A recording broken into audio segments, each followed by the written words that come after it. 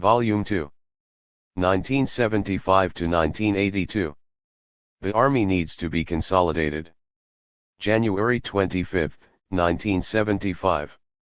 The whole party should take the overall interest into account and push the economy forward. March 5, 1975. Some problems outstanding in the iron and steel industry. May 29, 1975. Strengthen party leadership and rectify the party's style of work. July 4, 1975. The task of consolidating the Army. July 14, 1975. On consolidating national defense enterprises. August 3, 1975. Some comments on industrial development. August 18, 1975. Priority should be given to scientific research. September 26, 1975. Things must be put in order in all fields. September 27 and October 4, 1975. The two whatevers do not accord with Marxism. May 24, 1977. Respect knowledge, respect trained personnel. May 24, 1977. Mao Zedong thought must be correctly understood as an integral whole. July 21, 1977. Some comments on work in science and education. August 8, 1977. The Army should attach strategic importance to education and training. August 23, 1977. Setting things right in education. September 19, 1977. Speech at a plenary meeting of the Military Commission of the Central Committee of the CPC. December 28, 1977. Speech at the opening ceremony of the National Conference on Science. March 18, 1978. Adhere to the principle to each according to his work. March 28, 1978. Speech at the National Conference on Education. April 22, 1978. Realize the four modernizations and never seek hegemony. May 7, 1978. Speech at the All-Army Conference on Political Work. June 2, 1978. Hold high the banner of Mao Zedong thought and adhere to the principle of seeking truth from facts. September 16, 1978. Update enterprises with advanced technology and managerial expertise. September 18, 1978. Carry out the policy of opening to the outside world and learn advanced science and technology from other countries. October 10, 1978. The working class should make outstanding contributions to the four modernizations. October 11, 1978. Emancipate the mind, seek truth from facts and unite as one in looking to the future. December 13, 1978. Put on the agenda settlement of the Taiwan question for the reunification of the motherland. January 1, 1979. We should make use of foreign funds and let former capitalist, industrialists and businessmen play their role in developing the economy. January 17, 1979. Uphold the four cardinal principles. March 30, 1979. The United Front and the tasks of the Chinese People's Political Consultative Conference in the New Period. June 15, 1979. Neither democracy nor the legal system should be weakened. June 28, 1979. The organizational line guarantees the implementation of the ideological and political lines. July 29, 1979. Some comments on economic work. October 4, 1979. All democratic parties and federations of industry and commerce are political forces serving socialism. October 19, 1979. Speech greeting the 4th Congress of Chinese Writers and Artists. October 30, 1979. Senior cadres should take the lead in maintaining and enriching the party's fine traditions. November 2, 1979. We can develop a market economy under socialism. November 26, 1979. China's goal is to achieve comparative prosperity by the end of the century. December 6, 1979. The present situation and the tasks before U.S. January 16, 1980. Adhere to the party line and improve methods of work. February 29, 1980. Streamline the army and raise its combat effectiveness. March 12, 1980. Remarks on successive drafts of the resolution on certain questions in the history of our party since the founding of the People's Republic of China.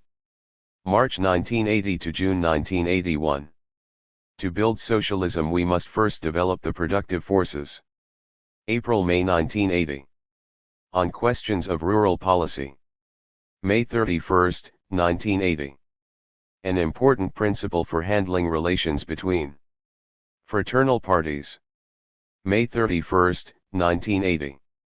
On the reform of the system of party and state leadership. August 18, 1980.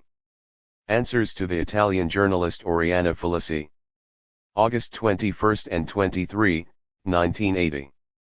Implement the policy of readjustment, ensure stability and unity. December 25, 1980. Our principled position on the development of Sino-US relations. January 4, 1981. On opposing wrong ideological tendencies. March 27, 1981. Closing speech at the 6th plenary session of the 11th Central Committee of the CPC. June 29, 1981.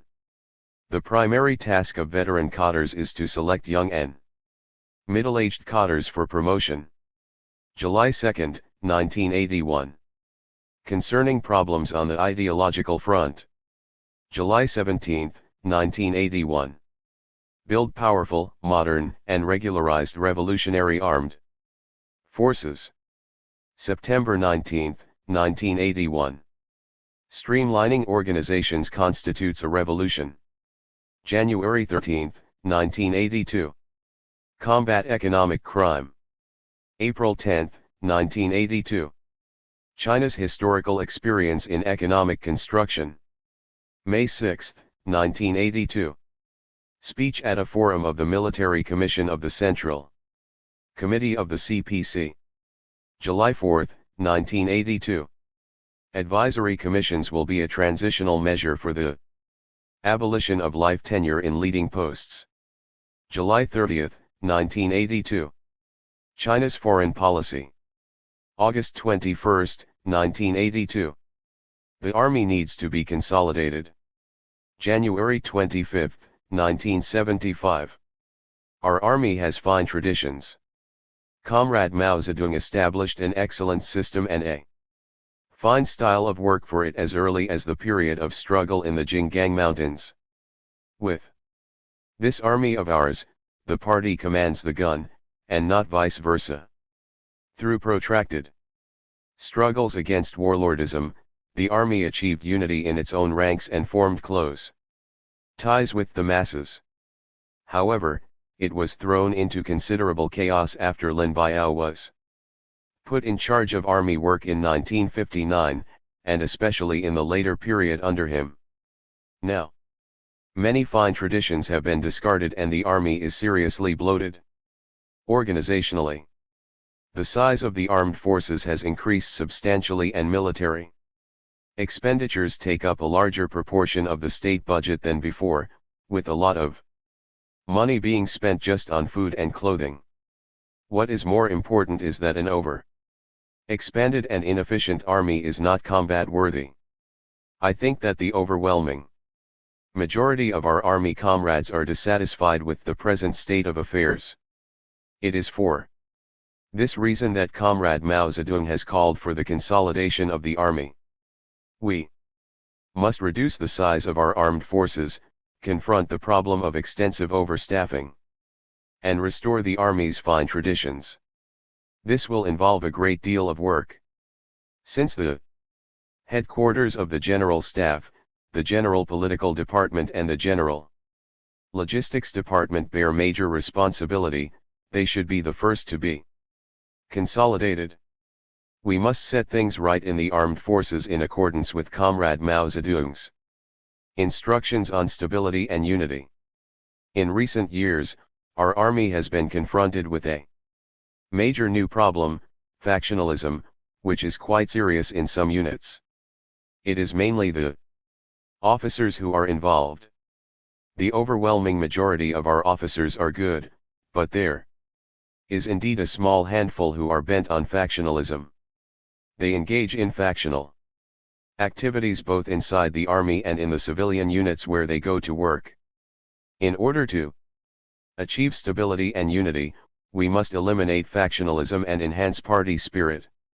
In the past, during the protracted and scattered guerrilla wars our army fought in the countryside, many separate mountain strongholds came into being. After the Red Army's arrival in northern Shaanxi in the Long March and during the subsequent War of Resistance against Japan 1937-45, Comrade Mao Zedong set before the whole party and army the task of overcoming the tendency towards the mountain stronghold mentality. After the Yan'an rectification movement, which among other things, opposed sectarianism, the whole party achieved a new level of unity, and this provided the basic guarantee for our victories in the War of Resistance and the War of Liberation 1946-49. Recently, factionalism has been reasserting itself. This is something to which we must certainly pay attention. Unless factionalism is eliminated, stability and unity cannot be achieved and the army's fighting capacity is sure to be weakened. Each cadre is required to put party spirit above everything else. Those who are pleased to engage in factionalism should wake up and correct their mistakes. If they do so, everything will be all right. But one of the important principles to be observed in the future appointment and promotion of army officers is that those who are seriously involved in factional activities or who cling stubbornly to factional ways should not be given leading posts. Another problem is discipline in the army. Why did Comrade Mao Zedong propose the singing of the 3 main rules of discipline and the 8 points for attention, with special emphasis on the rule obey orders in all your actions? Precisely to stress discipline. An army should act like an army. If we want to strengthen the sense of discipline, we must start with the general headquarters and units in Beijing. We simply cannot allow things to remain as they are. So to consolidate the army we must both enhance party spirit and eliminate factionalism, and strengthen discipline.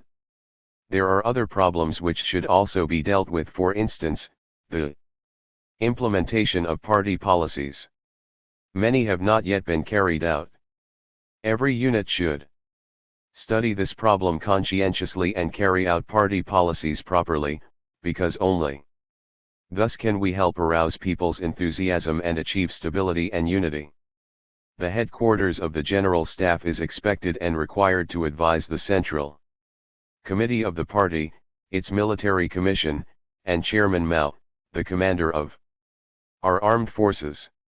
Comrade Mao Zedong used to criticize the headquarters of the General Staff for failing to offer advice. This situation should be changed. A lot needs to be done. Problems have piled up. The headquarters of the General Staff must thoroughly straighten things out according to the military line and the principles for building the army formulated by Comrade Mao Zedong, so that we can really fulfill our advisory function. Today I have just come to meet you. We will need to have further discussions on ways to improve work in the army. but I think there can be no mistake about the principles I have just mentioned, namely, the need to achieve consolidation, stability, and unity, and the need to ensure implementation of party policies. To accomplish these tasks, we must enhance party spirit, eliminate factionalism, heighten the sense of discipline and improve efficiency. I hope that all cadres in the headquarters of the General Staff will unite in this spirit and that they will do their work well. Speech at a meeting of officers of regimental level and above at the headquarters of the General Staff of the Chinese People's Liberation Army. Comrade Deng Xiaoping became Vice Chairman of the Military Commission of the Central Committee of the Communist Party of China and concurrently Chief of the General Staff on January 5, 1975. The whole party should take the overall interest into account and push the economy forward. March 5, 1975. The whole party must now give serious thought to our country's overall interest. What is that interest? The reports on the work of the government at the first sessions of the Third and Fourth National People's Congresses both envisaged a two-stage development of our economy. The first stage is to build an independent and relatively comprehensive industrial and economic system by 1980. The second will be to turn China into a powerful socialist country with modern agriculture, industry, national defense and science and technology by the end of the century, that is, within the next 25 years. The entire party and nation must strive for the attainment of this great objective. This constitutes the overall national interest. Chairman Mao has said that it is necessary to make revolution, promote production and other work and ensure preparedness in the event of war. I am told that some comrades nowadays only dare to make revolution but not to promote production. They say that the former is safe but the latter dangerous. This is utterly wrong. What is the actual situation? In production, agriculture appears to be doing comparatively well, but the per capita grain yield is only 304.5 kilograms, grain reserves are small and the income of the peasants is pretty low. As for industry, it deserves our serious attention. Its existing capacity is not fully utilized, and its output last year was inadequate. This is the final year of the fourth five-year plan, and if production doesn't increase, we are sure to have difficulties in carrying out the fifth five-year plan. We must foresee that possibility and earnestly address this problem. How can we give a boost to the economy? Analysis shows that the weak link at the moment is the railways. If the problems in railway transport are not solved, our production schedules will be disrupted and the entire plan will be nullified. So the Central Committee is determined to solve this problem. Today we shall issue a decision of the Central Committee of the Communist Party of China on improving railway work. To solve the problems of the railways, it is essential to strengthen centralized and unified leadership. The Central Committee has always stressed the importance of such leadership in railway work, but in recent years it has been weakened. Although over these years there has been an increase in the number of railway personnel, and in rolling stock, track, and other equipment, yet because centralized and unified leadership has been weakened, railway transport has consistently failed to improve.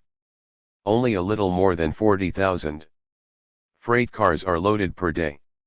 According to some comrades, however, given our actual loading capacity, we should be able to handle 55,000 cars per day.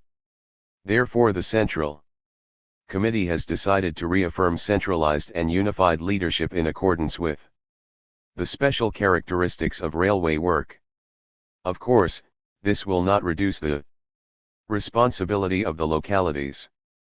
The central and regional railway departments cannot perform their task well without support from them. So both sides must try to coordinate their efforts more closely. The decision of the Central Committee also covers the formulation of essential rules and regulations, and a strengthening of the sense of organization and discipline. The present number of railway accidents is alarming. There were 755 major ones last year, some of them extremely serious. This is many times greater than the figure of 88 accidents for 1964, the year with the lowest rate. Many of the accidents were caused by negligence, including negligence in maintaining rolling stock. This indicates that there are no proper rules and that discipline is poor. It is now time to reimpose some rules and regulations. One of the old rules was that engine drivers had to bring their lunch boxes to their locomotives and were not allowed to leave the train for meals. There were good reasons for this. But now engine drivers go off to eat whenever they like, and this means the trains frequently run behind schedule. The long-standing rule prohibiting the consumption of alcohol while on duty is not strictly observed now either. If someone gets drunk and pulls the wrong switch, he can cause a collision. For these reasons, essential rules and regulations must be restored and improved and the sense of organization and discipline enhanced. This problem concerns not only the railway departments, but the localities and other departments as well. The decision of the Central Committee also includes instructions on combating factionalism. Factionalism now seriously jeopardizes our overall interest. This question must be brought before all personnel and explained to them clearly as a major issue of right and wrong. It is no use tackling specific problems unless we have first settled this general issue. Persons engaging in factional activities should be re-educated and their leaders opposed. Generally speaking, such leaders can be divided into two categories. One category consists of persons who are obsessed by factionalism, have engaged in factional activities for several years and have lost their sense of right and wrong. For them, Marxism, Mao Zedong thought and the Communist Party have all disappeared. They should be educated. If they correct their mistakes, then we will let bygones be bygones, but if they refuse to mend their ways, they will be sternly dealt with.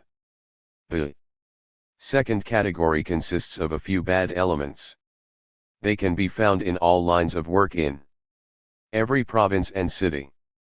They fish in troubled waters by capitalizing on factionalism and undermining socialist public order and economic construction.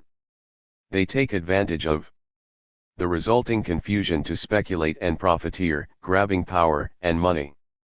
Something must be done about such people. Take for instance that ringleader in Suzhou who has been creating disturbances. He is so capable that he exercises a virtual dictatorship over the place. If we don't take action against this sort of person now, how much longer are we going to wait? As I see it, we should only give him 1 month, that is, till the end of March, to mend his ways. If he fails to do so and stubbornly stands in opposition to the proletariat, then his misdeeds will be treated as crimes. Factionalists in the railway departments have ties with those in the localities. We must cut these ties. Such people know how to seek out vital spots. They obstructed railway transport, and this soon came to the attention of Beijing.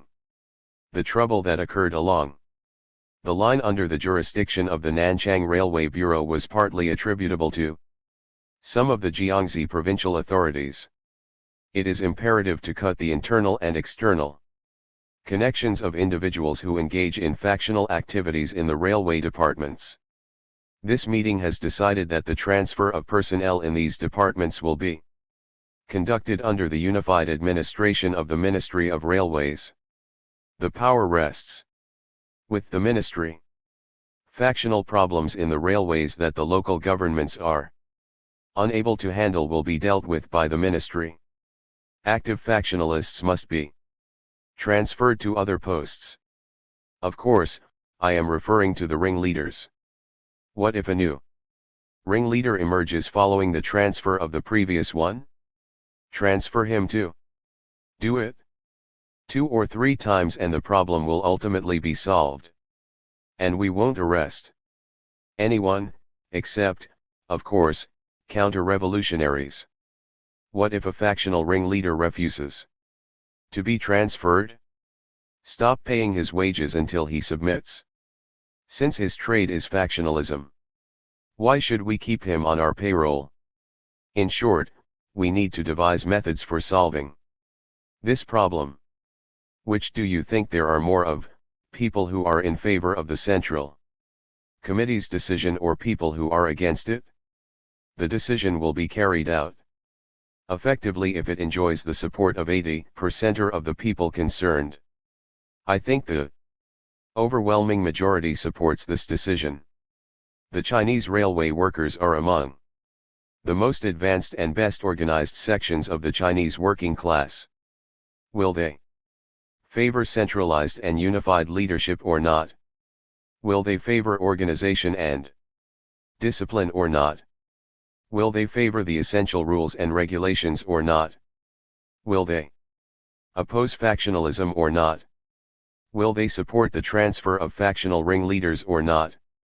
If the pros and cons are clearly explained to them, the overwhelming majority of railway personnel will naturally give their support. So the mobilization drive in March should be thorough, with the issues made clear to everyone, including the family members of railway personnel and the peasants living along the railway lines. The experience gained in handling the problems in railway work will be useful to the other industrial units. Clear-cut policies should be worked out for tackling existing problems. We should bear the overall interest of the country in mind and solve these problems without delay. How much longer can this task be put off? How can we afford to delay in advancing the cause of socialism? Speech at a meeting of secretaries in charge of industrial affairs from the party committees of provinces, municipalities, and autonomous regions. Some problems outstanding in the iron and steel industry. May 29, 1975. The Central Committee of the party has added its instructions to the report submitted a few days ago to Chairman Mao and the Central Committee by the Ministry of Metallurgical Industry. Now the document will be transmitted to the lower levels. In my opinion, the prospects for improving our iron and steel production are excellent provided the policies and requirements embodied in the Central Committee's instructions are followed. There are 4 key problems now confronting the iron and steel industry which must be solved. First, it is imperative to build a strong leadership. Iron and steel production is not increasing at the moment. This refers mainly to the major steel complexes at Baotou, Wuhan, Anshan, and Taiyuan. In particular, if instead of increasing, the output of Anshan Iron and Steel Company falls short by 2 or 3,000 tons a day, others will be unable to make up the difference. Of course, some medium-sized and small steel plants also fall short. The main cause of our sluggish iron and steel production is the leadership, which is weak, lazy, and lax. That of the Ministry of Metallurgical Industry is weak, though we can't as yet go so far as to say it is lazy and lax. But being weak, it needs to be strengthened. The quality of the leading groups varies from one factory or enterprise to another. Some are lax, which is a failing related to factionalism. One of the major problems with cadres at present is that they are afraid to touch thorny issues the way one is afraid to touch a tiger's backside. The leaders of a unit or an enterprise must not be so timid. We should try to find and recruit into the leading groups cadres who are not afraid of losing their jobs. They will have the support of the Central Committee and the Provincial Party Committees. Unless we do this, things cannot be changed for the better. A leading group is like a command post, and efforts to boost production, carry on scientific research or combat factionalism are all like military operations. If the command post is weak, the operations cannot be effective. The Ministry of Metallurgical Industry has not had the strength to conduct effective operations, nor have the leading groups of some steel companies and plants. This question of the leading groups has a bearing on whether or not the party line will be implemented. Unless the matter is properly handled, it will be difficult even to begin to move, let alone to lead the masses forward. That is why we have placed primary emphasis on properly tackling the problem of the leading groups. We must strengthen not only the leading group of the Ministry of Metallurgical Industry, but also that of every company, factory, mine and workshop, as well as the operational units. We must see to it that no leading group is weak, lazy, or lax. Only then will its opinions be listened to and its directions followed. Only then will it be truly able to lead. Second, it is imperative to struggle against factionalism. After the decision of the Central Committee on improving railway work was made known to the lower levels, all trades and professions felt its great impact and impetus. One clear example is the rapid growth in coal production, which was achieved because the leadership was bold and firm in combating factionalism. Production in the Taiyuan Iron and Steel Company also improved as soon as the problem of factionalism was solved. The railway departments have done an even more remarkable job in this respect. And the experience gained in Suzhou is quite typical. We should all learn from these experiences. The leadership must be clear-cut and firm in its opposition to factionalism. How long can we afford to wait for persons who have wrought havoc with the party's cause to recognize their mistakes? Courage is of primary importance here. Those who cling to factionalism should be transferred to other posts, criticized or struggled against whenever necessary. We should not drag things out and wait forever. Moreover, we should call on the masses to join in the effort against factionalism. Do those who cling to their factionalist ways fear the Central Committee or the Provincial Party Committees? They do not. Still less do they fear the city party committees and the leadership in companies, factories, or mines. But they do fear the masses, especially when the latter rise in action. So the way to deal with these people is to mobilize the masses to struggle against them, and not give an inch. What's more, we need to make a show of strength, and we must not be hesitant. We must have faith in the masses. We must bring the documents of the Central Committee directly to them so that its line is truly made known to every family, including housewives and children, and the initiative of the masses against factionalism is thus brought into play. Experience in different localities shows that over 95% of the masses support the Central Committee's essential points. I certainly don't mean to say that no one is opposed to them. My speech last March at the national meeting of party secretaries in charge of industrial work was described by some persons as a restorationist program. Individuals who express such views do exist. But don't be afraid of them. If we take a clear-cut attitude and have correct policies, the situation will be easy to handle. Those who still engage in factional activities are a minority. Among them, some are true enemies who capitalize on factionalism to cause serious disruption. Others engage in factional strife merely for personal gain and fame. Still others are obsessed by factionalism after having gone through several years of such strife. As the experience of the railway departments and of the city of Suzhou and other areas shows, the number of those who should be made targets of attack in the struggle against factionalism is very small. Factional activities in Suzhou were very serious, but in the end only 3 persons were brought under attack.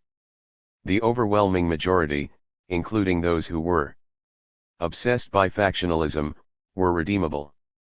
So the actual result was that the target of attack was very narrow and a great many people were helped through education. We must be determined to win in our anti-factionalist struggle. Third, it is imperative that policies be conscientiously implemented.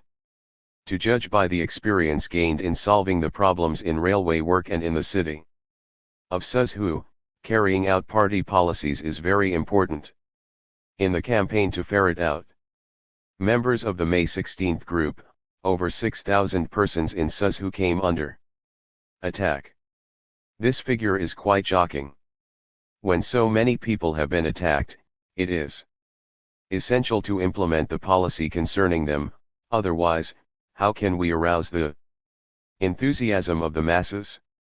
When I say that we must implement the policy concerning these people, I am not talking only about the individuals who were labeled this or that, but also about the people around them who have been implicated.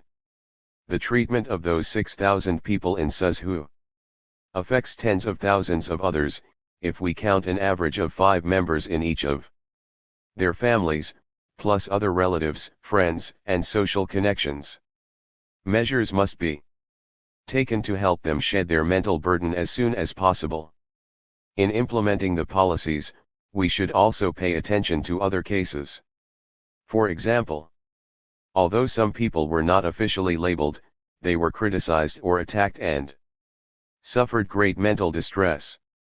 This sort of thing happened even in areas where there was no campaign to uncover members of the May 16th group. All these problems should be dealt with appropriately. In implementing the relevant party policies, we should particularly concentrate on arousing the enthusiasm of veteran workers, key technicians, and veteran model workers. Those who should be returned to leading posts ought to be brought back and assigned appropriate jobs. Of course, I am not suggesting that all the people I've referred to should be put back in their previous posts. Fourth, it is imperative to establish essential rules and regulations. After the aforementioned matters have been well handled, the next step is to mobilize the masses to establish and improve essential rules and regulations. This is also a matter of enhancing the sense of organization and discipline. In recent years, there have really been no rules and regulations to speak of, and many problems have consequently arisen. Not long ago, in a single day the Wuhan Iron and Steel Company had 2 major accidents in which molten steel escaped. It is even difficult to determine who should be held accountable for some accidents that have occurred. Therefore, it is imperative to establish and improve essential rules and regulations. Discipline in some factories is very lax. The personnel may or may not come to work and may or may not observe the regulations. It should be clearly stated that although previous instances of this kind may be excused, no recurrence will henceforth be tolerated. How can an individual be allowed to casually absent himself from work whenever he feels like it? If a man doesn't come to work, cross his name off the payroll. If he refuses to work, tell him to leave.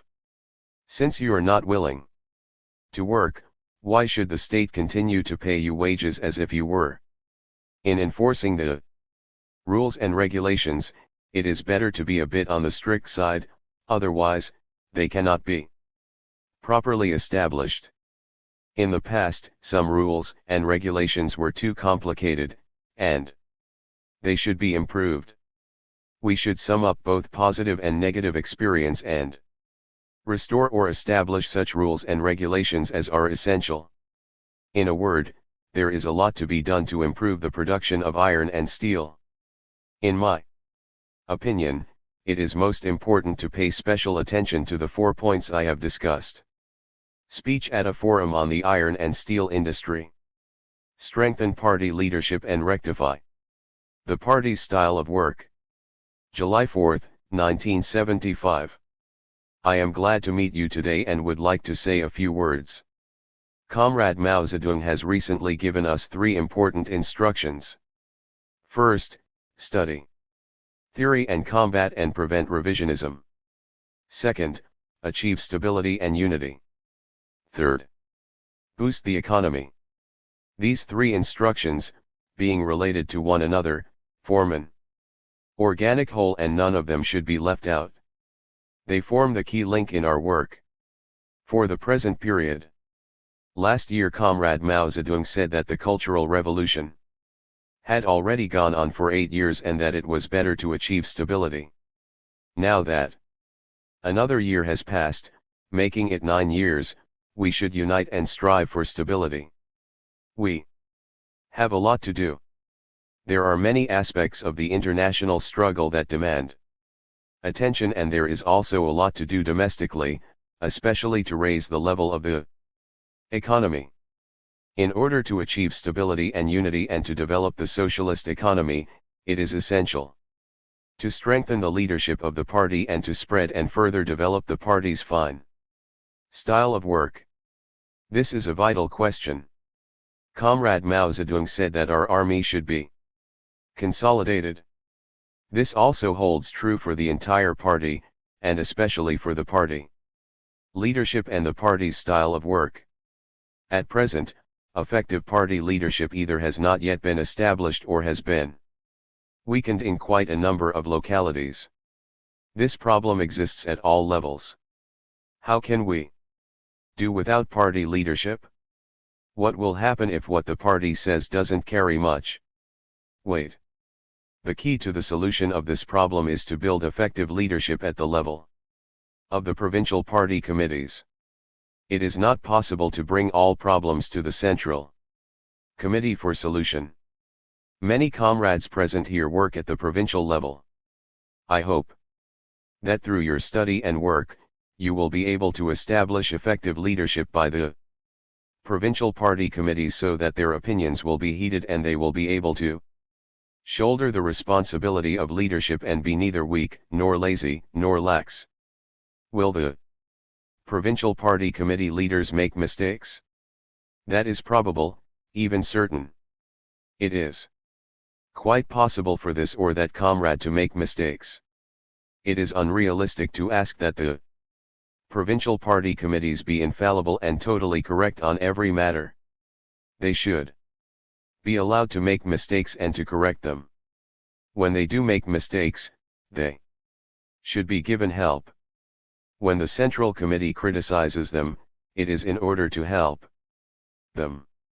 We should support the leadership of the provincial party committees and help them build their prestige so that they may exercise effective leadership in all kinds of work. In industry, agriculture, commerce, culture, education, and military affairs, and in all parts of their respective provinces. Once the provincial party committees become strong and do not hesitate to exercise leadership, they will be able to help the party committees at the prefectural and county levels. This is the way for our party to make its leadership effective. In its recent decision on improving railway work and in its instructions on striving to fulfill this year's plan for iron and steel production, the Central Committee stressed the importance of strengthening party leadership. The whole party should take up this task. When it comes to the party's style of work, this means the 3 dos and 3 don'ts put forward by Comrade Mao Zedong. They represent both the party's principles and its style of work. You comrades have all read many books. Nevertheless, you should make a careful study of the documents issued during the Yan'an rectification movement and the political report to the 7th National Congress of the party. In that report, Comrade Mao Zedong set forth the 3 major features of the party's style of work, namely, integrating theory with practice, maintaining close ties with the masses and practicing self-criticism. During the Yan'an rectification movement, Comrade Mao Zedong made reform our study, rectify the party's style of work and other reports. Rectification meant correcting the style of study by opposing subjectivism, correcting the style in party relations by combating sectarianism, and correcting the style of writing by opposing party stereotypes. These principles were put forward by Comrade Mao Zedong after he had summed up the party's historical experience. Among them, combating sectarianism.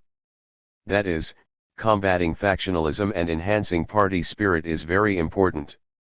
The admonition contained in the 3 dos and 3 don'ts to promote unity and oppose splits is in the same spirit as the call for combating sectarianism during the Yan'an rectification movement. Communist Party members should act in accordance with the party constitution and observe party discipline. They should not engage in sectarianism, form mountain strongholds, or side with one faction or another. Otherwise, our party will be split and lose its fighting capacity. The Yan'an rectification movement was aimed at solving these problems in order to forge party-wide unity on the basis of ideological agreement. Without that movement, it would have been impossible to defeat the Japanese aggressors and Chiang Kai-shek. The present attempts to solve problems in different regions and units should all begin with combating factionalism and enhancing party spirit. During the Revolutionary War years, the Red Army on the different fronts and cadres from different revolutionary base areas formed various mountain strongholds. These came into being naturally. But even if the 2 factions which appeared at the early stage of the Cultural Revolution were likewise formed naturally, their perpetuation now would be quite a different matter. Comrade Mao Zedong has called for stability and unity. How can stability and unity be achieved if a small number of persons are allowed to continue making trouble? A few persons in sus who made things so difficult for the city party committee that it had to go underground. What kind of dictatorship is this? It is the dictatorship of factionalism. When this happens, stability and unity are simply out of the question. As a matter of fact, those who cling to factionalism are very few in number. Over 95% of the people, including those who go along in factional activities, detest factionalism.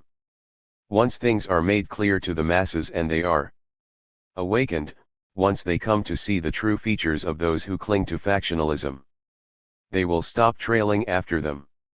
The majority of people engaging in factional activities can be educated. We should correct factionalism among the masses according to the formula of unity criticism unity put forward by Comrade Mao Zedong, that is, we should start from the desire for unity and arrive at unity through criticism. Of course, this involves such struggles as are necessary.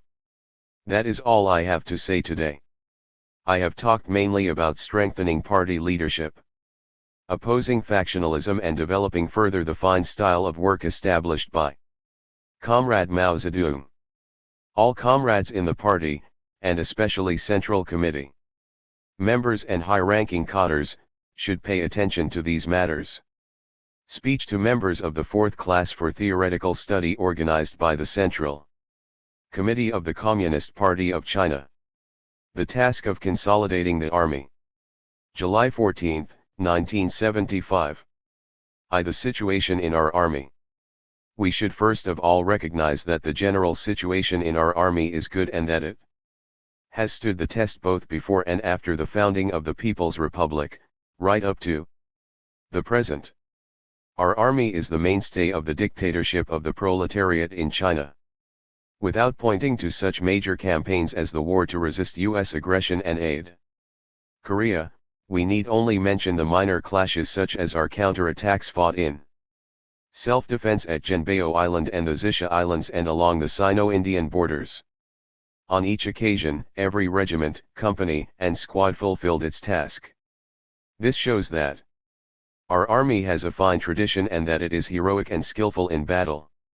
Comrades have told Me that, with a few individual exceptions, the situation in our army units at regimental level and below is not bad. We are all glad of this. Today I'm going to talk mainly about the problems remaining in the army. In my opinion, we shouldn't talk only about the strong points of our army to the neglect of its weaknesses, because it has been praised often enough. Owing to sabotage by Lin Biao and his like, there are quite a few problems besetting our army.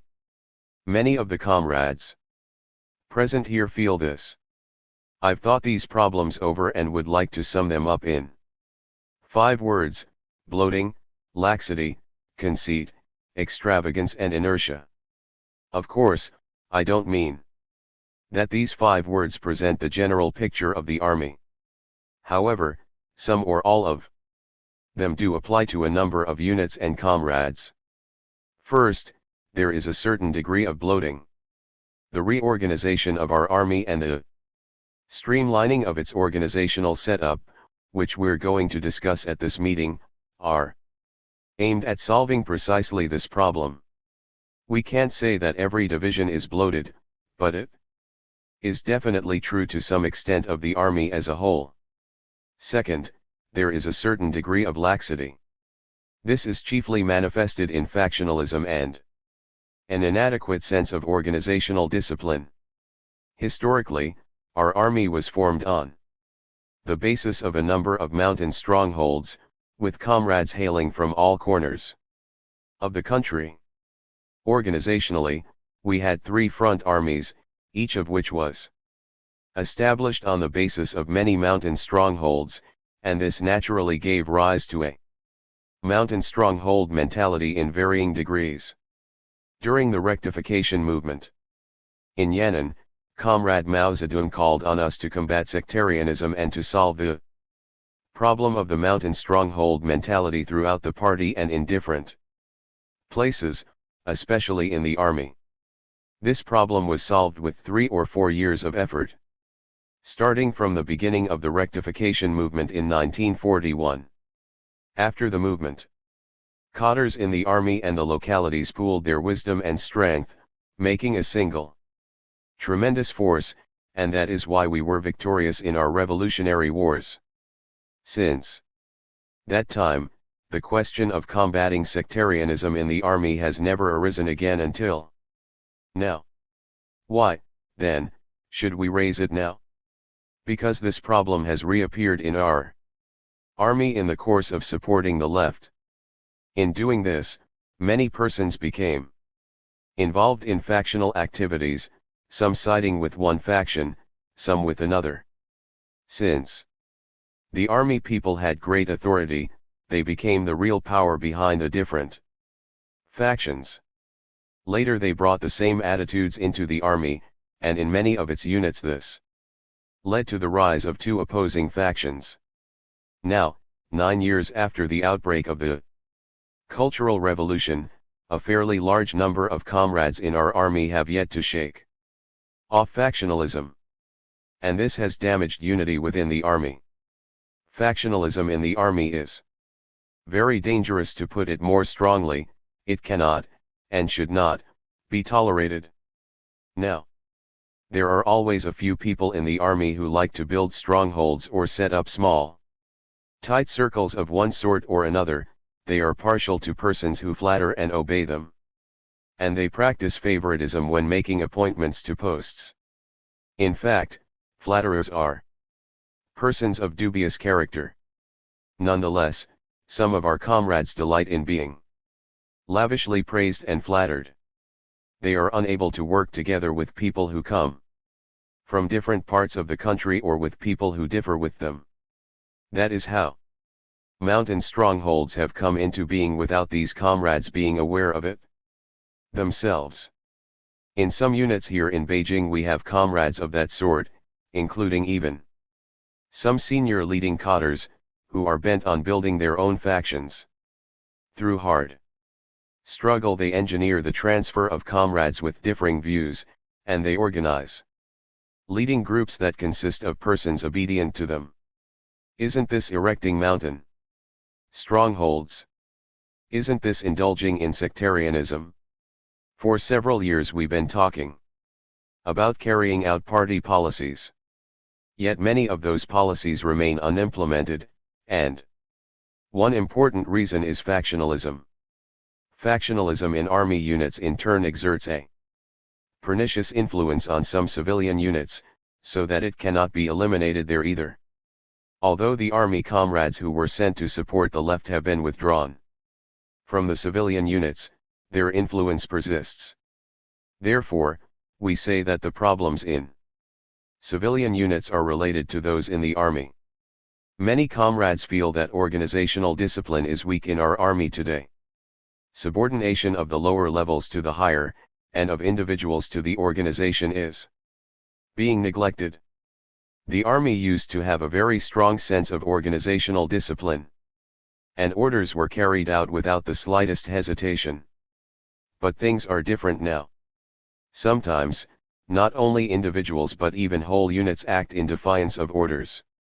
The lack of a sense of organizational discipline is related to factionalism. Those who disobey orders have the interests of their own factions in mind instead of the overall interests of the revolution. They place personal and factional interests above everything else.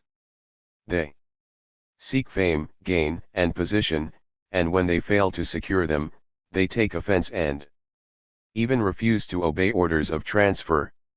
Just shifting someone to a new post is rather difficult nowadays, because many people prefer to remain in the big cities, especially in Beijing. If you want to transfer them to other places, it's very hard, what with talk of poor health and heart trouble, which is certain to recur if they are given jobs elsewhere but will disappear if they remain in Beijing. In a word, the excuses are endless. It is not only organizational discipline that is weaker than before, so is political discipline. For instance, some people stubbornly refuse to implement party policies as urged by the Central Committee. What does this signify? It signifies lack of political discipline. Another example is the failure of some comrades in our army to carry out the policy of helping the civilian units to uproot factionalism and so promote unity among the masses. This question involves both political and organizational discipline. Recently, the Central Committee issued a series of documents, all of which made some mention of the need to solve the problems of the leading bodies. Weakness, laziness and laxity are to be found in the leading military bodies as well as in the civilian units. There are quite a few leading military bodies that are lax or lazy, and probably even more that are weak. Recently the civilian units have been working well and hastening to solve these problems, but the army has been somewhat slower. Third, there is a certain amount of conceit. This problem is nothing new in our army. In the war years, since the army was making great contributions and enjoyed high prestige, some comrades tended to become conceited. After many years of corrective effort, by and large the problem was solved. It should be pointed out, however, that a new situation developed during the Cultural Revolution. Since the army was given the task of supporting the left, it wielded great power. Together with other factors, this engendered conceit among a number of army comrades, some of whom became arrogant and overbearing. Some persons have abandoned the fine tradition of the mass line and like to throw their weight around. At present there is not sufficient unity inside the army itself, between the army and the government and between the army and the people. In some cases, relations between some army units, between the army and the government, and between the army and the people are rather strained. Formerly, when army comrades rode a bus, they would make a point of offering their seats to elderly persons or women carrying babies. But now some of them don't bother to do that. I have heard of a case where a soldier riding a bus did not offer his seat to a woman with a baby even when it began to cry. Seeing this, an old man commented, Uncle Lei Feng isn't around any more. This example pinpoints the problem. Our army used to have very good traditions in this respect. But now little attention is paid to unity and discipline. The least we can say is that the 3 main rules of discipline and the 8 points for attention are not so respected as in the past. Some people, casting aside the tradition of hard work and plain living, pursue a bourgeois way of life. Examples of this abound. It would be dangerous to underestimate the gravity of these things or to lower our guard against them. Fourth, there is a certain degree of extravagance.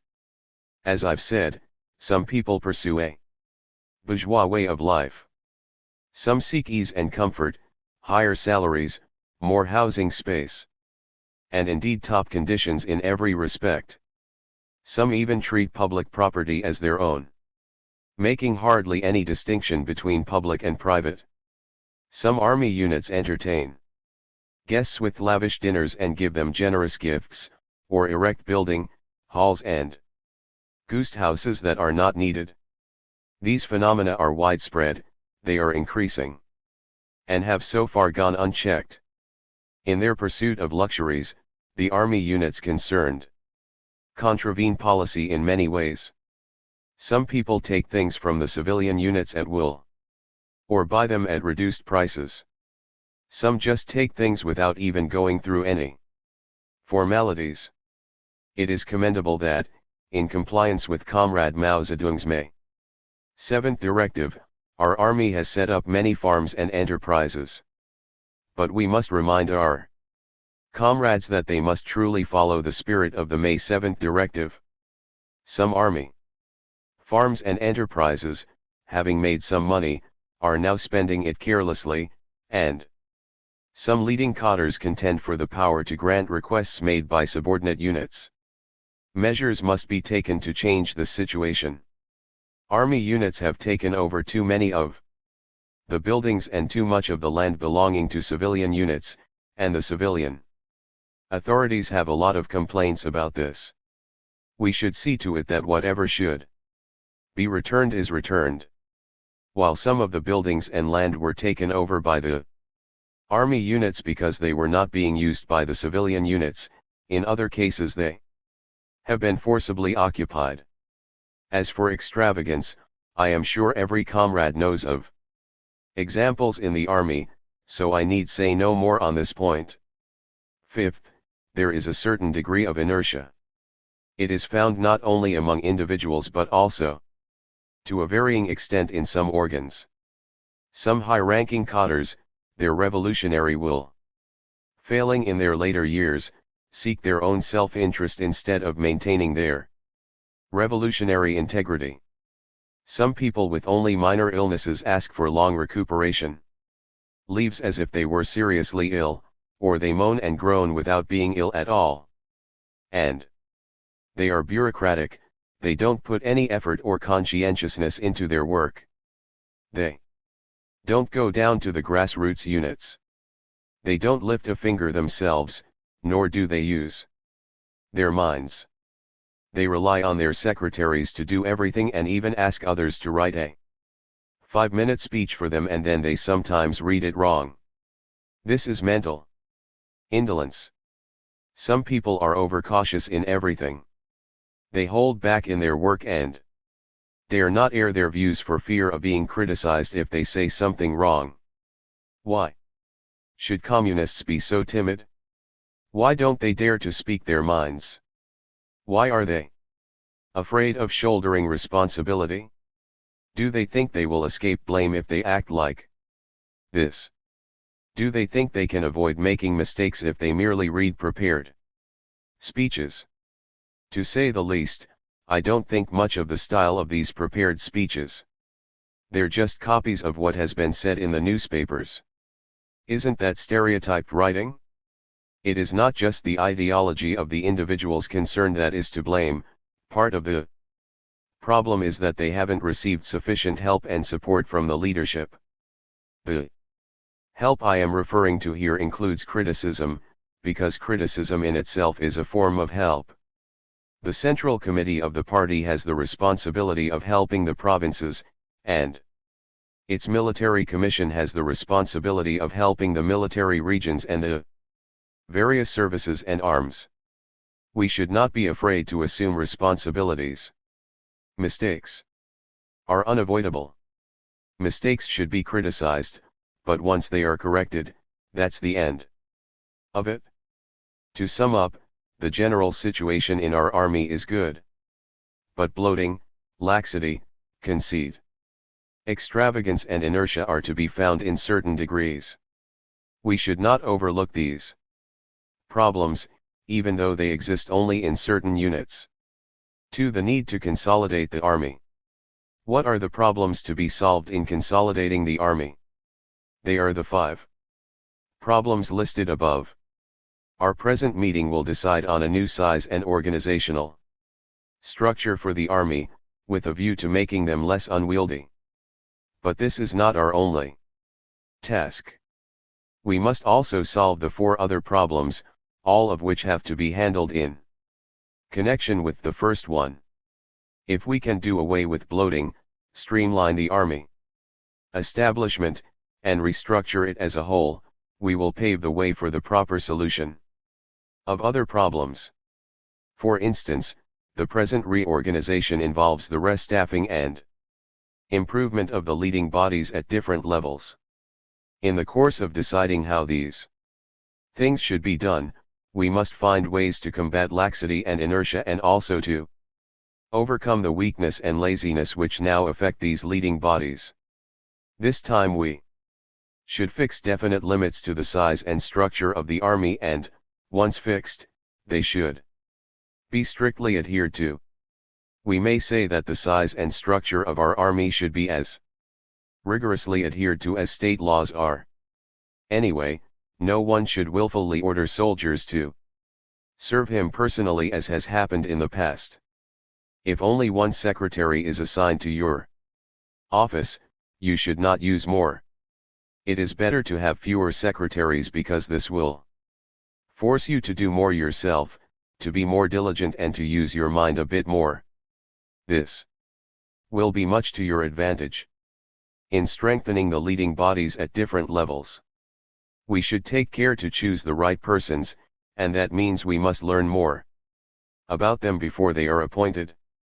In the present reorganization, we should do a better job of choosing cadres for leading bodies even at the company level, not to mention those at the battalion and regimental levels and above. Also, in the course of consolidating the army, measures should be taken to improve the education of cadres, enhance their party spirit, oppose factionalism, strengthen the sense of discipline and carry forward the tradition of hard work.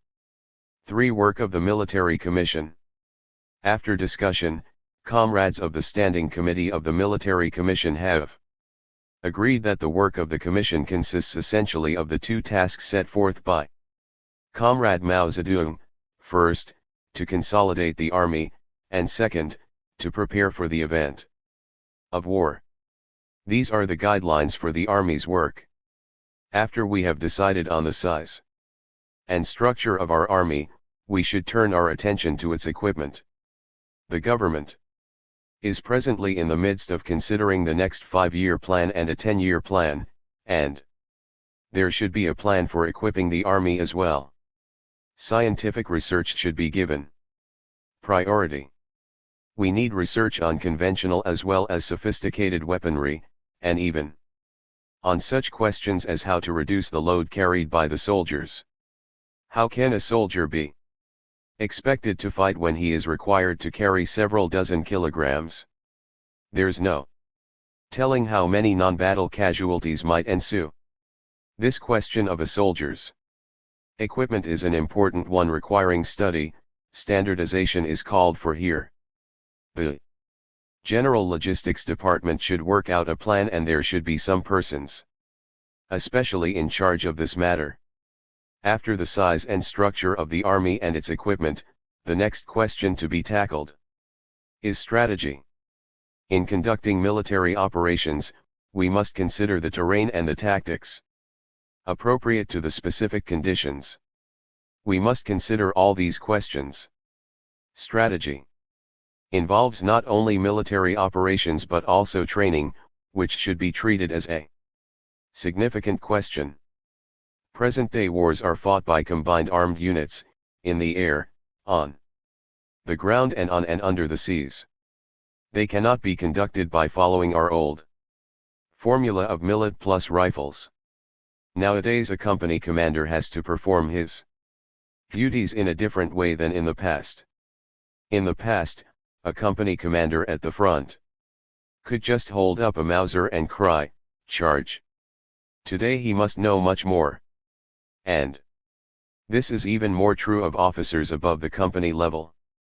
In a battle, tanks or artillery may be assigned to him, and he may also have to take charge of ground-to-air communications.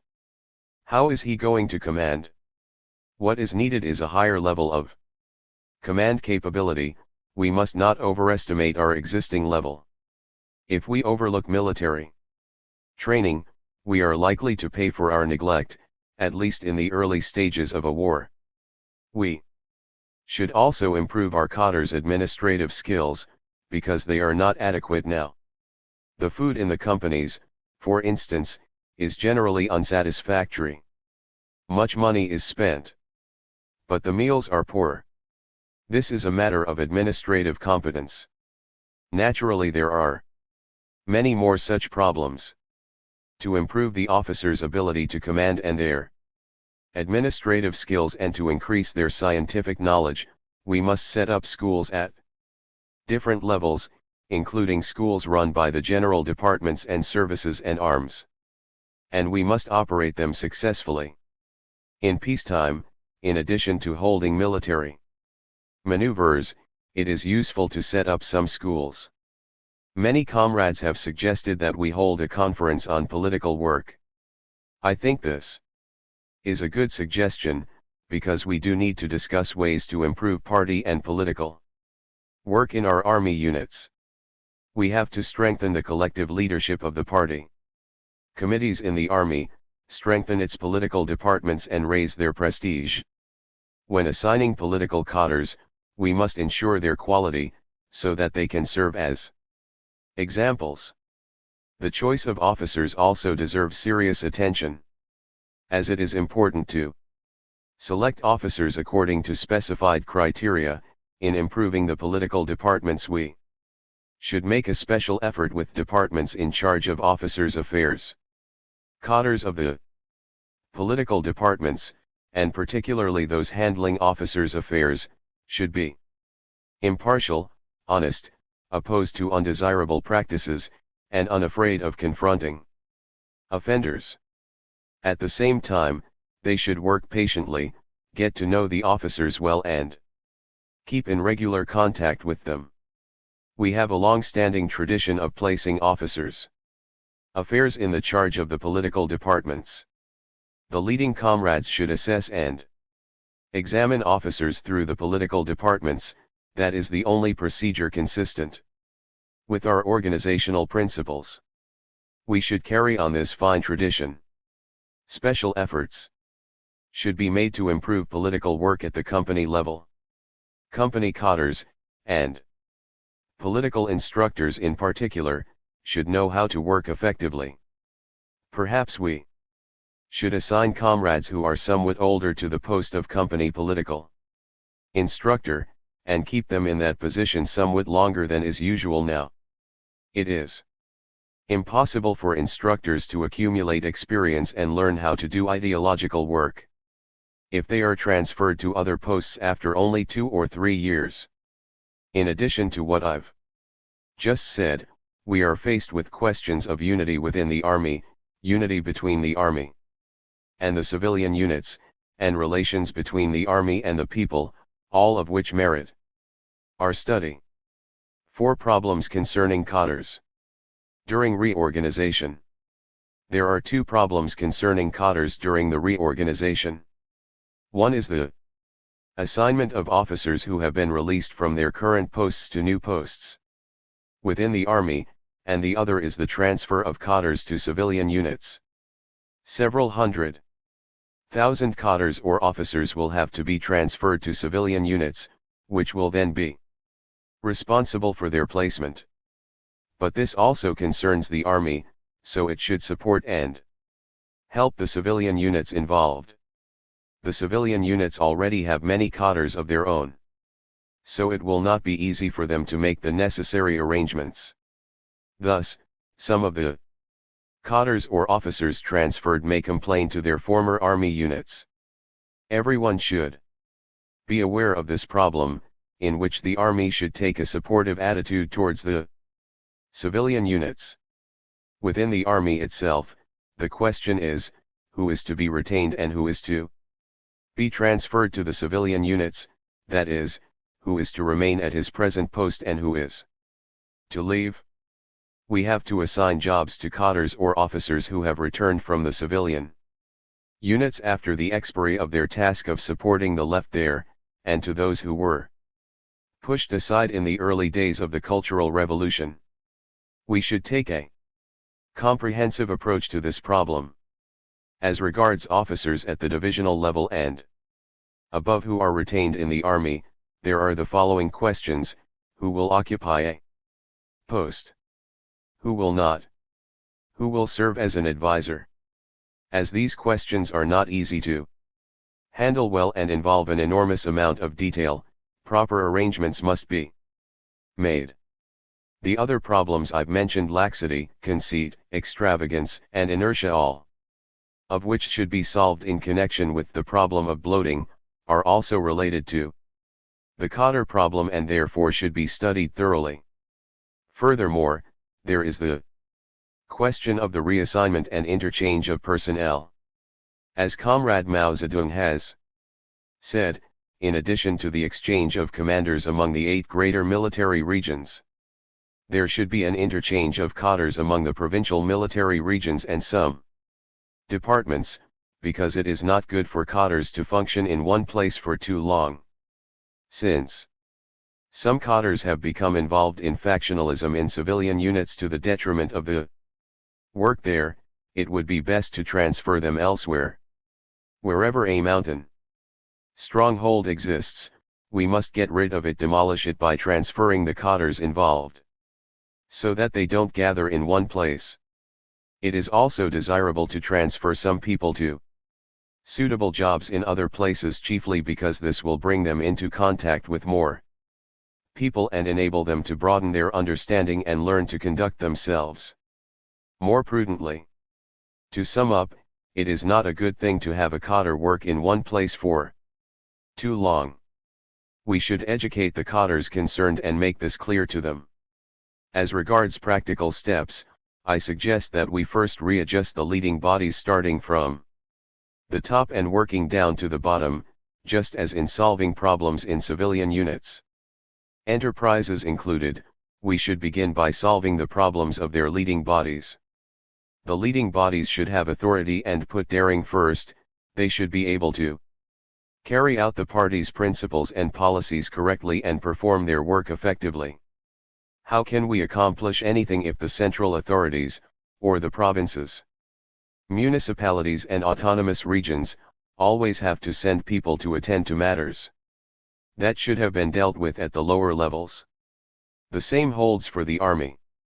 In appointing leading cadres, the first thing for us to do is to choose the right persons for the 2 top positions, persons who display exemplary party spirit and work style and who know how to unite with their comrades. It is particularly important that they have the habit of working hard, because that can help bring about a change for the better in many things. Therefore, in selecting cadres, particularly of high rank, we should pick those who are at least relatively hard-working. Now let me speak briefly on the question of advisors. The post of advisor has been newly created in the army, a wise measure in the current circumstances. There are 2 problems here: which comrades should be appointed as advisors, and how they should act in their new capacity. It is impossible to be perfectly fair in the choice of advisors. Comrade Mao Zedong has said that people who are elected members of the Central Committee of the party are not necessarily more competent than others who remain outside it. All our comrades, especially those serving as advisors, should keep the overall interests of the country in mind and accept the organizational arrangements. The leadership should be mindful of the material needs of the advisors, and also and particularly of their political and ideological needs. It should arrange for them to read documents, hear reports, and be informed of some of the issues handled by party committees at their corresponding levels. The leader of an advisory group who is not a member of the party committee at the corresponding level may attend its meetings as a non-voting participant, so that he can brief other members of the advisory group. Apart from diminished access to cars and secretarial services, there will be no change in the treatment to which they were entitled while on regular service. It should be made clear to them that the change in the use of cars and secretaries is dictated by the reduced requirements of their work, not by any lowering of status. For their part, our advisor comrades should be stricter with themselves.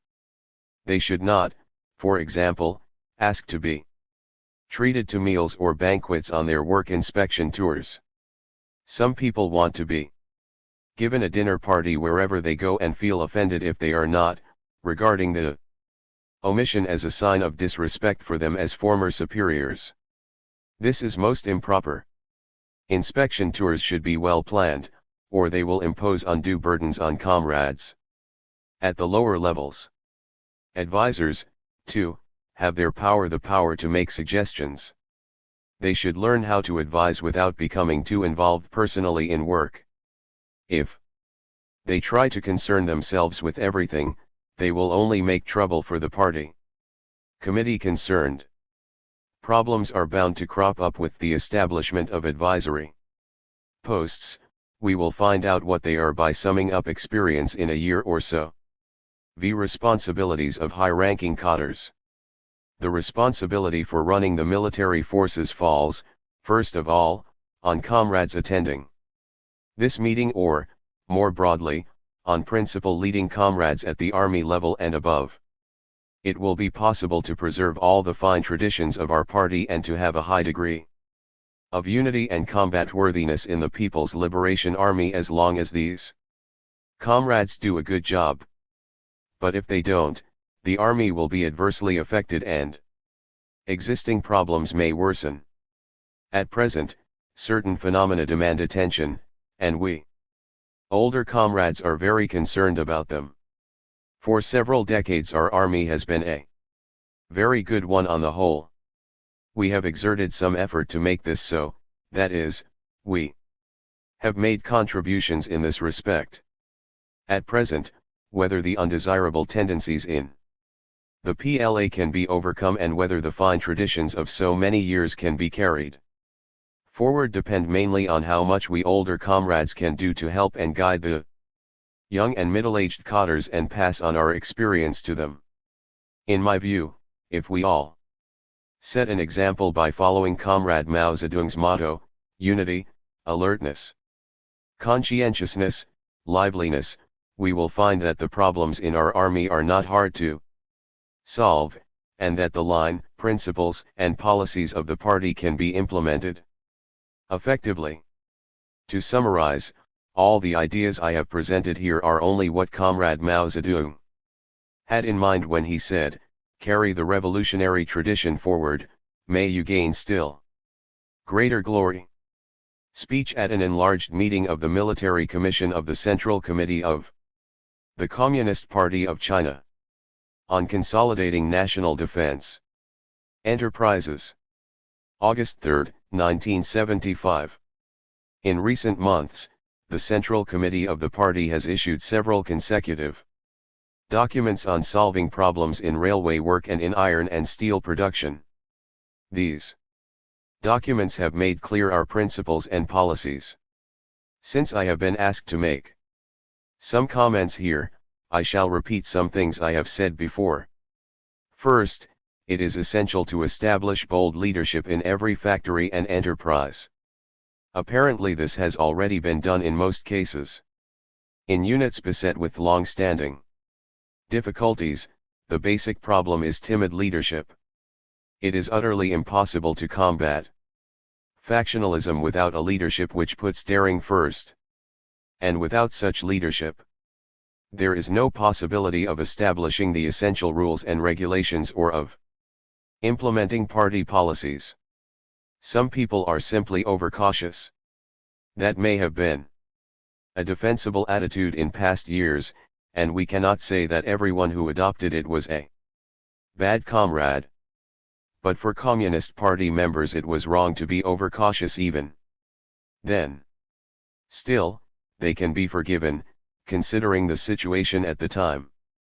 But if these persons are still overcautious now that the central authorities are supporting the localities, and the leading bodies at the higher levels are supporting those at the lower levels, they have only themselves to blame for their waning revolutionary will and lack of revolutionary drive. No other conclusion is possible. As for those leading cadres who put fear first, do not work, take long recuperation leaves for minor illnesses or moan and groan about imaginary illnesses, we may as well ask them to take a good long rest. How can we let them hang on to their posts without doing any work? These problems of the leading bodies must be solved promptly. We should try to find daring, capable comrades to assume responsibility. This matter should be given immediate attention, particularly by provincial party secretaries in charge of industrial affairs. The main thing is to select good persons for the 2 top posts in each enterprise. If these 2 dare to act, they can carry the whole staff along with them. We should select and recruit into the leading bodies cadres who have some practical experience and are relatively young, say, in their 50s or 40s, or if we can find still younger ones, so much the better. Such people are always available. If it is difficult to find them in your own factory, look for them in other factories or elsewhere in the region. It is simply inconceivable that no such people can be found. We should select capable people and train them well. Second, it is essential to give top priority to quality in production. This is a very important principle, especially where military products are concerned. An entire military operation may be adversely affected if a few shells misfire on the battlefield at a critical moment. This problem merits special attention, since today military products mean modern weapons. I have read some reports lately which give figures for the output of certain national defense factories and which state that over 95% of their products are of good or relatively good quality. You should never be satisfied with such figures. And in the future we should not merely talk about percentages. It doesn't solve the problem to say that most products are of good quality.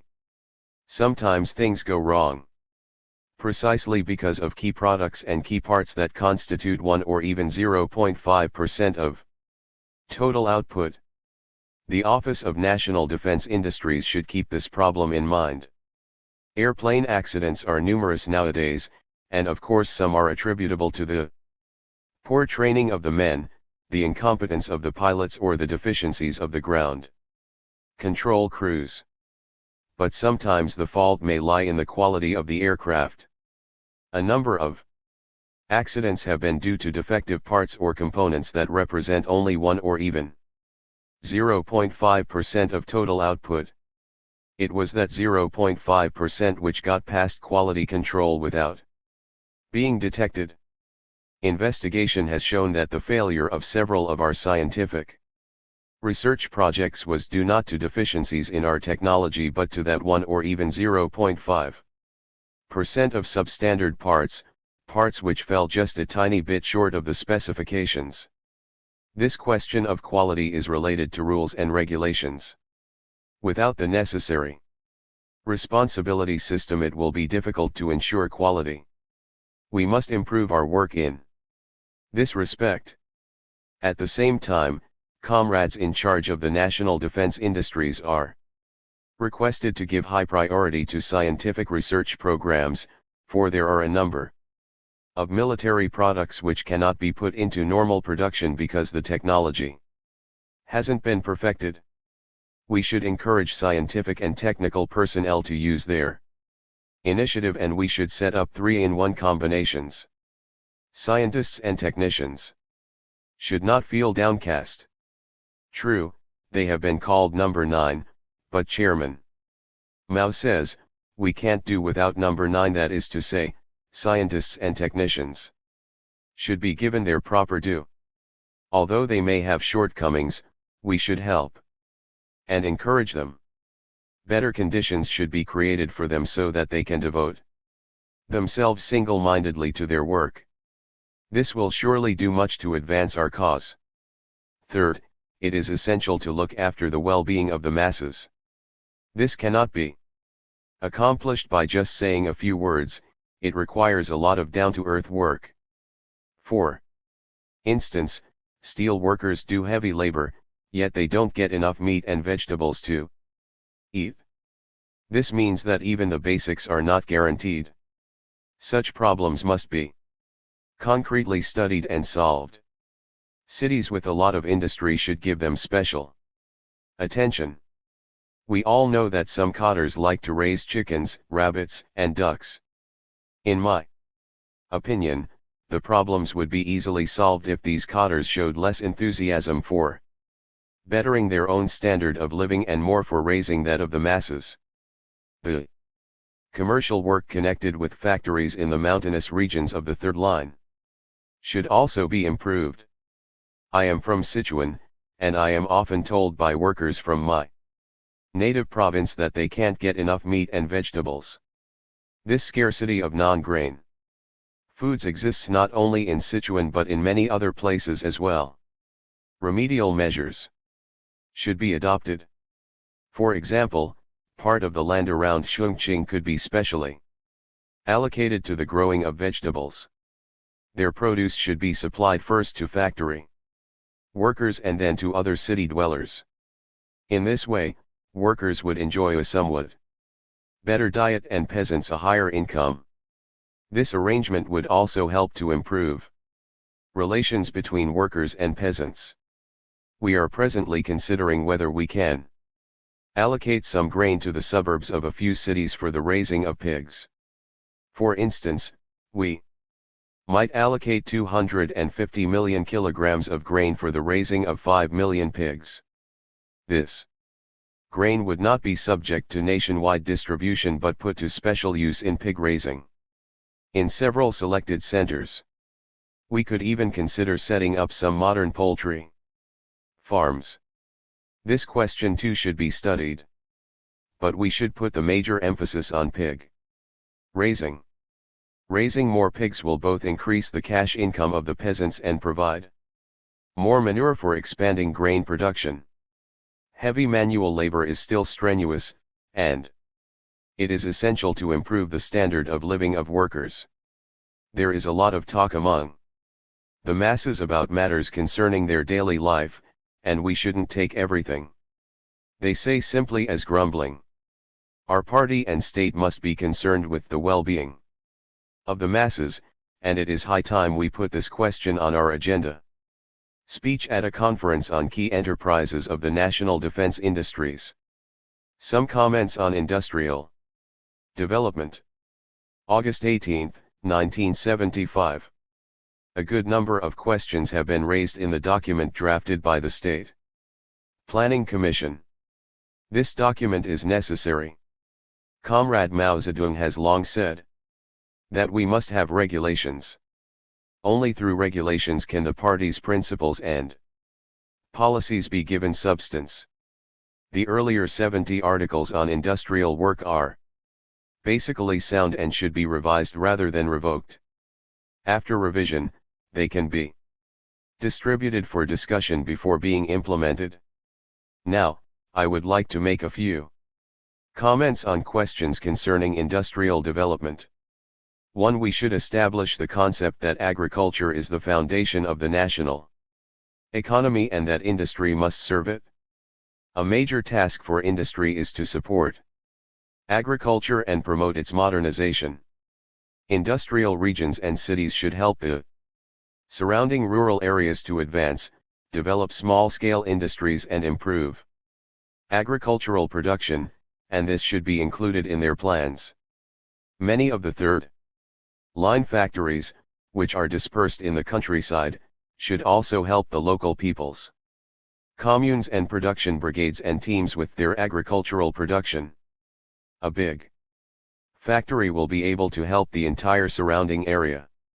There is another advantage to such help: the local commune members will respect the property of the factory concerned, and will not casually take things away from it. Agricultural modernization is not confined to mechanization alone, it also includes the application and development of science and technology. Cities could help rural areas set up mechanized poultry or pig farms. On the one hand, this would help raise the income of the peasants, on the other it would improve the supply of non-grain foods to the cities. If our workers do not have enough meat and vegetables to eat, how can industry do well? Industry should support agriculture, which, in its turn, should support industry. This is a matter of reinforcing the alliance between the workers and peasants. I have written a letter to comrades in Sichuan province telling them that the more industry is developed, the more we should adhere to the principle of giving first place to agriculture. 2. We should introduce new technology and equipment from other countries and expand imports and exports. Foreign countries all attach great significance to the introduction of new technology and equipment from abroad. Take their products apart, and you'll find that many parts or components are also made abroad. We should import some of the raw and semi-finished materials which for the moment we cannot provide ourselves. If a chemical fiber factory cannot go into operation for lack of certain chemical raw materials, what else can we do but import them? In order to import, we must export more. This involves our export policy. What are we going to export? We should strive to produce more petroleum and export some where possible. Traditional exports like art products should be increased by every means. We should also consider the export of chemical products and coal. In the case of coal, we may consider signing long-term contracts with other countries to import their mining technology and equipment and pay them back with coal. There are many advantages to such an arrangement.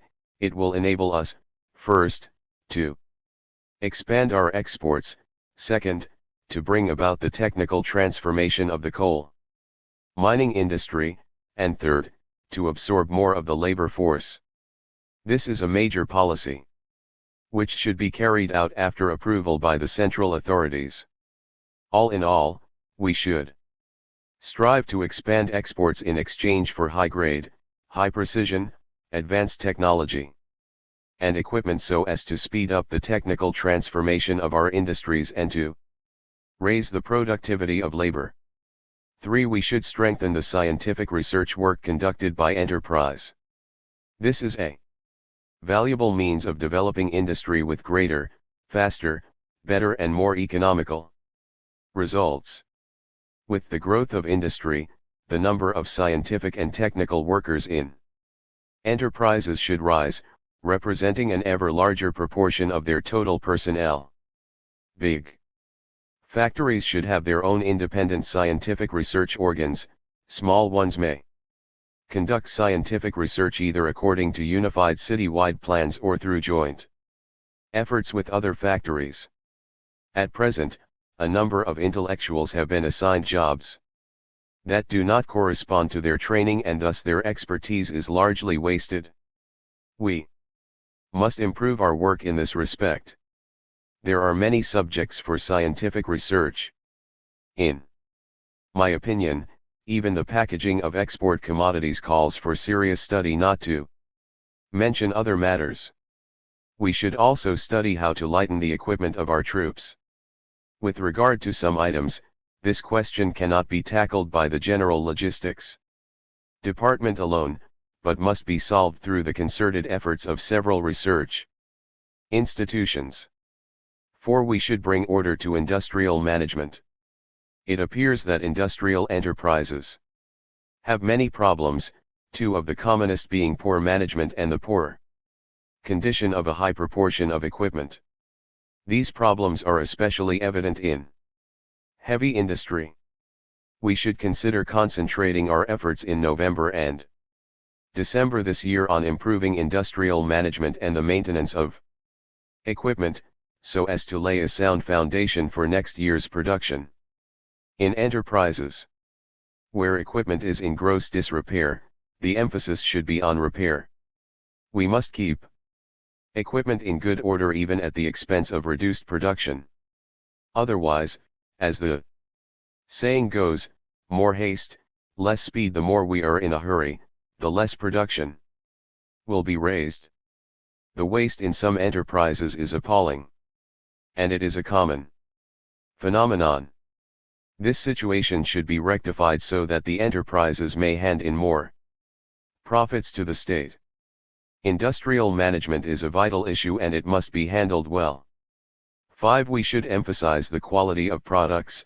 Quality first is an important policy. It also involves the varieties and specifications of products. The best way to economize is to raise the quality of products. In a certain sense, higher quality means greater quantity. Only if quality is improved can more outlets for export be found and exports be increased. To be competitive on the world market, we must spare no efforts to improve the quality of our products. 6. We should restore and improve rules and regulations. The key here is to set up a responsibility system. In many places now we often find that there is no one who takes responsibility for the work, and we have to make special efforts to grapple with this problem, since bad old practices die hard. We should enforce rules and regulations more strictly.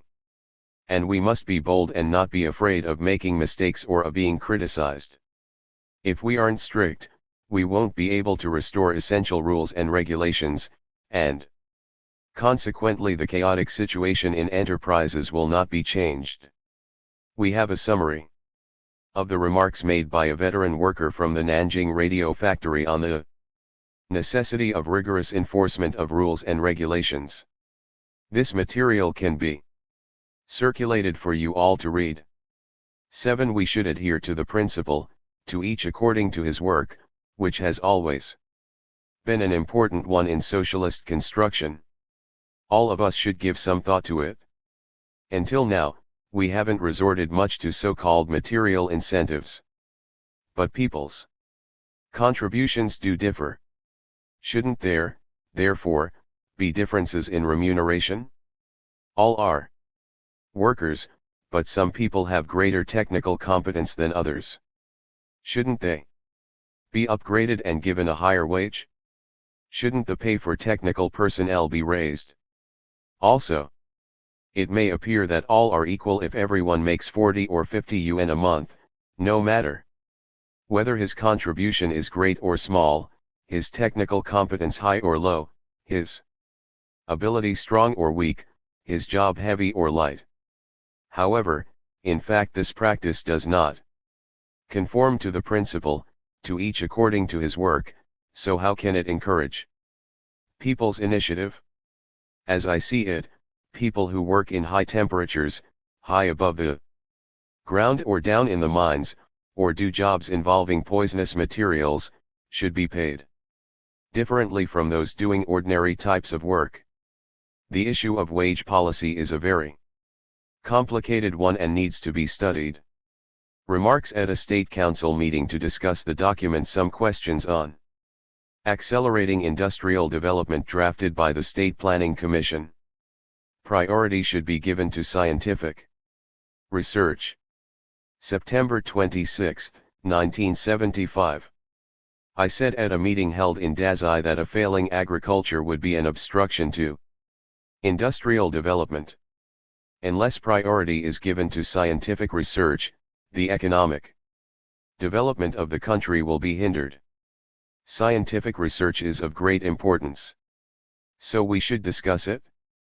At present, the ranks of scientific researchers have been greatly reduced, and there is an age gap in our scientific and technical ranks. We need mature workers doing scientific research, and we need young people as well, who have sharp retention and are quick-witted. Most students are in their 20s when they graduate from colleges and universities. 10 years later, in their 30s, they are at the age during which they should attain academic achievements. Presently, some scientific research personnel are involved in factional struggles and pay little or no attention to research.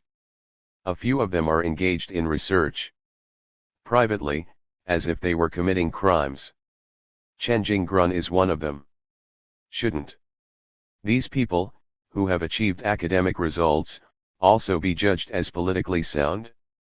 It would be advantageous for China to have 1,000 such talented people whose authority is generally recognized by the world.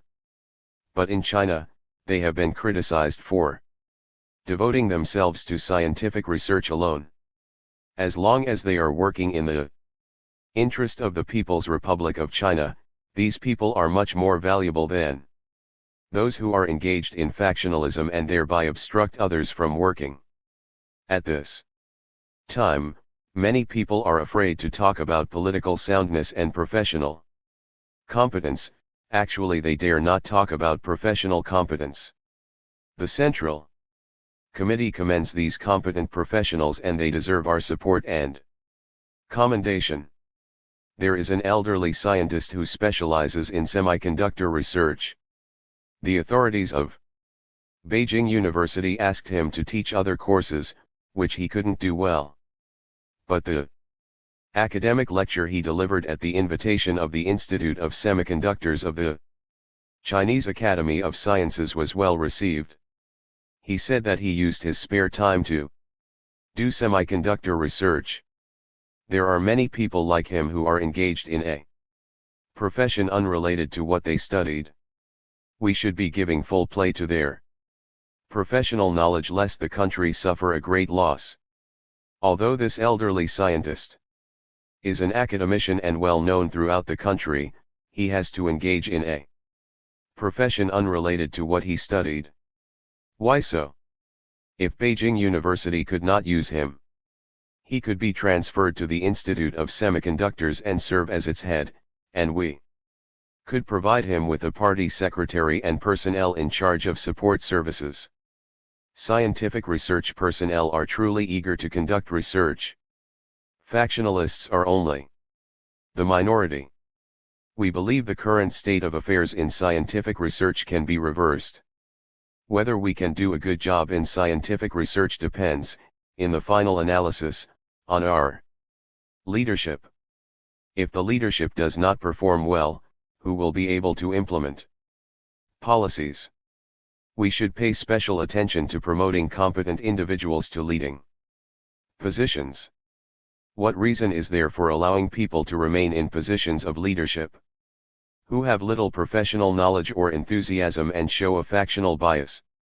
Why can't those scientific research personnel of higher academic levels and professional knowledge be the heads of research institutes? We mainly depend on people in their 40s to do this work. Competent people can take charge of party work or support services. Support services are quite important to scientific research in creating favorable conditions for the latter, in maintaining machines and instruments, and in preserving data. People without devotion to duty or without scientific knowledge cannot do this work well. This is the political aspect of scientific research work, which consists of party work, scientific research, and support services. Without support services, we cannot do research work well. Scientific research personnel should not be asked to take charge of support services. We should place those with a strong party spirit and good organizational capabilities in charge of support services. We should put on file our fine and promising scientific and technological personnel. We should help them, regardless of seniority, to improve their working and living conditions. When I visited the Soviet Union in 1957, Yudin told me that his country's atomic bombs were developed by 3 young researchers in their 30s and 40s. Don't we have such talented people in China? In short, we should assist and support promising scientific and technological personnel, including eccentric individuals, by creating favorable conditions for them. First of all, we should provide them with housing, and we should also help those who have difficulties. Education departments are required to provide successors in the field of scientific research. What role should colleges and universities play? What kind of personnel should they train? Some universities have only an academic level of secondary technical schools. So why should we run them as if they were universities? The Chinese Academy of Sciences should run the Chinese University of Science and Technology well. They should enroll senior middle school graduates with good academic records in mathematics, physics and chemistry, and no special treatment should be given to cotters' children. If this is wrong, I will be the first to make self-criticism. This is not the restoration of the old ways. If a person knows nothing about foreign languages, mathematics, physics, or chemistry, how can he scale heights in science and technology? Critical challenges will occur in education, which could be an obstacle to the drive for modernization. For example, we must rely on education if we want to raise the degree of automation in factories and have more scientific and technological personnel. Developed countries, no matter what their social systems are, have increased the degree of automation and decreased the amount of manual labor through education. Shouldn't we classify scientific and technological personnel as laborers? Since science and technology are a productive force, the scientific and technological personnel should unquestionably be considered as laborers. Teachers should be given their due status in society. There are several million teachers in China. If they are constantly being criticized, how can their enthusiasm be aroused? Chairman Mao once said, "We should change negative elements into positive ones." Therefore, we need to arouse the enthusiasm of those working on the educational front. Remarks made when hearing the outline of a report entitled "Several Problems Concerning Scientific and Technological Work," presented by leading comrades of the Chinese Academy of Sciences. Things must be put in order in all fields. September 27 and October 4, 1975. There is at present a need to put things in order in every field. Agriculture and industry must be put in order, and the policies on literature and art need to be adjusted. Adjustment, in fact, also means putting things in order. By putting things in order, we want to solve problems in rural areas, in factories, in science and technology, and in all other spheres. At political bureau meetings I have discussed the need for doing so in several fields, and when I reported to Comrade Mao Zedong, he gave his approval. At present, there are a good many problems which we cannot solve without great effort. We must be daring and resolute. Over the past 6 months, I have made many speeches focusing on the importance of daring. There was a unit known for its tough and long-standing problems. Its leaders were like tigers whose backsides no one dared to touch. Later we made up our minds to spank the tigers, no matter who they were and whether they were 60, 40, 30, or 20 years old. And that soon produced the desired results. The central task in putting things in order is to consolidate the party. Once this central task, the consolidation of the party, has been accomplished, the rest will follow. At this forum we should discuss this question of consolidating the party. Comrade Mao Zedong has given his approval. How are we to consolidate the party? We should certainly adopt a different approach from the one used in the past. Every province is being asked to draw up a plan in the light of its own characteristics. We should devote most of our endeavors to consolidating the leading bodies at different levels, including the commune and production brigade levels in rural areas, the workshop level in factories, and the department level in scientific research institutes. In this way, the problems can be solved relatively quickly. And once the leading bodies are consolidated, the problems existing among the rank and file party members will be more readily solved. Cadres should be selected after the basis for the selection has been laid through party consolidation. In a production brigade, a commune, or a county, if the two top men are well chosen, the whole leading body will be able to work well. Special consideration should be given to the selection of the top leadership at the county party committee level. It is very important to establish strong county party committees. To be a good secretary of a county party committee isn't easy. You must have broad experience as a leader and be able to administer the work all over the county, and in all fields, including party government, mass organization, and military, cultural and educational affairs. The responsibilities of the secretary of a county party committee are quite different from those of a factory director, who is only in charge of one factory. Anyone who does a good job as secretary of a county party committee will find working in a prefectural or provincial party committee smooth sailing. Right now, some provinces have difficulty in finding even one acceptable candidate for the post of provincial party committee secretary. I don't think this should be so difficult. There are plenty of county and prefectural party committee secretaries. Why, then, is it so hard to find a provincial party committee secretary? I think the problem may lie in the fact that no attention, or at least not enough, has been paid to this matter. Admittedly, some of the candidates are not faultless. But, having made self-criticisms for their mistakes, they have gained experience and learned something. They must not be neglected, and the loss will be ours if we pass them over. In choosing a leading cadre, be he old, young, or middle-aged, we have to make sure that he is willing to work hard and to set an example in bearing hardships. This is the first criterion. Of course, he must have a good head on his shoulders too. Special consideration should now be given to the middle-aged cadres.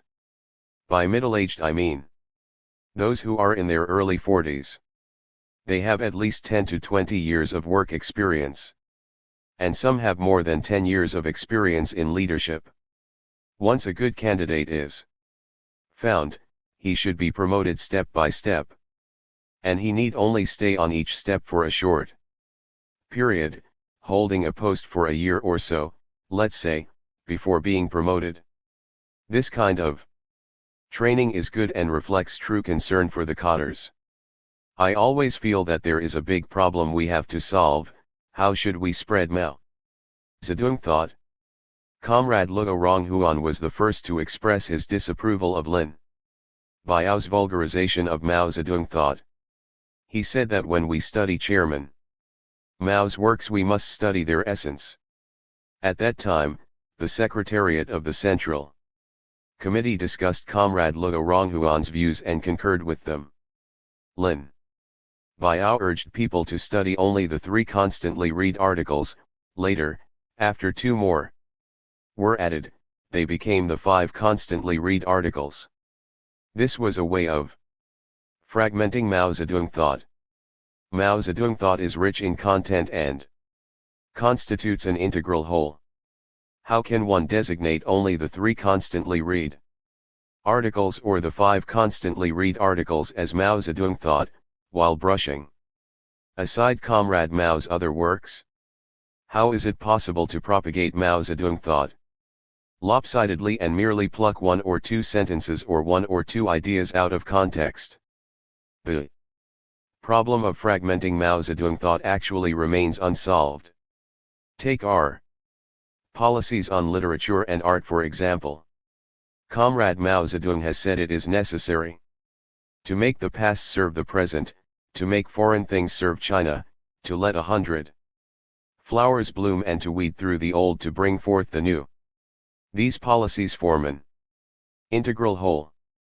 However, the policy of letting 100 flowers bloom is no longer mentioned and has, in fact, been abandoned. This is another example of the fragmentation of Mao Zedong thought.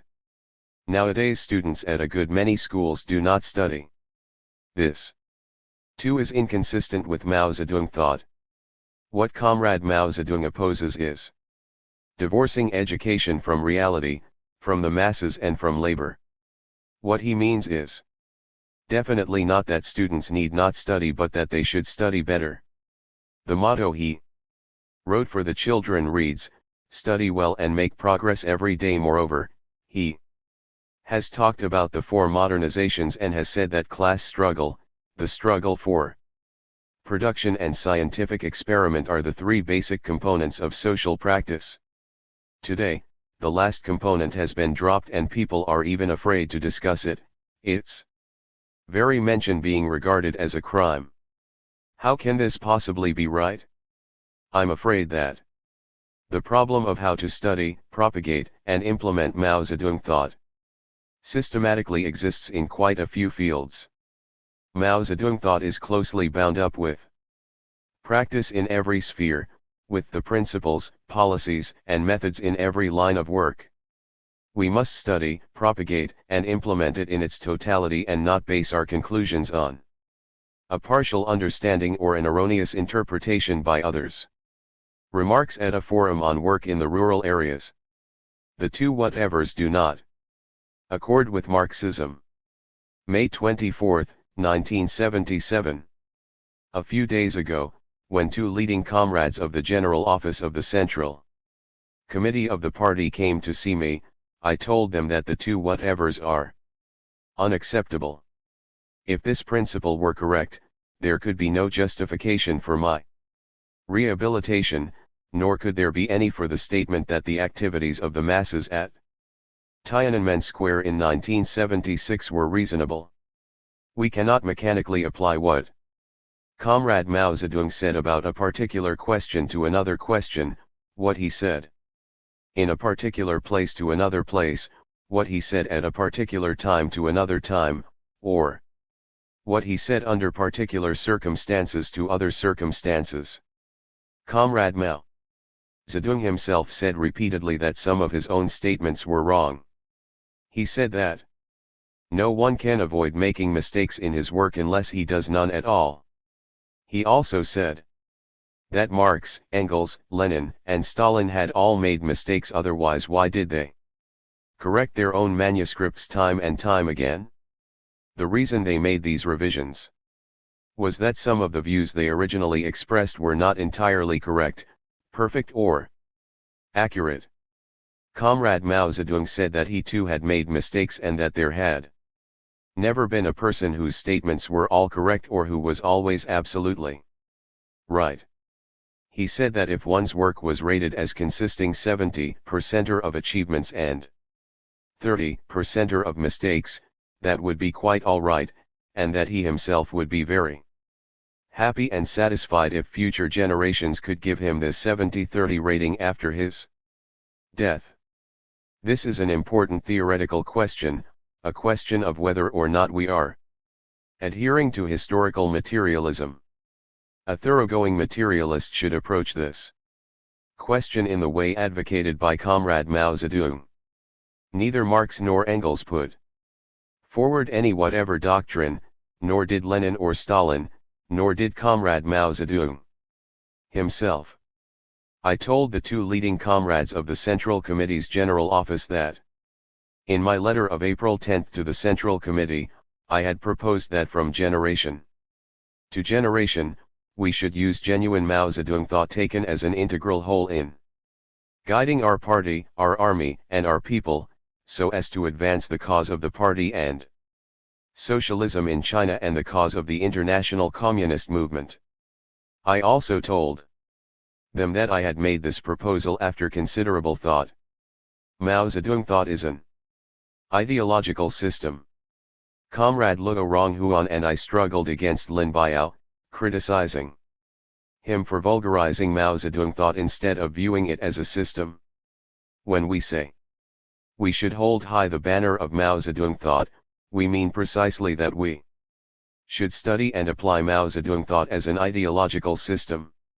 Excerpt from a talk with two leading comrades of the Central Committee of the Communist Party of China. Respect knowledge. Respect trained personnel. May 24, 1977.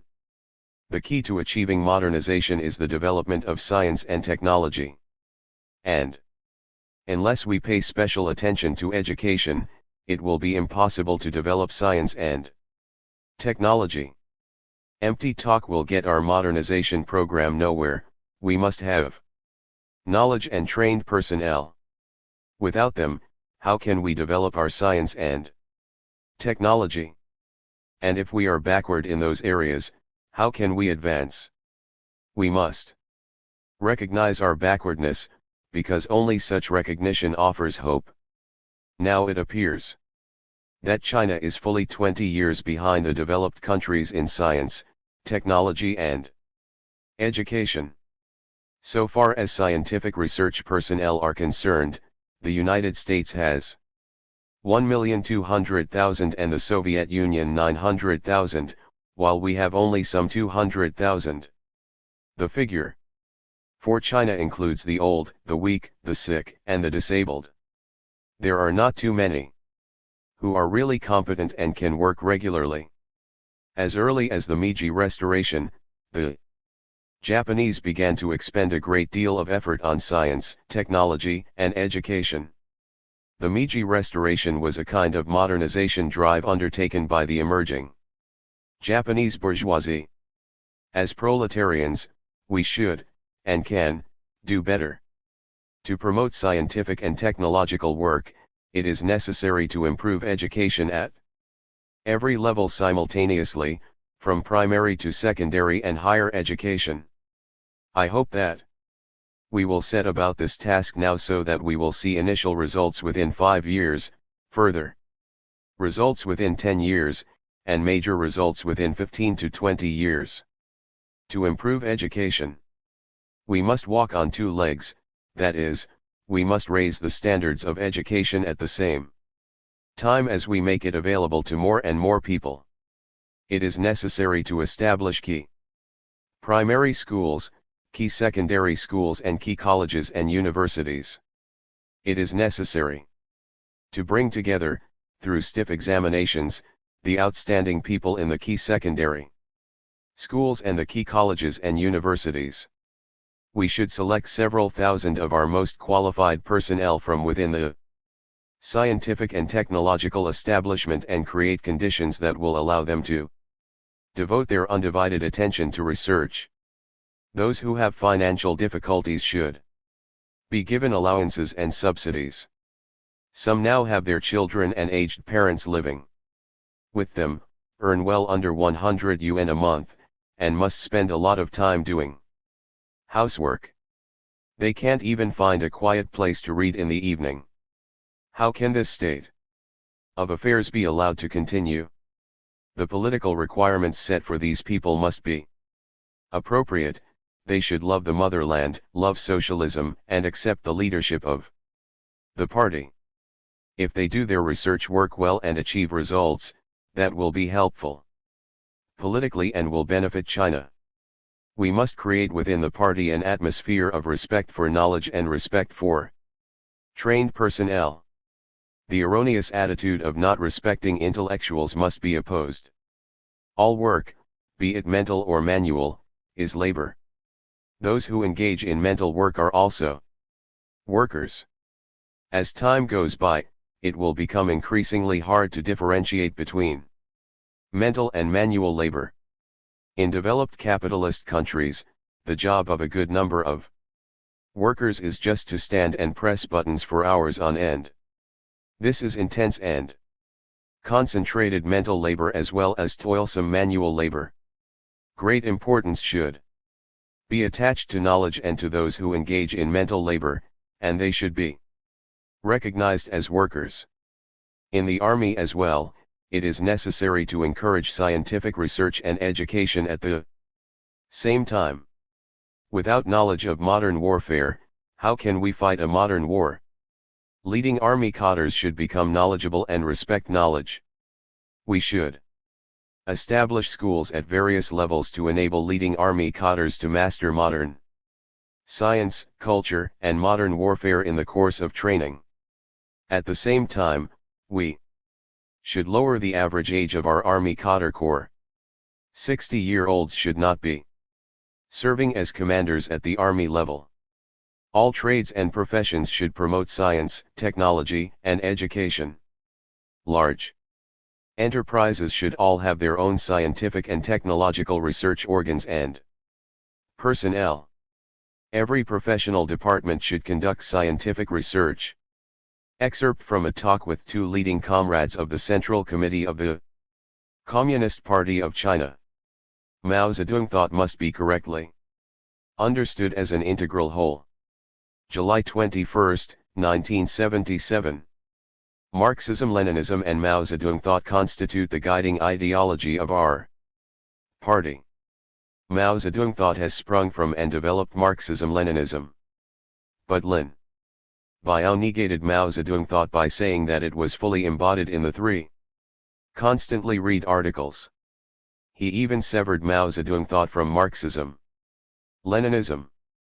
This was a gross distortion of Mao Zedong thought and was most detrimental to the cause of the party and socialism in China and to the cause of the international communist movement.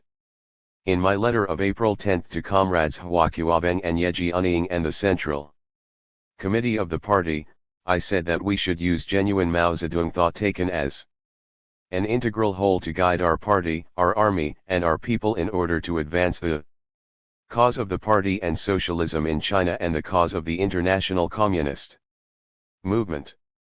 In saying that we should use as our guide genuine Mao Zedong thought taken as an integral whole, I mean that we should have a correct and comprehensive understanding of Mao Zedong thought as a system and that we should be proficient at studying it, mastering it, and applying it as a guide to our work.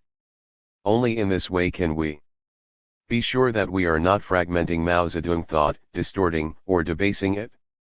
We can then see that what Comrade Mao Zedong said with regard to a specific question at a given time and under particular circumstances was correct, and that what he said with regard to the same question at a different time and under different circumstances was also correct, despite occasional differences in the extent of elaboration, in emphasis, and even in the formulation of his ideas. So we must acquire a correct understanding of Mao Zedong thought as an integral system instead of just citing a few specific words or sentences. But the Gang of Four, and especially their so-called theoretician Zhang Chunqiao, distorted and adulterated Mao Zedong thought. They tried to fool people or intimidate them by quoting a phrase or two from Comrade Mao Zedong. We need to have a true grasp of Mao Zedong thought and a correct understanding of it as an integral whole, even when dealing with a particular sphere or one aspect of a particular problem. Take, for example, the question of the intellectuals, which pertains to a specific sphere. Comrade Mao Zedong always attached importance to the role of the intellectuals, at the same time stressing that they should earnestly remold their world outlook. He did this both for the good of the intellectuals themselves and for the purpose of better mobilizing their energies, releasing their talents and enabling them to serve the socialist cause better. but the Gang of Four indiscriminately labeled all intellectuals the stinking number 9 and asserted that it was Chairman Mao who so named them. We should admit that at one time Comrade Mao Zedong treated the intellectuals as part of the bourgeoisie, but we should no longer do so. Comrade Mao Zedong did value the role of the intellectuals in the whole process of revolution and construction. To counter the slander spread by the Gang of Four, he declared in 1975, "We can't do without number 9, we need a correct and systematic understanding of Comrade Mao Zedong's thinking and policy regarding intellectuals." Or take another example, the question of the relationship between the leaders and the masses. It is a consistent principle of Mao Zedong thought that the people are the force that propels history forward. Being a great Marxist, Comrade Mao Zedong repeatedly spoke out against inappropriate and unscientific assessments of himself, and on many occasions he taught us what the correct relationship should be between the people and leaders. Mao Zedong thought has developed Marxism-Leninism in many spheres, not just in some individual aspects. It constitutes an integral system and is a further development of Marxism. For this reason I suggest that in addition to editing and publishing the works of Mao Zedong, comrades doing theoretical work should endeavor to expound Mao Zedong thought as a system from various perspectives. We should educate our party in Mao Zedong thought as a system so that it can continue to guide us forward. Today I should like to discuss briefly the theory of party building, which is a component part of Mao Zedong thought. Marx and Engels did not say much on this subject, but Lenin had a comprehensive theory concerning it. It was precisely because Lenin built such a fine party that the October Revolution triumphed and that the first socialist country was created. And it was Comrade Mao Zedong who developed Lenin's theory of party building most comprehensively. Even in the period of revolutionary struggle in the Jinggang Mountains, that is, in the period of the formation of the Chinese Red Army, his ideas on party building were already well defined. You can see this by reading the resolution adopted at the 9th Party Congress of the 4th Army of the Red Army. His comprehensive theory on the subject took shape, on the basis of practice, in the Yan'an rectification movement. He developed an integral theory on the type of party to be built and its guiding ideology and style of work.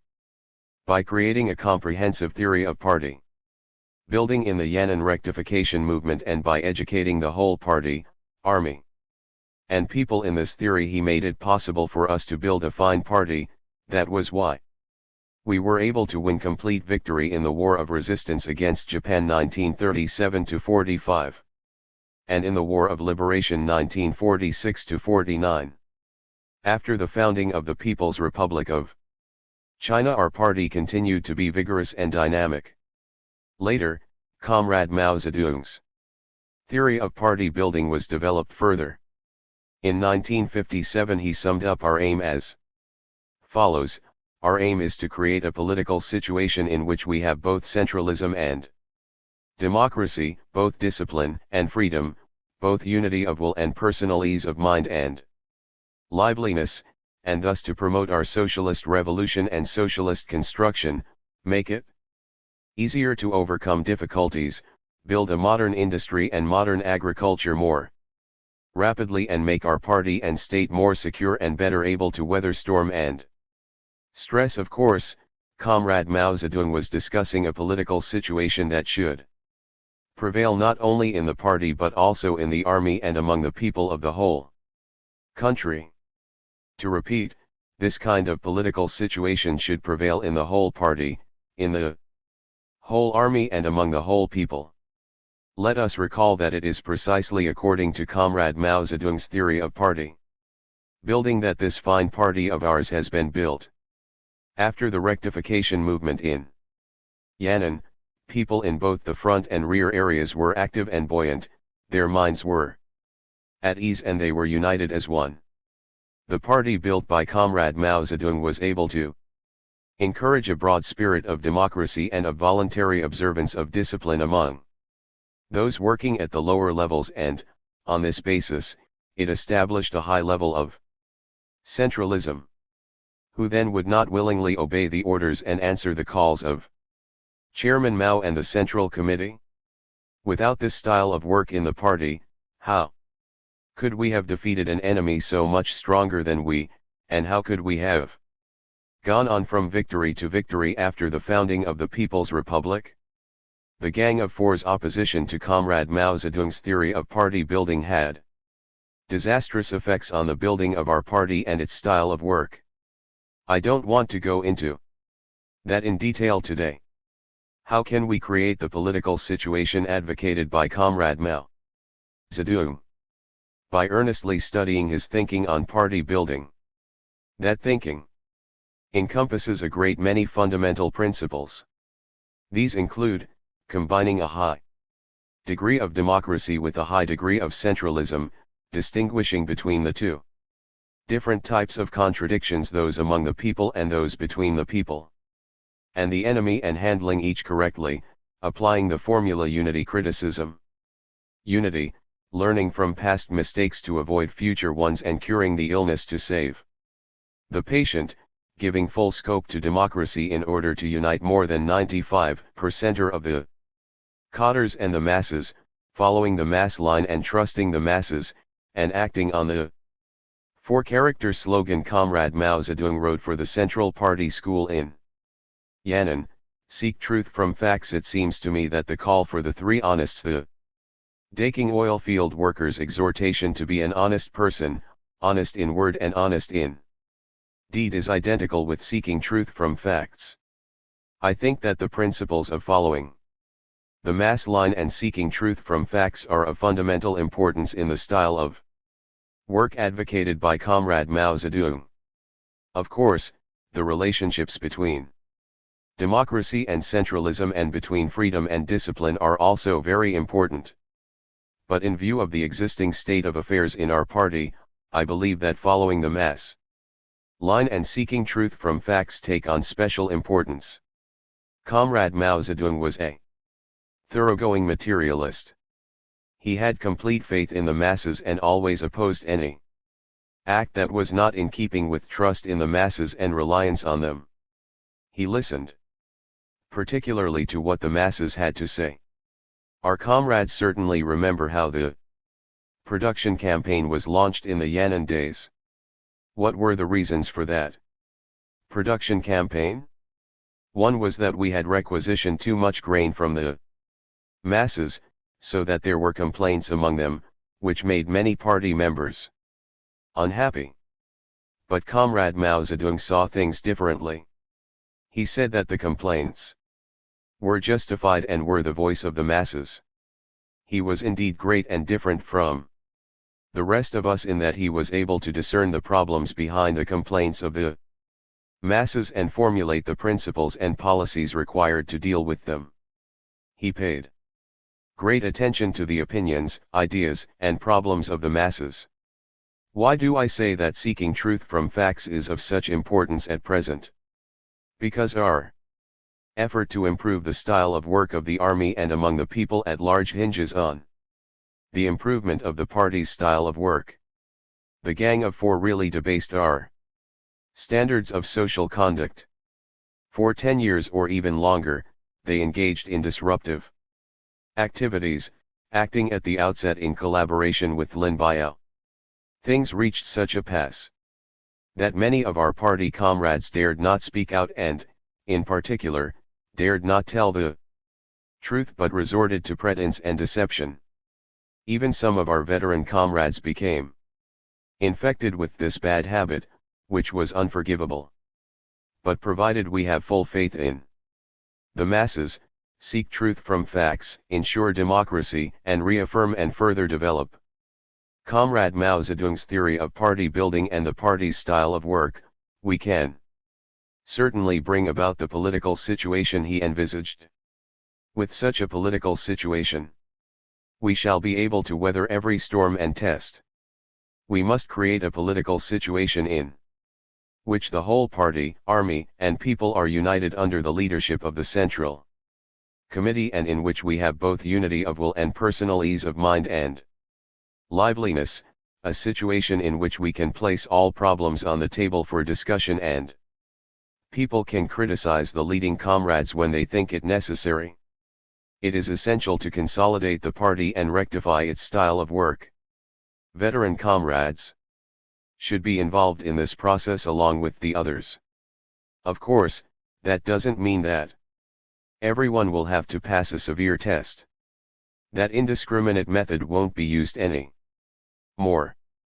But it is still necessary that we voluntarily rectify incorrect styles of work.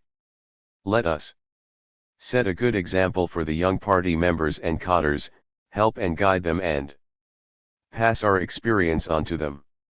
Let us effectively help and guide them in applying the theory on party building and on the party's style of work created by Comrade Mao Zedong, and tell them about our experience in this regard. If we are successful in this, we will be able to surmount any difficulty and endure any storm, and our socialist revolution and construction will be able to develop to the full. At this time, the political consciousness of the whole party, army, and people has risen remarkably, as has their ability to distinguish right from wrong.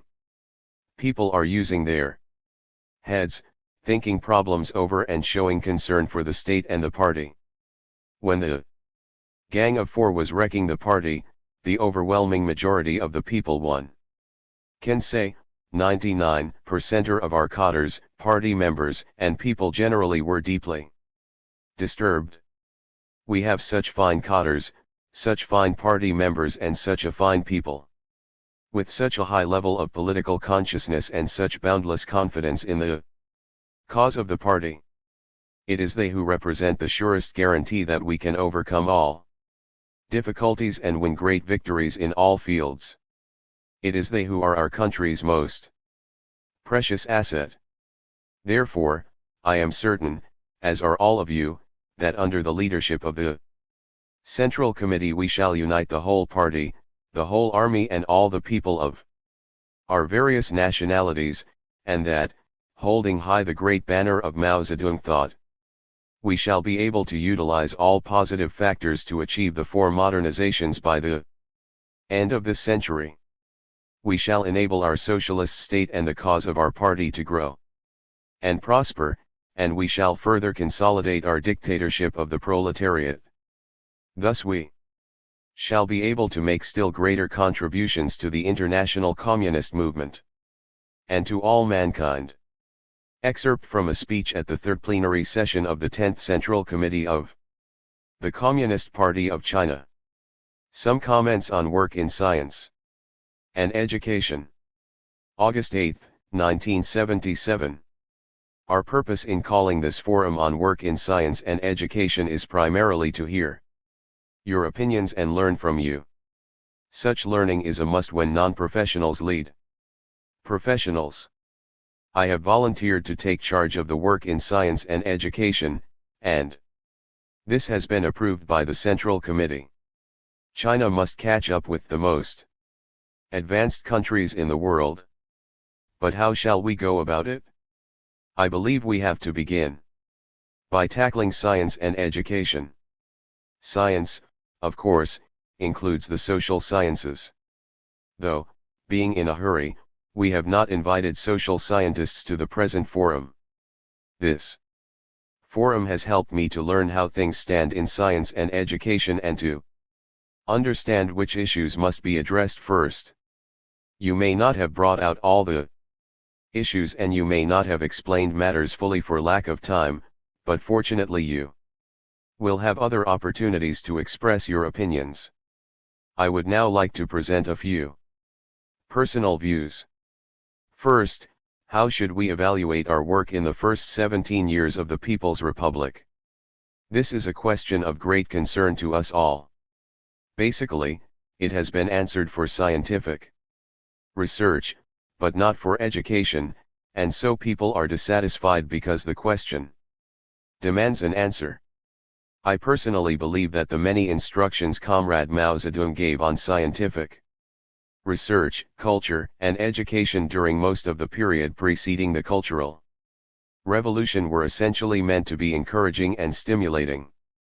They took it for granted that the overwhelming majority of the intellectuals were good and were serving, or willing to serve, socialism. After 1957 he went overboard in some of his remarks, but in the early 60s he endorsed such documents as the 14 Articles on Scientific Work and the 60 Articles on Work in Institutions of Higher Learning. We must clearly explain Comrade Mao Zedong's dominant ideas on education and on intellectuals. Mao Zedong thought is the ideology guiding all our fields of endeavor, therefore, it is very important to present the entire system accurately and as an integral whole. How should we evaluate China's educational work in the first 17 years? I think the red line was predominant. It must be affirmed that in those years, under the wise guidance of Mao Zedong thought and the correct leadership of the party, most intellectuals, whether in science or in education, worked assiduously and achieved great successes. People in the field of education worked especially hard. In almost every field of endeavor, the workers who now form the core contingent are ones whom we trained after the founding of the People's Republic and particularly during the first 17 years. If our work in that period is not evaluated in this light, how else can we account for our achievements? And how should we assess the transformation of the intellectual's world outlook? A person's decision as to which cause he wants to serve is a significant reflection of his world outlook. The overwhelming majority of our intellectuals serve socialism of their own volition. Those who are opposed to socialism are only a tiny handful, and those who are lukewarm about it likewise constitute only a small part of the whole.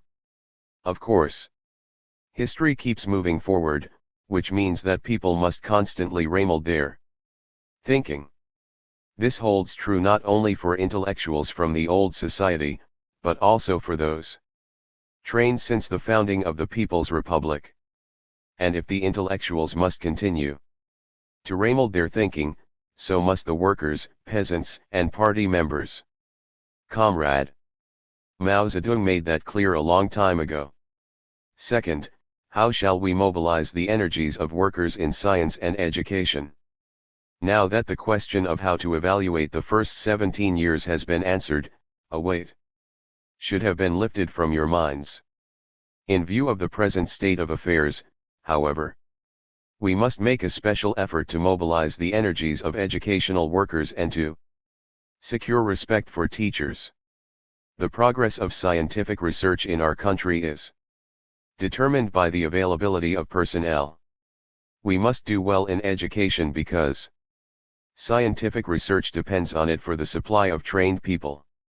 We should accord educational workers a position of equal importance to that of scientific researchers and make sure that they are equally valued and respected. A primary school teacher who gives his or her all to the cause of education is a precious asset. The labor expended by a good primary school teacher is no less than that expended by a college or university professor, hence the profession of primary school teacher should be equally honored. Those who devote their lives to the cause of education should be given encouragement. I propose that a national conference on education be held next year to exchange experience in running schools and to reward college and university and primary and secondary school teachers who have distinguished themselves. Quite a few years have passed since the last such conference. Both scientific researchers and educational workers are working people. Don't we talk about mental labor and manual labor? Scientific research and educational work are mental labor, and doesn't mental labor count as labor? A scientist has observed that the planting of crops in the countryside is regarded as labor, but work in the experimental fields of the Academy of Agricultural Sciences is not. This is very curious. Many agricultural colleges and schools cultivate new strains and do their own farming. Why shouldn't this be regarded as labor? Doing scientific experiments is also labor. Does one have to swing a hoe in order for his work to be called labor? Or operate a lathe? Automated production involves watching instruments and meters all day long, and that, too, is labor. Such labor also requires effort, and what's more, it allows of no error. Questions of this sort must be clarified, as they have a direct bearing on whether or not we shall be able to enlist the enthusiasm of the intellectuals. Labor must be valued, and so must able personnel. Comrade Mao Zedong didn't believe in the theory of innate genius, but he was not opposed to cherishing able people. Once he evaluated me as the kind of able person it is hard to come by. Frankly, I must say he overestimated me. However, the remark does bring home the importance of able personnel and the fact that Comrade Mao Zedong valued them. You have said in your discussions that scientific research institutions must produce results and train able personnel. Educational institutions should do so, too. There are also able people, good teachers in primary and secondary schools. We should cherish able people and value their labor. They are indeed hard to come by. We must take full advantage of the specialized knowledge of intellectuals. It is bad to assign them to posts where they can't apply what they have learned. Some comrades have suggested that efforts be made to reassign persons who have changed their line of work but who had shown skill and promise in their former professions. This is a good suggestion. The Gang of Four labeled intellectuals the stinking number 9. Being called number 9 is not bad in itself. Wasn't the hero Yang Xiang, the number 9 in the opera Taking Tiger Mountain by strategy, a fine fellow? What's wrong here is the epithet stinking. Comrade Mao Zedong once said, "We can't do without number 9." Well said. The good name of our intellectuals must be restored. Some comrades have proposed a system of rewards and penalties. This too is a good suggestion, but one point should be added: the emphasis should be on encouragement and rewards. There are people who have scored notable achievements in scientific research, and thus made real contributions to our country. Should such people be encouraged? I believe they should. Those who immerse themselves in scientific research and work at it doggedly should be encouraged. How can that constitute a crime? Such people may have shortcomings of one kind or another, and from time to time leaders should talk to them heart to help them politically and ideologically. But we should not demand perfection. Comrade Mao Zedong once said that we should do away with the metaphysical idea that gold must be 100% pure and man must be flawless. His attitude was that of a Marxist, a thoroughgoing materialist. As for persons who have made mistakes, some should be duly penalized, but in a spirit of help, not punishment. This should be emphasized, and we should offer them friendly help in correcting their mistakes and continuing their progress. In addition to giving moral support to intellectuals, we should encourage them in other ways, including enhancing their material well-being. Educational workers should have the same pay as those engaged in scientific research. A scientific researcher who is concurrently a teacher should get higher pay, because he is expending greater labor. Distribution according to work means just this: the greater the contribution, the higher the pay; the less the contribution, the lower the pay. No contribution, no pay. As we move from theory to practice in this regard, we will have to thrash out a great many specific problems. This matter does not concern scientific and educational circles only, it is a major policy issue for the state. Third, the question of system and structure. This forum has heard strong demands for the creation of an organization to exercise unified supervision over scientific work. For education, there is the Ministry of Education. For science, you have suggested that the State Science and Technology Commission be restored. We should affirm that the former State Science and Technology Commission pursued a correct policy, which was approved by Comrade Mao Zedong in 1963 after he heard Comrade Nai Ranjan's report on its work. On that occasion, Comrade Mao Zedong said that a battle had to be waged for science and technology, and that unless it was won, the country's productive forces could not be further developed. The Commission worked out a 12-year program for the development of science in the period 1956 to 67, which was in the main completed by 1962. And subsequently there was a 10-year program. I have a persistent feeling that things are not going well in science and education at present, and that there should be an organization to unify planning, management, arrangements, guidance, and coordination. I personally favor the idea of re-establishing the State Science and Technology Commission. When would be the best time to do that? What should its composition be? Should it also supervise the scientific research organs in the armed forces? These questions must be studied by the Central Committee and by the State Council, so we can't answer them for the moment. But whatever organizational form is adopted, there must be unified planning. Such planning should determine not only which topics should be researched but also how research institutions should be reorganized, that is, which ones should be merged and which divided. With regard to areas of study in institutions of higher learning, there should also be a unified plan to specify which ones should be merged or divided, where new ones should be added or reductions made, and which ones should be abolished.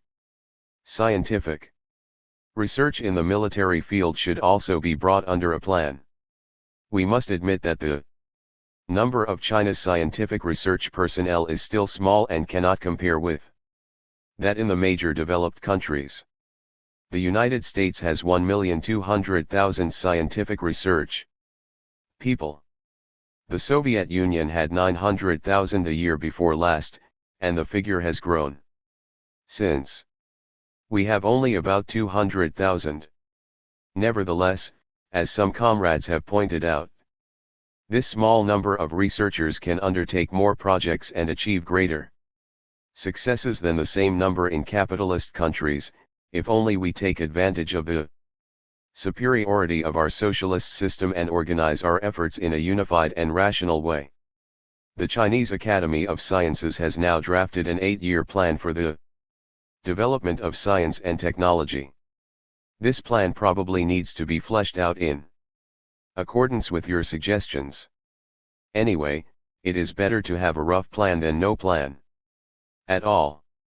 The central authorities intend to withhold their approval and not distribute this plan for the time being, but the Academy of Sciences can circulate it to lower levels for trial implementation. Both the scientific research and educational departments face the problem of reorganization. I hope the reorganization will be accelerated even if it is imperfect. Improvements can be made step by step later. The process of reorganization will reveal many specific problems that must be dealt with.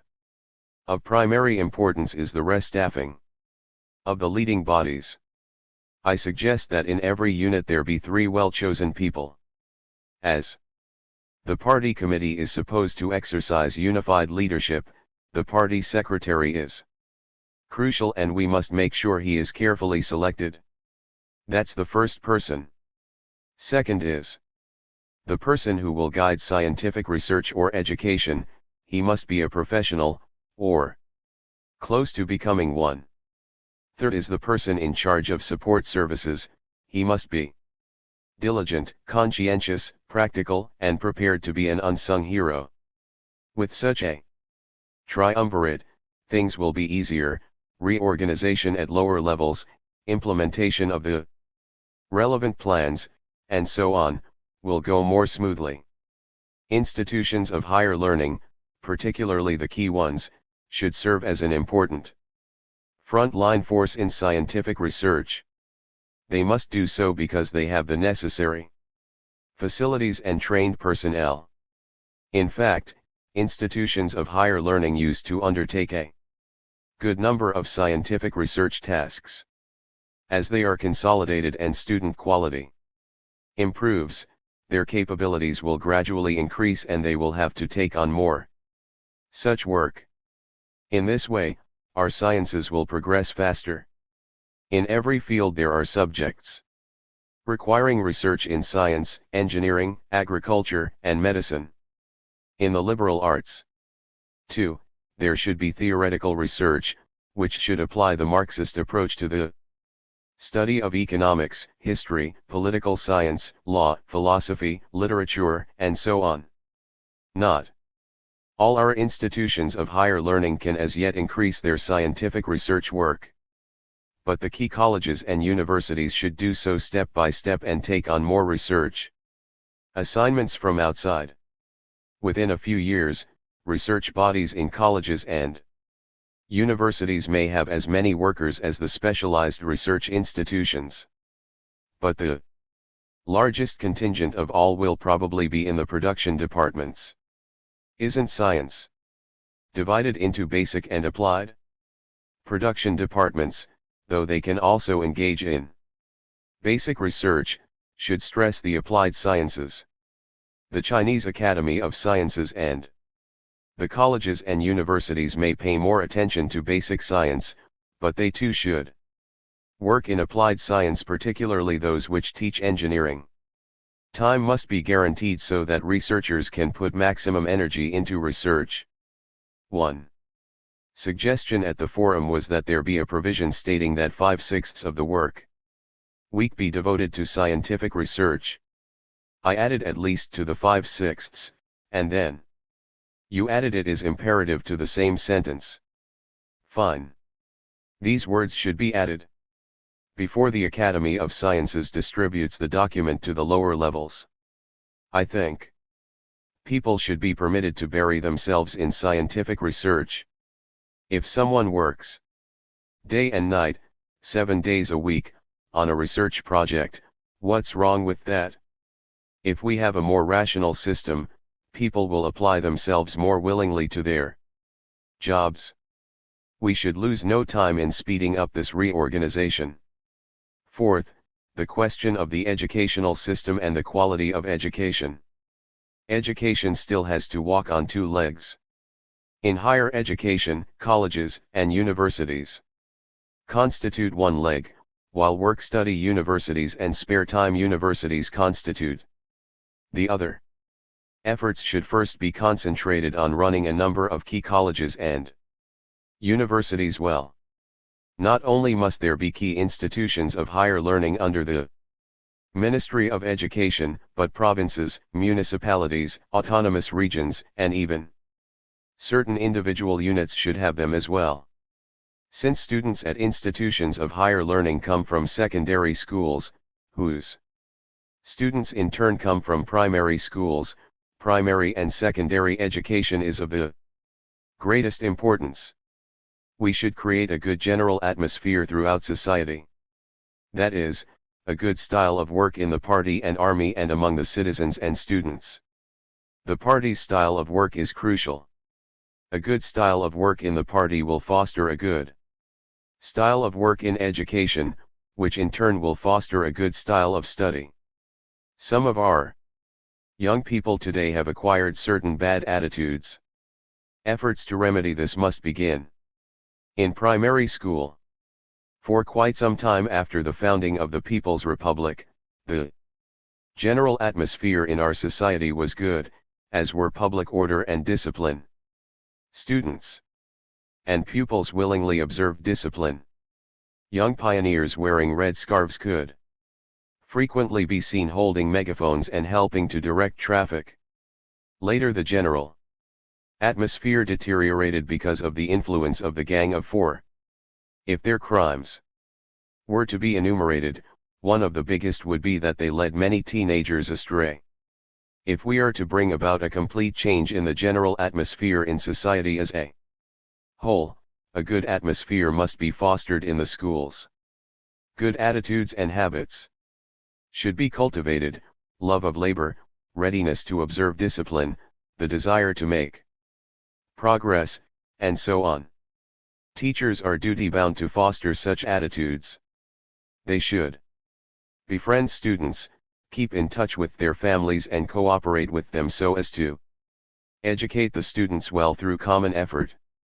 Teachers should resume guidance of extracurricular activities so as to enrich the students' knowledge, raise their aspirations, and promote their all-round growth. Comrade Mao Zedong believed that children should be given an all-round education, moral, intellectual, and physical. Secondary and primary schools should all provide this sort of education. We must consider ways to raise the level of the teachers. In recent years they have been afraid to teach, and one can't blame them. Now they need no longer be afraid, they should teach and teach well. To enable them to do so, teacher training must be intensified. Some of the better teachers should be invited to serve as instructors for the others, and college and university faculty members should help middle school teachers raise their level.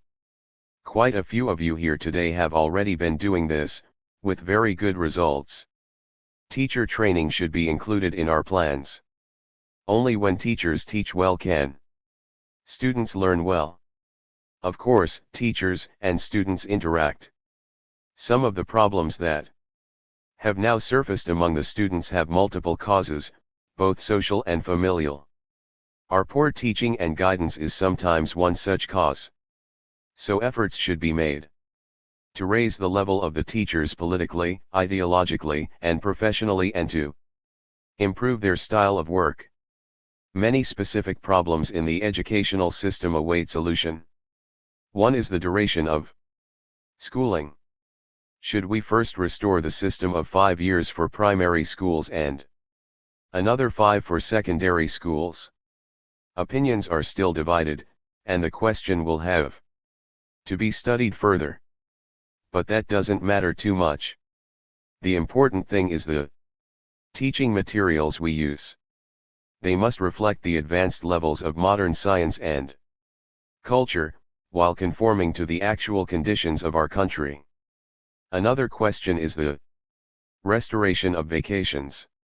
During vacations, a variety of interesting activities should be arranged for students. Some students can use their vacations to catch up on their studies. We must see to it that teachers have vacations, with time to rest and refresh themselves, to think and to sum up their experience. Their vacation periods should not be crammed full of other tasks. If a proper balance is struck between work and rest, the quality of education will go up, not down. Still another issue is the enrollment of graduates from senior middle schools by colleges and universities. This year, we must make up our minds to restore the direct enrollment of senior middle school graduates through entrance examinations, and to stop the practice of having the masses recommend candidates for admission to colleges and universities. I think enrolling students directly from the senior middle schools might be a good way to turn out trained people faster and to enable them to start productive work sooner. Then there is the question of skipping or repeating a grade, but that concerns only a small number of students. I am personally inclined to permit skipping. It's another way of speeding up training. It can be tried out in a few selected schools. The question of repeating a grade must be handled with caution. Efforts should be made to ensure that all students in a class are well taught. If a student fails an examination, he can take it again later and should not lightly be kept back. And we should also do a good job with those who have to be held back. Students who behave outrageously and refuse to mend their ways despite repeated admonitions should be expelled. If you don't get rid of hooligans and rowdies who won't study, they'll contaminate the general atmosphere of the school. Schools should do as much ideological work as possible among the students. More of it should be done among those who do not behave well, and care should be taken in dealing with cases of repeated offenses against discipline. Various ways should be found to turn poor students into good or fairly good ones. Fifth, the question of the support services. The task of the support services is to serve scientific research and educational work, providing the conditions under which the scientific research and educational personnel can devote all their attention to work.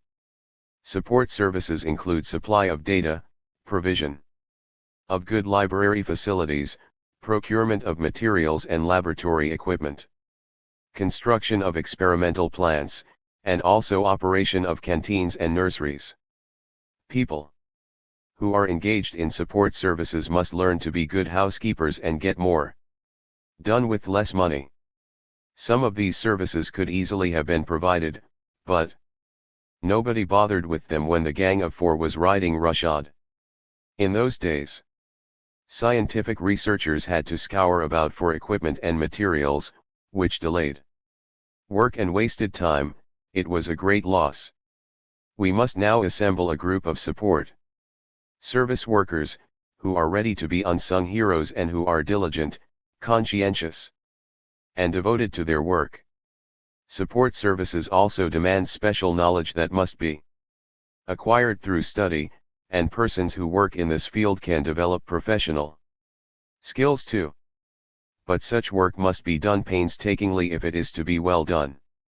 We cannot mobilize the energies of scientific and educational workers simply by empty talk. We must create proper conditions for them and help them solve their concrete problems. You will of course find many such problems and will have to handle them in the right order of priority. For instance, we should first deal with the difficulties faced by scientific research workers who have the most achievements to their credit and are most promising. They include not only old comrades, but also middle-aged and young ones. As in the Changjiang River the waves behind drive on those before, so in scientific research young people often surpass their elders, and our old comrades should be glad to help their juniors catch up with them. With regard to key personnel who because of their different places of work must live in different localities from their spouses, priority should be given to reuniting families.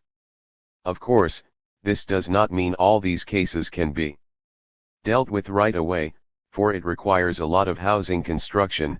Here too there is an order of priorities. The Ministry of Foreign Affairs reports that a number of foreign scholars of Chinese descent wish to come and settle in China. Comrade Zhou Enlai gave much thought to this issue. We must make adequate preparations for the return of such people to China by creating proper conditions and building more housing. When they return, they should be provided with homes and the necessary facilities for work. Receiving such scholars is a concrete measure for developing our science and technology, as is sending people abroad for advanced study. We should also invite noted foreign scholars to lecture in China. Among foreign scholars friendly to China, a great many are prominent in their fields. It would make good sense to invite them here to lecture. Why don't we do it?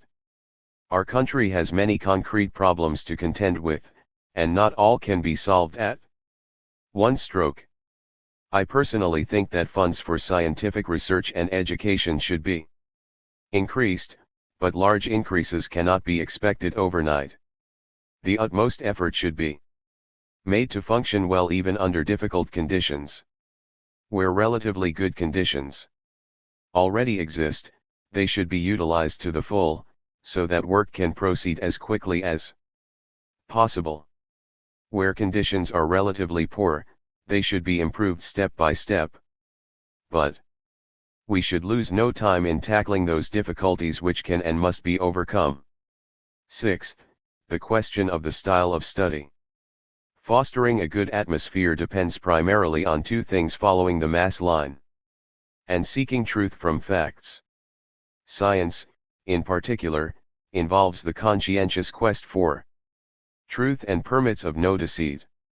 As a result of sabotage by the Gang of Four, a number of problems in the style of study have arisen in recent years, such as the stifling of discussion, refusal to share information, etc. It's not that we have too many debates and discussions among persons of different opinions, but too few. Erroneous views may crop up during discussions, but that is nothing to be afraid of. We must adhere to the policy of letting 100 schools of thought contend, and promote debate. Different schools of thought should respect and complement each other. Academic exchanges should be promoted. No success in research can be the result of the efforts of a single individual. It always rests on the achievements of past generations as well as our own. Any new scientific theory is a summation of practical experience. How can a new theory be evolved if it is not based on a summation of the practical experience of both past and present generations of scientists, both Chinese and foreign?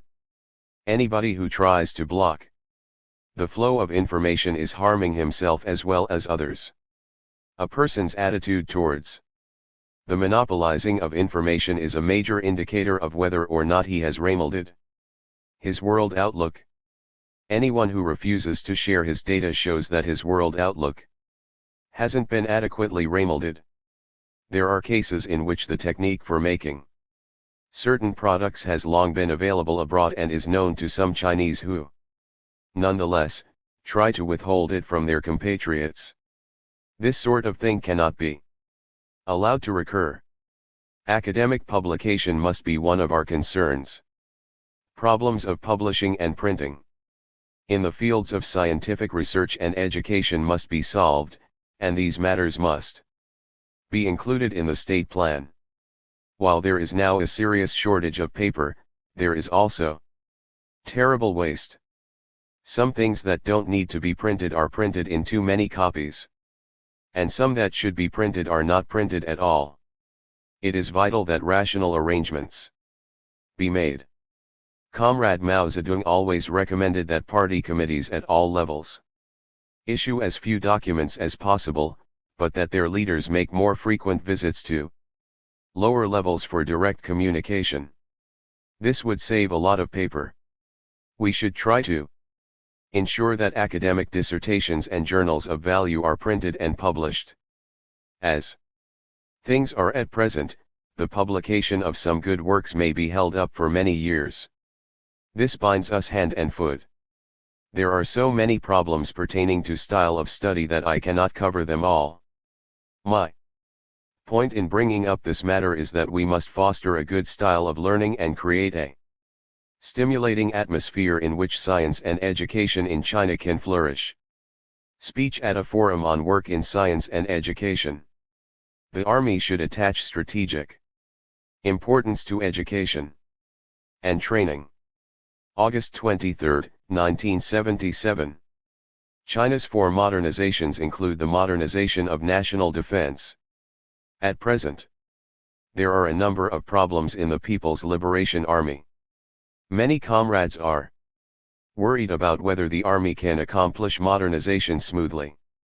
Other comrades are worried that unless there is immediate consolidation, the army, which was sabotaged for so long by Lin Biao and the Gang of Four, might not be able to go into battle in the event of an enemy attack.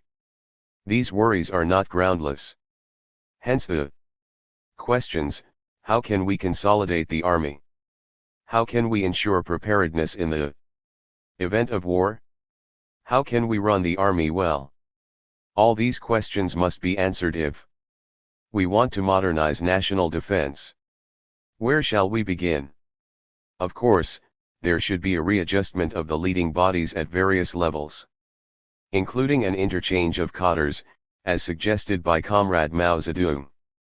Were it not for the readjustment in 1975, even more persons would have been involved in factional activities, and even more cadres would have been victimized.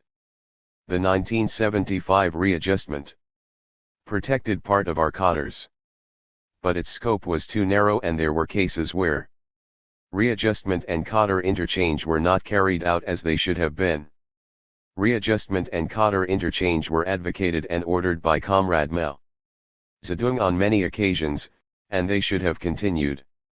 Nevertheless, they were stopped before we could complete them.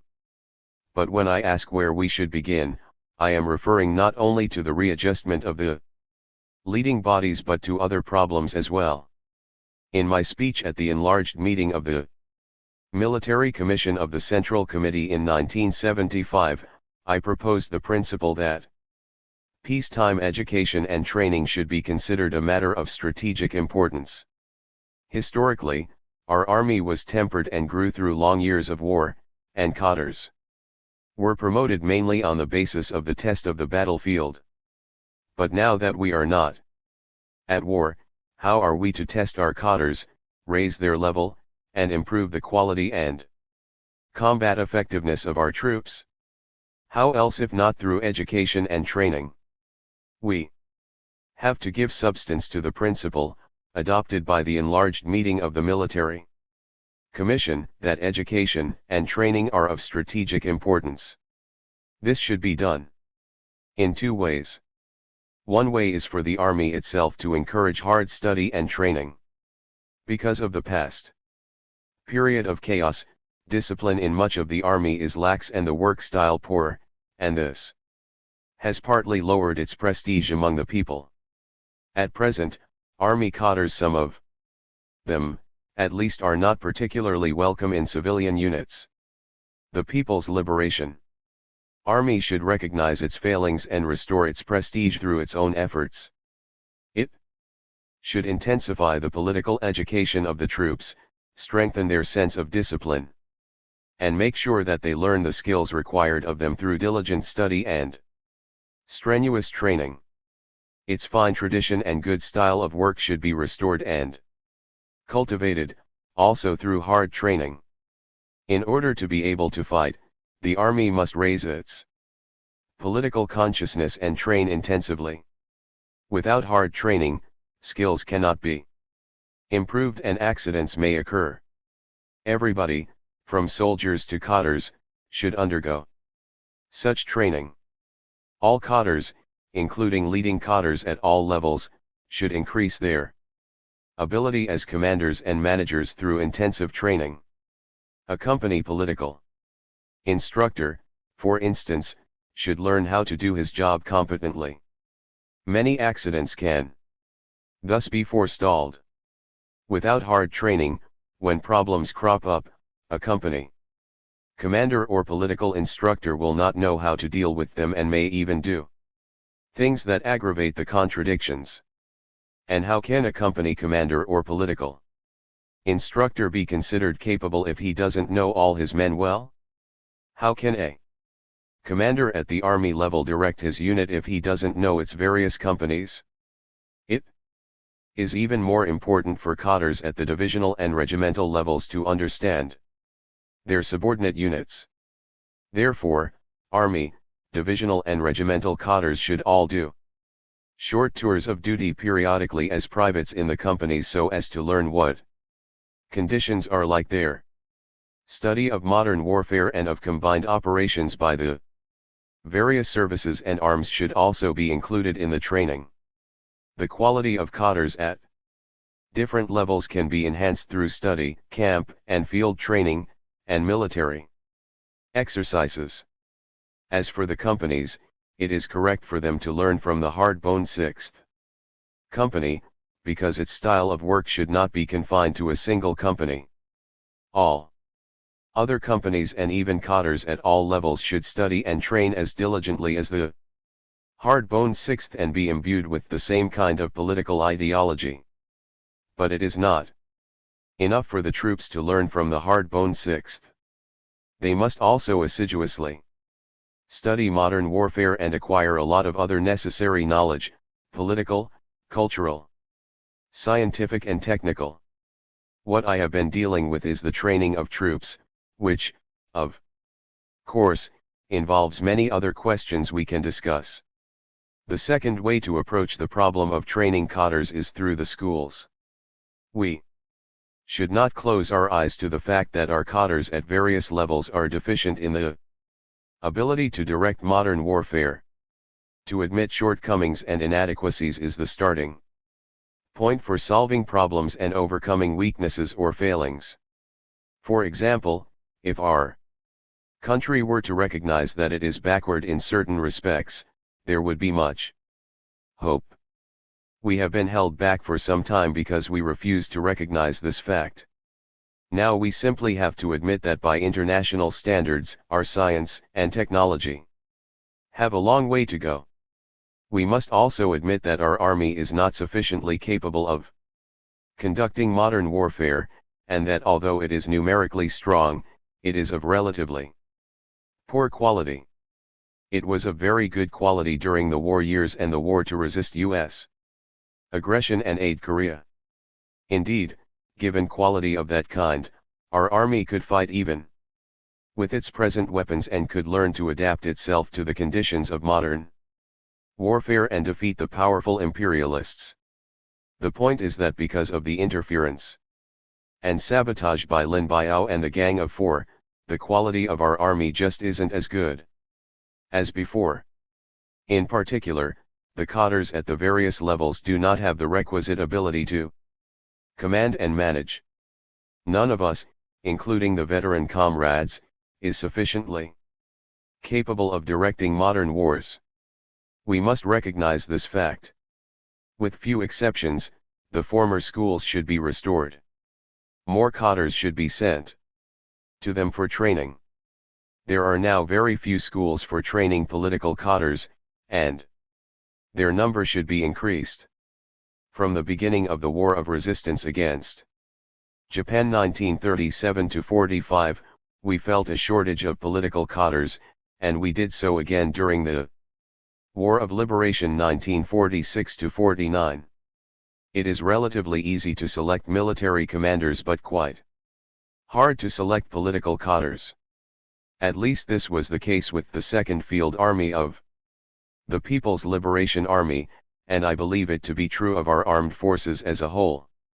A number of intellectuals were recruited during the anti-Japanese War, and later on, political cadres were selected from this group, the so-called 1938 vintage, as well as from among veteran Red Army men. How many qualified company political instructors do we have now? Battalion political instructors? Regimental, divisional, and army level political commissars?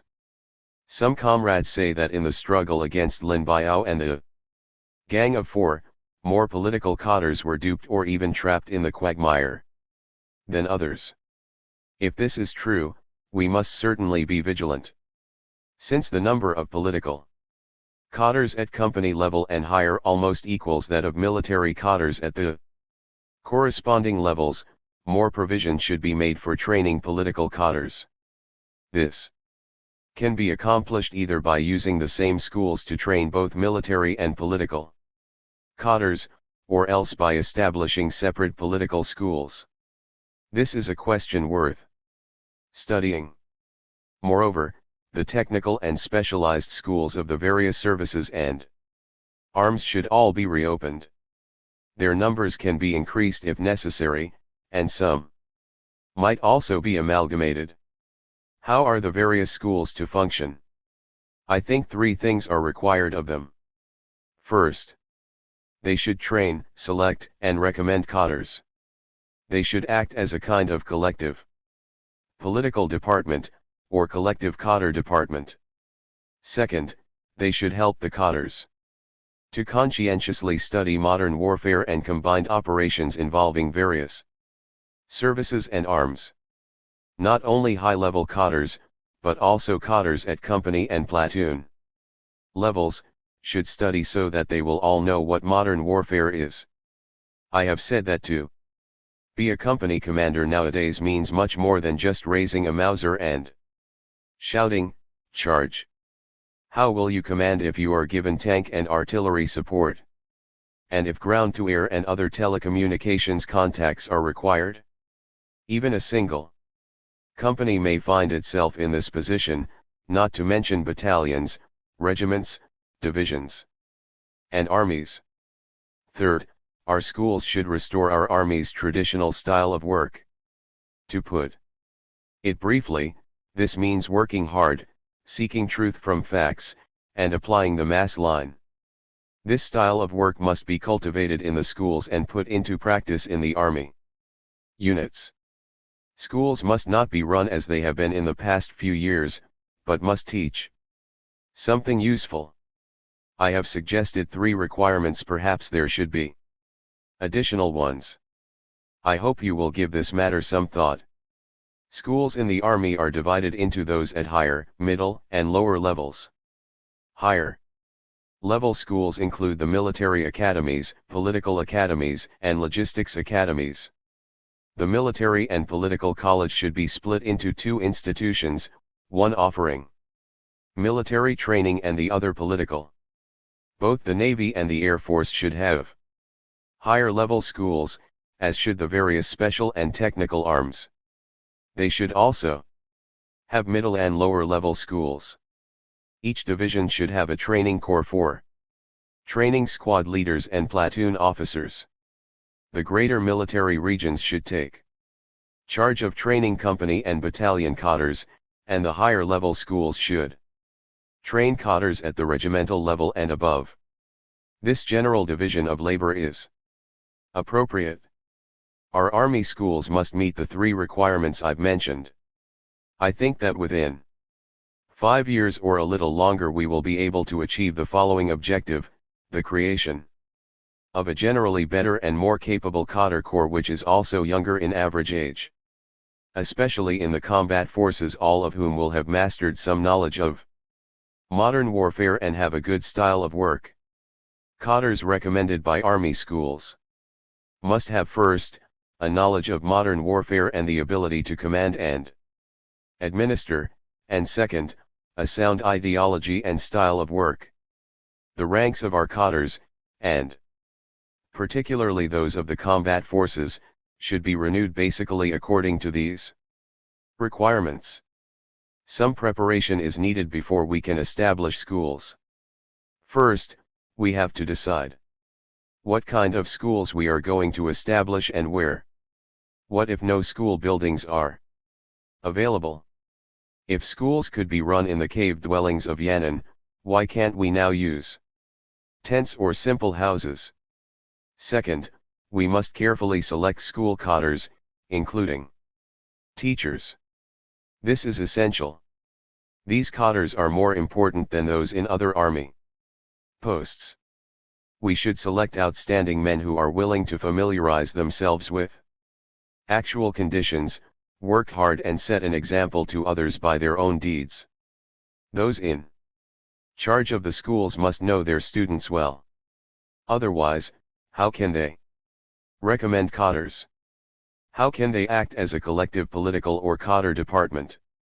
School cadres must be chosen carefully, and if a man is suitable for work in the schools, he might even be transferred from his current post. Third, we have to draw up teaching materials. This is also essential. Teaching materials should be uniform. I have talked with comrades from the Academy of Military Sciences and the Military and Political College, asking them to take charge of compiling materials. The contents should enable the students to learn both about ourselves and about the enemy, to become especially familiar with our own combat experience and to understand modern warfare, the use of tanks and planes, operations in the air, on the ground, on and under the sea, combined operations by the various services and arms, and so on. In short, the teaching materials should impart some systematic knowledge. Fourth, it is essential to select students Carefully. What kind of people should be enrolled? In other words, what kind of cadres should be transferred for study? We must select from among the good cadres. There should be some slight changes in the composition of the upper-level student bodies. At present, those receiving training in the military and political college are mainly cadres at Army and divisional levels, while cadres at regimental level account for only 20%. In the future, the proportion of regimental cadres should be increased. I suggest that the students of the upper-level schools be mainly regimental cadres plus some outstanding cadres at battalion level. At the same time, these schools should train Army level and divisional cadres. There are now large numbers of regimental cadres who have had combat experience, having served as squad or platoon leaders or company commanders during the war to resist U.S. aggression and aid Korea. I'm afraid not many battalion cadres have ever fought in a war, but nevertheless there are outstanding cadres at that level also. And in the special army units there are quite a few battalion cadres who have taken part in combat operations. Why am I proposing that the majority of students be regimental cadres? So that we will have young or relatively young commanders for the combat forces. I think we can reach this goal in 5 years if we are ready to try our hardest. Political cadres can be older, but not by too much, say 3 or 4 years. The year before last, I said that company political instructors could be somewhat older, with more accumulated experience and the ability to do meticulous ideological work. By the same token, political cadres at various levels can be somewhat older than military officers. In general, military commanders should be a little younger, but we should not rule out somewhat older individuals if they are in good health. Military schools at various levels may devote 70% of their teaching hours to military subjects and 30% to political subjects. The students should pursue military knowledge earnestly, including knowledge of the types and characteristics of planes and tanks and how to combat them, and how to direct combined operations by the various services and arms. Political schools may devote 60% of their teaching hours to political subjects and 40% to military subjects. Political cadres must also study military affairs. Teachers are crucial and should be selected carefully. There should be a contingent of good teachers. Leading school cadres can teach part-time, as can leading comrades of the greater military regions and their subordinate departments. The schools may recommend those students who have done well in their studies, who have good command and administrative abilities, a knowledge of modern warfare and a fine style of work, and who are ideologically sound. Battalion cadres meeting these requirements can be promoted to the regimental level, and regimental cadres to the divisional. Of course, most of the students will have to return to their original posts, because we have only a fixed number of armies and a fixed number of divisions. After working in the units for 2 years, these outstanding divisional and regimental cadres can undergo further training, that is, study for another year mainly to deepen their knowledge of modern warfare. Then, good divisional cadres can be promoted to the army level and good regimental ones to the divisional level. In this way, inside of 5 years or a little more, we can reduce the average age of cadres in the combat forces. The same approach should be followed for the Naval and Air Force commanders. Excerpt from a speech at a forum organized by the Military Commission of the Central Committee of the Communist Party of China. Setting Things Right in Education. September 19, 1977. Correspondence of Renmin Ribayo, People's Daily, recently interviewed 6 comrades who had taken part in the 1971 National Conference on Education. They wrote a report on the way in which the summary of the National Conference on Education was produced, a report that is well worth reading. The summary was revised by Yao Wenyuan and finalized by Zhang Chunqiao. Quite a few people disagreed with it at the time. The Renmin Ribao report supplies the facts concerning this issue. The summary of the National Conference contained the so-called two appraisals.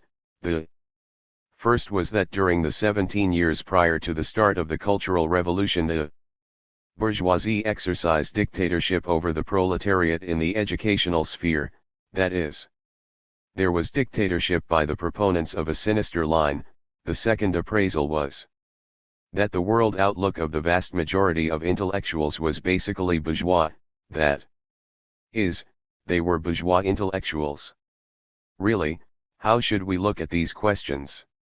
In all spheres of work, including those where intellectuals are concentrated, the line represented by Comrade Mao Zedong was dominant during the first 17 years after the founding of our People's Republic in 1949.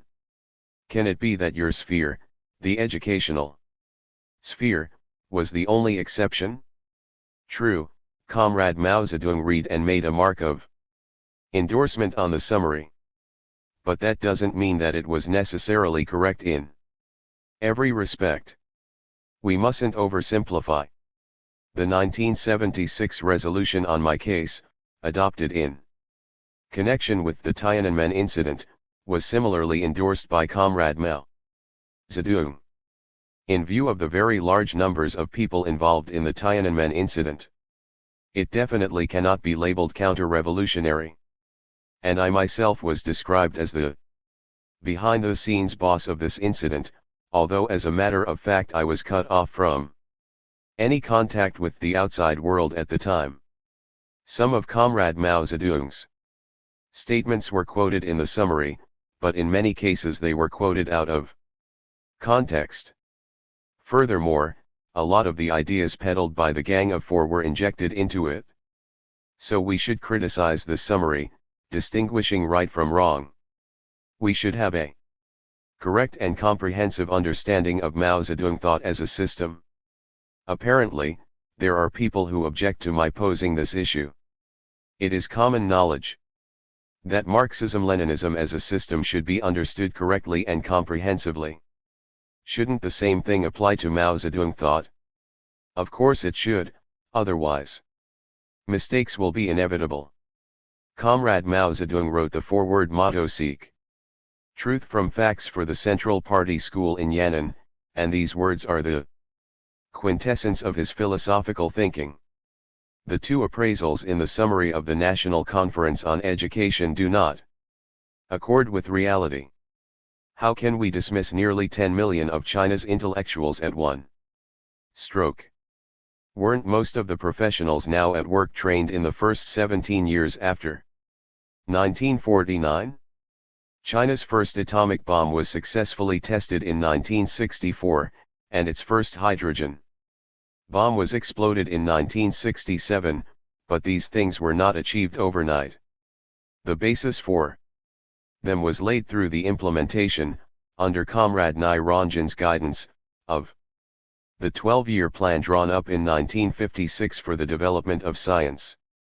You people in charge of educational work have yet to emancipate your minds. Burdened with the weight of the two appraisals, you don't speak out in defense of the masses of intellectuals, and you are likely to stumble in your work. Educational workers in general are complaining about your Ministry of Education, and you ought to know why. You should speak out boldly. My talk on August 8 this year at the Forum on Scientific and Educational Work was a bold speech, but of course it also made due allowance for current realities. Some people have taken exception to what I said, but that's all right. A principle or policy will invariably arouse the opposition or disagreement of some people. It's good for them to air their views boldly, because then we can talk things out. Comrade Zhou Enlai was in a very difficult position at the time of the 1971 national Conference on Education. In 1972, talking with an American physicist of Chinese descent, he said that college students should be recruited directly from among graduates, fresh from the senior middle schools. It took some courage to make this point under the prevailing conditions. Comrade Zhou Enlai wanted to bring about a sharp change in the educational departments, but no such change was made. Why should we enroll students directly? The answer is simple, so as not to break the continuity of studies. The best period for a person to study is between the ages of 18 and 20. In the past, talking with foreign guests, I too stressed the advantages of having secondary school students do physical labor for 2 years after graduation. Facts have shown, however, that after a couple of years of labor, the students have forgotten half of what they learned at school. This is a waste of time. Direct enrollment of college students doesn't mean discarding labor. Labor should be incorporated in the program of the primary and secondary schools. It is good to inculcate the love of labor from an early age. For college students, the emphasis should be on participation in labor that is related to their studies. They may also take some part in agricultural labor, but they should not be required to do too much. We should have a correct understanding of Comrade Mao Zedong's July 21 directive. Universities and communist labor universities should be run by the provinces themselves, and each should work out its own methods. Also, graduates of these universities do not fall under the Unified State Plan for job assignment. But I'm afraid Tsinghua and Beijing universities can't be run along these lines. By no means should all colleges and universities follow the example of the Shanghai machine tool plant. Comrade Mao Zedong always stressed the necessity of raising scientific and cultural standards. He never said that it was unnecessary for universities to ensure the quality of the education they offered, unnecessary to increase the students' scientific and cultural knowledge, or unnecessary to produce trained personnel. The Ministry of Education should take the initiative. So far you have not done so, and, at the very least, this shows that you are overcautious and afraid of making further mistakes by following my advice. Although I realized it would be a tough job to be in charge of scientific and educational work, I volunteered for the post. China's four modernizations will get nowhere, will become mere empty talk, if we don't make a success of such work. But to get a grip on it, we need to have specific policies and measures, and we need to solve specific ideological and practical problems. You should work freely and boldly, and think independently instead of always looking over your shoulder. You should get clear on the problems involved and then do what's necessary. You should solve whatever problems you can on your own and report the others to the Central Committee of the party. The problems that have piled up in the educational sphere must be sorted out. Now that the masses are full of enthusiasm, the ministry shouldn't stand in their way. The most important thing for the ministry to do is to achieve a consensus. Those comrades who are in favor of the policies of the Central Committee should get on with the job, and those who aren't should switch to other lines of work. We must improve the organization of the Ministry of Education. We should have a number of people about the age of 40 whose duty is to make the rounds of the schools. We should have 40 people specializing in this work, or, at the very least, 20. Like commanders going down to the companies, they should sit in on classes as pupils.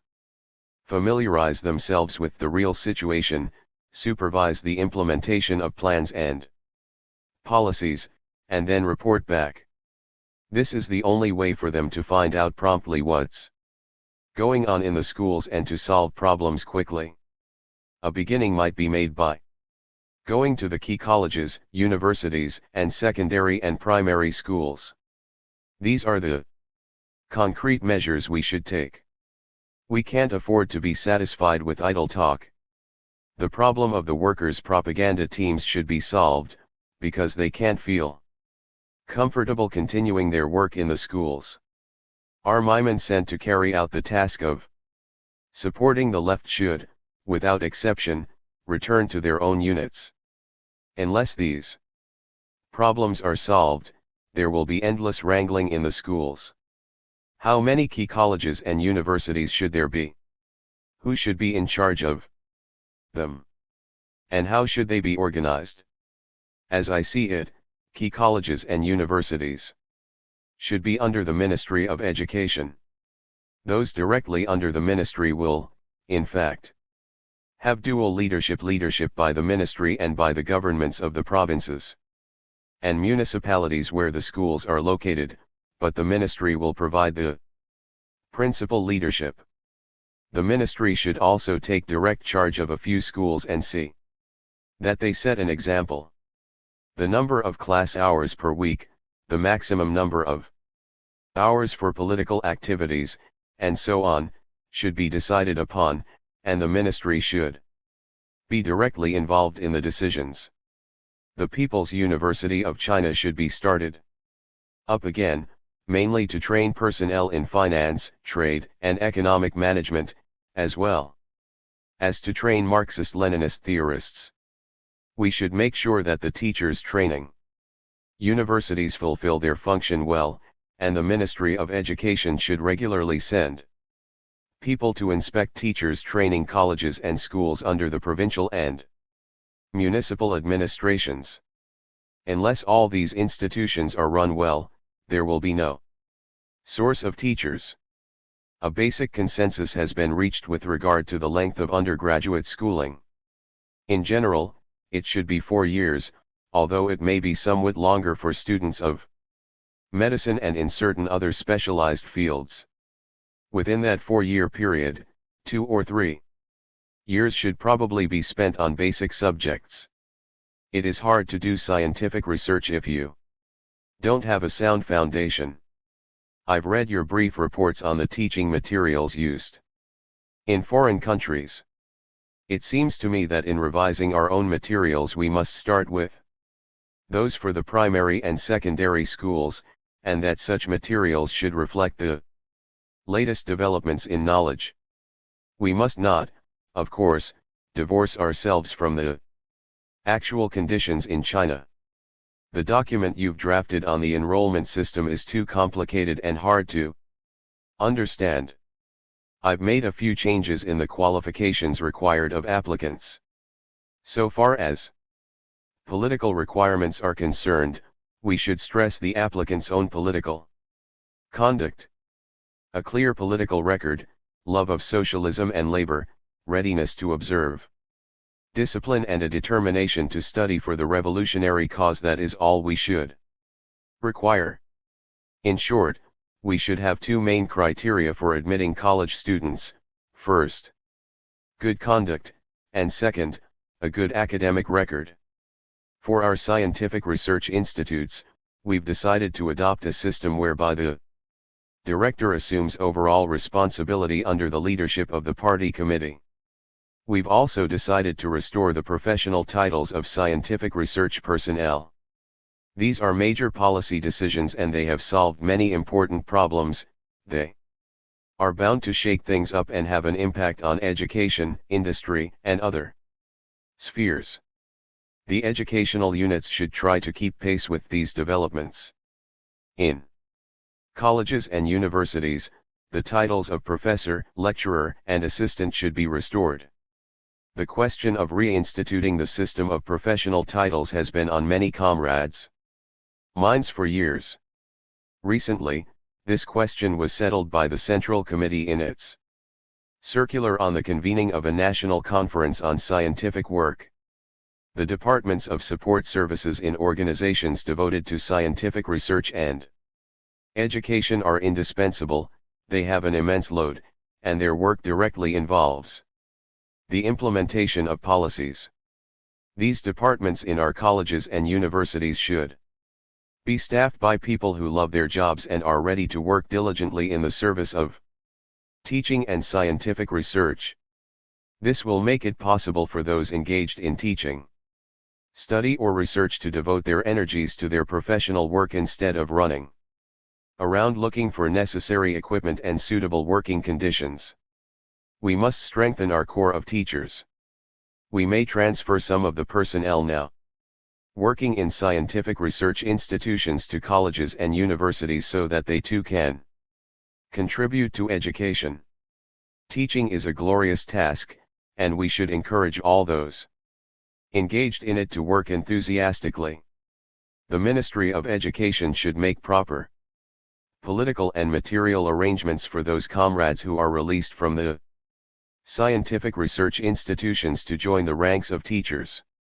From now on we should focus greater attention on coordinating scientific research with education and on effecting a regular interchange of people between the two fields.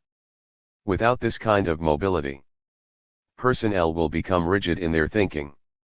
Scientific research institutions in foreign countries take great pains to revitalize their ranks by regularly bringing in bright, active young people. We, too, should gradually institute a system of interchange and renewal of personnel. We should be on the lookout for capable persons. At present, the achievements of some of our scientific personnel are recognized by foreigners before we ourselves know about them. This points up shortcomings in some of our institutions, which may prevent us from discovering talent. We should try conscientiously to remedy this situation. Over the next 8 to 10 years we should bend all our efforts to educational work. For my part, I intend to pay close attention to it, keeping an eye on the leading comrades in the educational departments and seeing that the right principles are followed. I am also going to concern myself with the significant specific policies and measures, because they are related to the general principles. The many problems in the field of education can all be reduced to this: how can we train qualified personnel and bring about the other desired results? In a word, the Ministry of Education should emancipate its thinking and take the initiative into its own hands. If anything you said in the past was wrong, you can issue a new statement correcting it. To set things to rights, the language must be clear-cut. We can't afford to be ambiguous. That doesn't solve problems. You must act quickly on these matters and not let things drag on. A talk to the principal leading comrades of the Ministry of Education. Speech at a plenary meeting of the Military Commission of the Central Committee of the CPC. December 28, 1977. This meeting of the Military Commission of the Central Committee of the Party has fully confirmed the correctness and importance of the enlarged meeting of the same body in 1975, which discussed a great many questions, the chief one being the consolidation of the army. The assumption at that time was that consolidation should be accomplished by first reorganizing and restaffing the leading bodies. After that problem was solved, we planned to take up the problem of the Army's technical equipment, because we simply could not afford to neglect it. Then would come the question of strategy, for without a clear-cut strategic orientation many things are difficult to deal with. The present meeting has set 10 fighting tasks for the Army and will be adopting 9 documents, comprising decisions and regulations.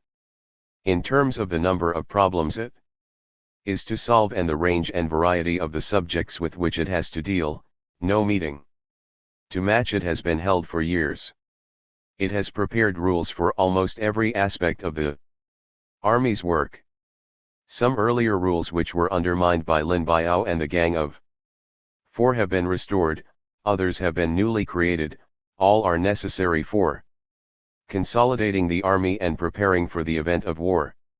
With these rules, we shall have something to go by and to help us achieve unity in understanding and in action. This meeting is of great importance. The guidelines and decisions it adopts should be transmitted to different levels of the army and put into effect. When decisions are being made, it is easy for everyone to raise his hand in favor, but when it comes to carrying them out, things are not so simple. Some matters may be agreed upon in principle, but when specific problems arise, that's a completely different affair. The key to implementing these decisions will be the personal example set by the senior cadres. If they go by the rules, it will be easy to persuade the whole army to do likewise. If they don't, everything will come to naught and things will go on as before. Now let me discuss 5 points. 1. The question of exposing and criticizing the Gang of Four and consolidating the leading bodies. On the whole, the movement to expose and criticize the Gang of Four is proceeding well. In the army, in most units it is developing soundly and in depth, but in some it has yet to be deepened. In others, it has just begun to reveal the problems.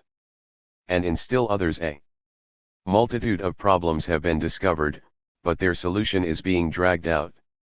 There are also units in which no problems are apparent because people are sitting on the lid. In short, the movement is proceeding unevenly. In those units where it has not yet taken hold, the leading cadres should take the initiative and do everything possible to mobilize the masses, instead of curbing them with all kinds of restrictions. How can you tell what the problems are before the masses are mobilized? Where the movement is already being conducted in depth, the leading cadres should keep calm and be especially careful to observe policies. In making decisions about people, we should be cautious. Distinguish strictly between the two different types of contradictions, those among the people and those between the people and their enemies, widen the area of education and narrow the scope of attack. We should check up thoroughly on matters and people involved in the Gang of Four's plot to usurp party and state power. The army is the major instrument of our proletarian dictatorship. If the work in the army is not done well and its cadres are not reliable, we shall suffer much harm. Hence this is a matter of the utmost importance to the army. In the case of persons who made mistakes and, in particular, grave mistakes, we must expose and criticize their errors while at the same time creating the conditions necessary for them to mend their ways. We should help them make the necessary self-criticisms, make a clean breast of their mistakes before the masses, and secure the latter's forgiveness. Then we should settle their cases in the proper ways. We cannot refrain from exposing and criticizing mistakes and let those who made them slip away just because their cases fall within the category of contradictions among the people. If we do that, we shall leave the deeper sources of disturbance untouched, and there will be more earthquakes to come. What's more, that is not really the way to show concern for cadres, rather it will do them harm because they won't have learned the necessary lessons. We have already seen how some of these people can slide away from one mistake after another without learning any lessons. Beyond all doubt, we must crack down resolutely on the unrepentant diehards among the sworn followers of the Gang of Four. But we should deal leniently with those followers of the gang and participants in its factional activities who are willing to make amends and thoroughly expose the crimes of the gang and its faction once what they say proves to be true. We should not entrust important jobs to persons who have made grave mistakes and whose attitude remains bad. They should be deprived of their current ranks and perquisites. In the process of reorganizing and restaffing the leading bodies, we should not, of course, admit into these bodies anyone who has participated in the plot of the Gang of Four to usurp party and state power. The following types of people should be excluded: those who always sail with the wind, who continually slide away from their mistakes, or who cause serious disturbances, those who have made grave mistakes and have a bad attitude, and questionable persons whose cases have not been cleared up. There are also others whom we should not recruit into leading bodies or place in important posts. They include persons who exercised a fascist dictatorship and acted tyrannically, persons who engaged in beating, smashing and looting. These latter, of course, are not likely to be among the high-ranking cadres, for the Gang of Four employed lackeys to do such things, and to act as secret agents or informers within our ranks, persons who serve their own interests through trickery and swindling, persons who are adept at mutual flattery and the exchange of favors and who are keen on factional activities, skilled political tricksters or specialists in knifing people, petty operators who are always maneuvering, and persons whose revolutionary will has waned and who are content to eat 3 square meals a day and do nothing.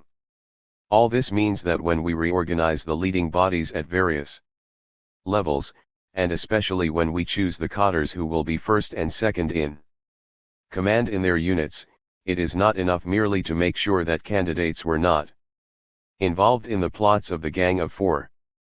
For there is another category of persons who have little or no connection with the Gang of Four but who are, nevertheless, politically unsound and ideologically anti-Marxist, or who have perpetrated many evil deeds which have earned them the people's hatred, persons who are, in fact, bad elements.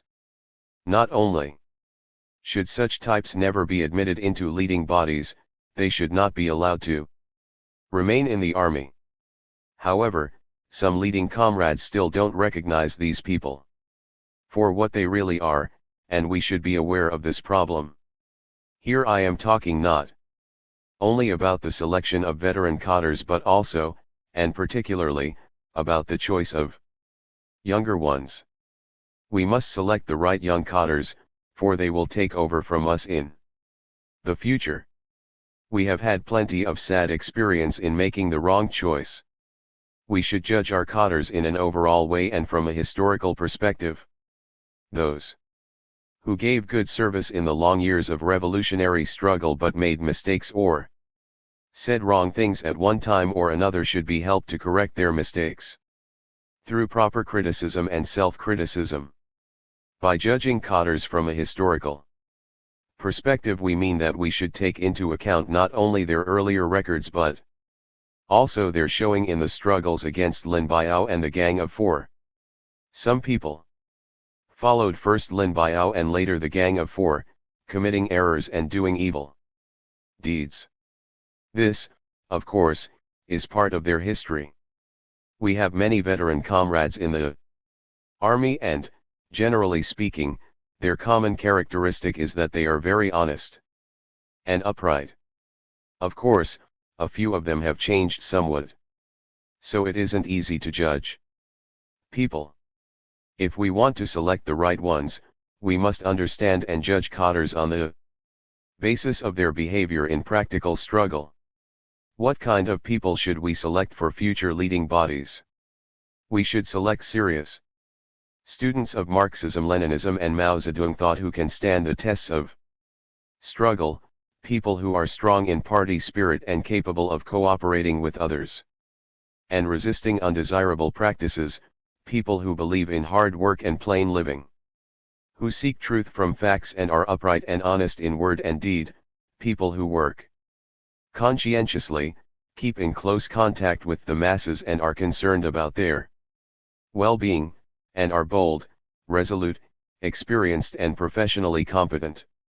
At present, our leading cadres are rather elderly. 5 years from now there will be few who are under 50 and who have had experience in war.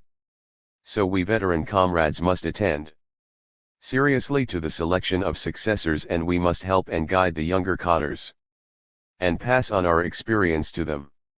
In 1975, I proposed that we should solve the problems of weakness, laziness, and laxity in the leading bodies. Through 2 years of practice, especially through the struggle against the Gang of Four. It has now become clear that weakness consists in allowing fear to override all other considerations, in deviating from principle, and going along with undesirable tendencies instead of resisting them. That laziness means a waning revolutionary will that is manifested in failure to read books and periodicals, to use one's brains or to go down to the grassroots units, and also in a fondness for eating and aversion to work, and that laxity concerning principle consists in contending for power and gain, doing things destructive of unity and refusing to cooperate with others for a common purpose. Some cotters regard themselves as infallible, foster a new version of the mountain stronghold mentality, and exercise favoritism in making appointments. They have their own standards for judging cotters, try to gather supporters around them, and elbow other people aside. They are always trying to form a circle of their own, thinking that they won't get anything done otherwise. Some people, in recent years, have been tainted with these vices of Lin Biao and the Gang of Four. We should act without delay to consolidate our leading bodies and quickly eliminate the weakness, laziness and laxity with which they are afflicted. Here I shall also mention the problem of bloating.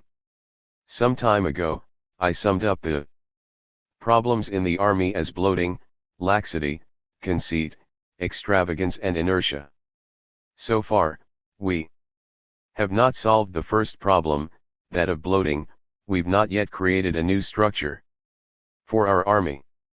In trying to do so, we have failed to make it sufficiently clear that there must be streamlining and no overstaffing. Though ours is a big army, its companies are not adequately staffed. On the other hand, various army offices are overstaffed, or seriously bloated. It has become the fashion to set up new offices and sign up more personnel whenever there is a problem to be solved. This is a bad practice. Some new offices are set up by drawing staff members from the basic units. Why can't we use the existing offices? Of course, some offices are no longer useful and we should reorganize them. If now we cut back in accordance with the newly determined size and structure of the army, will we still have more streamlining to do in the future? Yes, we will. But it will mostly involve the leading bodies and offices at various levels, starting with those directly under the general headquarters and the headquarters of the various services and arms, and working down to those under the greater and provincial military regions. Of course, after the current streamlining and the fixing of the size of each unit, the whole army should remain organizationally stable for a certain period. Now that we have carried out the necessary reassignment and interchange of leading personnel among the greater military regions and the various services and arms, there should be no further changes in leadership for a certain period, except in individual cases. After this meeting, we will begin reassignment of cadres at the army and divisional levels. We must see to it that, under the leadership of the General Political Department, all the greater military regions and all services and arms do well in this work. When we refer to the cadres at the army and divisional levels, we include not only those in the combat forces but also those in the general headquarters and offices of the different services and arms and the greater military regions. In reorganizing the leading bodies at these two levels, we should take particular care with the cadre sections of the political departments, selecting good comrades who are honest and upright, who resist undesirable practices and who dare to think and to speak their minds. During the reorganization, we should pay careful attention to selecting the key leaders of these sections so that the latter can function properly. To the general situation. The domestic situation is very good. However, we must not become complacent, but must be aware of the difficulties, problems, and shortcomings in our work. In some places, The problems have piled up. In addition to correct principles, resolute measures and effective policies are required, and we must go on solving the problems one by one. This holds true in the army, as it does elsewhere. Of course, we are confident that everything will go well if we are conscientious. Some comrades have said in the group discussions that we may complete the consolidation of the army somewhat ahead of schedule if things go smoothly. I believe this too. The army has the advantage of being a highly centralized organization which can go into action fast. The international situation is also good. It is possible that we may gain some additional time free of war. Applying Comrade Mao Zedong's strategy of differentiating the three worlds and following his line in foreign affairs, we can contribute our share to the international struggle against hegemonism. Moreover, the Soviet Union has not yet finished its global strategic deployment. And the global strategy of the United States, after its defeat in Southeast Asia, has shifted to the defensive. The United States isn't ready to fight a world war yet either. Therefore, it is possible to win a delay in the outbreak of war. However, I want to emphasize that we are in a race against time. Although the outbreak of war may be delayed, we cannot consider only this possibility but should also prepare for the possibility that some countries may want to fight a big war, and soon. For the hegemonists are desperate, and no one can tell for sure when or where some small incident they create may provoke a war. Although a world war may be delayed, accidental or local happenings are hard to predict. We should ask ourselves, what if the enemy were to invade us now? We ought to be able to answer, we can fight, even today. First of all, we should quickly check up on our fortifications. Ammunition should be ready, without it we can do nothing if war comes. We used to capture our ammunition from the enemy, but where can we capture it if war breaks out now? That's why we must have our own rear services. No matter when a war breaks out, now or in future, we must have our own fortifications and ammunition. Moreover, we should lose no time in training our troops so as to raise their combat effectiveness and their morale. Some people abroad say that technology decides everything. Don't place blind faith in that. Of course, we cannot afford to neglect technology. However, the notion that electronic computers can take over all the command functions is absurd. Then men would have no active role at all. Experience shows that, even if the enemy were to come now, we would be able to fight him with our present weapons and eventually win the war, provided we persevered in People's War. With such a huge population, once our people and army unite as one, no enemy can destroy us. Nonetheless, we must strive to gain more time, to improve our military equipment and educate and train our army well so as to reduce unnecessary losses. If we can gain a relatively long time free of war, that will enable us to continue modernizing the army, raising its combat effectiveness and making our preparations for defense. Here I would like to say that, even if we can gain 10 or 20 years in which to modernize our army's equipment, it will still be inferior to the enemy's. 4. The enemy won't be sleeping while we are advancing. Therefore, if and when war breaks out, we will still have to triumph over superior forces with our inferior equipment. This basic situation cannot as yet be completely changed. Our experience has always shown that we can defeat a superior enemy with inferior equipment, for our wars are just, they are people's wars.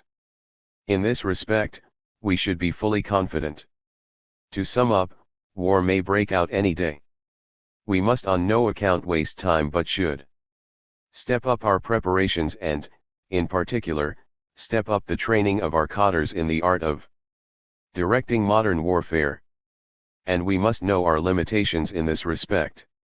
Our military equipment is being modernized, but are our cadres, including the veteran comrades present here, capable of directing a modern war? We mustn't think that it's enough for us to have fought many brilliant battles in the past and to have received many awards for meritorious service. Can we handle the new military equipment? Do we understand it? Are we fully capable of directing a war in which it will be used? Even if we ourselves have this capacity, what about our subordinates? No one can become capable without training. Therefore, great efforts should be put into increasing our cadres' ability to direct modern warfare. That's one point.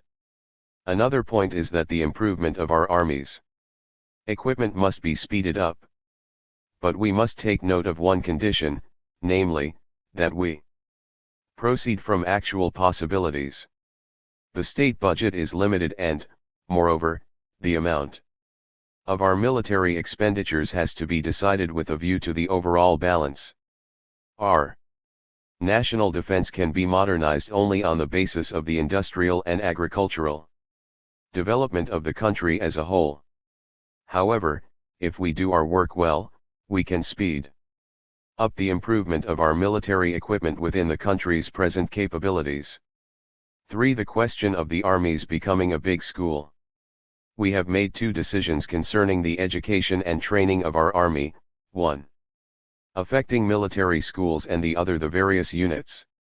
I won't go deeply into these matters here. Our present problem is the need to strengthen education in the army itself, to strengthen the training of the cadres. Another problem is that some of our army cadres are not made welcome when they are transferred out of the army to civilian work, and that they do not, in fact, prove as useful as those who were transferred there in former years. We should investigate this problem and solve it.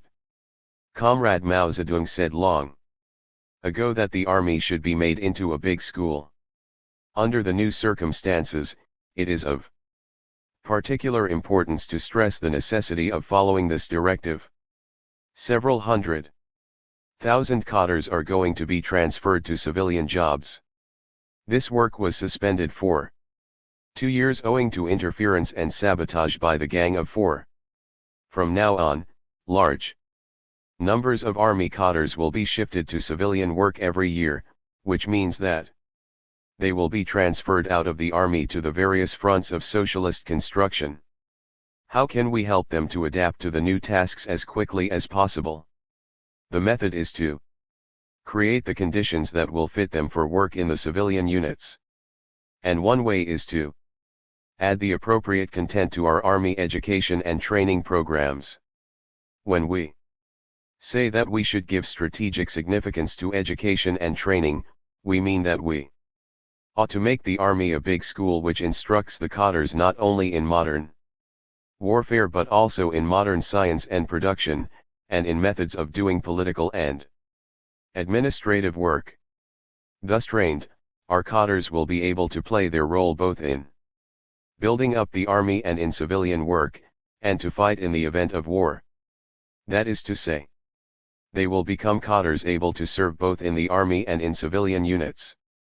In the course of their education and training, cadres should study the works of Marx, Engels, Lenin, Stalin, and Comrade Mao Zedong, learn to know modern warfare, develop a fine ideology and style of work, and reach a fair level of command and administrative ability. We should also help them acquire some practical knowledge of industry and agriculture, and some elements of modern science, history, geography, and foreign languages. Where possible, they should learn specific skills, such as driving motor vehicles and tractors, as well as some related theory. With time, more and more army comrades will possess varied knowledge as well as specific skills. Army departments in charge of education and training should work out plans in this regard and take concrete steps to implement them. Comrade Mao Zedong urged that our cadres acquire diversified knowledge. For a number of years, owing to the interference and sabotage by Lin Biao and the Gang of Four, some of our cadres were left without such knowledge, and some of them even picked up bad habits so that they were not welcomed in the civilian units. Education and training to prepare army cadres to work in civilian units will help to advance national construction, army building, and preparedness in the event of war. A great many cadres are about to be transferred to civilian work. We should run training classes for them, arrange visits to some places, invite comrades from civilian units to pass on their experience to them, and help them acquire more knowledge of industry, finance, trade, political science, and law, culture, and education. This applies to all cadres slated for transfer to civilian work. With about 1 million soldiers being demobilized each year, we must confront the question of how to prepare them to play their part better in civilian work. Through education and training, we should help them acquire a variety of skills. In addition to studying politics, technical skills, and military affairs, they should receive some instruction in mathematics, physics, chemistry, industry, agriculture, and foreign languages. I don't mean that each soldier should have to study all these subjects. But with proper arrangements and organizational work, the acquisition of some knowledge of the subjects I have mentioned will prove useful. Comrade Mao Zedong asked the soldiers of Unit 8341 to study cultural subjects and make social investigations. A big proportion of our soldiers now are middle school graduates. If, during their military service, they can raise their overall level through training and cultivate a good style of work, they will be able to make significant contributions in civilian units when they are transferred there, and consequently will be welcomed by them. We should have a bit more diversity in our army. It is not enough to consider only the needs of the army itself, but also what will be required of our officers and soldiers when they return to civilian work. Let's say a regimental cadre is transferred to a factory, even a small or medium-sized one, not to mention a big one. Can he serve as a competent leader there? Not necessarily, it seems. As far as seniority and experience are concerned, a man who can command a regiment should be able to function as a leader of a medium-sized or small factory, or of a workshop in a large factory, provided he has acquired some solid knowledge and skills and has really tempered himself. We should create the conditions which will allow cadres to do so. Of course, after their transfer to the civilian units, they can continue to study or take up political and administrative work. But not all ex-army cadres can be assigned to jobs of that kind, if only because there are not enough of them to go around. After all, some will have to do technical work, which is why they should acquire varied knowledge.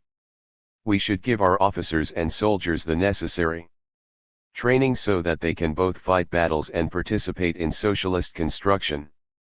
Today, many of our cadres don't know how to administer the affairs of the army units, and this includes cadres in the companies. Quite a few mishaps result from the intensification of contradictions that takes place when cadres are incompetent administrators and don't know how to do ideological work or to solve problems directly related to people. We have often discussed this problem. And how about cadres at the regimental and divisional levels? Many of them don't know how to administer their units either. If they are to do a better job, their administrative ability must be raised. To be a good administrator mainly means to be skilled at solving people's problems. In the early days after liberation, a large number of cadres in North China went to the south, where some of the company cadres became secretaries of county party committees, and they did pretty well. This was because they worked hard, kept in contact with the masses, had a good style of work, were not boastful, and obeyed orders and directives from above. Therefore, even though they didn't have much general education, they were successful in their work. Things are different nowadays. Some army cadres are quite conceited and have the highest opinion of themselves. In 1975 I said, Uncle Lei Feng isn't around anymore for this, the gang of four wantonly attacked and vilified me, but actually that was only what the masses were saying. I didn't invent the expression. In the past, our army was skilled in political work, but now some cadres who are transferred to civilian units prove inept. That's why army education and training should prepare the cadres to adapt themselves to civilian work. Otherwise, they will not be welcomed by the civilian units. Of course, there are also units in which no proper arrangements are made to receive them, and the comrades in such units should be alert to this. For the question of discipline, we have had a special decision on this point, and I would like once again to emphasize its importance. The army must maintain strict discipline and allow no laxity. Comrade Mao Zedong laid special stress on this during his last few years, and, as many comrades know, he personally led the singing of the army song, the 3 main rules of discipline and the 8 points for attention. The first of the 3 main rules of discipline is to obey orders in all our actions. In those years, when commanders were exchanged among the 8 greater military regions, all of them reported for work at their now posts within 10 days. Comrade Mao Zedong knew the situation in the army very well. The question of discipline was raised in 1975 but wasn't resolved then, and it was set aside. Now it is necessary to raise it again, because one of the most valuable things we can do in helping and guiding the young and middle-aged cadres and passing on our experience to them is to make them understand the necessity of observing discipline. Our army has always insisted on the importance of obeying orders in all actions and of consciously observing revolutionary discipline. Otherwise, how could we have defeated an enemy far stronger than ourselves? Otherwise, how can we guarantee the party's absolute leadership over the army and the implementation in it of the party's line and policies?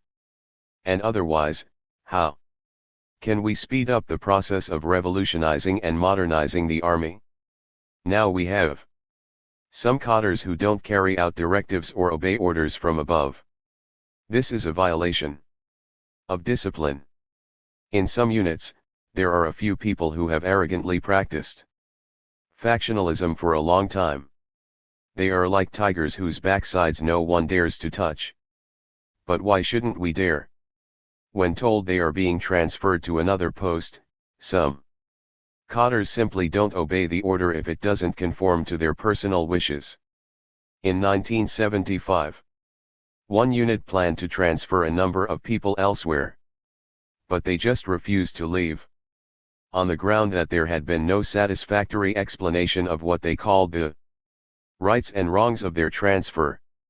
They acted with perfect assurance, thinking that they were quite justified in disobeying orders. At all costs, such persons must first be made to carry out orders. First they must go where they are told, and other things can be dealt with later. They can express their objections, they are entitled to their opinions. But those who refuse to go where ordered will be either compelled to do so and possibly demoted, or else simply expelled from the army, because discipline must be enforced. If our army can't even achieve this, how can it be called an army? Of course, the leadership must be careful and prudent in making decisions, but that is another matter. At any rate, orders must be obeyed. Since there were many factions and factionalism was rife in the past, we must, of course, handle each case carefully. But this cannot serve as an excuse forever. An army Discipline must be rigorously enforced. Another thing, some comrades who formerly lived and worked in large cities, especially Beijing, and have been transferred to other places, have obstinately refused to move their families despite repeated orders to do so. How can we allow this sort of thing? Generally speaking, when one is sent to work in a place, his family should move there too. To consolidate the army, strict discipline must be enforced.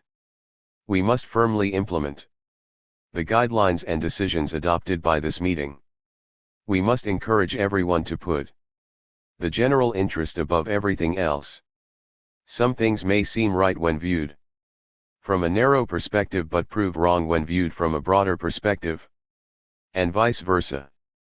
In the final analysis, our primary concern must be for the overall interest. Army cadres must obey orders, and this should start with veterans who are required to set an example in observing discipline. As I said before, one point is obedience to orders in all actions, and another the willing observance of discipline.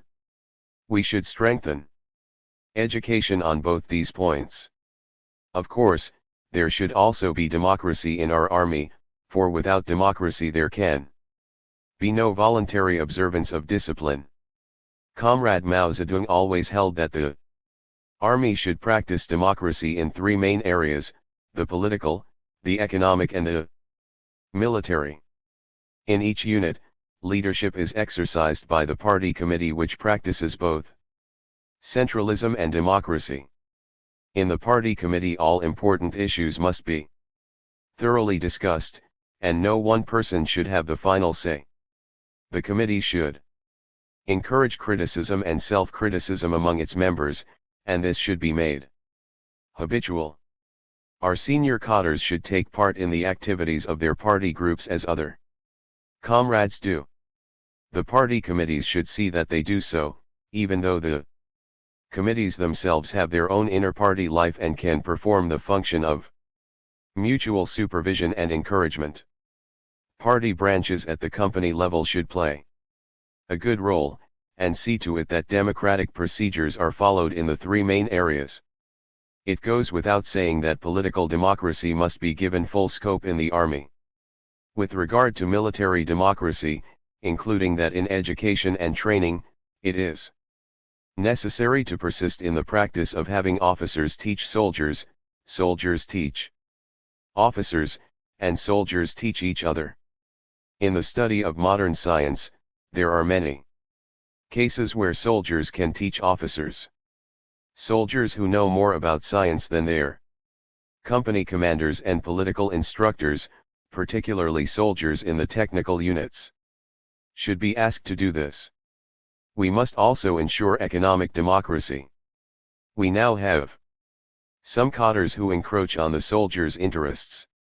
This cannot be allowed. The army units have economic committees, which should be strengthened so that they can play their proper role. This is part of political work. The accounts of each unit should be examined and made public every month. In our effort to develop democracy in the three main areas, we should begin with the companies and with the party committees at various levels. 5. The question of unity.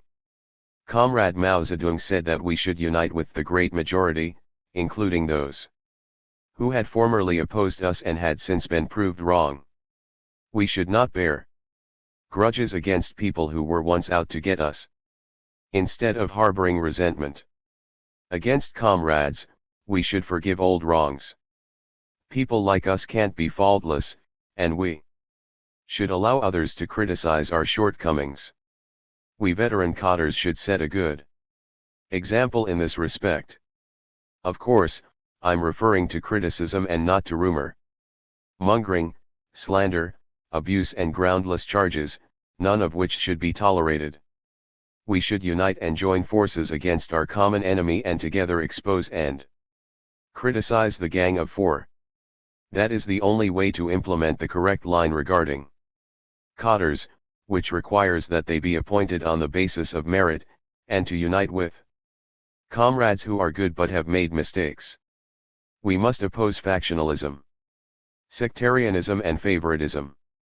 We should give serious attention to the fact that some people are now bent on building small circles of supporters. Even after they have been transferred to other places, such people still interfere in the work of their original units and keep poking their noses into it. Why does this happen?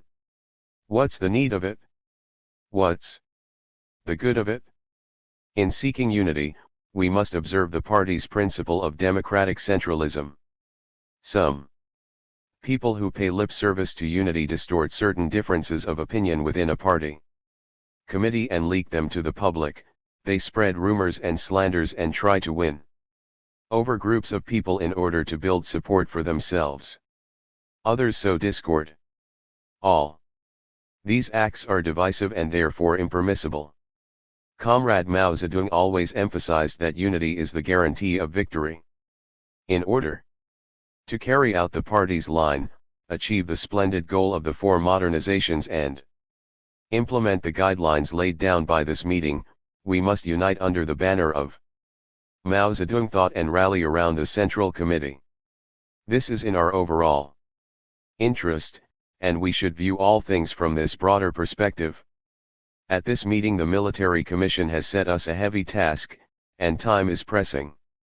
So, we must strengthen leadership, plan well and make our best effort to implement the relevant decisions.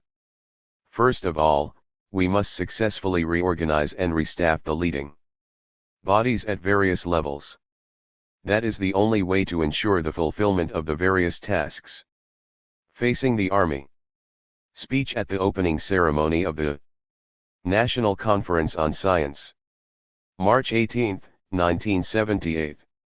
Comrades, the successful convocation of this National Conference on Science is a source of great joy for us and for people throughout the country. The very fact that today we are holding this grand gathering, unparalleled in the history of science in China, clearly indicates that the days are gone forever when the gang of four Wang Hongwen, Zhang Chunqiao, Zhang Qing and Yao Wenyuan could wantonly sabotage the cause of science and persecute intellectuals. Never before have the whole party and people been so interested in science and technology and given them so much attention. Vast numbers of scientists, technicians, workers, peasants, and armymen are actively participating in the movement for scientific experiment. Young people are becoming interested in science and eager to study it. The entire nation is setting out with tremendous enthusiasm on the march towards the modernization of our science and technology. Splendid prospects lie before us. Among those attending this conference there are outstanding scientists and technicians in various fields, highly able technical innovators, model laborers in scientific farming, and cadres devoted to the party's tasks in the scientific field. You have all worked diligently for the progress of science and technology in our socialist motherland and made outstanding contributions in this regard. On behalf of the Central Committee of the Communist Party of China, I thank you and salute you. Comrades, our people are undertaking the historic mission of modernizing our agriculture, industry, national defense and science and technology within the present century, in order to transform China into a modern and powerful socialist state.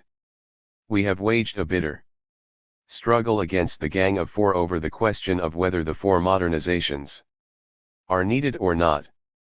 The gang made the senseless statement that the day the four modernizations program is realized will mark the day of capitalist restoration. Their sabotage brought China's economy to the brink of collapse and led to a constant widening of the gap between us and the countries with the most advanced science and technology. Did the gang really want to build socialism and oppose the restoration of capitalism? Not in the least. On the contrary, socialism sustained grave damage wherever their influence was strongest.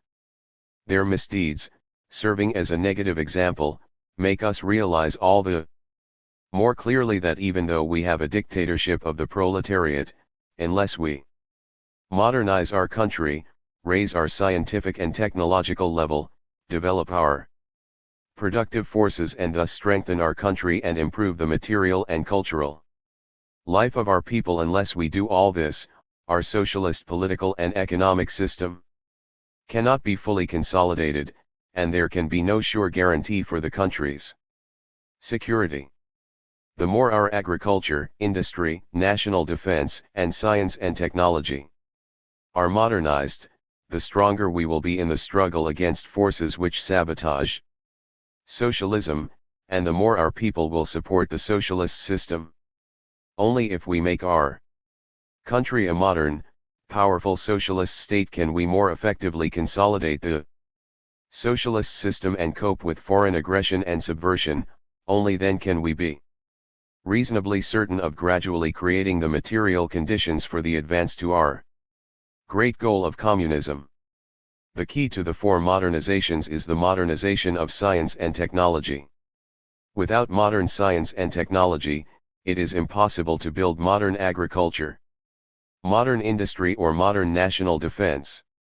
Without the rapid development of science and technology, there can be no rapid development of the economy.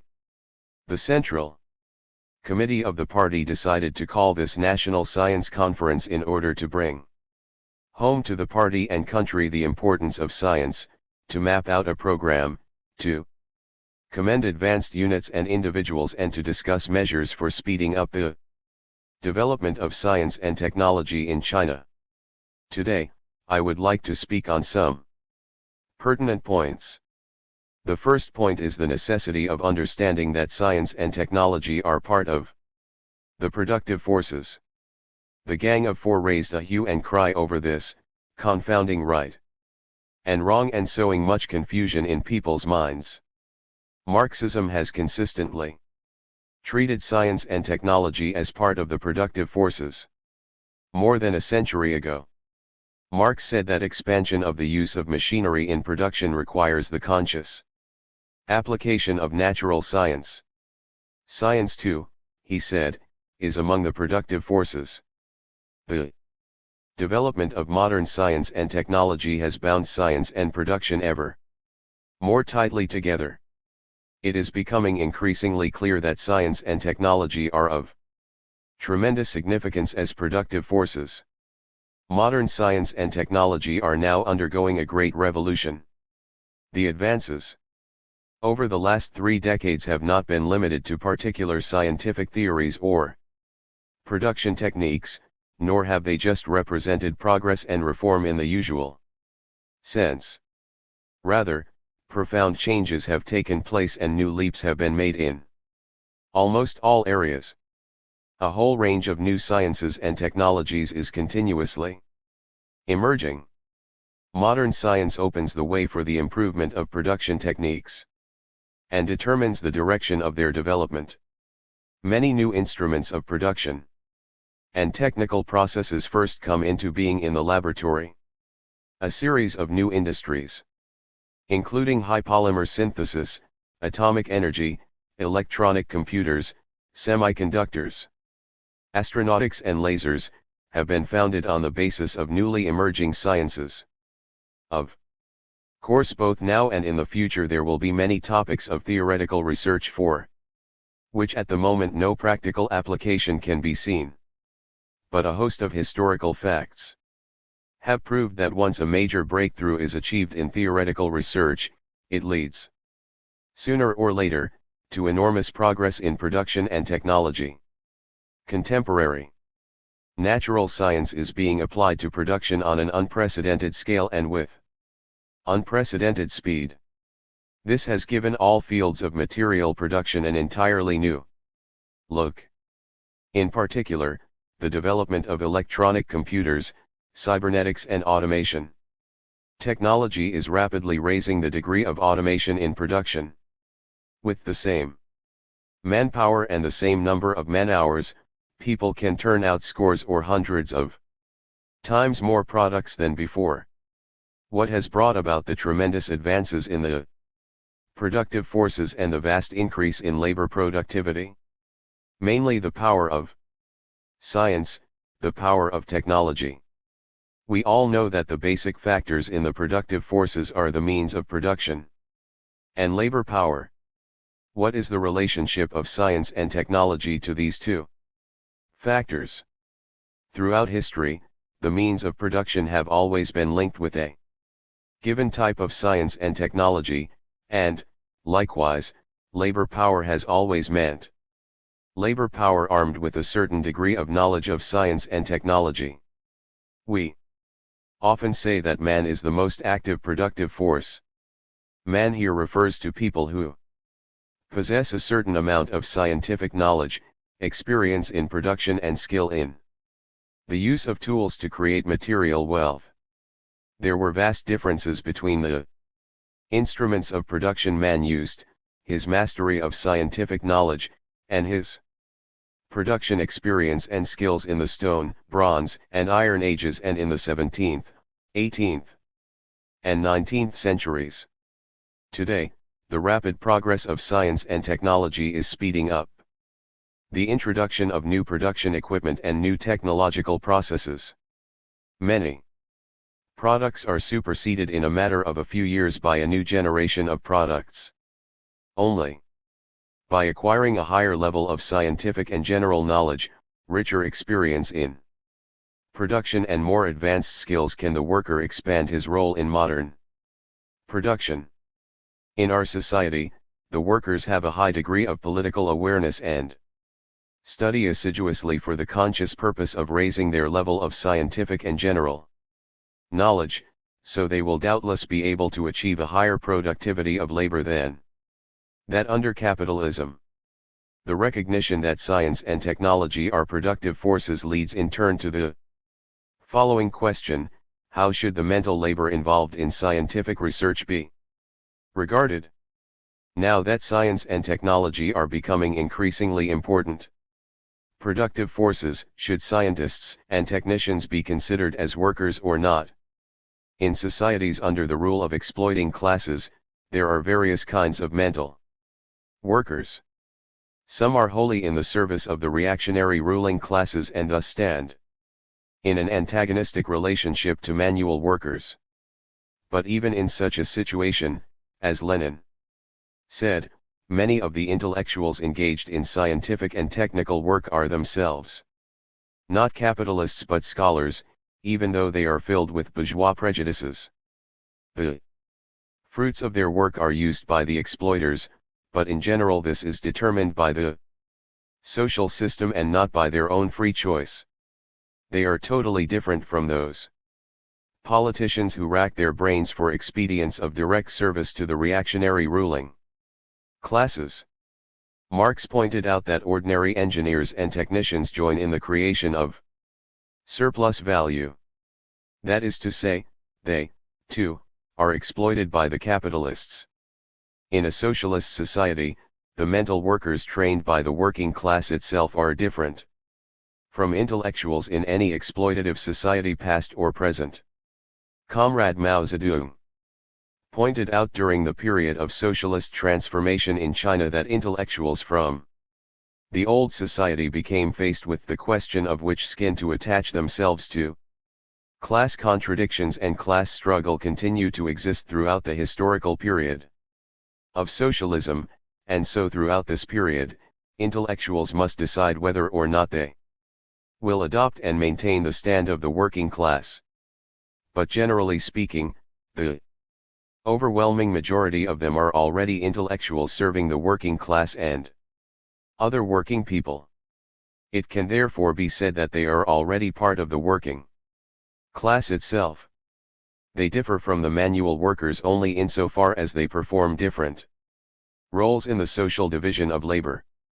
Everyone who works, whether with his hands or with his brain, is part of the working people in a socialist society. With the advance of modern science and technology and with progress in the four modernizations, a great deal of heavy manual work will gradually be taken over by machines. Among workers directly engaged in production, manual labor will steadily decrease while mental labor will constantly increase. Moreover, there will be a growing demand for researchers and for scientists and technicians. The Gang of Four distorted the division of labor between mental and manual work in our society today, misrepresenting it as a class antagonism. Their aim was to attack and persecute intellectuals, undermine the alliance between the workers and peasants and the intellectuals, damage the productive forces, and sabotage our socialist revolution and construction. Science and technology are part of the productive forces. Mental workers who serve socialism are part of the working people. A correct understanding of these two facts is essential to the rapid development of our scientific enterprises. Once we have accepted these premises, it follows that we must make every effort to develop scientific research and education in science and to encourage the revolutionary initiative of our scientific, technical and educational workers. For this is essential if we are to accomplish the four modernizations in the short space of 20-odd years and bring about a gigantic growth in our productive forces. Our science and technology have made enormous progress since the founding of New China and have played a vital role in economic construction and in building up our national defense. All this would have been unthinkable in the old China. No one can deny this impressive achievement. But we must be clear-sighted and recognize that there is still an enormous gap between the level of our science and technology and that of the most advanced countries, and that our scientific and technical forces are still too meager to meet the needs of our modernization program. In particular, we have lost a lot of time as a result of the sabotage by Lin Biao and the Gang of Four. Where do we stand in terms of production technology? Several 100 million people are occupied in producing food, and the problem of grain has not really been solved yet. Labor productivity in our iron and steel industry is only a small percentage of that achieved in the advanced countries. The gap is still wider in the newer industries. In the latter, a lag of only 3 to 5 years, to say nothing of 8 to 10 or 10 to 20, creates a really big gap. Comrade Mao Zedong often reminded us that China ought to make a greater contribution to humanity. In ancient times, China scored brilliant achievements in science and technology. Its four great inventions, paper, printing, the compass, and gunpowder, played a major role in advancing world civilization. We should not rest on our ancestors' achievements, rather such achievements should strengthen our resolve to catch up with and surpass the countries that are most advanced in science and technology. Our present contributions in these fields are far from commensurate with the standing of a socialist country such as ours. Will people be discouraged if we point out this backwardness as an objective fact? Some people, perhaps. But such people don't know the first thing about Marxism. As for us, proletarian revolutionaries, stating the facts and making a serious analysis of their historical and current causes will enable us to plan our strategy and deploy our forces correctly and to work harder for rapid change. Only in this way, moreover, can we encourage people to learn from others willingly so that China can speedily master the world's latest science and technology. Backwardness must be recognized before it can be changed. One must learn from those who are more advanced before he can catch up with and surpass them.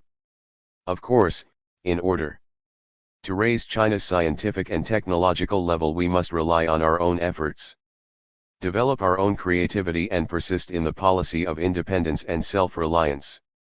But independence does not mean shutting the door on the world, nor does self-reliance mean blind opposition to everything foreign.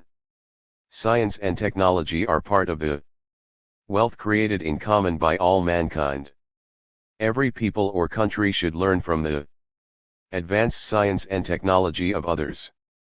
It is not just today, when we are scientifically and technologically backward, that we need to learn from others. Even after we catch up with the most advanced countries, we shall still have to learn from them in areas where they are particularly strong.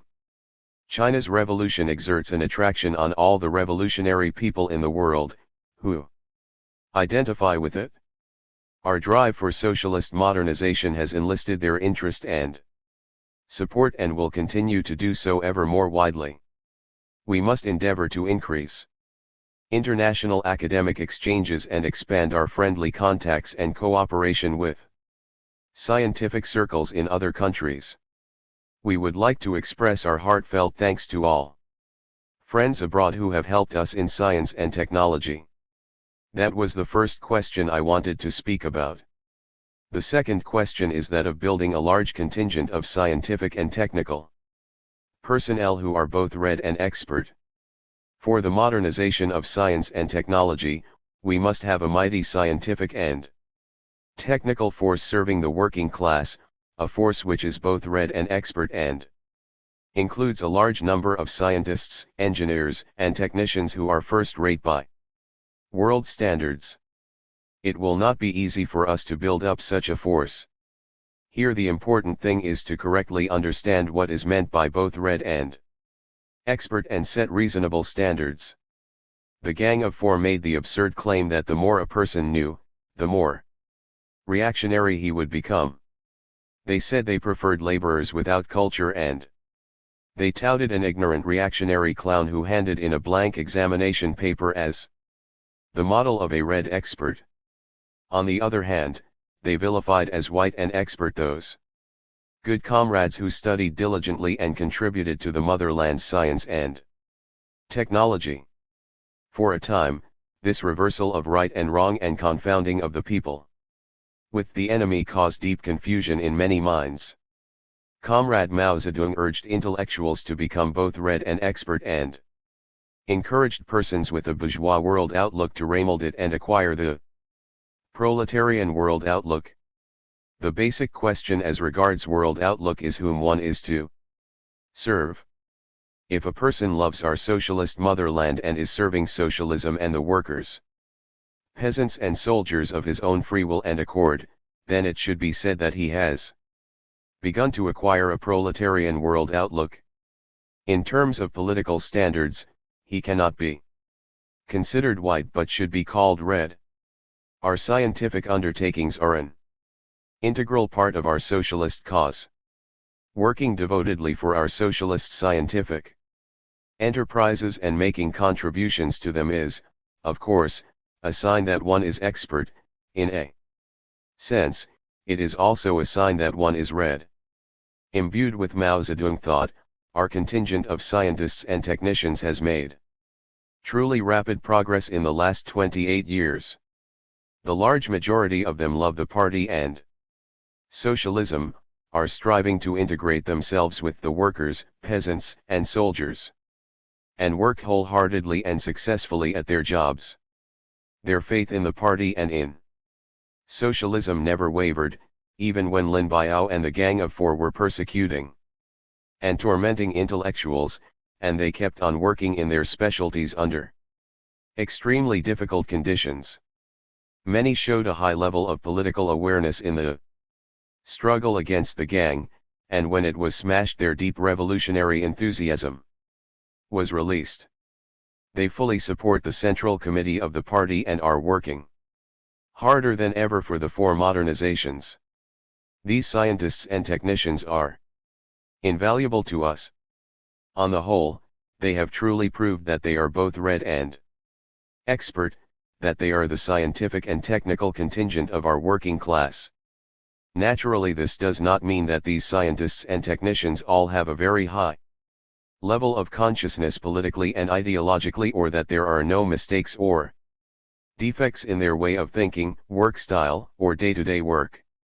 It does mean that judged by the basic criterion, that of political stand, the overwhelming majority of them are revolutionary intellectuals, they take the stand of the working class and constitute a force our party can rely on. Of course, they on their part should not be complacent or cease to move forward, but should keep on striving for fresh progress both politically and in their own professions. As for their shortcomings and mistakes, these are matters for education and assistance, to be overcome through criticism and self-criticism. No one is free from shortcomings or exempt from making mistakes. Take people like us, codders doing political work, veteran codders who have been in the party for decades. Don't we also have shortcomings and make errors of one kind or another? Why should we be more demanding of vocational codders and technical experts than of ourselves? As for scientists and technicians who have undesirable family backgrounds, who made mistakes in the past or whose families and social connections present some problems, we should judge them mainly by their own basic political attitudes, by their actual behavior and by their contributions to socialist revolution and construction. There is also a group of scientists and technicians whose bourgeois world outlook has not fundamentally changed or who are still deeply influenced by bourgeois ideology. In the midst of sharp, intense, and complicated class struggle they often waver. But as long as they are not opposed to the party and socialism, we should unite with them and educate them, promote their special skills, respect their work, take an interest in their progress, and give them a warm helping hand. Comrade Mao Zedong consistently held that the more people we had in our revolutionary ranks the better, that we should respect those who have knowledge and specialized skills or have made contributions, and that our attitude towards any person who has made mistakes should be, first, to observe and, second, to help him instead of turning away from him. We must earnestly put these teachings of Comrade Mao Zedong into practice. In our socialist society, everyone should remold himself, not just persons who have not changed their basic stand, but everybody. We should all engage in a continued process of learning and transforming our thinking. We should all study fresh problems, absorb what is new and consciously guard against corrosion by bourgeois ideology. In this way, we will be better able to carry out the glorious and arduous task of building a modern, powerful socialist country. Scientists and technicians should concentrate their energies on their professional work. When we say that at least 5/6 of their work time should be left free for professional work, this is meant as the minimum requirement. It would be better still if more time were made available. If someone works 7 days and 7 nights a week to meet the needs of science or production, it shows his lofty and selfless devotion to the cause of socialism. We should commend, encourage, and learn from such people. It has been demonstrated countless times that only those who devote themselves heart and soul to their work, who constantly strive for perfection and fear neither hardship nor disappointment, can reach the pinnacles of science. We cannot demand that scientists and technicians, or at any rate, the overwhelming majority of them, study stacks of books on political theory, join in numerous social activities and attend many meetings not related to their work. Lin Biao and the Gang of Four frequently attack scientists and technicians, accusing them of being divorced from politics and labeling those who studied diligently to enrich their knowledge and improve their skills as white and expert. White is a political concept. Only those who take a reactionary political stand, opposed to the party and socialism, can be called white. How can one pin the white label on a person who studies hard to enrich his knowledge and improve his skills? Scientists and technicians who have flaws of one kind or another in their ideology or their style of work shouldn't be called white unless they are against the party and socialism. How can our scientists and technicians who work diligently at socialist scientific enterprises be accused of being divorced from politics? The cause of socialism calls for a division of labor. So long as they keep to the socialist political stand, comrades who devote their best efforts to their posts in different trades and professions are not divorced from politics at all. On the contrary, their devoted work is a concrete manifestation of their socialist consciousness. A few years ago, Lin Biao and the Gang of Four were making it difficult for workers to do their jobs, for peasants to till the land, for armymen to do their military training, for students to study and for scientists and technicians to improve their professional skills. This has inflicted heavy losses on the socialist cause. Hasn't it been a profound lesson? While making full use of the abilities of our present scientists and technicians and trying to increase their proficiency, we must also exert ourselves to train new personnel. Owing to the sabotage by Lin Biao and the Gang of Four, there is an age gap in our scientific and technical ranks which makes the training of a younger generation of personnel all the more urgent. We have a vast pool of talent from which to select and train scientists and technicians. The recent reform in our system of college enrollment has brought to light many fine young people who are both hard-working and talented. We are very happy to see their outstanding accomplishments.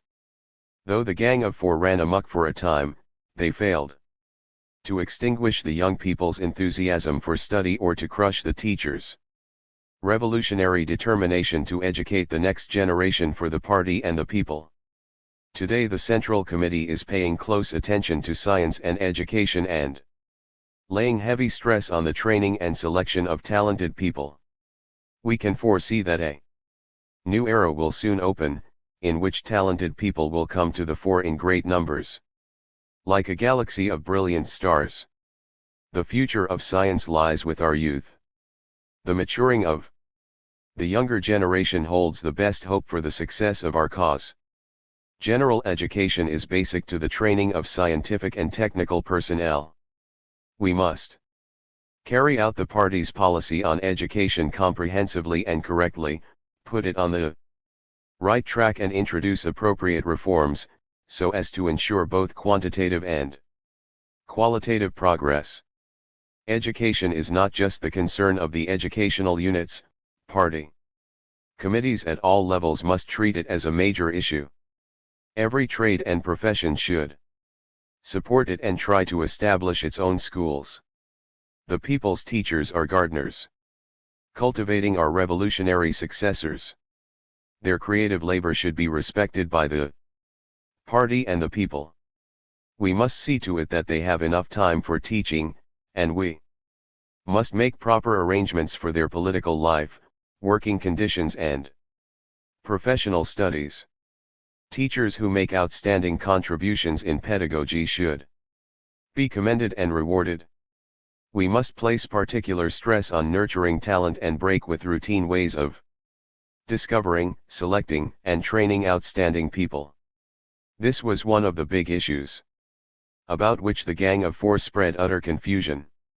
Scientists, professors, and engineers distinguished for their contributions were labeled bourgeois academic authorities, and outstanding young and middle-aged scientists and technicians trained by our party and state were vilified as shoots of revisionism. We must eradicate for good the pernicious influence of the Gang of Four and take up the major task of producing as quickly as possible experts in science and technology who are up to the highest international standards.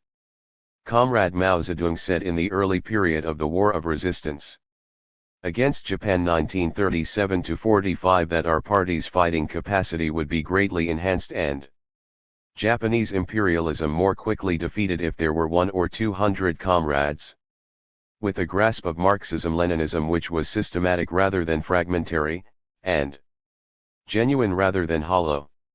The revolutionary cause needs outstanding revolutionaries. And our scientific undertakings need outstanding scientists. Our working-class scientists of outstanding talent are born of the people and serve the people. Only a broad mass base can generate the continued flow of talents which can help raise the scientific and cultural level of the Chinese nation as a whole. The discovery and training of talented people by our scientists and teachers is in itself an achievement and a contribution to the country. The history of science shows us the tremendous importance of discovering genuinely talented persons. Some of the world's scientists look upon the finding and training of new talent as the crowning achievement of a lifetime devoted to science. There is much to be said for this view. A number of contemporary China's outstanding mathematicians were discovered while still young by older mathematicians who helped them mature. Some of the newcomers may have surpassed their teachers in scientific achievement, but that only makes the teachers' contributions all the more precious. The third question I want to discuss is how to introduce, in our scientific and technical units, the system whereby directors of the research institutes assume overall responsibility for work there under the leadership of the respective party committees. The rapid growth of China's science and technology depends on good party leadership in these fields. Our country has entered a new period of development, and the main focus and the style of the party's work ought both to change correspondingly. Party committees at various levels should simultaneously attend to class struggle, the struggle for production, and scientific experiment without neglecting any one of them. We should encourage scientific experiments by the masses themselves so as to generate steady technical progress and new production records. There are several 100,000 industrial enterprises and several 100,000 agricultural production brigades in our country. The extensive application of advanced science and technology to industry and agriculture and the greater, faster, better and more economical growth of production can be brought about only if every enterprise and every production brigade does its best to carry out technical transformation and scientific experimentation. But at the same time, we must also try to make the best use of our specialized scientific research institutes. Professional researchers are the mainstay of scientific work. Without a strong contingent of top-flight professionals, it will be difficult to scale the heights of modern science and technology, and also difficult for scientific experimentation by the masses to advance in any sustained way. We must try to combine the efforts of the specialists with those of the masses. The Central Committee has decided that a system of individual responsibility for technical work should be established in scientific research organizations, and that the directors of institutes should assume overall responsibility under the leadership of the party committees. These organizational measures will be valuable in strengthening the leading role of the party committees while giving full scope to the skills and talents of the professionals. The basic task of our scientific research organizations is to produce results and train talent.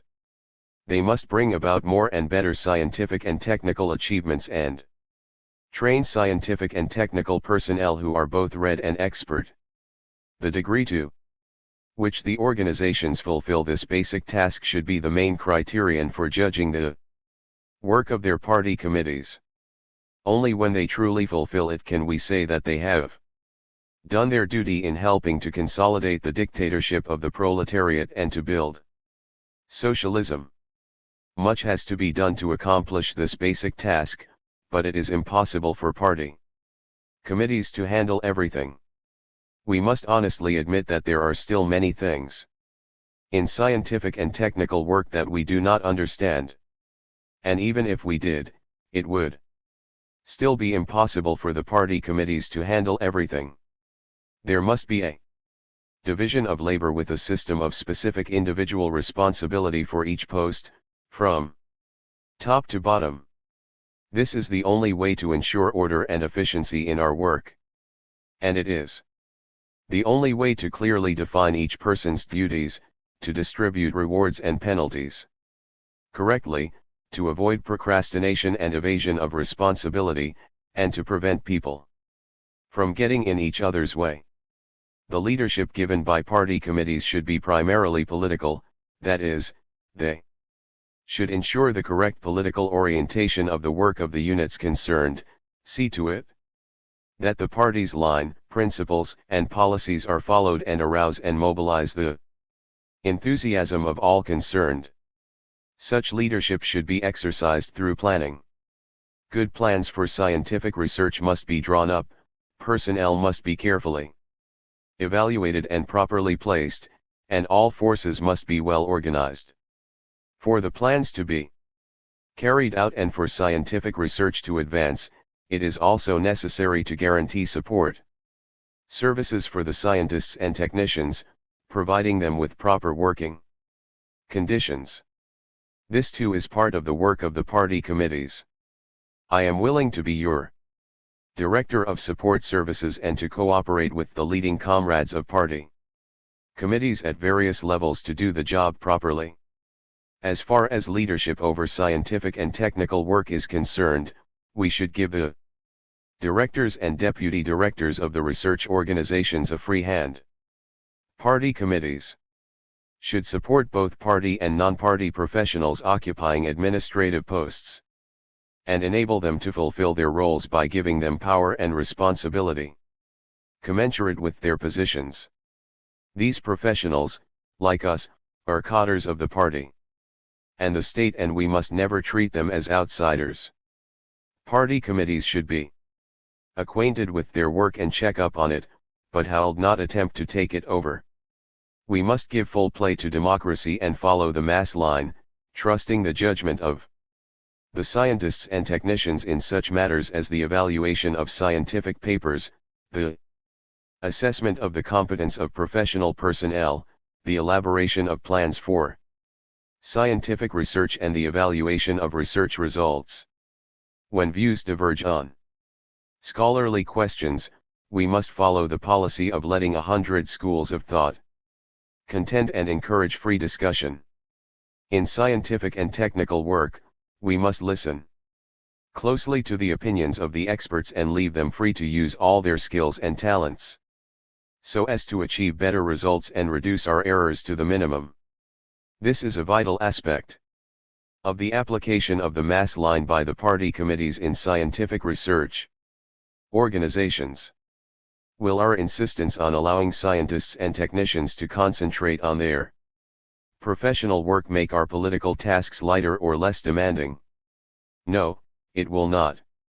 It will require us to raise the level of our political work, improve our methods, discard formalism, eliminate the pernicious influence of the Gang of Four, and learn conscientiously from the fine traditions of political work in the People's Liberation Army.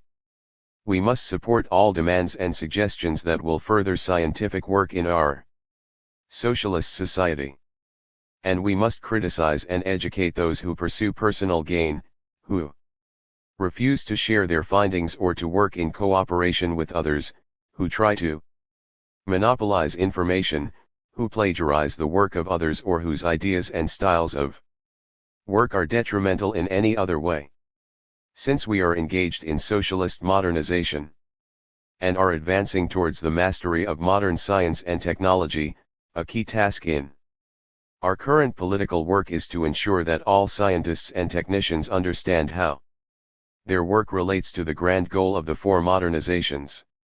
They must be mobilized to collaborate in a revolutionary spirit and with one heart and mind so as to storm the citadels of science.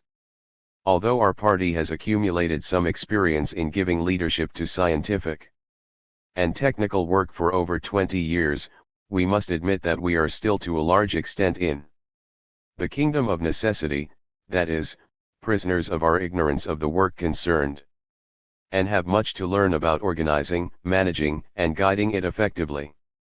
Until this state of affairs changes, it will be difficult for us to score major successes, and the initiative will not be in our hands.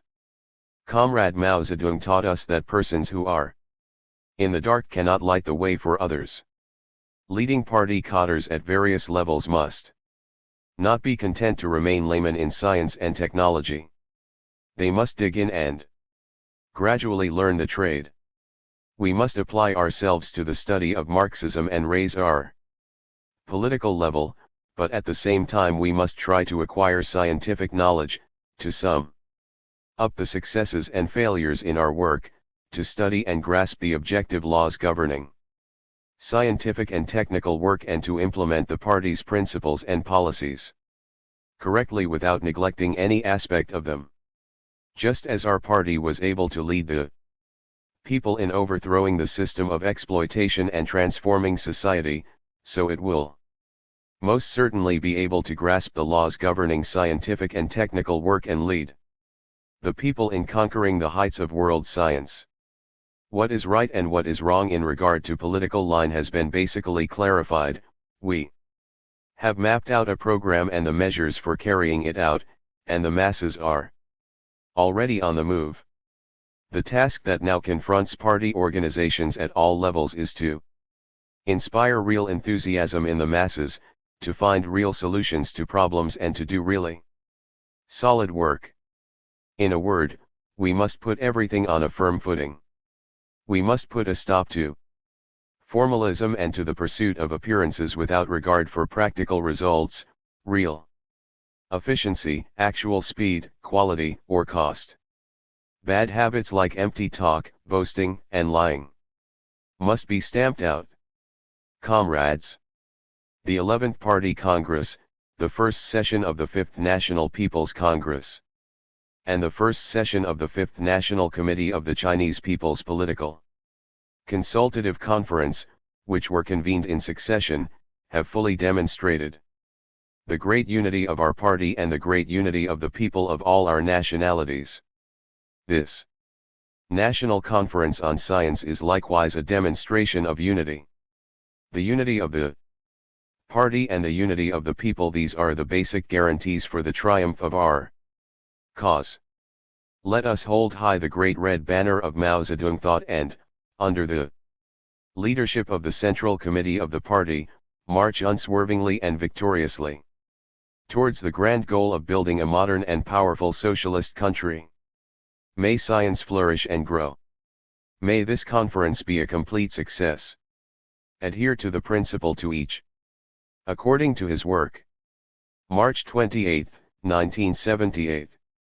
I have read the article, Implement the Socialist Principle to Each According to His Work, drafted by the Office of Research on Political Affairs under the State Council.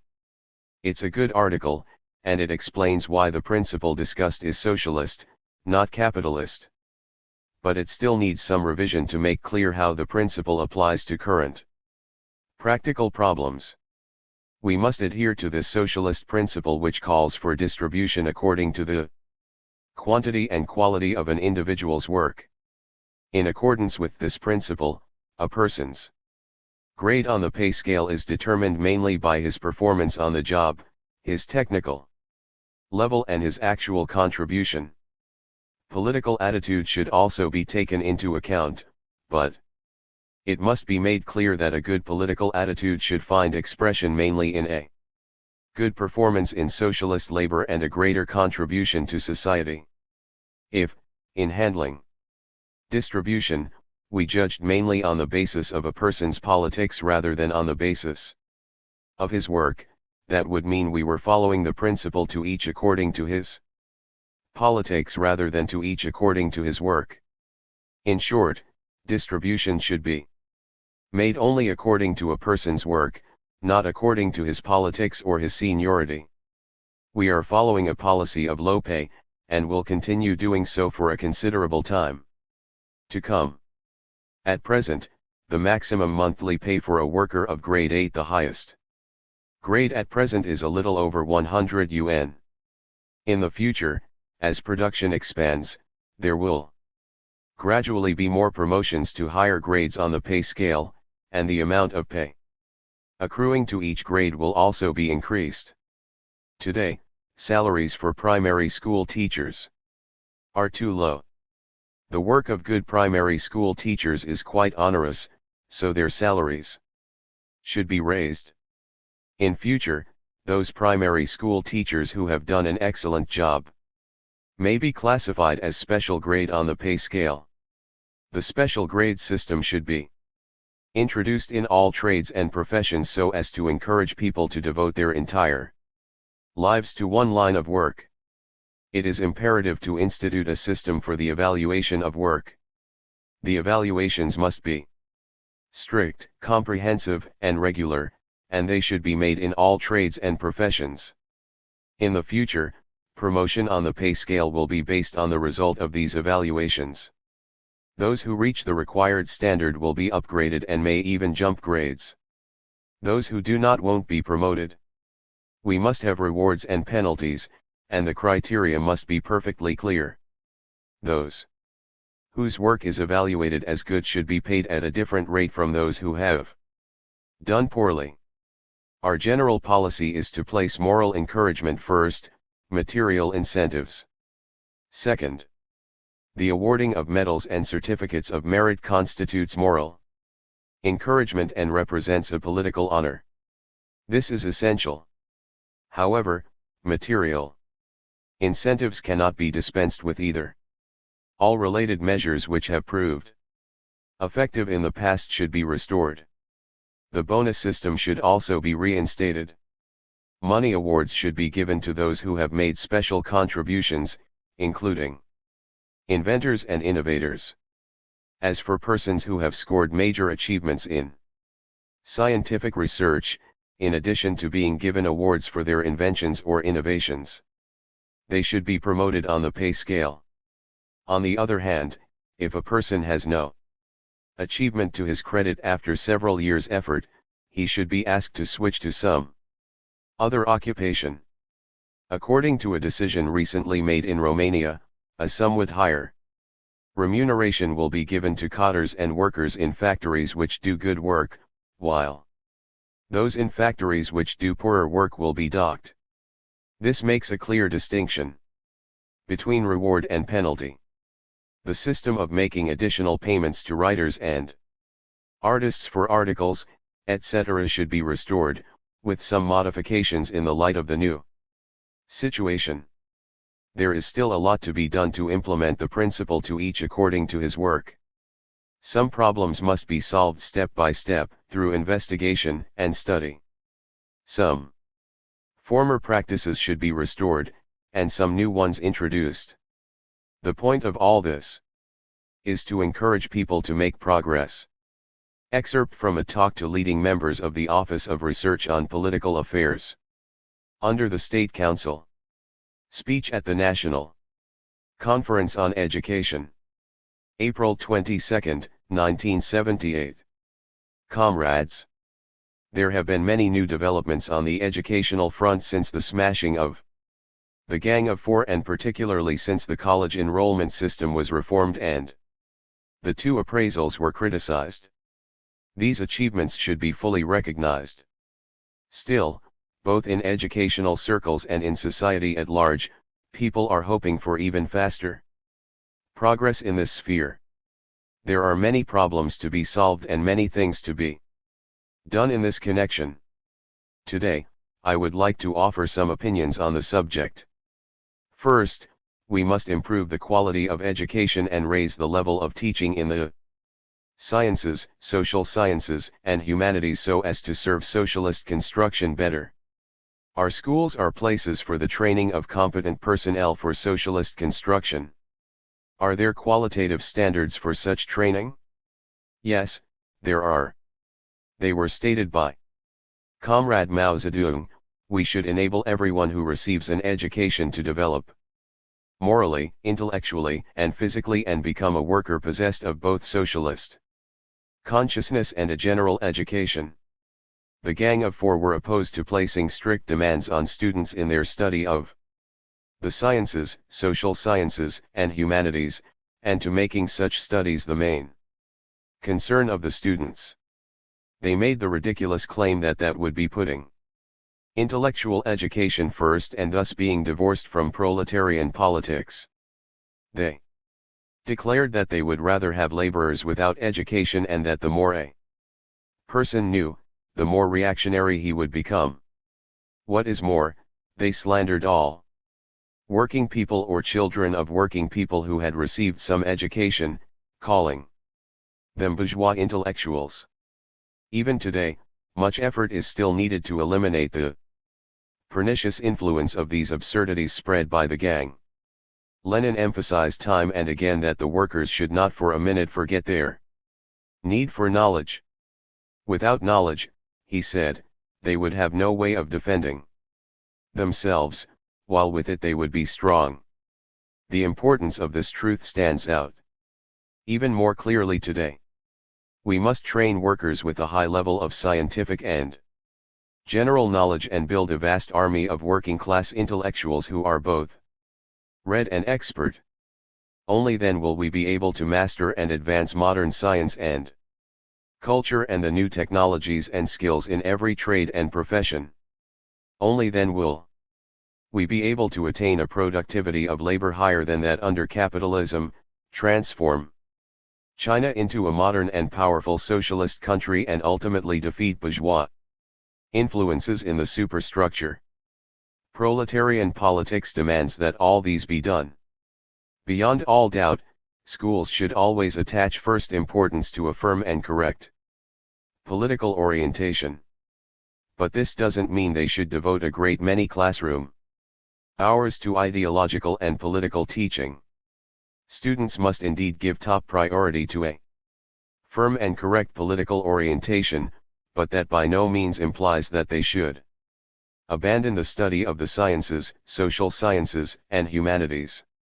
On the contrary, the higher the student's political consciousness, the more consciously and diligently they will apply themselves to the study of these subjects for the sake of the revolution.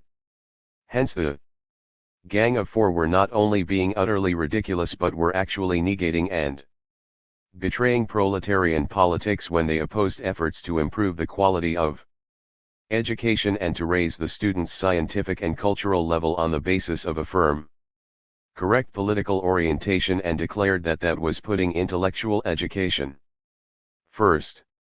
It is not good to put too heavy a load on students, and we should continue to take effective measures to prevent this bad practice or remedy it.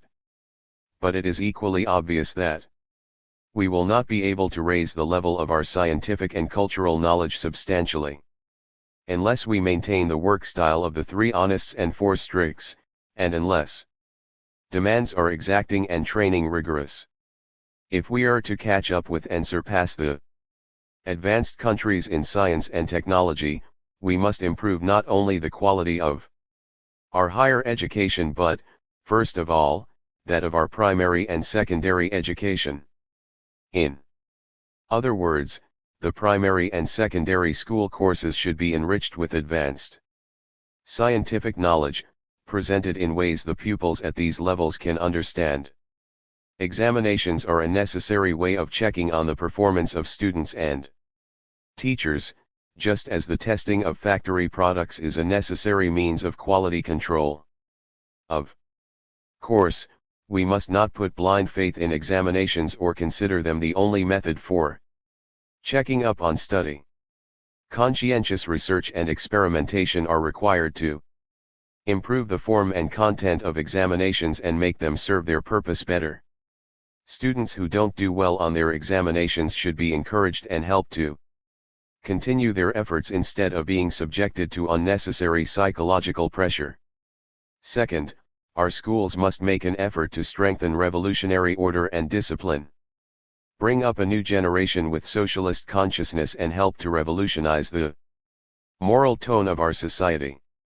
Not only did the sabotage of education by the Gang of Four cause an alarming decline in the quality of scientific and cultural education, it also did grave damage to ideological and political education in the schools, undermined school discipline and sapped the revolutionary spirit of socialist society.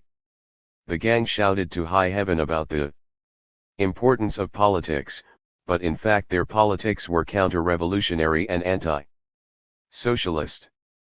They used the most decadent and reactionary exploiting class ideas in their attempt to poison the minds of our young people and turn them into illiterate hooligans. The eradication of the gang's pernicious influence is a political task which is of the utmost importance and which has a direct bearing on the consolidation of the dictatorship. of the proletariat in China. We should foster revolutionary ideals and communist morality in young people from childhood. This has always been a fine tradition in our party's educational work. During the years of revolutionary wars, members of the Children's Corps and the Communist Youth League performed stirring deeds of heroism. After liberation, young people were encouraged to carry on this fine tradition by the schools, the Young Pioneers and the Youth League. For a long time, our children and young people studied well and made progress every day. They were filled with love for their motherland, for the people and for labor, science, and public property, and they struggled heroically and resourcefully against bad elements and enemies, setting the tone for a new era. The revolutionary spirit in our schools helped foster a revolutionary spirit in our whole society. This spirit was unprecedented in Chinese history and won the admiration of people the world over. We hope that not only the comrades working in education and related fields but also every family in our society will pay close attention to the ideological and political progress of our children and young people, so as to revive and enrich the fine revolutionary traditions which the Gang of Four undermined. Comrade Mao Zedong once said, all departments and organizations should shoulder their responsibilities in ideological and political work. This applies to the Communist Party, the Youth League, government departments in charge of this work, and especially to heads of educational institutions and teachers. The responsibility for training young successors for the revolutionary cause rests particularly heavily on the primary and secondary school teachers and on kindergarten personnel. We should strive to inculcate in our young people the revolutionary style of diligent study, observance of discipline, love of labor, pleasure in helping others, defiance of hardships, and courage in the face of the enemy. In this way they can become fine and competent people loyal to the socialist motherland, to the proletarian revolutionary cause and to Marxism-Leninism and Mao Zedong thought. Thus, when they finish their schooling and take up their jobs, they will be workers imbued with a strong sense of political responsibility and collectivism and a firm revolutionary ideology. Their style of work will be to seek truth from facts and follow the mass line, and they will observe strict discipline and work wholeheartedly for the people. We hope that everyone will do his best to make progress because, when all is said and done, progress depends on individual effort. Collective effort is the sum of individual efforts. And individual effort will continue to differ even in communist society. Comrade Mao Zedong once said that 10,000 years hence there will still be a gap between the advanced and the backward. Therefore, while we encourage and help everyone to do his best, we have to recognize that differences in the abilities and character of different people will manifest themselves in the course of their development. We must take these differences into account and do everything possible to enable each individual, in accordance with his particular circumstances, to keep pace with the general movement of society towards socialism and communism. At the same time, conscientious efforts must be made and strict measures taken to correct and reform those who seriously undermine revolutionary order and discipline and refuse to mend their ways after repeated efforts to educate them. In no case should we let a handful of such persons harm our schools and society as a whole. From now on, it is not only the secondary schools and institutions of higher education that should examine applicants in an overall way, taking into account their moral and intellectual qualities and the state of their health, and admit only those who are best qualified. All units should gradually follow suit and recruit only those job applicants who are best qualified. This will require that students be enabled to develop morally, intellectually and physically, and to become workers with both socialist consciousness and a general education. Thus the policy put forward by Comrade Mao Zedong to the same effect will be thoroughly implemented in all aspects of social life. This system of selection will be most useful in raising the political, scientific, and cultural levels of our working personnel, in meeting the special needs of different trades and professions, and in creating, among the young people and throughout our society, a revolutionary atmosphere in which everyone is eager to make progress and work hard and is unwilling to lag behind. Third, education must meet the requirements of our country's economic development. To train qualified personnel for socialist construction, we must try to find improved ways of combining education with productive labor, ways that are suited to our new conditions. Marx, Engels, Lenin, and Comrade Mao Zedong all laid great stress on combining education with productive labor. They considered this to be one of the most powerful means for reforming society under capitalism. They also believed that after the seizure of political power by the proletariat, it should be the fundamental way to train a new generation that would integrate theory with practice, unite study with practical application and develop in an all-round way, and they looked upon it as an essential measure for gradually abolishing the distinction between mental and manual labor. As early as 80 years ago, Lenin said, "Neither training and education without productive labor, nor productive labor without parallel training and education can be raised to the degree required by the present level of technology and the state of scientific knowledge in our own day. Rapid economic and technological progress demands rapid improvement in the quality and efficiency of education. This includes steady improvement in the methods of combining study with productive labor and of selecting the type of labor appropriate for this purpose. To this end, educational institutions of all types and levels must make appropriate decisions as to what kind of labor the students should engage in, which factories and rural areas they should go to and for how long, and how to relate their labor closely to their studies. More important still, education as a whole must be in keeping with the requirements of our growing economy. If, on the contrary, what the students learn isn't suited to the needs of their future jobs, if they study what they aren't going to apply, or if they can't apply what they study, won't this flatly violate the principle of combining education with productive labor? And, if that is so, how can we arouse the students' enthusiasm for study and work, and how can education meet the enormous demands placed on it by the new historical period? As our economy develops in a planned and balanced way, we must also carefully plan the training of future workers and professionals to meet its needs. We must bear in mind not only immediate needs but future ones as well. We must make plans that take into full account not only the needs of growing production and construction but also the trends in modern science and technology. The State Planning Commission, the Ministry of Education and other organizations should collaborate in making education an integral component of the national economic plan.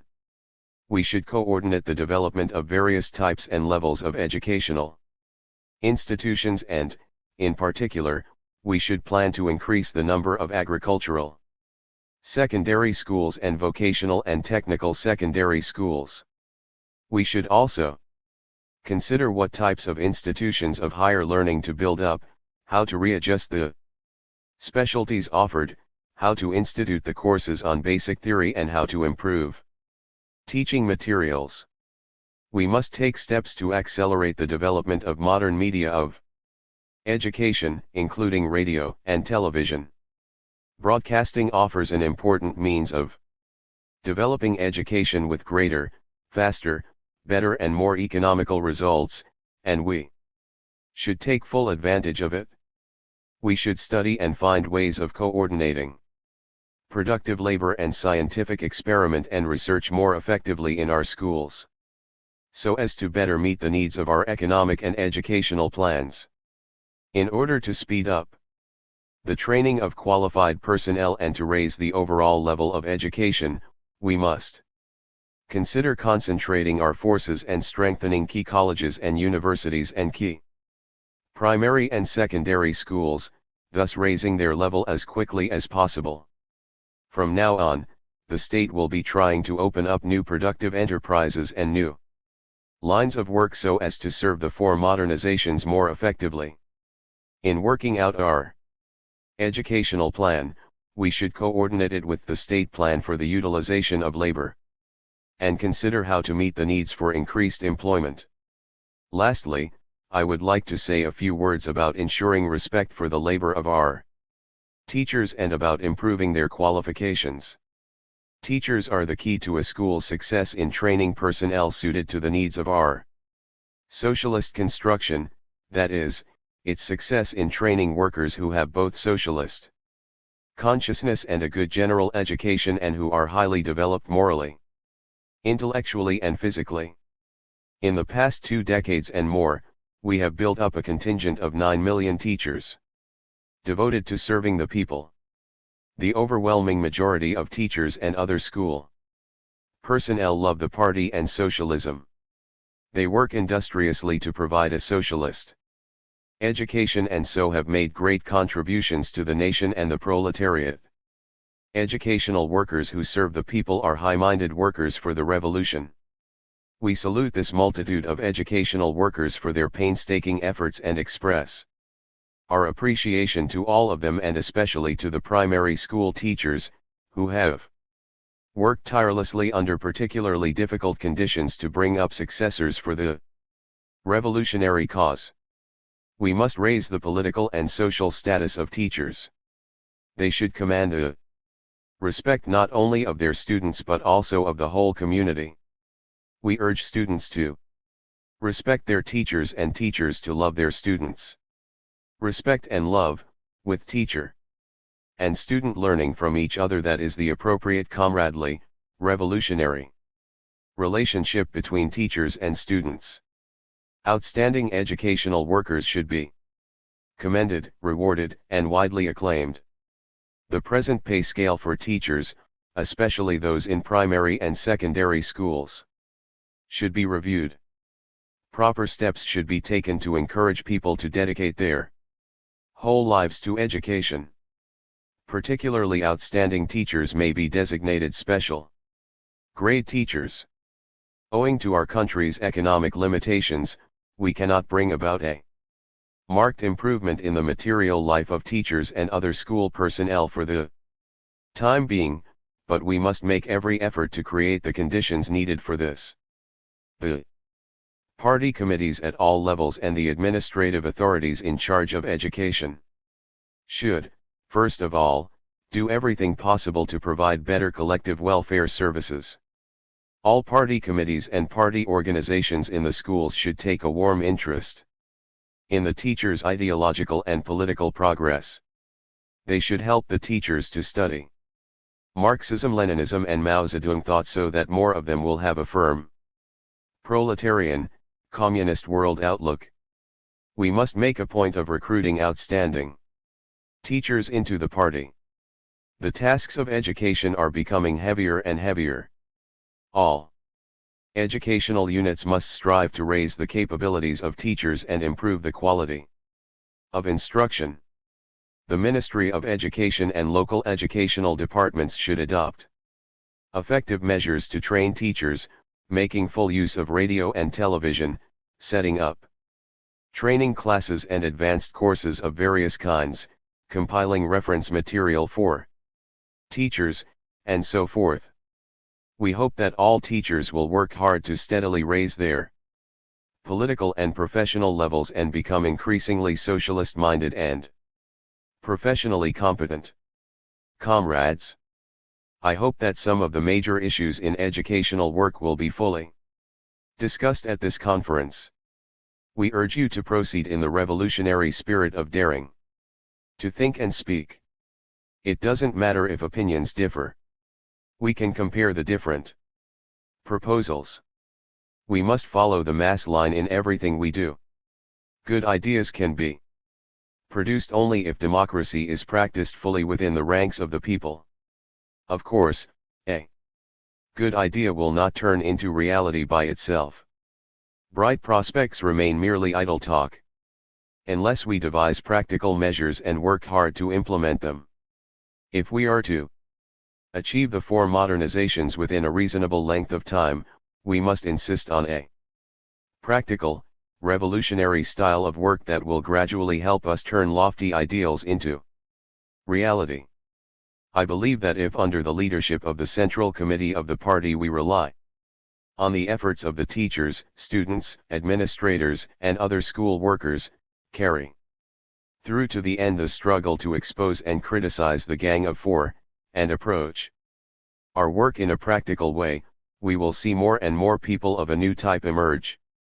Good news will pour in from the educational front as our work in this domain thrives the way it is doing in all others. Realize the four modernizations and never seek hegemony. May 7, 1978. The entire Chinese nation rejoiced over the downfall of the Gang of Four. Things are better now and the mood of the people has improved. We are soberly aware that it is an arduous task to achieve the four modernizations, but we can manage. First of all, the entire party is united, as are the people of the whole nation. Our people are hard-working and have a tradition of hard struggle.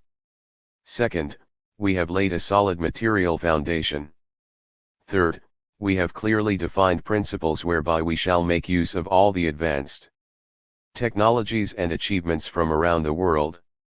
The Gang of Four did not allow us to do so, calling this a slavish comprador philosophy. Science and technology have no class nature, capitalists make them serve capitalism, and socialist countries make them serve socialism. Ancient China had four great inventions: paper, printing, gunpowder and the compass which later found their way to countries around the world. Why then should we be hesitant about making use of advanced technologies and achievements from around the world? We should make advanced technologies and achievements the starting point for our development. Finally, we have abundant natural resources.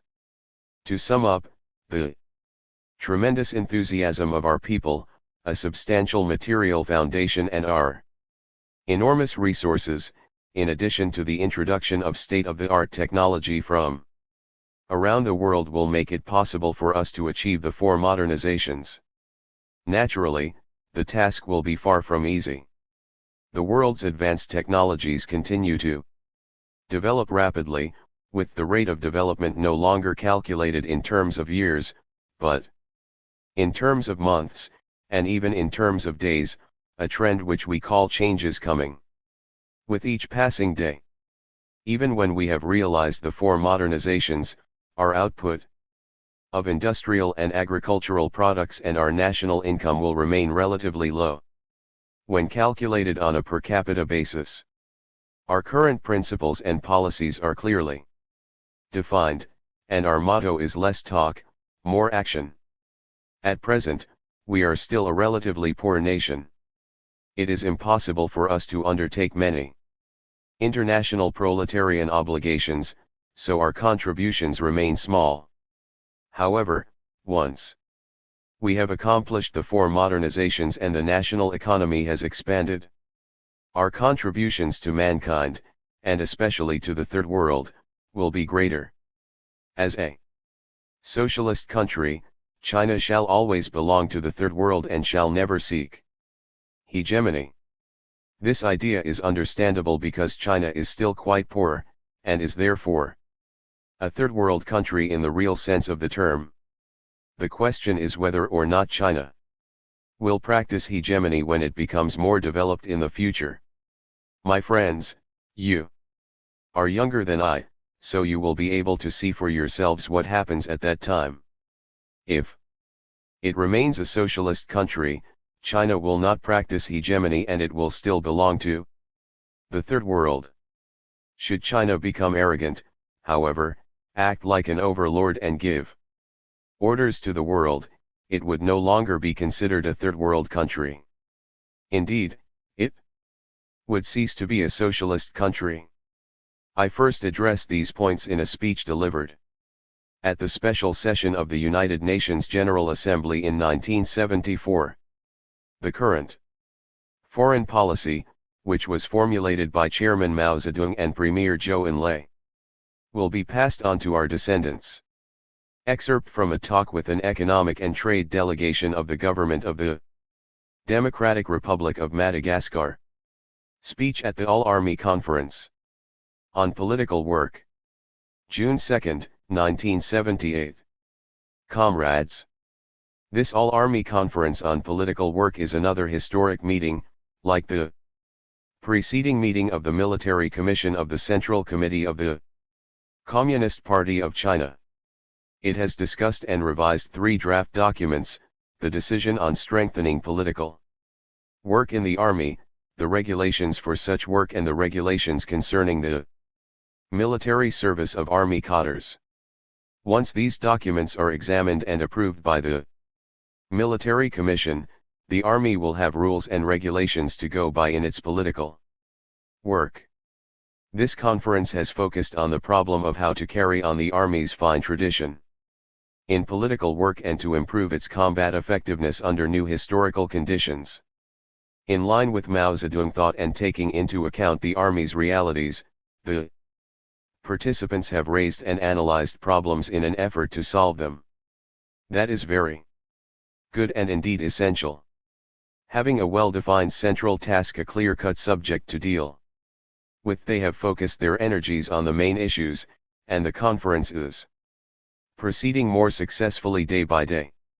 It is taking place in a healthy, democratic atmosphere, with the participants airing their views freely and yet not equivocating on issues of principle. This has set a good example for the lower levels. In short, the conference has been fully satisfactory so far, a complete success. I am going to discuss 4 points. First, about seeking truth from facts. If we hold meetings, make reports, adopt resolutions, and so on, it is all for the purpose of solving problems. Whether or not what we say and do actually solves problems correctly depends on our ability to integrate theory with practice, to sum up experience well, and to base our actions on objective reality by seeking truth from facts and proceeding from the actual conditions. Only when we do all this will it be possible for us to solve problems more or less correctly. The correctness of the solutions is something which needs to be tested in practice. But if we fail to act in the way I've described, then it will surely be impossible for us to solve any problem correctly. Many comrades in our party are persistent in their study of Marxism-Leninism and Mao Zedong thought and in their efforts to integrate the universal truth of Marxism-Leninism with the practice of our revolution. This is very good and should certainly be encouraged.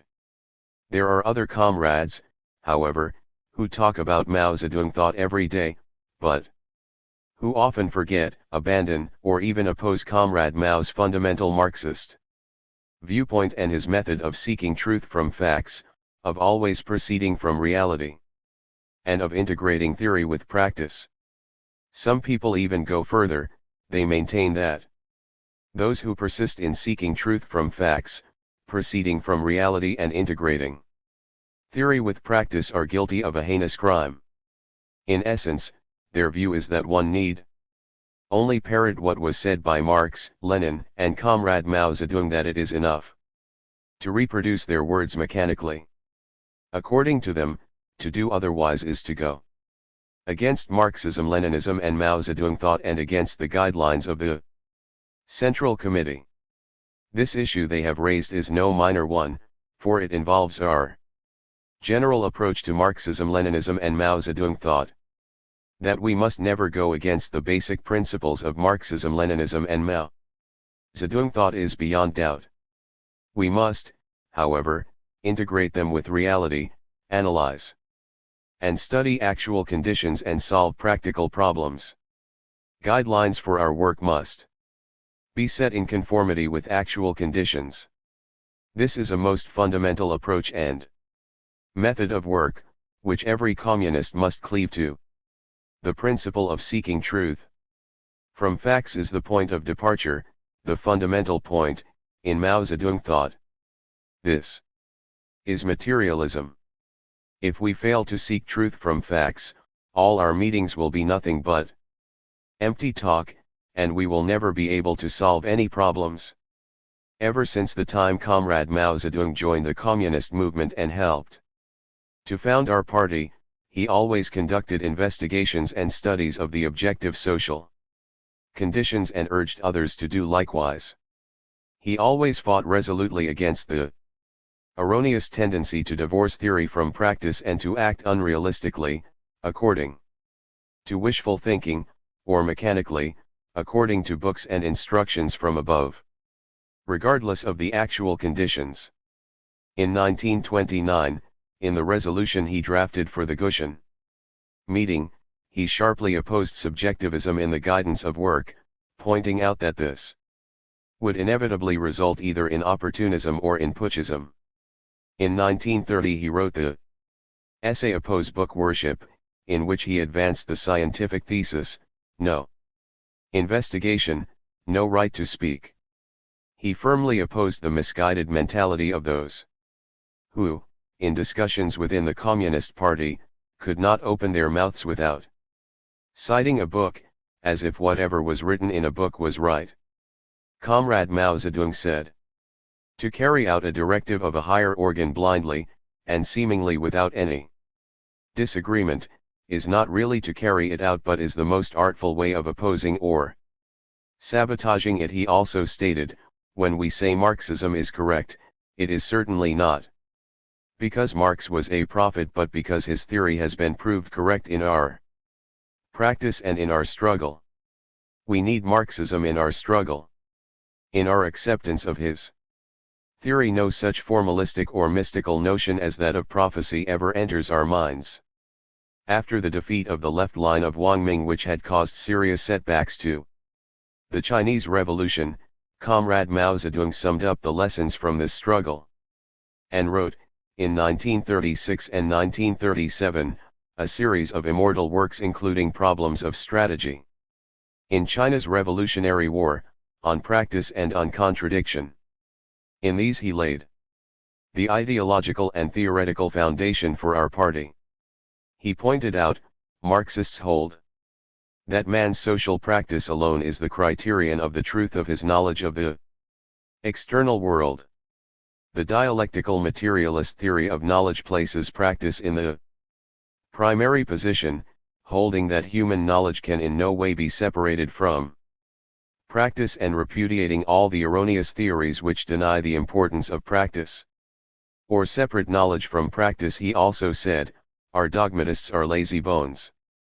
They refuse to undertake any painstaking study of concrete things, they regard general truths as emerging out of the void, they turn them into purely abstract unfathomable formulas, and thereby completely deny and reverse the normal sequence by which man comes to know truth. In discussing the guiding principles for waging war, Comrade Mao Zedong pointed out, a commander's correct dispositions stem from his correct decisions, his correct decisions stem from his correct judgments, and his correct judgments stem from a thorough and necessary reconnaissance and from pondering on and piecing together the data of various kinds gathered through reconnaissance. When we fought battles in the past, we all understood that failure to study our own situation and that of the enemy, that is, failure to know both ourselves and the enemy, meant defeat.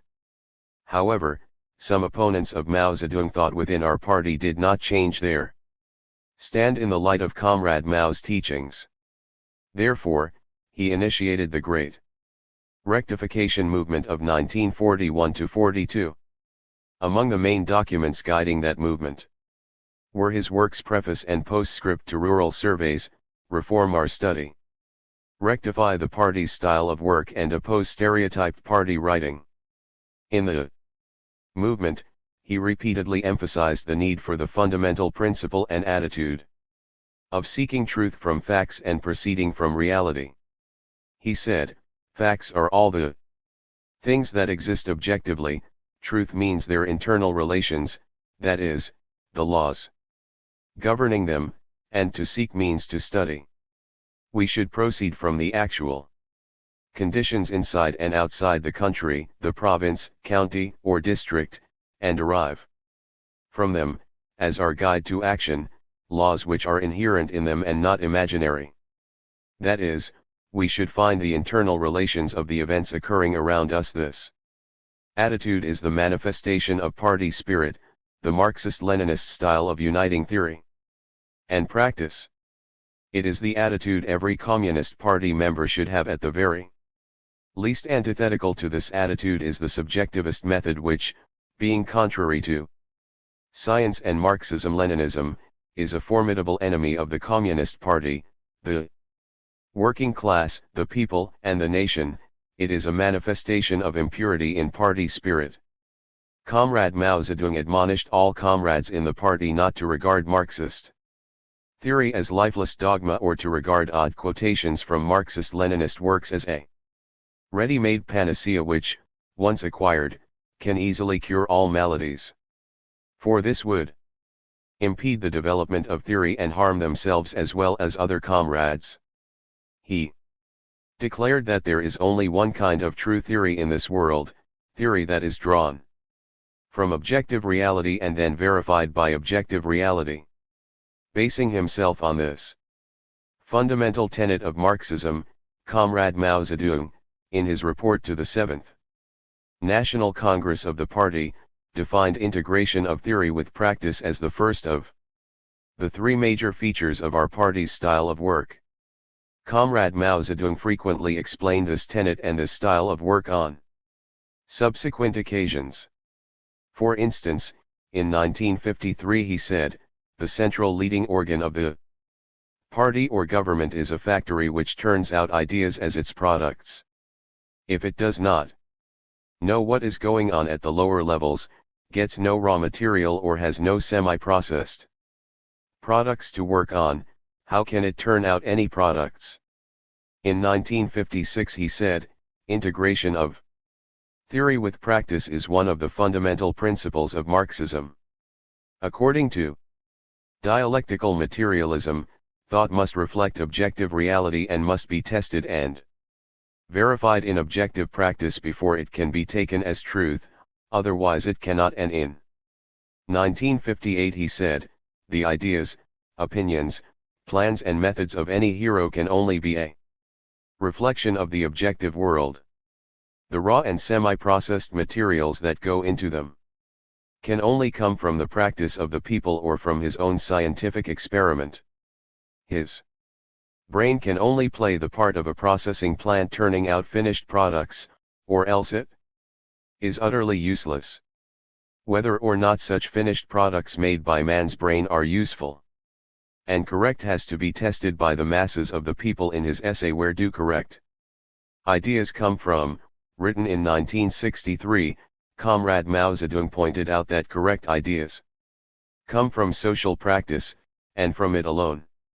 He added that whether or no one's ideas, including theories, policies, plans or measures, all of which arise from social practice do correctly reflect the laws of the objective external world is not yet proved at this stage, the stage of conceptual knowledge, in which it is not yet possible to ascertain whether they are correct or not.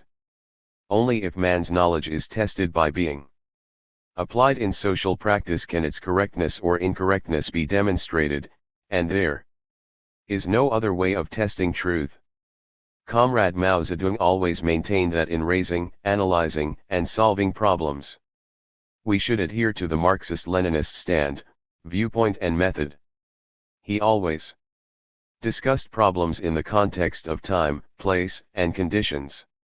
He once said that in writing articles he himself seldom quoted from Marx and Lenin, and that he felt uneasy when his own words were quoted again and again by the newspapers.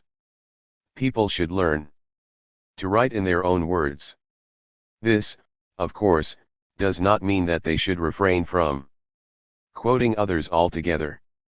Rather, it means they shouldn't quote others all the time. The important thing is to adhere to the Marxist stand, viewpoint, and method in analyzing and solving problems. Concrete analysis of concrete conditions is the living soul of Marxism. Marxism, Leninism, and Mao Zedong thought lose their vitality if they are not integrated with actual conditions. When we are analyzing and solving problems, it is our duty as leading cadres to integrate the instructions from higher levels, up to and including the Central Committee of the party, with the actual conditions in our own units. We must not just function like a relay station, simply receiving and transmitting instructions. Comrades, let's think it over. Isn't it true that seeking truth from facts, proceeding from reality and integrating theory with practice form the fundamental principle of Mao Zedong thought?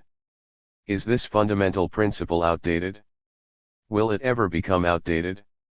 How can we be true to Marxism, Leninism, and Mao Zedong thought if we are against seeking truth from facts, proceeding from reality and integrating theory with practice? Where would that lead us? Obviously, only to idealism and metaphysics, and thus to the failure of our work and of our revolution.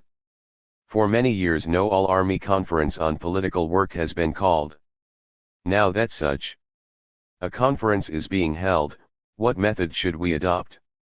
Obviously, it is the method of seeking truth from facts, of proceeding from reality, and of integrating theory with practice in order to sum up past experience, analyze the new historical conditions, raise new problems, set new tasks, and lay down new guidelines.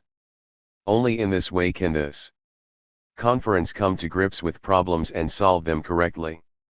Comrade Wei Xiaoping has made a good report. It is good because it analyzes the problems posed by the new historical conditions and proposes pertinent solutions. It demonstrates that we are firmly upholding Mao Zedong thought in our actions. If, on the contrary, we were just to copy past documents word for word, we could not solve a single problem correctly. With such an approach, even if we paid constant lip service to Mao Zedong thought, we would actually be going against it. We must eliminate the poisonous influence of Lin Biao and the Gang of Four, set things right and cast off our mental shackles so that we can really emancipate our minds. This is without question a most arduous task. Second, the new historical conditions. What should be the main issue at this conference? If we look at the actual problems and conditions in the army, it seems clear that the most important issue is how to restore and carry forward the fine traditions of the army's political work under the new historical circumstances, so as to improve the army's combat effectiveness. This means studying, analyzing, and solving practical problems in accordance with Comrade Mao Zedong's teaching about seeking truth from facts. We are historical materialists, and when we study a problem and try to solve it, we cannot do so in isolation from the given historical conditions. From the time of the democratic revolution to the socialist revolution, we experienced more than 20 years of war. Since then we have had more than 20 years of peace. This shift from an environment of protracted war to one of peace is a very big change in historical conditions. So far as our army is concerned, this change is most significant. But the fundamental task and the basic content of our political work remain unaltered. And the fine traditions we wish to perpetuate are also the same. Nevertheless, times have changed, conditions have changed, and those to whom our work is directed have changed, so that the approaches we take must change as well. The three main rules of discipline and the 8 points for attention formulated by Comrade Mao Zedong varied in their specific content according to the circumstances. At first he laid down 3 rules of discipline and then 6 points for attention. Later on, Some changes were made in the formulation of the 3 rules of discipline. The rule, "Do not take anything from the workers and peasants" became "Do not take a single needle or piece of thread from the masses." The rule, "Turn in all things taken from local bullies" was changed first to "Turn in all money raised" and then to "Turn in everything captured." To the 6 points for attention were added 2 more: "Do not bathe within sight of women" and "Do not search the pockets of captives." When the 3 main rules of discipline and the 8 points for attention were reissued in 1947, some revisions were again made in the content. "Put back the doors you have taken down for bedboards" and "Put back the straw you have used for bedding" were replaced by "Do not hit or swear at people" and "Do not damage crops." "Do not bathe within sight of women" was changed to "Do no take liberties with women," and "Do not search the pockets of captives" became "Do not ill-treat captives." The basic spirit of the 3 main rules of discipline and the 8 points for attention must not be changed, and indeed remains unchanged. However, we must study how to put them into practice under changed conditions. Take the rule "Turn in everything captured" for example. At present, there can be no question about what to do with captured articles since we are not fighting a war. So we have to consider how to act in the spirit of this rule under the new historical conditions. The principle of maintaining unity between the army and the people cannot be changed. But our relations with the people now have different features. In the countryside, the individual economy that prevailed in the past has not been replaced by the collective economy. And many of our troops, instead of being in the rural areas as before, are now in cities and quartered in barracks. These are new conditions. One important way of improving the army's relations with the people is for the army to help develop the collective economy. Each army-level unit should consider whether it can help 1 or 2 communes or any nearby factories. We have to take account of the new conditions as we try various ways to improve relations between the army and the people, and to properly solve the problems involved. Within the army, too, there have been many changes. Comrade Wei Qiaoping has analyzed the organizational and ideological conditions in the army in his report. The cadres have changed in many ways and the soldiers too have new characteristics. Since the people we are trying to educate are now different, we must add new content to our educational work. The practice of recalling bitterness in the old society and contrasting it with happiness in the new should, of course, continue. But this in itself is no longer enough. We must study ways of raising the political consciousness of the troops in our new historical circumstances. Furthermore, the relations between officers and men are not the same as they were during the war years. So in addition we must study ways of maintaining unity between officers and men. The logistical departments are also holding a conference at present. They too should concentrate on the new conditions and new problems in their work that have arisen in the new historical situation. For instance, many new problems have appeared as military science and technology have developed and as our military equipment has gradually improved. We used to rely on millet plus rifles, which didn't constitute too heavy a burden for the logistics department. But things are quite different today. For provisions, arms and ammunition and miscellaneous equipment, our army has to rely heavily on supplies from the economically strong rear areas. The types of war materiel stockpiled are also continually changing. All these questions demand careful and detailed study.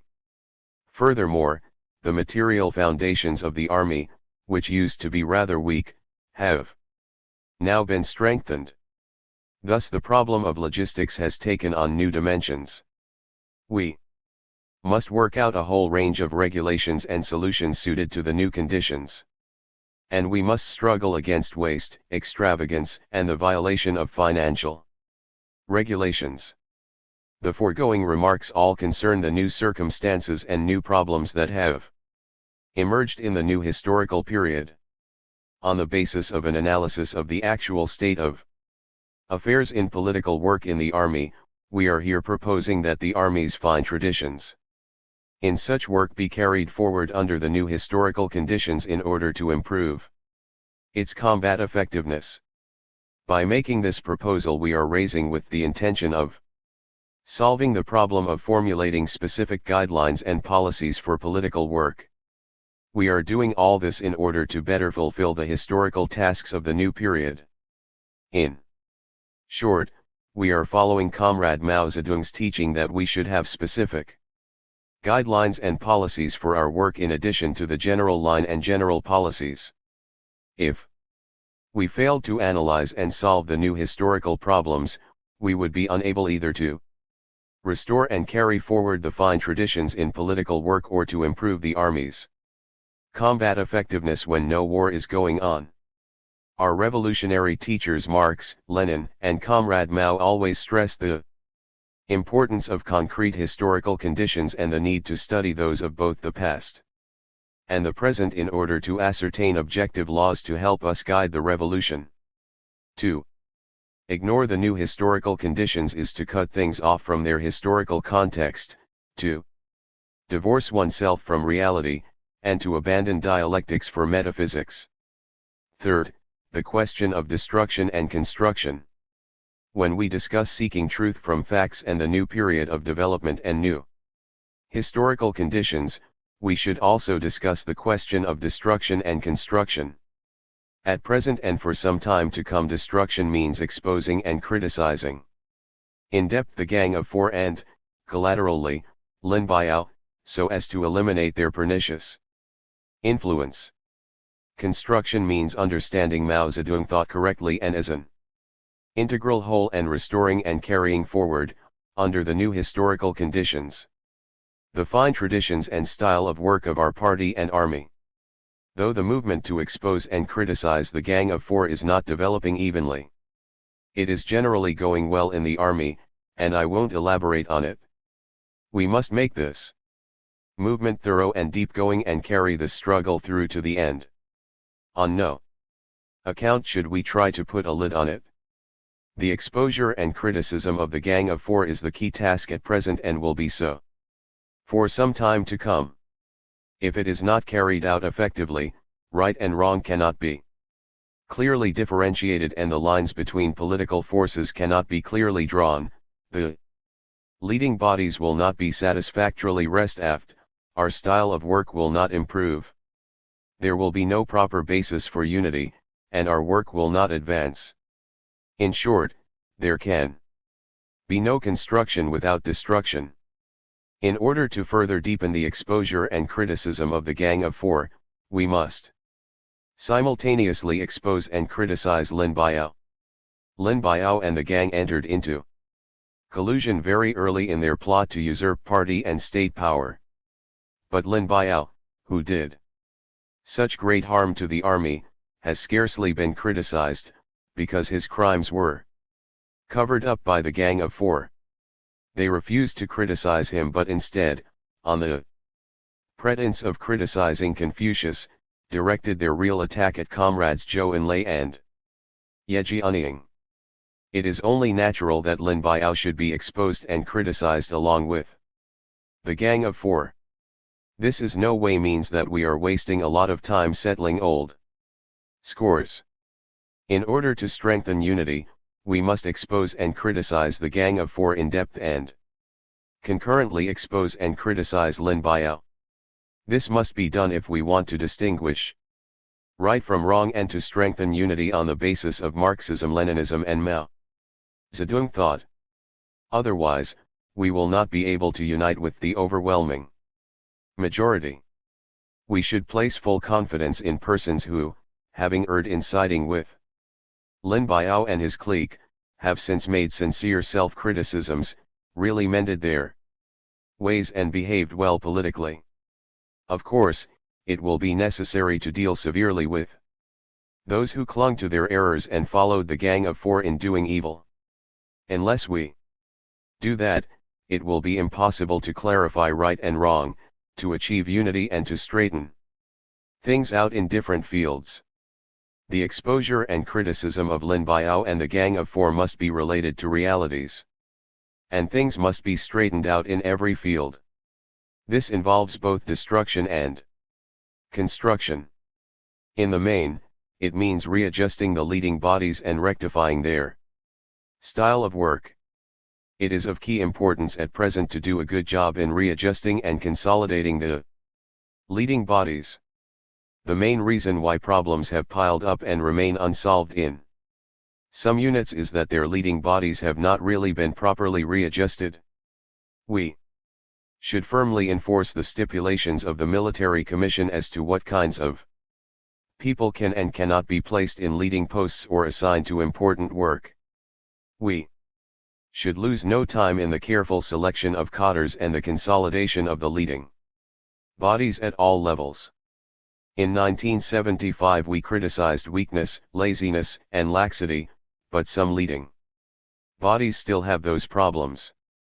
We should fully mobilize the masses, uncover the contradictions, clarify right and wrong, get rid of the factional systems of Lin Biao and the Gang of Four and discredit and eliminate factionalism itself. The issue of training our successors must be resolved by every available means, because it bears directly on the building of our army and our overall national interests in any future war against aggression. Young cadres can become worthy successors provided we select the right candidates, pass on our experience, help and guide them, and give them better training in our schools. We veterans should take the long view in this matter and play the key role in selecting and training successors. Unless we have done this well, when the time comes for us to go and meet Marx, Chairman Mao, and Premier Zhou, we won't be able to face them with a clear conscience. One important aspect of consolidating the leading bodies is the rectification of their style of work. Leaders at all levels must improve their work style, get rid of any bureaucratism, and familiarize themselves with realities at the grassroots. In every kind of work, we must make in-depth investigation and study of actual conditions and solve problems in the light of the realities in our own units. If the army wants to achieve an exemplary style of work, it must increase efficiency. Army units must work hard and expeditiously. Slackness, procrastination, endless discussion without decision, and decision without implementation are all impermissible. Army units must continue to stress observance of the three main rules of discipline and the 8 points for attention. Orders must be obeyed in all actions, for it is only when we all march in step that victories can be won. Straightening things out also includes restoring the functions, position, and prestige of the political organs of the army. We have often said that within about 3 years the functions, position, and prestige of these organs should be restored to the levels that obtained in the days of the Red Army, the War of Resistance against Japan 1937-45, and the War of Liberation 1946-49. If we are to achieve this, we must discard the ways of Lin Biao and the Gang of Four, reaffirm Comrade Mao Zedong's theory on political work, foster the traditional style of work he advocated and enrich both under the new conditions. Before this conference opened, I repeated that it should at least restore the functions, position, and prestige of the political organs. Political work is the party's work, and the political organs in the army are working organs of the party. Higher political organs should guide, supervise, and check up on the work of party committees, political commissars, and political organs at the lower levels. This is one of our long-standing traditions. In order to straighten things out, we must have strict standards. We have to take vigorous action to consolidate both the leading bodies and the political organs and rectify their style of work. In the process, we must conduct a rigorous appraisal of cadres and make it a regular practice to do so. Fourth, about setting an example. This is of great importance. It is essential that leading cadres, senior cadres in particular, set an example for others. The rank and file always watch to see if cadres' deeds match their words. Company commanders and political instructors cannot train good soldiers if they themselves fail to set a good example. Leading cadres will not be able to help create a good atmosphere in their units, or to make their troops combat-worthy, if they themselves fail to set a good example. The stress on setting an example is particularly necessary at present. For instance, when a cadre is reassigned, he must change his residence. If senior cadres who are reassigned don't show the way, what's going to happen? When an order comes, a cadre must report promptly for duty, and senior cadres must set the example. They must also take the lead in working hard and living simply. Whether work is carried out thoroughly and well depends on whether the leading cadres likewise set the example by conducting investigation and study in the basic army units, and by proceeding from reality to analyze problems and solve them. Recently, the leading cadres of many units have started to go down among the rank and file again. This is very good. When we say we should be strict in running the army, we mean first of all being strict with the leading bodies and senior cadres. Senior cadres must be exemplary in acting on the fundamental principles of the 3 dos and 3 don'ts. They must be exemplary in working hard and living simply, and in seeking truth from facts. In a word, they must be exemplary in integrating Marxism-Leninism and Mao Zedong thought with the practice of the revolution. Cadres engaged in political work have an even greater obligation to conduct themselves in an exemplary way. That's how it was with us during the war years. At that time, if you were not brave in battle, or if you were not at one with the rank and file and didn't stay in contact with reality and with the masses, your political work went unheeded. A cadre engaged in political work must not talk in one way and act in another.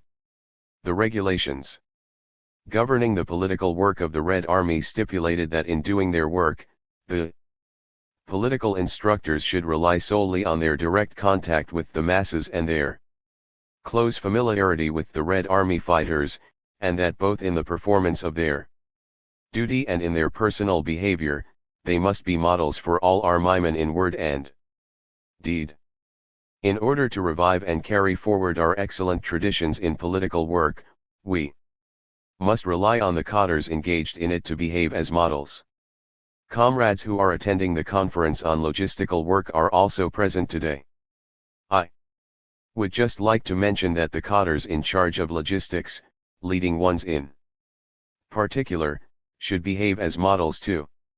They must guard against taking advantage of their position to obtain the best of everything and to become, as the saying goes, like the waterfront pavilions which are always the first to enjoy the rising moon. They must be honest and upright in performing their duties and become red managers. They must be of scrupulous integrity in financial affairs and combat any violations of the rules, graft, and all backdoor deals. I would like to point out in particular that the conduct of senior cadres has a great impact on others. Unhealthy tendencies are quite widespread at present, and to correct them we should begin with the leading cadres who are at fault. All eyes are fixed on them.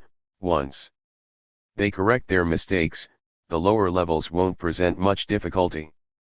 Our comrades Mao Zedong and Zhou Enlai set an example by their conduct. Placing strict demands upon themselves, they worked hard and lived a simple life for decades. They personified the fine traditions and work style of our party and our army. What an immense and far-reaching impact their inspiring deeds have had on the party, the army, and the entire people. Not only have they influenced our own generation, but they will influence generations to come.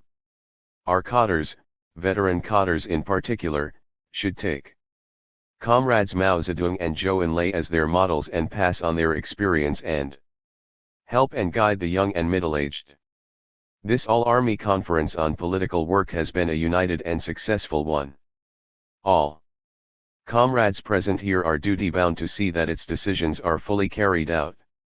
More important, members of all party committees and all political commissars must strengthen their leadership and personally make sure that these decisions are implemented. I for one believe that after this conference political work throughout the army is sure to improve, and that the fine traditions of our party and army fostered by Comrade Mao Zedong will be carried forward. Hold high the banner of Mao Zedong thought and adhere to the principle of seeking truth from facts. September 16, 1978. How should we hold high the banner of Mao Zedong thought? This is a really big question. Many people, both inside and outside the party, and both at home and abroad, want the banner to be held high. What does that mean?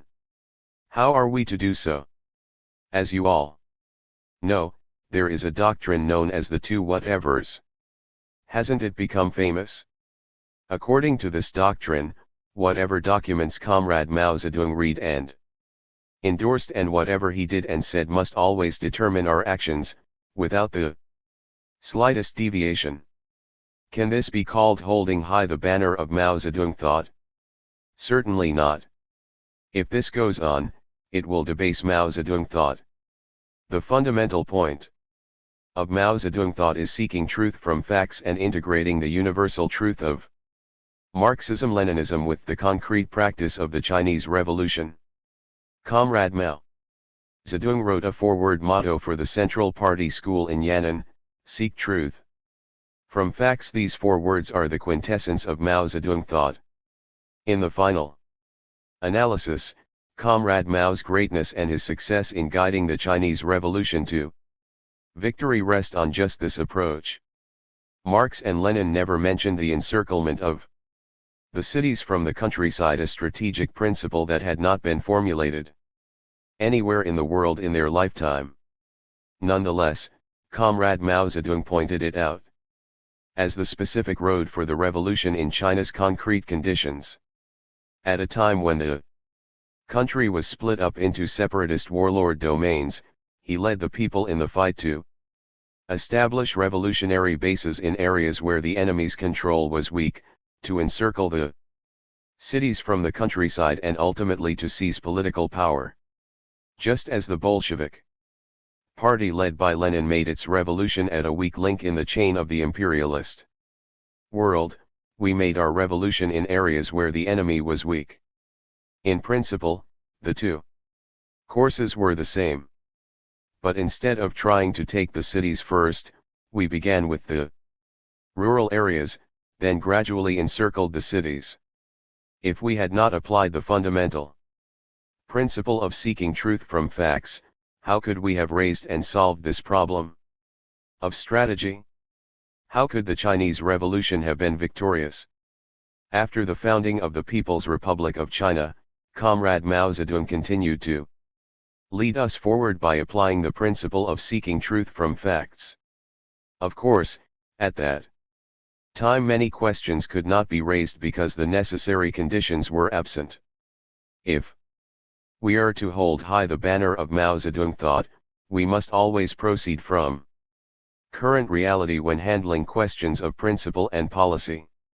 Today, as we work to achieve China's 4 modernizations, many conditions are present which were absent in Comrade Mao's time. Unless the Central Committee of the party is prepared to rethink issues and is determined to act in the light of present conditions, many questions will never be posed or resolved. For example, while Comrade Mao was still living, we thought about expanding economic and technical exchanges with other countries. We wanted to develop economic and trade relations with certain capitalist countries and even to absorb foreign capital and undertake joint ventures. but the necessary conditions were not present, because at the time an embargo was being imposed on China. And later, the Gang of Four branded any attempt at economic relations with other countries as worshipping things foreign and fawning on foreigners, or as national betrayal, and so sealed China off from the outside world. Comrade Mao Zedong's strategic idea of differentiating the three worlds opened up a road for us. We have gone on opposing imperialism, hegemonism, colonialism, and racism, working to safeguard world peace, and actively developing relations, including economic and cultural exchanges, with other countries on the basis of the 5 principles of peaceful coexistence. After several years of effort, we have secured international conditions that are far better than before. They enable us to make use of capital from foreign countries and of their advanced technology and experience in business management. These conditions did not exist during Comrade Mao Zedong's lifetime. Yes, foreigners may still deceive us or take advantage of our backwardness. For instance, when we import complete plants, they may edge up the price, or pass off inferior goods as high-grade ones. But generally speaking, we now have favorable conditions which weren't there before. If we were never supposed to do anything that Comrade Mao hadn't suggested, we could never have decided on our present course of action. What does holding high the banner of Mao Zedong thought mean here? It means proceeding from present realities and making full use of all favorable conditions to attain the objective of the 4 modernizations as defined by Comrade Mao Zedong and proclaimed by Comrade Zhou Enlai. If we could only act as Comrade Mao suggested, what could we do now? We have to develop Marxism and also Mao Zedong thought. Otherwise, they will become ossified. When we say that theory must be tested in practice, this is what we are talking about. That the issue is still being argued shows how rigid some people's thinking has become. The basic problem is still the one I've mentioned, that these people's thinking violates Comrade Mao Zedong's principle of seeking truth from facts and the principles of dialectical and historical materialism.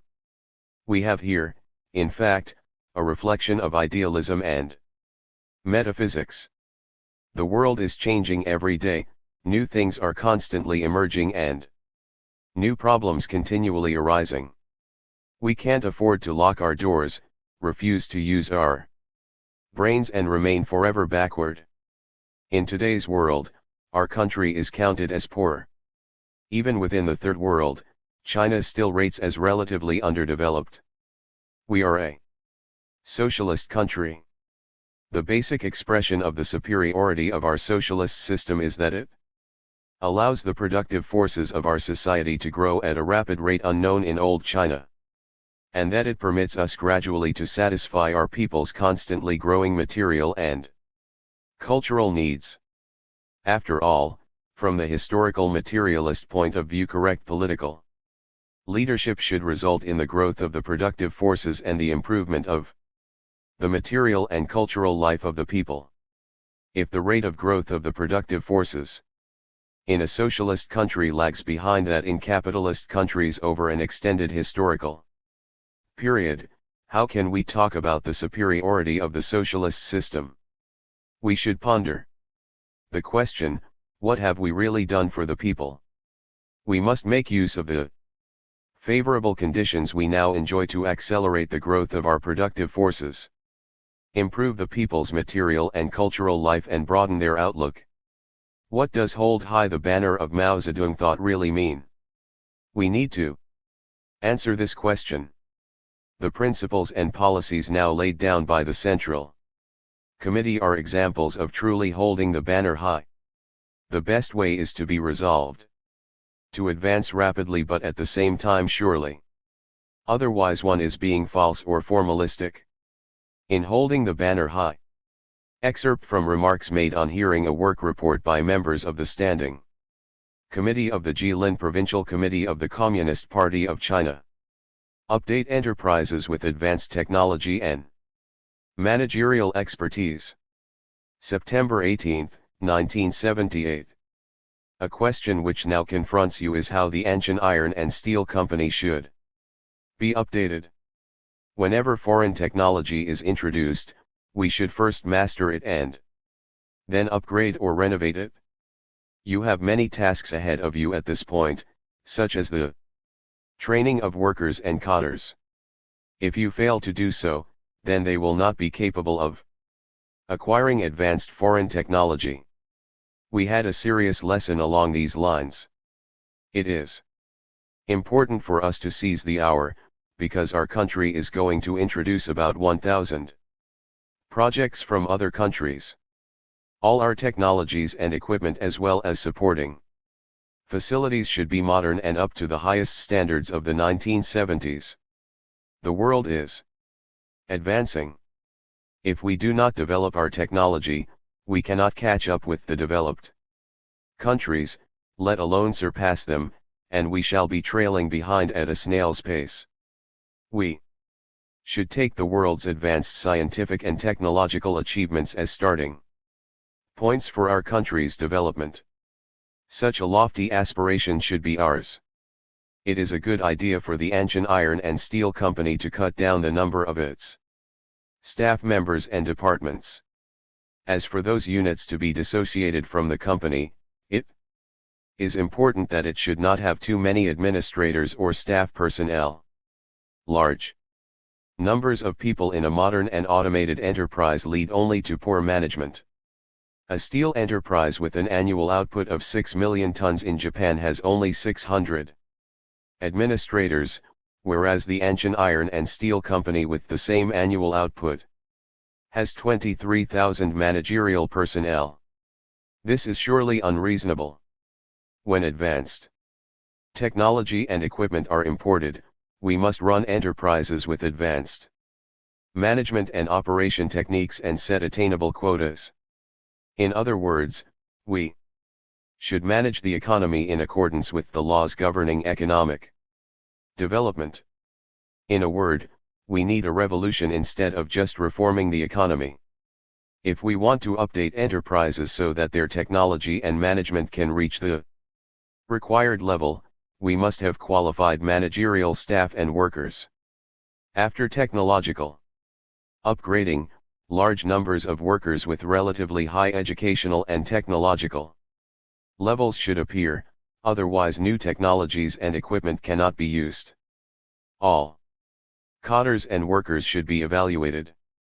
Those who are unqualified should be designated as supernumerary personnel.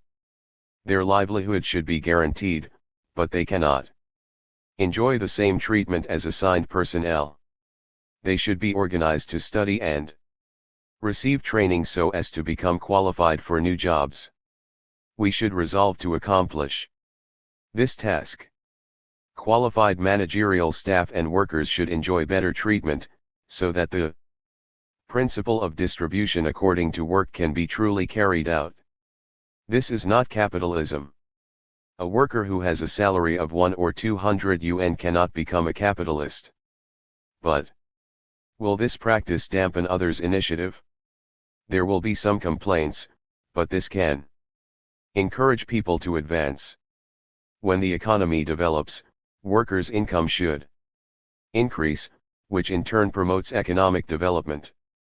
The same is true with agriculture. An increase in peasants' income stimulates agricultural growth and consolidates the alliance of workers and peasants. Socialism must demonstrate its superiority. Things should not continue as they are, although we have practiced socialism for more than 20 years, our country is still very poor.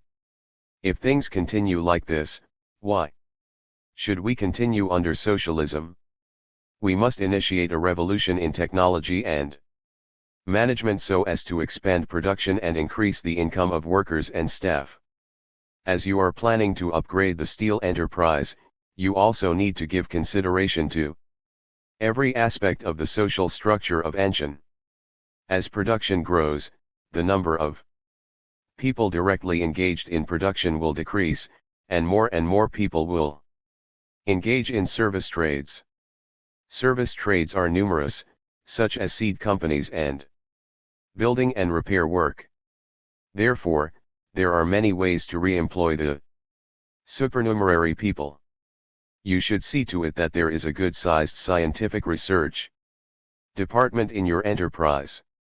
All large enterprises in the United States and Japan have such institutes. We should strengthen and enlarge the ranks of our scientific researchers. We should give more power to local authorities, and to enterprises in particular. Enterprises should have the right to make their own decisions and act independently. For instance, they should have the right to decide how many people they will employ and what should be increased or reduced. They should also have some foreign exchange at their disposal so as to be able to place orders and to exchange technology with other countries. When something is to be done, an enterprise currently has to submit its plan to the authorities of the province, the ministry, and the State Planning Commission for approval. This process is too slow. Some of our comrades listen only to what higher authorities dictate and are afraid to use their own minds. We should, as Chairman Mao put it, put down our mental burdens and use our own minds. If an enterprise wishes to improve its technological and managerial levels, it has to be creative, enjoying decision-making power and flexibility. Cadres at all levels should use their own heads and should not be mentally lazy or rigid. Of course, this is the result of the system we practiced in the past. In the future, we should give cadres at enterprises both the power to make their own decisions and the authority to assess the efficiency of their own work. We should carry out a system of responsibility whereby cadres are compelled to think critically. It is time for us to reform the superstructure. Excerpt from remarks made when hearing a report from the leading comrades of the Anshan Municipal Party Committee. Carry out the policy of opening to the outside world and learn advanced science and technology from other countries. October 10, 1978.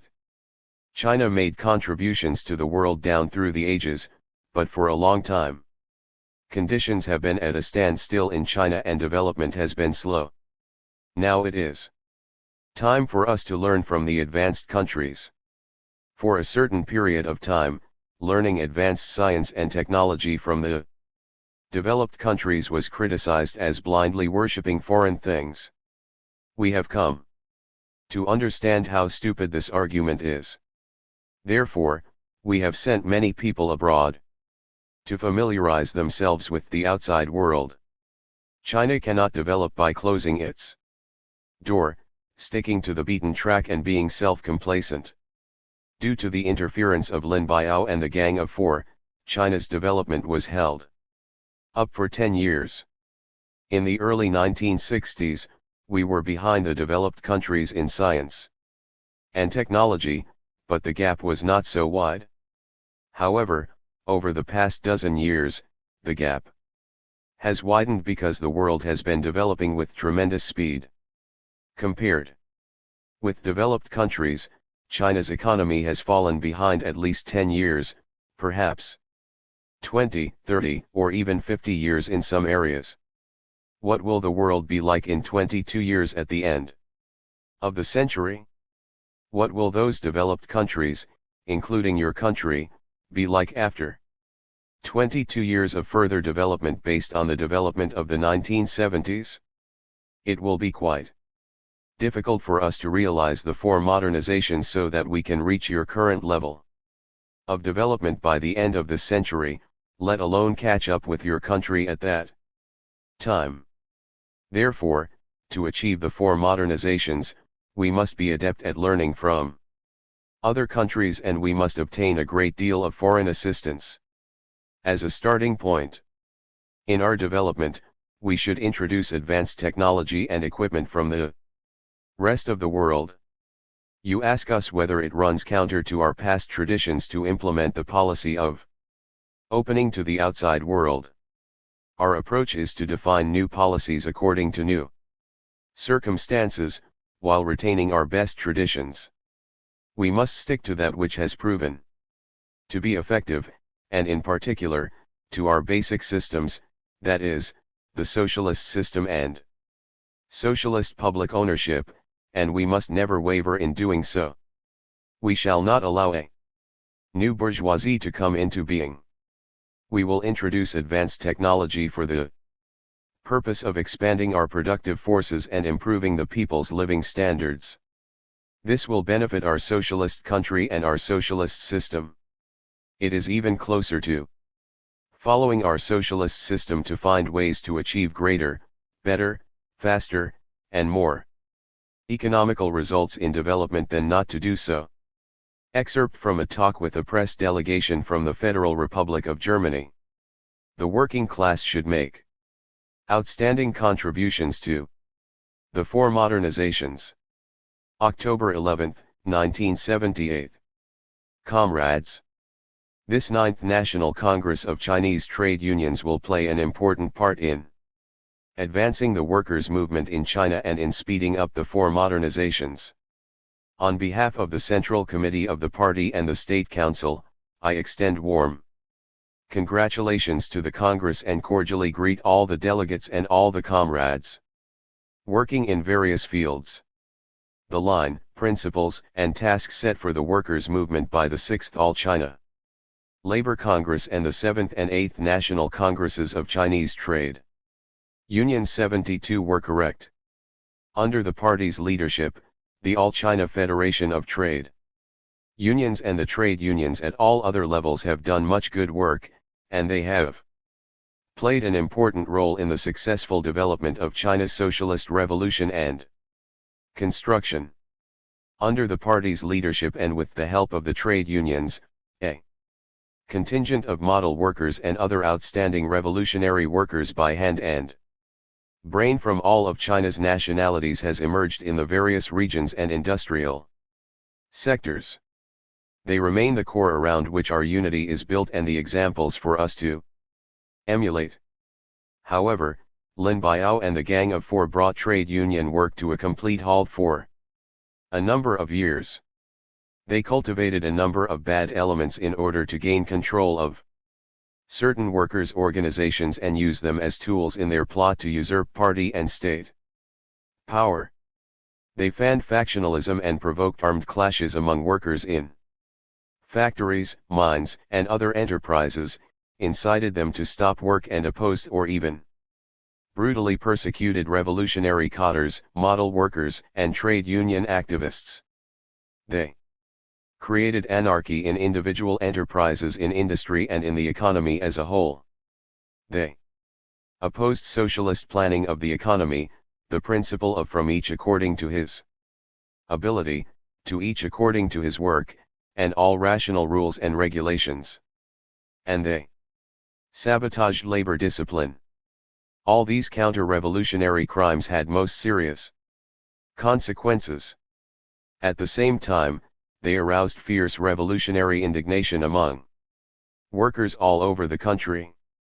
Everywhere, large numbers of advanced people defied the white terror imposed by Lin Biao and the Gang of Four and fought them courageously.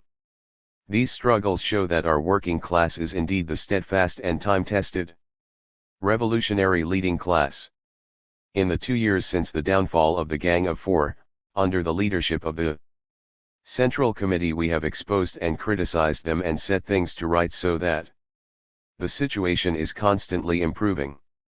However, it is obvious that immense efforts are still needed to eliminate the pernicious influence Lin Biao and the gang had on the workers and its disastrous consequences, and it is still necessary for every enterprise to consolidate the ranks of its personnel. We must carry the exposure and criticism of the gang through to the end without fail. On the other hand, it is clear that decisive victories in this struggle have already been won on a nationwide scale. On the basis thus laid, we are now able to tackle our new revolutionary tasks. The 11th National Congress of the Party and the 5th National People's Congress have set the great nationwide goal of achieving the 4 socialist modernizations before the end of this century. Now the Central Committee and the State Council are urging us to quicken the pace of our modernization and have set forth a series of relevant policies and organizational measures. The Central Committee points out that this is a great revolution in which China's economic and technological backwardness will be overcome, and the dictatorship of the proletariat further consolidated. Since its goal is to transform the present backward state of our productive forces, it inevitably entails many changes in the relations of production, the superstructure, and the forms of management in industrial and agricultural enterprises, as well as changes in the state administration over these enterprises so as to meet the needs of modern large-scale production. To accelerate economic growth, it is essential to increase the degree of specialization of enterprises, to raise the technical level of all personnel significantly and train and evaluate them carefully, to greatly improve economic accounting in the enterprises, and to raise labor productivity and rates of profit to much higher levels. Therefore, it is essential to carry out major reforms in the various branches of the economy with respect to their structure and organization as well as to their technology. The long-term interests of the whole nation hinge on these reforms, without which we cannot overcome the present backwardness of our production technology and management. The Central Committee of the Party is confident that, in the interests of socialism and the 4 modernizations, our whole working class will play a selfless, model, vanguard role in these reforms. It is also confident that the trade unions will make new and outstanding contributions to the cause of revolution and construction by conducting deep-going educational and organizational work among the masses and thus helping the enterprises to carry out these reforms smoothly. One of the main characteristics of the working class is its direct association with large-scale production. Consequently, it has the highest political consciousness and the strongest sense of discipline, and is able to play a leading role in our present-day economic, social, and political progress. We hope that this Congress will have a penetrating discussion of the current situation so that, on the basis of complete victory in the struggle to expose and criticize the Gang of Four, it can unite all Union members to undertake the great task before us, that is, the 4 modernizations. Trade unions should educate all their members to recognize the tremendous importance of the 4 modernizations and strive to raise their political, managerial, technical and educational levels. The workers should carry forward their glorious traditions of working hard and selflessly, maintaining strict discipline, readily accepting work assignments and loving their enterprises as they do their own families. They should unite and rid themselves of all vestiges of the factionalism and anarchism stirred up by the Gang of Four. The working class should do everything possible to master modern technology and managerial skills so that they can make outstanding contributions to the 4 modernizations. It is only right and proper that those who make bigger contributions should be accorded higher honor and larger rewards by the state and society. The Central Committee and the State Council have decided that a national conference of model workers will be held next year to greet the 30th anniversary of the People's Republic of China and to commend the best workers in industry and transport, capital, construction, agriculture and forestry, finance and trade, culture and education, and science and technology. I hope that working personnel throughout the country will achieve outstanding successes with which to welcome the first great gathering of heroes and heroines to be held in the course of the new Long March. Enterprises should institute the system in which the factory director or manager assumes overall responsibility under the leadership of the party committee, and they should set up Effective systems for directing production. The trade unions should teach their members to support the highly centralized administrative leadership in their enterprises and to help maintain the full authority of those who direct production. Only thus can we organize production in a normal and orderly fashion and correct the situation, now common in our enterprises, in which no one takes responsibility. And only thus can we steadily carry out expanded reproduction, increase profits and, at the same time, constantly improve the standard of living of the whole labor force, so that the interests of the state, the collective and the individual are truly coordinated. The unions should encourage their members to take an active part in the management of their own enterprises. In order to accomplish the four modernizations, all our enterprises, without exception, must adopt democratic forms of management, combining them with centralized leadership. Henceforth, workshop directors, section chiefs and group leaders in the enterprises should be elected by the workers in their respective units. Major issues in an enterprise should be discussed at congresses or general meetings of workers and office staff at which the leading cadres listen to their opinions and criticism and accept their supervision. These congresses and meetings should have the right to suggest to higher levels that certain leading or managerial personnel be punished or replaced for serious negligence of duty or a bad style of work. The trade union organization of each enterprise will function as the executive organ of the congresses and general meetings. Thus they will not be superfluous as some people think they are. Whether the unions function well or badly affects the extent to which the workers exercise their rights as masters of the enterprise. It also affects the quality of management and the efficacy of centralized leadership there. That is to say, when an enterprise is well managed, its success is due not only to the party and administrative cadres but also to its workers and its trade union. Unions must be active in protecting the workers' welfare. As our country is still backward, the workers' conditions cannot be improved overnight, but only gradually on the basis of increased production and particularly of higher productivity of labor.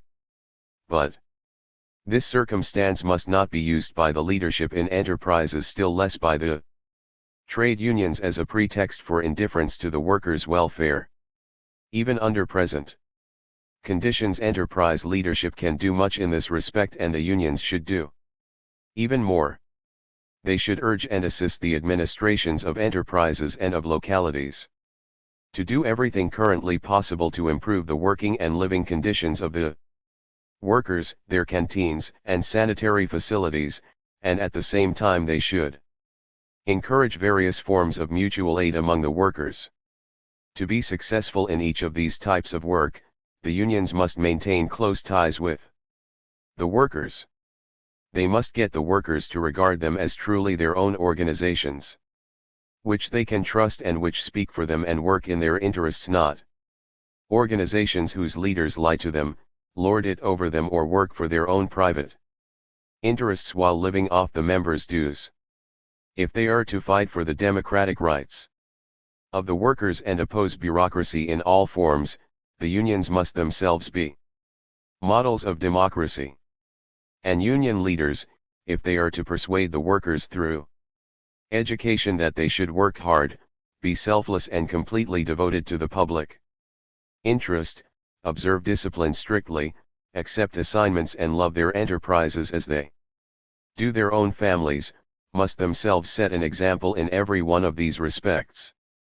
So long as the unions perform all these duties, they will enjoy high prestige among the workers and be able to make important contributions to the four modernizations.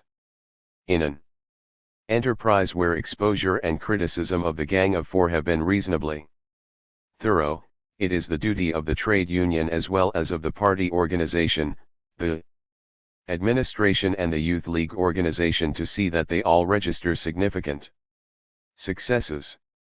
2 years have already passed since the Gang of Four was smashed, So we can't continue blaming all the problems in our work on its pernicious influence. If it still persists, the fault is ours.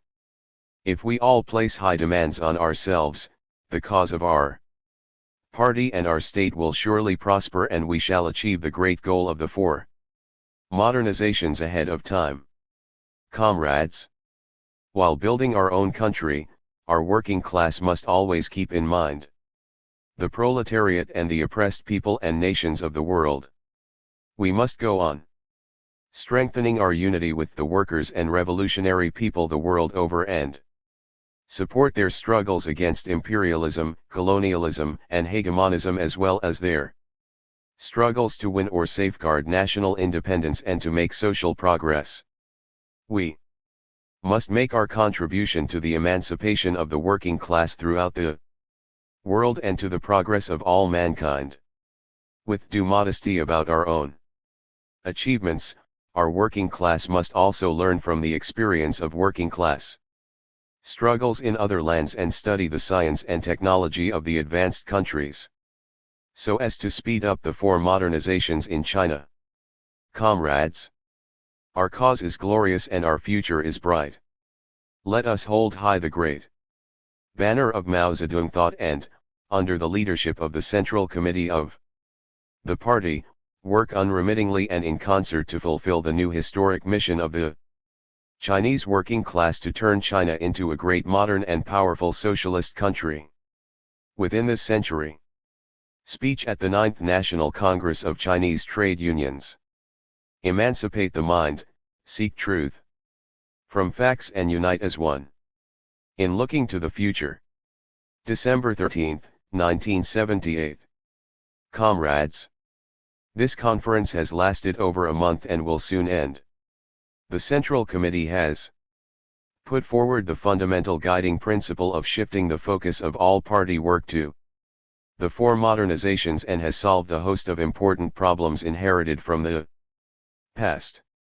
This will surely strengthen the determination, confidence, and unity of the party, the army, and the people of all of China's nationalities. Now we can be certain that under the correct leadership of the Central Committee, the party, army, and people will achieve victory after victory in our new long march. The present conference has been very successful and will have an important place in our party's history. We have not held one like it for many years. There has been lively debate here and the party's democratic tradition has been revived and carried forward. We should spread this style of work to the whole party, army, and people.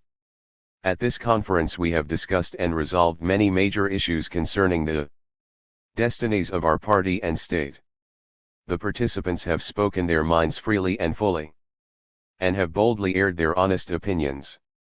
They have laid problems on the table and have felt free to criticize things, including the work of the Central Committee.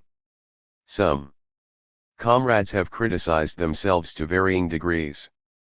All this represents marked progress in our inner party life and will give a big impetus to the cause of our party and people. Today, I mainly want to discuss one question, namely, how to emancipate our minds, use our heads, seek truth from facts and unite as one in looking to the future. Emancipating the mind is a vital political task. When it comes to emancipating our minds, using our heads, seeking truth from facts and uniting as one in looking to the future, the primary task is to emancipate our minds. Only then can we, guided as we should be by Marxism-Leninism and Mao Zedong thought, find correct solutions to the emerging as well as inherited problems, fruitfully reform those aspects of the relations of production and of the superstructure that do not correspond with the rapid development of our productive forces, and chart the specific course and formulate the specific policies, methods, and measures needed to achieve the four modernizations under our actual conditions. The emancipation of minds has not been completely achieved among our cadres, particularly our leading cadres. Indeed, many comrades have not yet set their brains going, in other words, their ideas remain rigid or partly so. That isn't because they are not good comrades. It is a result of specific historical conditions. First, it is because during the past dozen years Lin Biao and the Gang of Four set up ideological taboos or forbidden zones and preached blind faith to confine people's minds within the framework of their phony Marxism. No one was allowed to go beyond the limits they prescribed. Anyone who did was tracked down, stigmatized and attacked politically. In this situation, some people found it safer to stop using their heads and thinking questions over. Second, it is because democratic centralism was undermined and the party was afflicted with bureaucratism resulting from, among other things, over-concentration of power. This kind of bureaucratism often masquerades as party leadership, party directives, party interests and party discipline, but actually it is designed to control people, hold them in check and oppress them. At that time many important issues were often decided by one or two persons. The others could only do what those few ordered. That being so, there wasn't much point in thinking things out for yourself. Third, it is because no clear distinction was made between right and wrong or between merit and demerit, and because rewards and penalties were not meted out as deserved. No distinction was made between those who worked well and those who didn't. In some cases, even people who worked well were attacked while those who did nothing or just played it safe weathered every storm. Under those unwritten laws, people were naturally reluctant to use their brains. Fourth, it is because people are still subject to the force of habit of the small producer, who sticks to old conventions, is content with the status quo and is unwilling to seek progress or accept anything new. When people's minds aren't yet emancipated and their thinking remains rigid, curious phenomena emerge. Once people's thinking becomes rigid, they will increasingly act according to fixed notions. To cite some examples, strengthening party leadership is interpreted as the parties monopolizing and interfering in everything. Exercising centralized leadership is interpreted as erasing distinctions between the party and the government, so that the former replaces the latter. And maintaining unified leadership by the Central Committee is interpreted as doing everything according to unified standards. We are opposed to homegrown policies that violate the fundamental principles of those laid down by the Central Committee, but there are also homegrown policies that are truly grounded in reality and supported by the masses. Yet such correct policies are still often denounced, for they're not conforming to the unified standards. People whose thinking has become rigid tend to veer with the wind. They are not guided by party spirit and party principles, but go along with whatever has the backing of the authorities and adjust their words and actions according to whichever way the wind is blowing. They think that they will thus avoid mistakes. In fact, however, veering with the wind is in itself a grave mistake, a contravention of the party spirit which all communists should cherish. It is true that people who think independently and dare to speak out and act can't avoid making mistakes, but their mistakes are out in the open and are therefore more easily rectified. Once people's thinking becomes rigid, book worship, divorced from reality, becomes a grave malady. Those who suffer from it dare not say a word or take a step that isn't mentioned in books, documents, or the speeches of leaders. Everything has to be copied. Thus responsibility to the higher authorities is set in opposition to responsibility to the people. Our drive for the four modernizations will get nowhere unless rigid thinking is broken down and the minds of cotters and of the masses are completely emancipated. In fact, the current debate about whether practice is the sole criterion for testing truth is also a debate about whether people's minds need to be emancipated. Everybody has recognized that this debate is highly important and necessary. Its importance is becoming clearer all the time. When everything has to be done by the book, when thinking turns rigid and blind faith is the fashion, it is impossible for a party or a nation to make progress. Its life will cease and that party or nation will perish. Comrade Mao Zedong said this time and again during the rectification movements. Only if we emancipate our minds, seek truth from facts, proceed from reality in everything and integrate theory with practice, can we carry out our socialist modernization program smoothly, and only then can our party further develop Marxism-Leninism and Mao Zedong thought. In this sense, the debate about the criterion for testing truth is really a debate about ideological line, about politics, about the future and the destiny of our party and nation. Seeking truth from facts is the basis of the proletarian world outlook as well as the ideological basis of Marxism. Just as in the past we achieved all the victories in our revolution by following this principle, so today we must rely on it in our effort to accomplish the four modernizations. Comrades in every factory, government office, school, shop, and production team as well as comrades in party committees at the central, provincial, prefectural, county and commune levels all should act on this principle. Emancipate their minds and use their heads in thinking questions through and taking action on them. The more party members and other people there are who use their heads and think things through, the more our cause will benefit. To make revolution and build socialism we need large numbers of path breakers who dare to think, explore new ways and generate new ideas. Otherwise, we won't be able to rid our country of poverty and backwardness or to catch up with still less surpass the advanced countries. We hope every party committee and every party branch will encourage and support people both inside and outside the party to dare to think, explore new paths and put forward new ideas, and that they will urge the masses to emancipate their minds and use their heads. 2. Democracy is a major condition for emancipating the mind. One important condition for getting people to emancipate their minds and use their heads is genuine practice of the proletarian system of democratic centralism.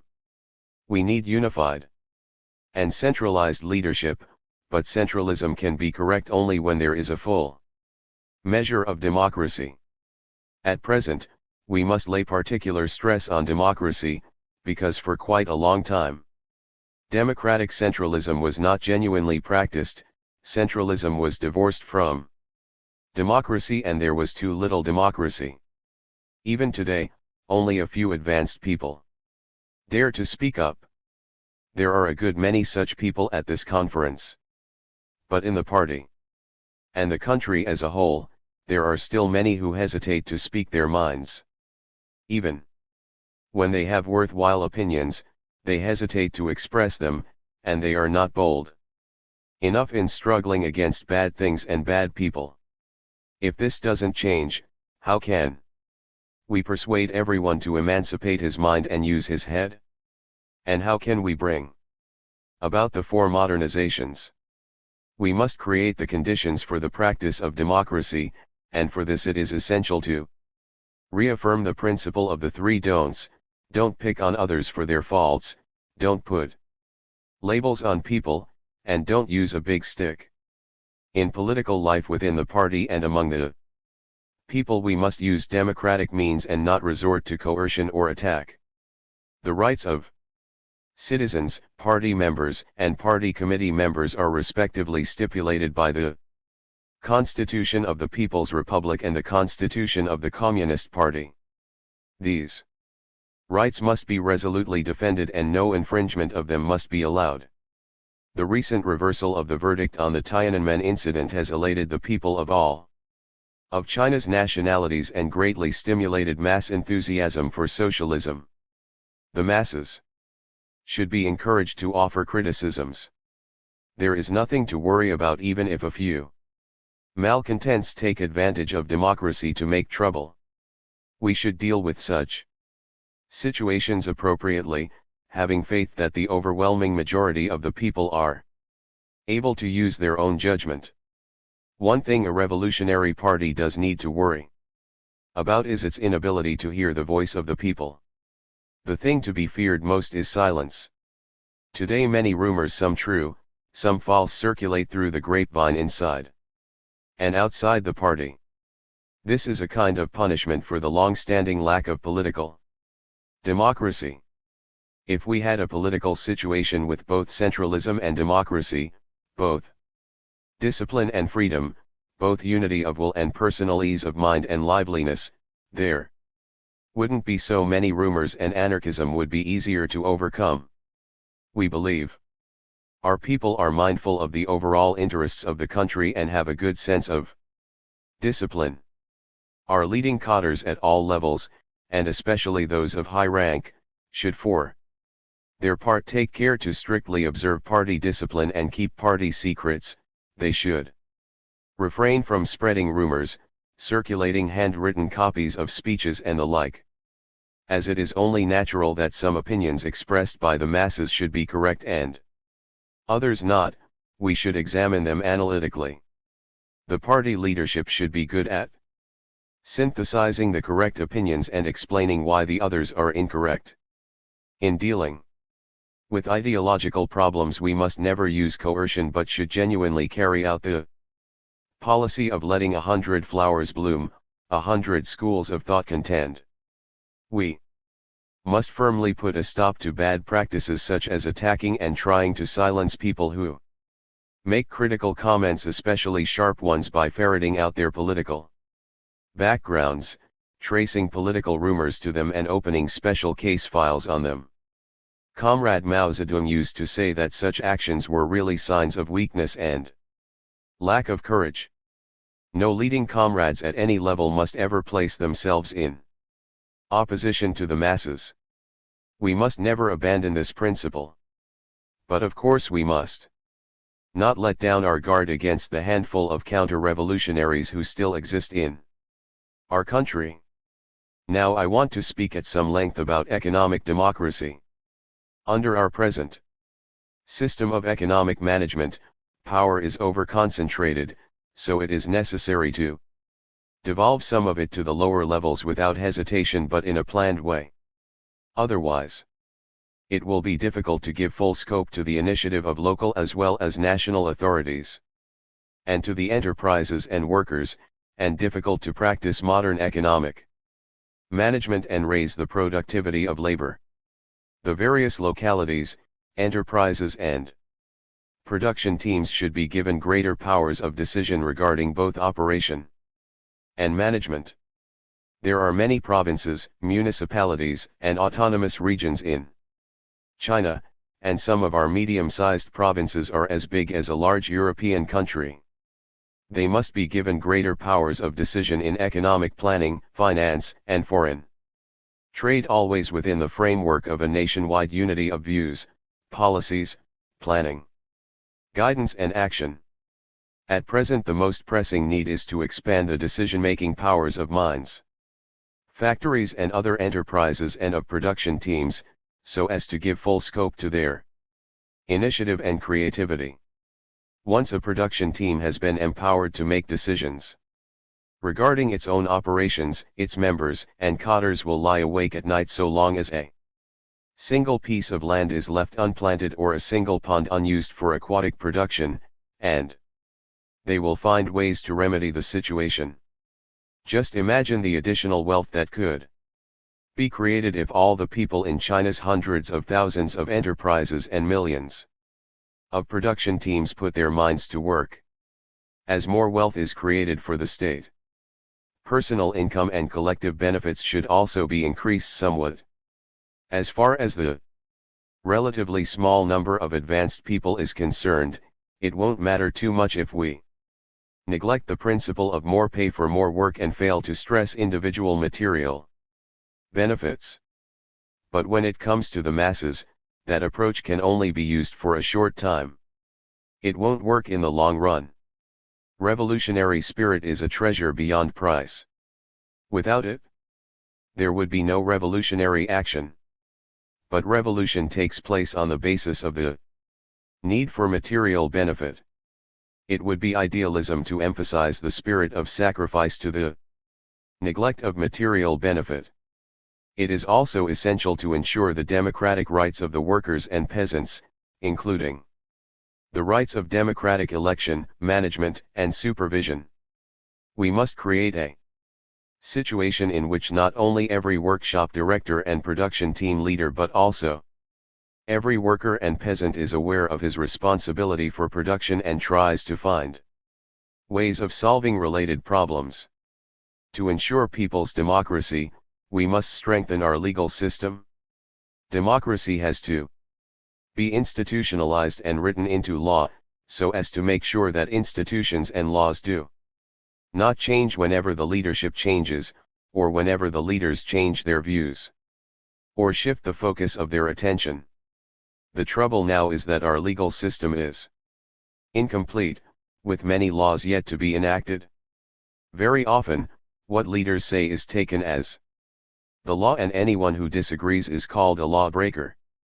That kind of law changes whenever a leader's views change.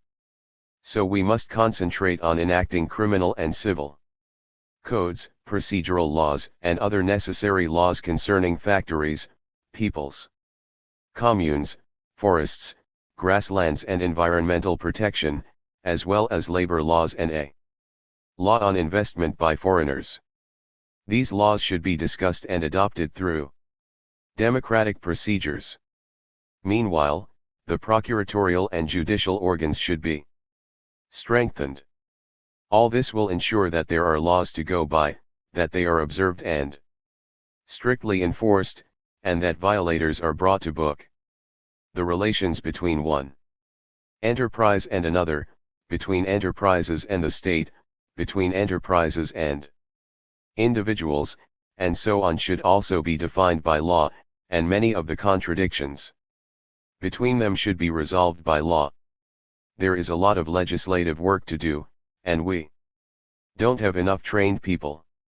Therefore, legal provisions will have to be less than perfect to start with, then be gradually improved upon. Some laws and statutes can be tried out in particular localities and later enacted nationally after the experience has been evaluated and improvements have been made. Individual legal provisions can be revised or supplemented one at a time, as necessary. There is no need to wait for a comprehensive revision of an entire body of law. In short, it is better to have some laws than none, and better to have them sooner than later. Moreover, we should intensify our study of international law. Just as the country must have laws, the party must have rules and regulations. The fundamental ones are embodied in the party constitution. Without rules and regulations in the party, it would be hard to ensure that the laws of the state are enforced. The task of the party's discipline inspection commissions and its organization departments at all levels is not only to deal with particular cases but, more important, to uphold the party's rules and regulations and make earnest efforts to improve its style of work. Disciplinary measures should be taken against all persons who violate party discipline, no matter who they are, so that clear differentiation is made between merits and demerits, rewards and penalties are meted out as deserved, and rectitude prevails and bad tendencies are stemmed. 3. Solving old problems will help people look to the future. This conference has solved some problems left over from the past and distinguished clearly between the merits and demerits of some persons, and remedies have been made for a number of major cases in which the charges were false or which were unjustly or incorrectly dealt with. This is essential for emancipating minds and for ensuring political stability and unity. Its purpose is to help us turn our thoughts to the future and smoothly shift the focus of the party's work. Our principle is that every wrong should be righted. All wrongs done in the past should be corrected. Some questions that cannot be settled right now should be settled after this conference. But settlement must be prompt and effective, without leaving any loose ends. And on the basis of facts. We must solve these problems left over from the past thoroughly. It is not good for them to be left unsolved, or for comrades who have made mistakes to refuse to make self-criticisms, or for us to fail to deal with their cases properly. However, we cannot possibly achieve and should not expect a perfect settlement of every case. We should have the major aspect of each problem in mind and solve it in broad outline. To go into every detail is neither possible nor necessary. Stability and unity are of prime importance. To strengthen the unity of people of whatever nationality, we must first strengthen unity throughout the party, and especially within the central leadership. Our party's unity is based on Marxism-Leninism and Mao Zedong thought. Inside the party we should distinguish right from wrong in terms of theory and of the party line, conduct criticism and self-criticism, and help and supervise each other in correcting wrong ideas. Comrades who have made mistakes should be urged to sum up their experience and draw the necessary lessons, so that they can recognize those mistakes and correct them. We should give them time to think. Once they improve their understanding of cardinal issues of right and wrong and conduct self-criticism, we should make them welcome again. In dealing with people who have made mistakes, we must weigh each case very carefully. Where there is a choice, it is better to err on the side of leniency, but we should be more severe if the problems recur. We should be somewhat lenient with rank and file party members, but more severe with leading cadres, especially those of high rank. From now on we must be very careful in the selection of cadres. We must never assign important posts to persons who have engaged in beating, smashing and looting, who have been obsessed by factionalist ideas, who have sold their souls by framing innocent comrades, or who disregard the party's vital interests. Nor can we lightly trust persons who sail with the wind, curry favor with those in power, and ignore the party's principles. We should be wary of such people and at the same time educate them and urge them to change their world outlook. People both at home and abroad have been greatly concerned recently about how we would evaluate Comrade Mao Zedong and the Cultural Revolution. The great contributions of Comrade Mao in the course of long revolutionary struggles will never fade. If we look back at the years following the failure of the revolution in 1927, it appears very likely that without his outstanding leadership the Chinese Revolution would still not have triumphed even today. In that case, the people of all our nationalities would still be suffering under the reactionary rule of imperialism, feudalism, and bureaucrat capitalism, and our party would still be engaged in bitter struggle in the dark. Therefore, it is no exaggeration to say that were it not for Chairman Mao there would be no new China. Mao Zedong thought has nurtured our whole generation. All comrades present here may be said to have been nourished by Mao Zedong thought. Without Mao Zedong thought, the Communist Party of China would not exist today, and that is no exaggeration either. Mao Zedong thought will forever remain the greatest intellectual treasure of our party, our army, and our people. We must understand the scientific tenets of Mao Zedong thought correctly and as an integral whole and develop them under the new historical conditions. Of course, Comrade Mao was not infallible or free from shortcomings. To demand that of any revolutionary leader would be inconsistent with Marxism. We must guide and educate the party members, the army officers and men and the people of all of China's nationalities and help them to see the great services of Comrade Mao Zedong scientifically and in historical perspective. The Cultural Revolution should also be viewed scientifically and in historical perspective. In initiating it, Comrade Mao Zedong was actuated mainly by the desire to oppose and prevent revisionism. As for the shortcomings that appeared during the course of the Cultural Revolution and the mistakes that were made then, at an appropriate time, they should be summed up and lessons should be drawn from them that is essential for achieving unity of understanding throughout the party. The Cultural Revolution has become a stage in the course of China's socialist development, hence we must evaluate it. However, there is no need to do so hastily. Serious research must be done before we can make a scientific appraisal of this historical stage. It may take a rather long time to fully understand and assess some of the particular issues involved. We will probably be able to make a more correct analysis of this period in history after some time has passed than we can right now. 4. Study the new situation and tackle the new problems. In order to look forward, we must study the new situation and tackle the new problems in good time, otherwise, there can be no smooth progress. In 3 fields especially, the new situation and new problems demand attention: methods of management, structure of management and economic policy. So far as methods of management are concerned, we should lay particular stress on overcoming bureaucratism. Our bureaucracy, which is a result of small-scale production, is utterly incompatible with large-scale production. To achieve the 4 modernizations and shift the technological basis of our entire socialist economy to that of large-scale production, it is essential to overcome the evils of bureaucracy. Our present economic management is marked by overstaffing, organizational overlapping, complicated procedures and extremely low efficiency. Everything is often drowned in empty political talk. This is not the fault of any group of comrades. The fault lies in the fact that we haven't made reforms in time. Our modernization program and socialist cause will be doomed if we don't make them now.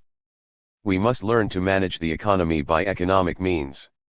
If we ourselves don't know about advanced methods of management, we should learn from those who do, either at home or abroad.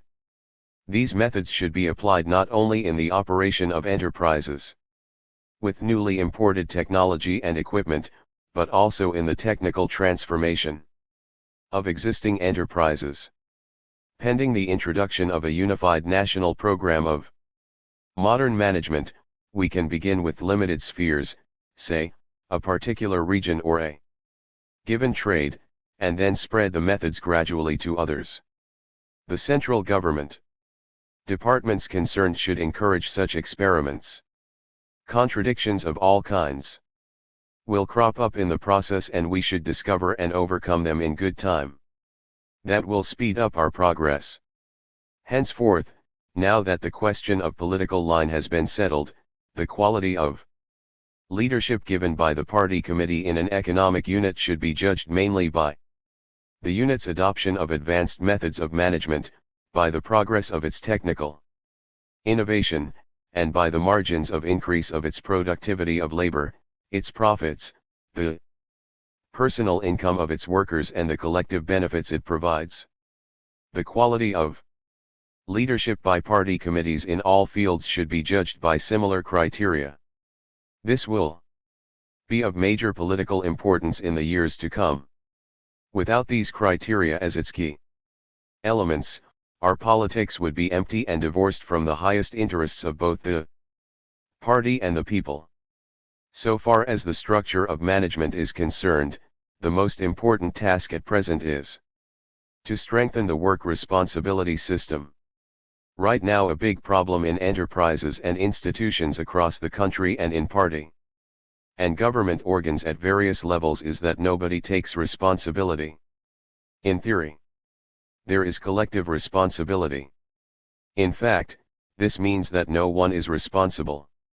When a task is assigned, nobody sees that it is properly fulfilled or cares whether the result is satisfactory. So there is an urgent need to establish a strict responsibility system. Lenin said, to refer to collegiate methods as an excuse for irresponsibility is a most dangerous evil. He called it an evil which must be halted at all costs as quickly as possible and by whatever the means. For every job or construction project it is necessary to specify the work to be done, the personnel required to do it, work quotas, standards of quality, and a time schedule. For example, in introducing foreign technology and equipment we should specify what items are to be imported from where they are going, and who is to take charge of the work. Whether it is a question of importing foreign equipment or of operating an existing enterprise, similar specifications should be made. When problems arise, it doesn't help just to blame the planning commissions and party committees concerned, as we do now. The particular persons responsible must feel the heat. By the same token, rewards also should go to specific collectives and persons. In implementing the system according to which the factory directors assume overall responsibility under the leadership of the party committees, we must state explicitly who is responsible for each aspect of the work. To make the best use of the responsibility system, the following measures are essential. First, we must extend the authority of the managerial personnel. Whoever is given responsibility should be given authority as well. Whoever it is, a factory director, engineer, technician, accountant, or cashier, he should have his own area not only of responsibility but of authority, which must not be infringed upon by others. The responsibility system is bound to fail if there is only responsibility without authority. Second, we must select personnel wisely and assign duties according to ability. We should seek out existing specialists and train new ones, put them in important positions, raise their political status and increase their material benefits. What are the political requirements in selecting someone for a job? The major criterion is whether the person chosen can work for the good of the people and contribute to the development of the productive forces and to the socialist cause as a whole. Third, we must have a strict system of evaluation and distinguish clearly between a performance that should be rewarded and one that should be penalized. All enterprises, schools, research institutes and government offices should set up systems for evaluating work and conferring academic, technical, and honorary titles. Rewards and penalties. Promotions and demotions should be based on work performance. And they should be linked to increases or reductions in material benefits. In short, through strengthening the responsibility system and allotting rewards and penalties fairly, we should create an atmosphere of friendly emulation in which people vie with one another to become advanced elements, working hard and aiming high. In economic policy, I think we should allow some regions and enterprises and some workers and peasants to earn more and enjoy more benefits sooner than others, in accordance with their hard work and greater contributions to society. If the standard of living of some people is raised first, this will inevitably be an impressive example to their neighbors, and people in other regions and units will want to learn from them. This will help the whole national economy to advance wave upon wave and help the people of all our nationalities to become prosperous in a comparatively short period. Of course, there are still difficulties in production in the Northwest, Southwest, and some other regions, and the life of the people there is hard. The state should give these places many kinds of help, and in particular strong material support. These are major policies which can have an effect on the whole national economy and push it forward. I suggest that you study them carefully. During the drive to realize the four modernizations, we are bound to encounter many new and unexpected situations and problems with which we are unfamiliar. In particular, the reforms in the relations of production and in the superstructure will not be easy to Introduce. They touch on a wide range of issues and concern the immediate interests of large numbers of people, so they are bound to give rise to complications and problems, and to meet with numerous obstacles. In the reorganization of enterprises, for example, there will be the problem of deciding who will stay on and who will leave, while in that of government departments, a good many people will be transferred to other jobs, and some may complain, and so on. Since we will have to confront such problems soon, we must be mentally prepared for them. We must teach party members and the masses to give top priority to the overall situation and the overall interests of the party and the state. We should be full of confidence. We will be able to solve any problem and surmount any obstacle so long as we have faith in the masses, follow the mass line and explain the situation and problems to them.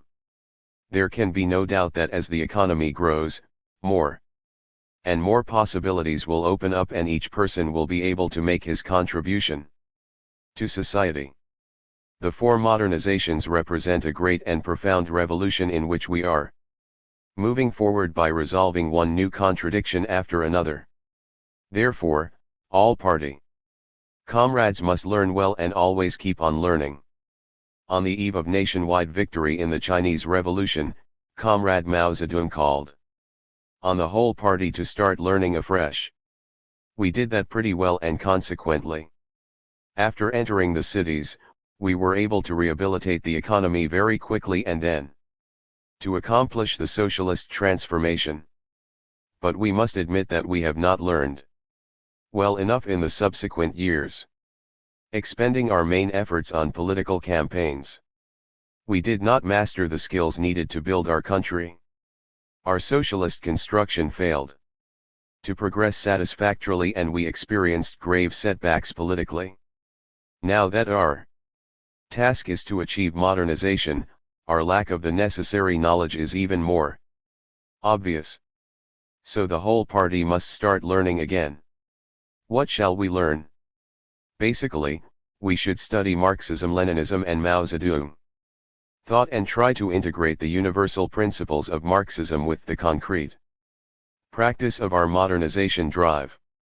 At present most of our cadres need also to apply themselves to three subjects: economics, science and technology, and management.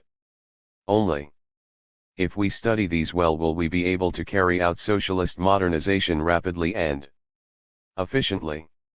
We should learn in different ways through practice, from books, and from the experience, both positive and negative, of others as well as our own. Conservatism and book worship should be overcome.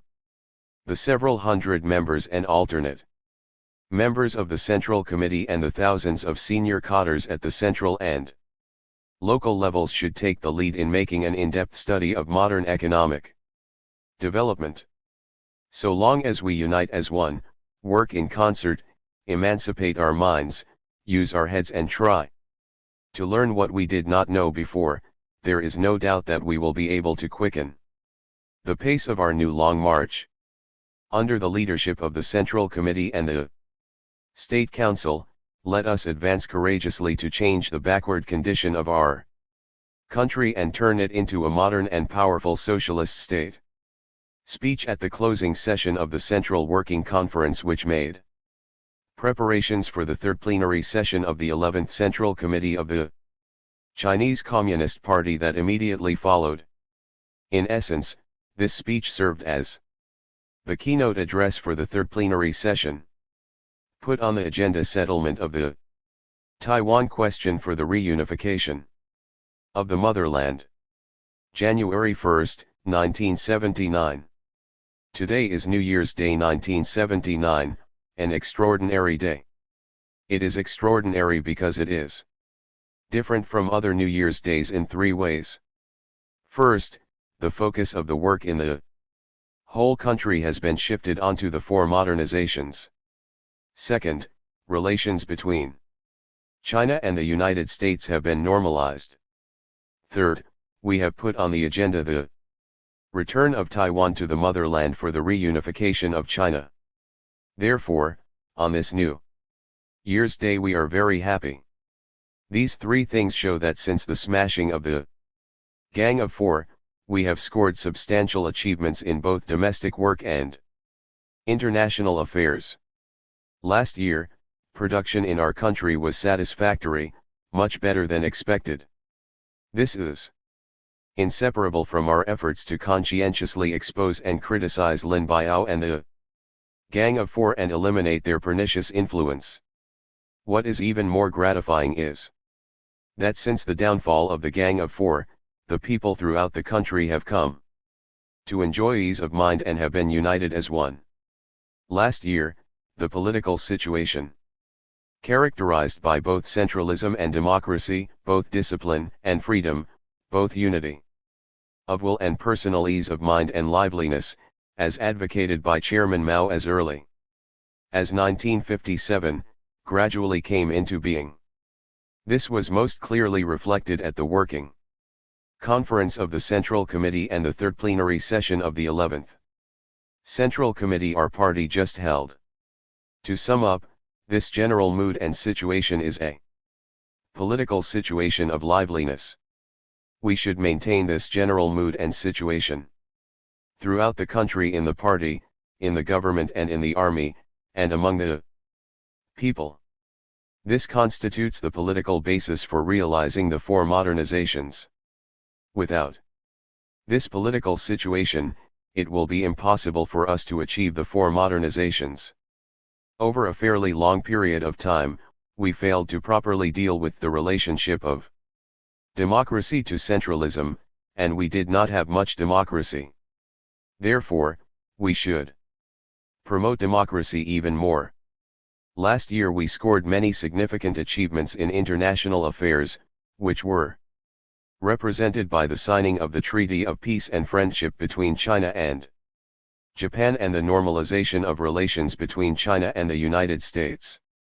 We were able to put on the agenda the return of Taiwan to the motherland for the reunification of China just because we had scored significant achievements in domestic work and international affairs. On this extraordinary day, we should also be soberly aware that it is an arduous task to realize the four modernizations. There are many things we do not yet understand, and we are inexperienced. Therefore, we should study and work hard. We should also recognize that we shall inevitably make mistakes in certain matters and encounter difficulties in some areas. However, as long as the people throughout the country work with one heart and one mind, are eager to learn, consolidate, and maintain the situation of stability and unity and uphold democratic centralism, our cause will be vigorously furthered. The fundamental policies we followed in handling international affairs last year were formulated by Chairman Mao and Premier Zhou, but they died before they could implement those policies. We have fulfilled some of their desires. The signing of the Treaty of Peace and Friendship between China and Japan and the normalization of relations between China and the United States are beneficial to peace and stability in the world and to the international fight against hegemony. Now, as we still face many problems, we must continue to work hard. In international affairs we should continue to consolidate and develop the gratifying situation we have created. I am convinced that every member present here is joyful and optimistic about the current situation and will be happy to make his or her own contribution to it. Speech delivered at the Forum on the Message of the Standing Committee of the National People's Congress to the Taiwan compatriots held by the Chinese People's Political Consultative Conference. We should make use of foreign funds and let former capitalist industrialists and businessmen play their role in developing the economy. January 17, 1979. We are very pleased to hear that you have excellent suggestions as to how to develop the economy. Today I should like to talk on this topic. Now that we are developing the economy on a large scale, we have come to understand that we do not have adequate knowledge or funds. At the third plenary session of the 11th Central Committee, the party decided to shift the focus of its work onto socialist modernization. As we have wasted a lot of time, we now have to develop rapidly. But how can we do this without repeating the mistakes we made in 1958? This is a problem we must solve.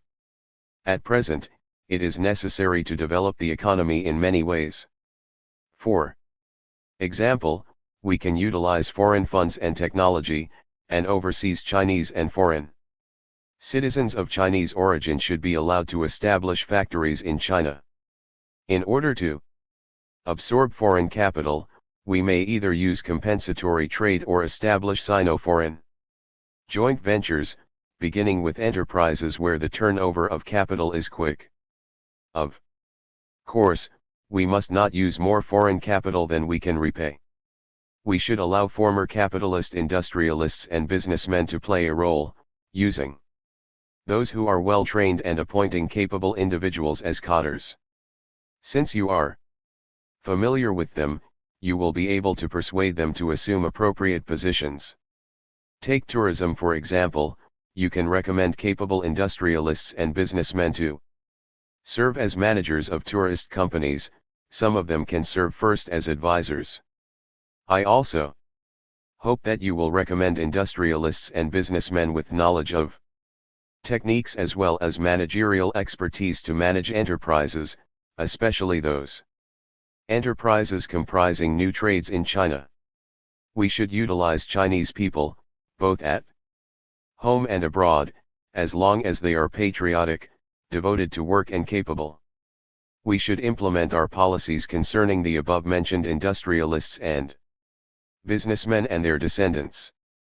These people stopped receiving a fixed rate of interest long ago. As long as they no longer exploit others, we have no reason to continue to label them capitalists. After we have implemented these policies, these people will retain some of their money. They should be allowed to set up factories or invest in tourism in order to earn foreign capital. It is better for them to use their money to do something rather than keeping it idle. Industrialists and businessmen should choose a few projects in which they are willing to invest. In short, both industrialists and businessmen and their money should be utilized. Comrade Rong Yiren, I hope that you will concentrate on economic work and on opening to the outside world in any way that you see fit. You should follow this rule, accept only those tasks which you consider reasonable and refuse any unreasonable ones which the government assigns to you. You have full powers to deal with corporate affairs. You will not be blamed should you deal with some affairs wrongly. You should manage the economy according to economic principles. When signing contracts, you should judge from commercial perspectives, signing only those contracts which will bring about profit and foreign exchange.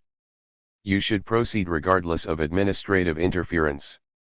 The full powers mentioned above include the power to employ personnel.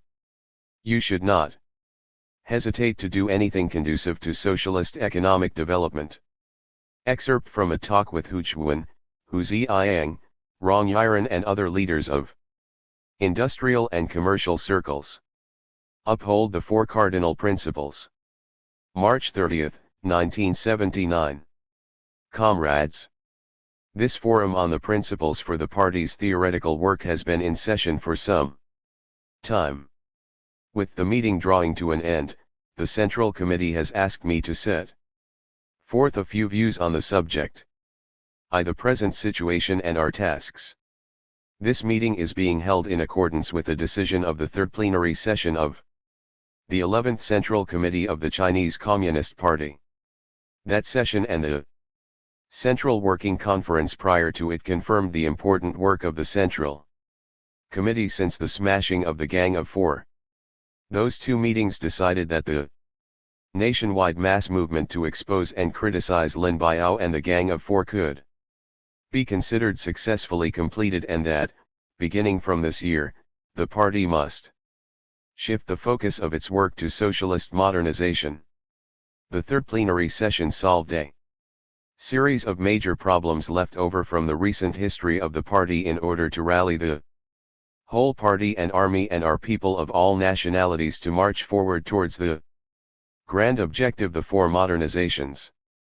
Both meetings were of great significance in the history of the party. At this forum on the principles for theoretical work convened after the third plenary session, the participants have spoken frankly and put forward a number of questions deserving our attention and study. On the whole, the meeting has been fruitful. As I said at the Central Working Conference, it is essential that we emancipate our minds, use our heads, seek truth from facts, and unite as one and look to the future. We must continue to follow these principles unswervingly. The important thing now is to go a step further in popularizing and applying them by proceeding from reality and linking them closely with the present situation and our tasks.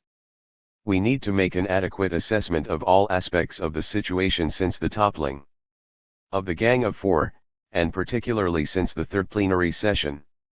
In the 2.5 years since the overthrow of the Gang, we have destroyed most of its counter-revolutionary political forces and readjusted and strengthened our leading bodies at various levels. Leadership in the party, the government, and the army is now mainly in the hands of cadres worthy of the people's trust, and most of the work in these three spheres has returned to normal. This is a momentous, hard-won achievement.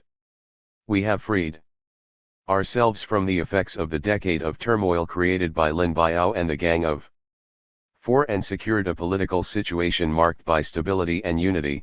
This situation is both a prerequisite and a guarantee for our socialist modernization. All of us present here, all members of our party, and especially those in leading posts, should treasure this political situation and lay great stress on preserving it. Stability and unity, of course, must be based on principle.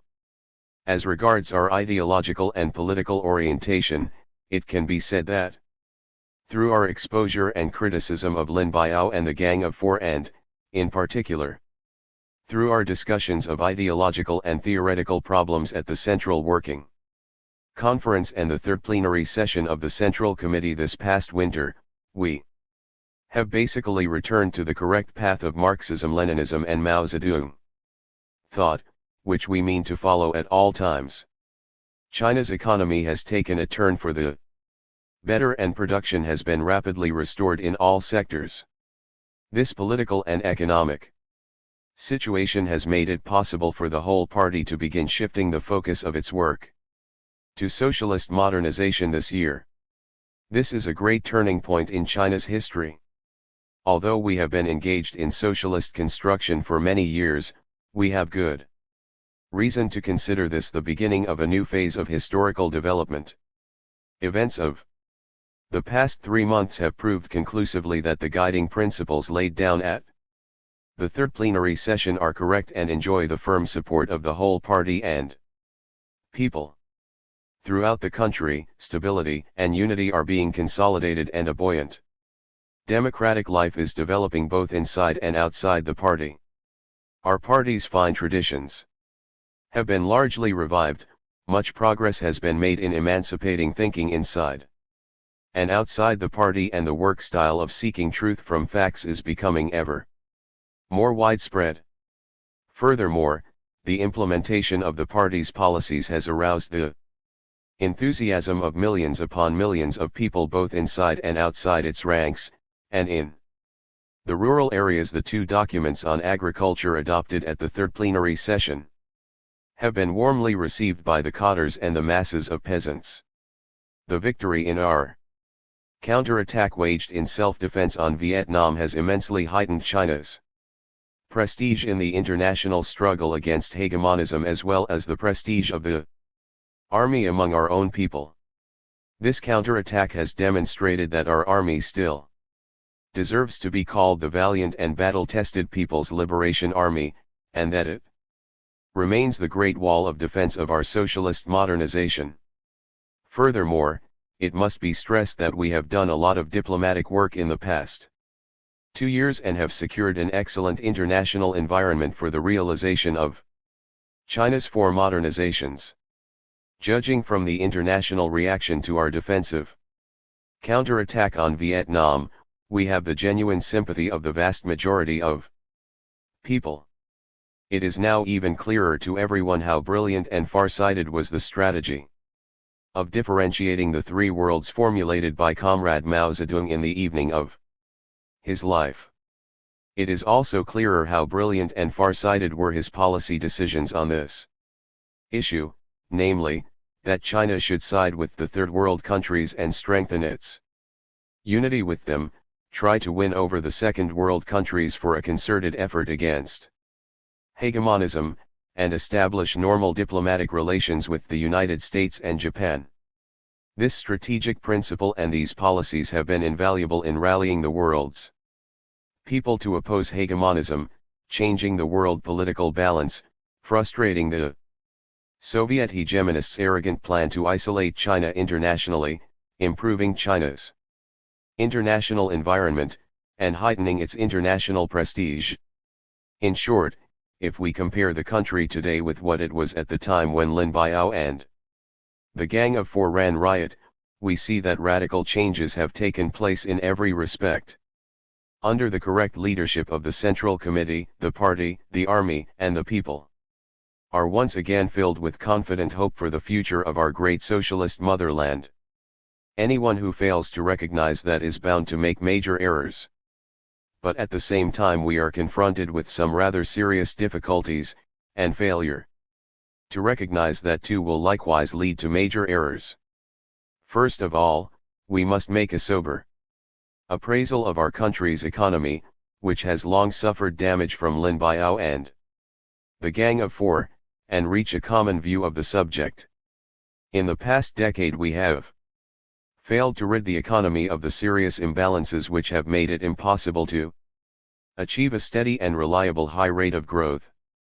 It appears that in the general process of advance, our economy, that is, our agriculture, industry, capital construction, transport, services, domestic and foreign trade, and banking and finance needs a period of readjustment in order to change from varying degrees of imbalance to relative balance.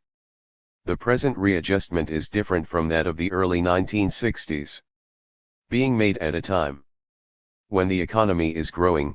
It aims to lay a solid foundation for the 4 modernizations. However, it is necessary to make a partial retreat. Some unrealistically high targets, which it would do more harm than good to aim at, must be resolutely lowered, and some ill-managed enterprises which run at a heavy loss must be consolidated within a certain time span or even temporarily shut down so that consolidation can be carried out. We must take 1 step back in order to take 2 steps forward. At the same time, in order to achieve the 4 modernizations, we must be earnest in solving a variety of problems related to our economic structure, and this too involves an extensive and complex readjustment. If we can smoothly carry out our tasks for 1979, the first year of readjustment, we will have made a big advance, a good beginning in shifting the focus of our work. When there are disproportions in the economy, correct readjustment must be made in order for it to make steady progress. This fact is borne out by our historical experience in the economic readjustments of the years immediately following liberation and of the early 1960s. We must therefore tell the people throughout China that no headway can be made unless such a readjustment is carried out, and that while the process is going on, everyone must have full confidence in, and comply with, the arrangements made by the party and the government. It should be recognized that, compared with the readjustment in the early 60s, the current one has many more conditions in its favor, but that it also faces some difficulties. During the readjustment of the 60s, the leadership at all levels and the sense of organization and discipline both inside and outside the party were better than now, when there are certain elements of political and ideological instability. At present, the various localities face the enormous task of clearing away the problems left behind by Lin Biao and the Gang of Four after their decade of trouble-making. Their poisonous influence, reflected particularly in factionalism and anarchism, has begun to spread again among a small section of people, along with doubts about socialism, the dictatorship of the proletariat, the party's leadership, and Marxism-Leninism and Mao Zedong thought. And some of our cadres, faced with entirely new historical tasks, have not sufficiently freed themselves from old ideas, nor are they good at studying the new situations and solving the new problems. Moreover, we are still plagued by the force of habit of the small producer and by the habits of bureaucracy. It is quite obvious that, under these circumstances, extensive readjustment may be accompanied by small or big disturbances. We can avoid them only if we have strong, centralized leadership and a strict sense of organization and discipline, only if we strengthen our efforts to maintain public and political order and to educate people in this regard, and only if we firmly improve the style of work in the party and take further steps to restore its fine traditions of seeking truth from facts, following the mass line and working hard. Otherwise, these disturbances could become serious obstacles to our modernization program at its very outset. The Central Committee has now decided to set up a financial and economic commission, headed by comrades Chen Yun and Li Xiannian, which will give unified direction to financial and economic work and to the current readjustment. The Central Committee, the State Council and the leading bodies in various localities have taken, and will continue to take, measures to strengthen public order, consolidate socialist legality, and ensure stability and unity while resolutely promoting democracy. Discipline. Inspection commissions have been established by the Central Committee and local organizations of the party.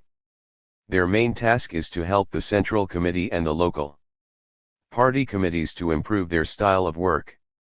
We have full confidence in our ability to surmount the temporary obstacles to our advance and to lead the party and people to victory in our modernization drive. What is our main task at present and for a fairly long time to come? To put it briefly, it is to carry out the modernization program. The destiny of our country and people hinges on its success. Given our present conditions, it will be precisely by succeeding in the four modernizations that we will be adhering to Marxism and holding high the great banner of Mao Zedong thought. And if we fail to proceed from this reality and to concentrate on the four modernizations, it will mean that we are departing from Marxism while indulging in empty talk about it. At the present time, socialist modernization is of supreme political importance for us, because it represents the most fundamental interest of our people. Today every member of the Communist Party and the Communist Youth League and every patriotic citizen must devote all his energies to the modernization drive, and do all he can to overcome every difficulty under the unified leadership of the party and government. 2. The necessity of upholding the four cardinal principles in the drive for the four modernizations. To achieve the four modernizations and make China a powerful socialist country before the end of this century will be a gigantic task. In our democratic revolution, we had to act in accordance with China's specific situation and follow the path discovered by Comrade Mao Zedong of encircling the cities from the rural areas. Now, in our national construction, we must likewise act in accordance with our own situation and find a Chinese path to modernization. At least two important features of our situation must be taken into account in order to Carry out the 4 modernizations in China. First, we are starting from a weak base. The damage inflicted over a long period by the forces of imperialism, feudalism, and bureaucrat capitalism reduced China to a state of poverty and backwardness. However, since the founding of the People's Republic we have achieved signal successes in economic construction, established a fairly comprehensive industrial system and trained a body of technical personnel. From liberation to last year, the average annual rate of growth in our industry and agriculture was fairly high by world standards. Nonetheless, because of our low starting point, China is still one of the world's poor countries. Our scientific and technological forces are far from adequate. Generally speaking, we are 20 to 30 years behind the advanced countries in the development of science and technology. In the past 3 decades our economy has gone through reversals. The havoc wrought by Lin Biao and the Gang of Four in the decade 1966 to 76 has had particularly grave consequences. Our present readjustment is aimed precisely at eliminating those consequences. Second, we have a large population but not enough arable land. Of China's population of more than 900 million, 80% are peasants. While there are advantages to having a large population, there are disadvantages as well. When production is insufficiently developed, it poses serious problems with regard to food, education, and employment. We must greatly increase our efforts in family planning, but even if the population does not grow for a number of years, we will still have a population problem for a certain period. Our vast territory and rich natural resources are big assets. But many of these resources have not yet been surveyed and exploited, so they do not constitute actual means of production. Despite China's vast territory, the amount of arable land is limited, and neither this fact nor the fact that we have a large, mostly peasant population can be easily changed. This is a distinctive characteristic which we must take into account in carrying out our modernization program. To accomplish modernization of a Chinese type, we must proceed from China's special characteristics. For example, modern production requires only a small number of people, while our population is enormous. How shall we reconcile these two facts? Unless we take all factors into account, we shall be faced for a long time with the social problem of insufficient employment. There are many problems in this connection which party comrades doing practical and theoretical work must study together. We can surely find ways of solving these problems. But I am not going to discuss them today. What I want to talk about now is ideological and political questions. The Central Committee maintains that, to carry out China's 4 modernizations, we must uphold the 4 cardinal principles ideologically and politically. This is the basic prerequisite for achieving modernization. The 4 principles are: 1. We must keep to the socialist road. 2. We must uphold the dictatorship of the proletariat. 3. We must uphold the leadership of the Communist Party. 4. We must uphold Marxism-Leninism and Mao Zedong thought. As we all know, far from being new, these 4 cardinal principles have long been upheld by our party. The Central Committee has been adhering to these principles in all its guidelines and policies adopted since the smashing of the Gang of Four, and especially since the 3rd plenary session of the 11th Central Committee. We have criticized, on both a theoretical and a practical level, the phony, ultra-left socialism pushed by the Gang of Four, which boils down to universal poverty. We have always followed the principles of socialist public ownership and distribution according to work. We have always followed the policy of developing socialist economic construction. mainly through self-reliance supplemented by foreign aid and through the study and acquisition of advanced technology from abroad. We have tried to act in accordance with objective economic laws. In other words, we have adhered to scientific socialism. We have smashed the feudal fascism of the Gang of Four, redressed many injustices, solved many problems left over from the past, consolidated the dictatorship of the proletariat, and restored and extended socialist democracy. And particularly since the third plenary session, we have created a lively political situation of the type Comrade Mao Zedong had long looked forward to in his lifetime. We have restored the three major features of the party's style of work, which had been trampled upon, improved the system of democratic centralism in the party, and reinforced unity throughout the party and between the party and the masses. All this has enormously enhanced the party's prestige and strengthened its leadership of the state and society. We have broken the mental shackles forged by Lin Biao and the Gang of Four and have insisted that leaders should be regarded as human beings, not demigods. We have always tried to understand Marxism-Leninism and Mao Zedong thought correctly and as an integral, scientific system, and have always proceeded from reality and sought truth from facts.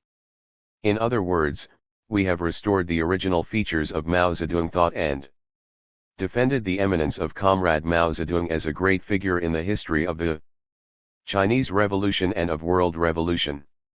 Nevertheless, the Central Committee believes that today there is still a tremendous need to stress propaganda on the four principles.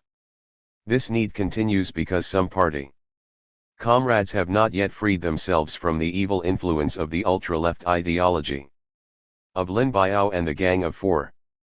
A handful have gone so far as to spread rumors and calumnies, attacking the principles and policies adopted by the Central Committee since the toppling of the Gang of Four and particularly since the third plenary session as running counter to Marxism-Leninism and Mao Zedong thought. It is necessary to continue emphasizing the four cardinal principles also because a handful of people in society at large are spreading ideas which are against them or at least cast doubt on them. And because individual party comrades, instead of recognizing the danger of such ideas, have given them a certain degree of direct or indirect support. Although the number of such persons both inside and outside the party is very small, we must not overlook their impact on that account. Facts show that they can do great damage to our cause and that they have already done so. Therefore, it is not enough for us to keep on resolutely eliminating the pernicious influence of the Gang of Four, helping those comrades who have been misled by it to come to their senses, and rebutting the reactionary statements of those who slander the Central Committee. While continuing to do all these things, we must also struggle unremittingly against currents of thought which throw doubt on the four cardinal principles. Both the ultra-left and right currents of thought run counter to Marxism-Leninism and Mao Zedong thought and obstruct our advance towards modernization. We have conducted massive criticism of the ultra-left thinking spread by Lin Biao and the Gang of Four. There is no question that this thinking too is in opposition to the four cardinal principles, only it is opposition from the left, and we will go on criticizing it relentlessly. But what I want to emphasize now is criticism of a trend of thought which is skeptical of, or opposed to, our four cardinal principles, but which comes from the right. First, we must keep to the socialist road. Some people are now openly saying that socialism is inferior to capitalism. We must demolish this contention. In the first place, socialism and socialism alone can save China. This is the unshakable historical conclusion that the Chinese people have drawn from their own experience in the 60 years since the May 4th movement 1919. Deviate from socialism and China will inevitably retrogress to semi-feudalism and semi-colonialism. The overwhelming majority of the Chinese people will never allow such a retrogression. In the second place, although it is a fact that socialist China lags behind the developed capitalist countries in its economy, technology and culture, this is not due to the socialist system but basically to China's historical development before liberation. It is the result of imperialism and feudalism. The socialist revolution has greatly narrowed the gap in economic development between China and the advanced capitalist countries. Despite our errors, in the past 3 decades, we have made progress on a scale which old China could not achieve in hundreds or even thousands of years. Our economy has attained a fairly high rate of growth. Now that we have summed up experience and corrected errors, it will undoubtedly develop more rapidly than the economy of any capitalist country, and the development will be steady and sustained. Of course, it will take a considerable period of time for the value of our national output per capita to catch up with and surpass that of the developed capitalist countries. In the third place, let's ask, which is better, the socialist system or the capitalist system? Of course the socialist system is better. In certain circumstances, a socialist country may make serious errors, and even experience such major setbacks as the havoc created by Lin Biao and the Gang of Four. Naturally, this has its subjective causes, but basically it is due to influences inherited from the old society with its long history. Influences that cannot be swept away overnight. Capitalist countries with a long feudal history such as Britain, France, Germany, Japan, and Italy all experienced major setbacks and reversals at different times. Counter-revolutionary restorations occurred in Britain and France while Germany, Japan, and Italy had periods of fascist rule. But, relying on the socialist system and our own strength, we toppled Lin Biao and the Gang of Four without too much difficulty and quickly set our country back on the road to stability, unity, and healthy development. The socialist economy is based on public ownership, and socialist production is designed to meet the material and cultural needs of the people to the maximum extent possible, not to exploit them. These characteristics of the socialist system make it possible for the people of our country to share common political, economic, and social ideals and moral standards. All this can never happen in a capitalist society. There is no way by which capitalism can ever eliminate the extraction of super profits by its millionaires or ever get rid of exploitation, plundering and economic crises. It can never generate common ideals and moral standards or free itself from appalling crimes, moral degradation, and despair. On the other hand, capitalism already has a history of several hundred years, and we have to learn from the peoples of the capitalist countries. We must make use of the science and technology they have developed and of those elements in their accumulated knowledge and experience which can be adapted to our use, while we will import advanced technology and other things useful to us from the capitalist countries selectively and according to plan. We will never learn from or import the capitalist system itself, nor anything repellent or decadent. If the developed capitalist countries were to rid themselves of the capitalist system, their economy and culture would certainly make greater progress. That is why the progressive political forces in the capitalist countries are trying to study and propagate socialism and are fighting to eliminate the injustices and irrational phenomena endemic in capitalist society and to carry out socialist revolution. We should introduce to our people, and particularly to our youth, whatever is progressive and useful in the capitalist countries. And we should criticize whatever is reactionary and decadent. Second, we must uphold the dictatorship of the proletariat. We have conducted a lot of propaganda explaining that the dictatorship of the proletariat means socialist democracy for the people, democracy enjoyed by the workers, peasants, intellectuals, and other working people, the broadest democracy that has ever existed in history. In the past, we did not practice democracy enough and we made mistakes. Lin Biao and the Gang of Four, while boosting their so-called all-round dictatorship, exercised a feudal fascist dictatorship over the people. We have smashed this dictatorship, which had nothing in common with the dictatorship of the proletariat but was its diametric opposite. Now we have corrected the past mistakes and adopted many measures to constantly expand democracy in the party and among the people. Without democracy there can be no socialism and no socialist modernization. Of course, democratization, like modernization, must advance step by step. The more socialism develops, the more must democracy develop. This is beyond all doubt. However, the development of socialist democracy in no way means that we can dispense with the proletarian dictatorship over forces hostile to socialism.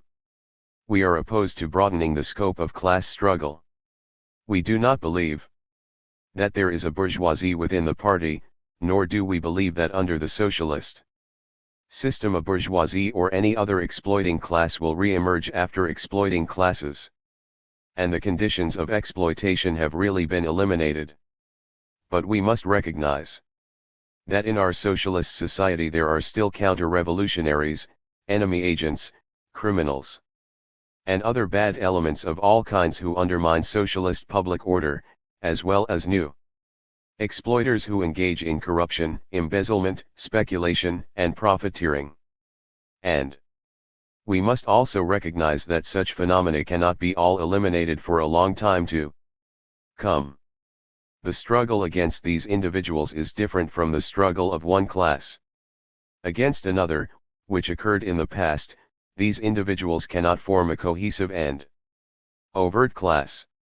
However, it is still a special form of class struggle or a special form of the leftover, under socialist conditions, of the class struggles of past history. It is still necessary to exercise dictatorship over all these anti-socialist elements, and socialist democracy is impossible without it. This dictatorship is an internal struggle and in some cases an international struggle as well. In fact, the two aspects are inseparable.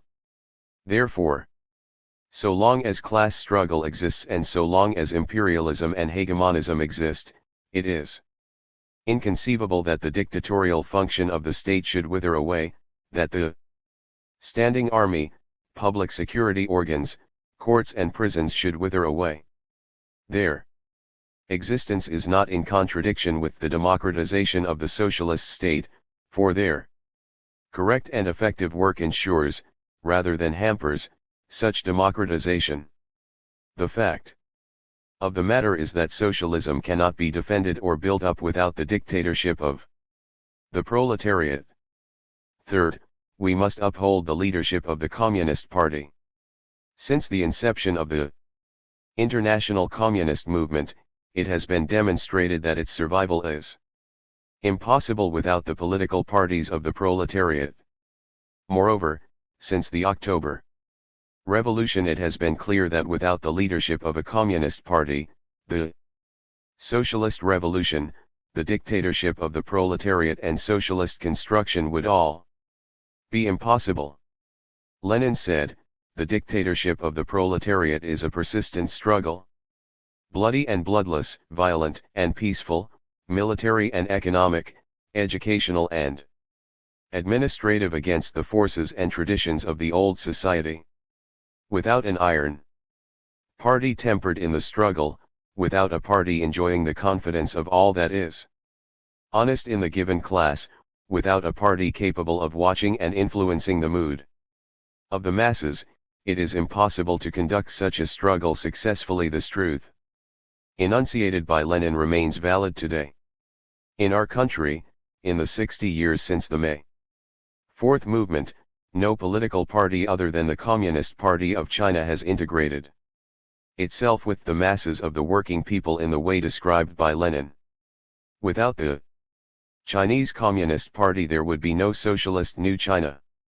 The misdeeds of Lin Biao and the Gang of Four aroused the resolute opposition of the whole Chinese people, as well as of the whole party, precisely because Lin Biao and the gang cast aside the Chinese Communist Party, the long-tested leading force that maintains flesh and blood ties with the masses.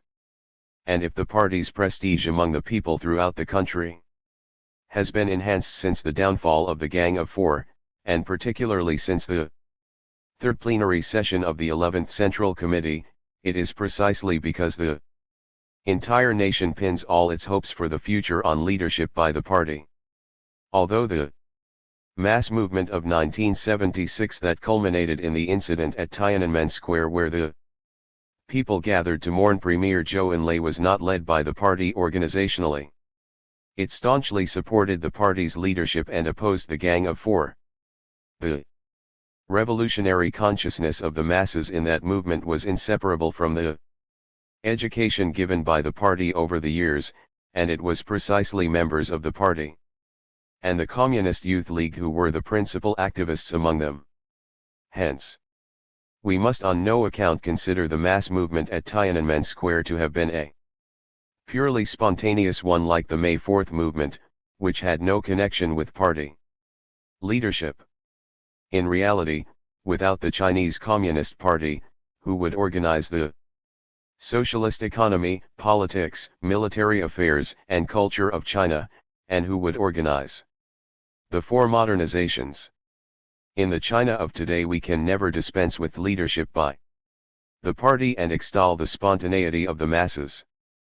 Party leadership, of course, is not infallible, and the problem of how the party can maintain close links with the masses and exercise correct and effective leadership is still one that we must seriously study and try to solve. But this can never be made a pretext for demanding the weakening or liquidation of the party's leadership. Our party has made many errors, but each time the errors were corrected by relying on the party organization, not by discarding it. The present Central Committee is persistent in promoting democracy in the party and among the people and is determined to correct past errors. Under these circumstances, it would be all the more intolerable to the masses of our people to demand the liquidation or even the weakening of leadership by the party. In fact, bowing to this demand would only lead to anarchism and the disruption and ruin of the socialist cause. Lin Biao and the Gang of Four, as they put it, kicked aside the party committees to make revolution, and it is clear to all what kind of revolution they made.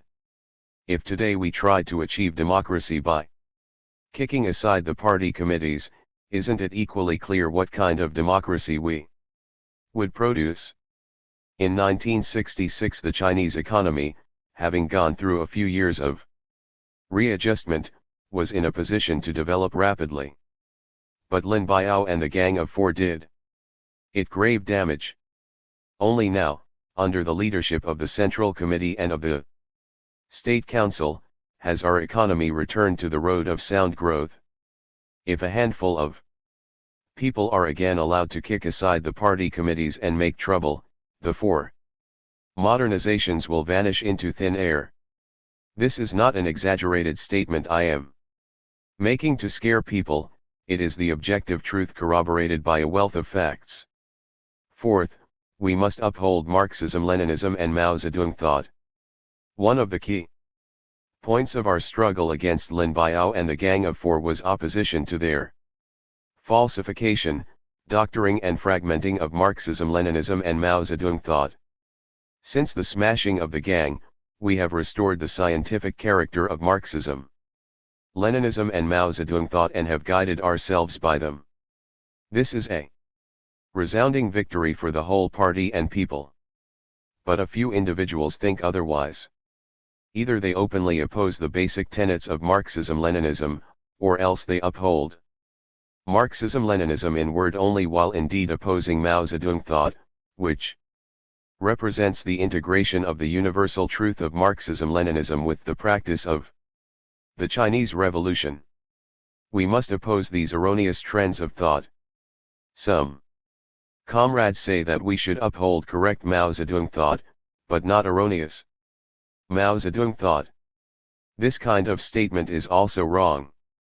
What we consistently take as our guide to action are the basic tenets of Marxism-Leninism and Mao Zedong thought, or, to put it another way, the scientific system formed by these tenets. When it comes to individual theses, neither Marx and Lenin nor Comrade Mao could be immune from misjudgments of one sort or another. But these do not belong to the scientific system formed by the basic tenets of Marxism-Leninism and Mao Zedong thought.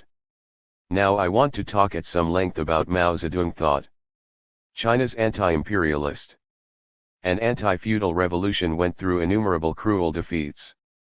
Was it not Mao Zedong thought which enabled the Chinese people, about a quarter of the world's population, to find the correct road for their revolution, achieve nationwide liberation in 1949, and basically accomplish socialist transformation by 1956? This succession of splendid victories changed not only China's destiny but the world's situation as well. From the international point of view, Mao Zedong thought is inseparably linked with the struggle against hegemonism, and the practice of hegemonism under the banner of socialism is a most obvious betrayal of socialist principles on the part of a Marxist-Leninist party after it has come to power. As I have already mentioned, in the evening of his life, Comrade Mao Zedong formulated the strategy of differentiating the three worlds, and personally ushered in a new stage in Sino-American and Sino-Japanese relations. By so doing, he created new conditions for the development of the worldwide struggle against hegemonism and for the future of world politics. While conducting our modernization program in the present international environment, we cannot help recalling Comrade Mao's contributions. Comrade Mao, like any other man, had his defects and made errors. But how can these errors in his illustrious life be put on a par with his immortal contributions to the people?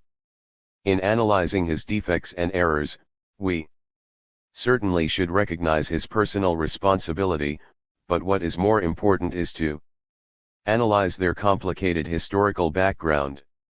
That is the only just and scientific, that is, Marxist way to assess history and historical figures. Anyone who departs from Marxism on so serious a question will be censured by the party and the masses. Isn't that natural? Mao Zedong thought has been the banner of the Chinese Revolution. It is and always will be the banner of China's socialist cause and of the anti-hegemonist cause. In our forward march we will always hold the banner of Mao Zedong thought high. The cause and the thought of Comrade Mao Zedong are not his alone, they are likewise those of his comrades in arms, the party and the people. His thought is the crystallization of the experience of the Chinese people's revolutionary struggle over half a century.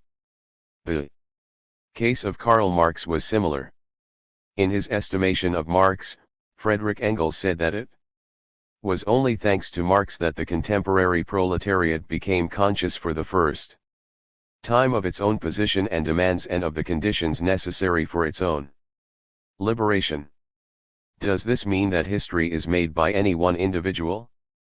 History is made by the people, but this does not preclude the people from respecting an outstanding individual. Of course, this respect must not turn into blind worship. No man should be looked upon as a demigod.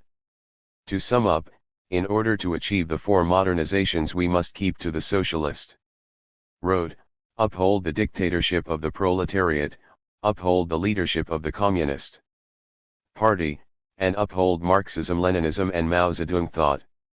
The Central Committee considers that we must now repeatedly emphasize the necessity of upholding these four cardinal principles, because certain people, even if only a handful, are attempting to undermine them. In no way can such attempts be tolerated. No party member and, needless to say, no party ideological or theoretical worker, must ever waver in the slightest on this basic stand. To undermine any of the four cardinal principles is to undermine the whole cause of socialism in China, the whole cause of modernization. Is the Central Committee making a mountain out of a molehill when it takes this view of the matter? No, it is not.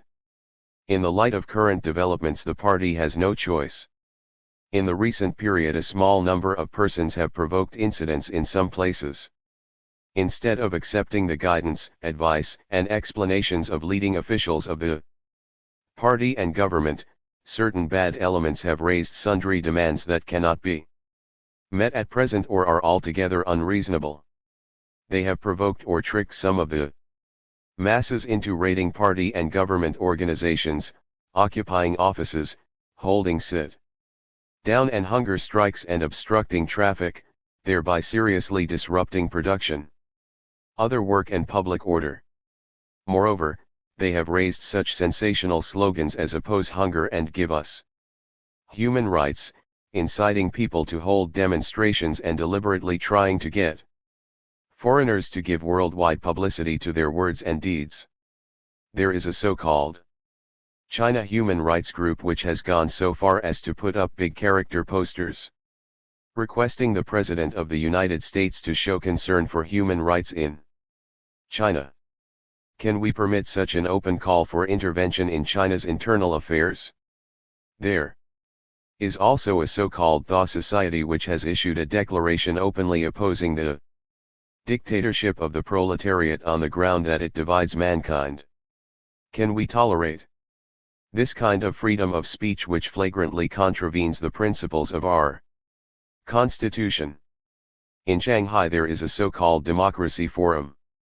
Some of its members have slandered Comrade Mao Zedong and put up big counter-revolutionary posters proclaiming that proletarian dictatorship is the source of all evils and that it is necessary to resolutely and thoroughly criticize the Communist Party of China.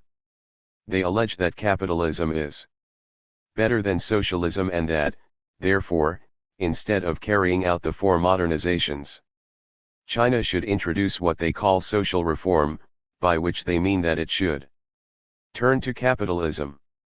They publicly declare that their task is to settle accounts with those whom the Gang of Four called the capitalist roaders but whom it had failed to deal with. Some of them have asked to go abroad to seek political asylum, and some have even made clandestine contact with the Kuomintang Secret Service, plotting sabotage. It is obvious that these people are out to use any and all means to disrupt our effort to shift the focus of our work to the achievement of modernization. If we ignored these grave problems, our party and government organs at various levels would be so harassed that they would find it impossible to function. How, then, could we concentrate on the four modernizations?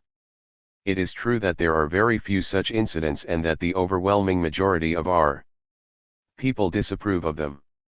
Nevertheless, they merit our serious attention. First, these troublemakers generally say they speak in the name of democracy, a claim by which people are easily misled. Second, taking advantage of social problems left over from the time when Lin Biao and the Gang of Four held sway, they may deceive some people who have difficulties which the government cannot help to clear up at the moment. Third, the troublemakers have begun to form all kinds of secret or semi-secret organizations which seek to establish contact with each other on a nationwide scale and at the same time to collaborate with political forces in Taiwan and abroad. Fourth, some of these people work hand in glove with gangster organizations and followers of the Gang of Four, trying to expand the scope of their sabotage. Fifth, they do all they can to use as a pretext or as a shield indiscreet statements of one sort or another made by some of our comrades. All this shows that the struggle against these individuals is no simple matter that can be settled quickly. We must strive to clearly distinguish between people, many of them innocent young people, and the counter-revolutionaries and bad elements who have hoodwinked them, and whom we must deal with sternly and according to law. At the same time, we must educate comrades throughout the party about the necessity of sharpening their vigilance, bearing in mind the interests of the country as a whole and uniting as one under the leadership of the Central Committee. We must encourage them to continue the emancipation of their minds and consistently promote democracy so that they can mobilize all positive forces while at the same time endeavoring to clear up the ideological confusion among a small section of the people, especially young people. We must make a special effort to explain the question of democracy clearly to the people, and to our youth in particular. The socialist road, the dictatorship of the proletariat, the leadership of the Communist Party and Marxism-Leninism and Mao Zedong thought. All these are tied up with democracy. What kind of democracy do the Chinese people need today? It can only be socialist democracy, people's democracy, and not bourgeois democracy, individualist democracy. People's democracy is inseparable from dictatorship over the enemy and from centralism based on democracy. We practice democratic centralism, which is the integration of centralism based on democracy with democracy. Under the guidance of centralism, democratic centralism is an integral part of the socialist system. Under this system, personal interests must be subordinated to collective ones, the interests of the part to those of the whole, and immediate to long-term interests. In other words, limited interests must be subordinated to overall interests, and minor interests to major ones. Our advocacy and practice of these principles in no way means that we can ignore personal, local, or immediate interests. In the final analysis, under the socialist system there is a unity of personal interests and collective interests, of the interests of the part and those of the whole, and of immediate and long-term interests. We must adjust the relations between these various types of interests in accordance with the principle of taking them all into proper consideration.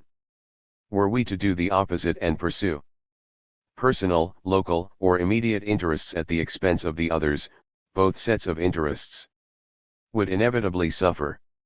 In the final analysis, the relations between democracy and centralism and between rights and duties are the political and legal expressions of the relations between these diverse interests.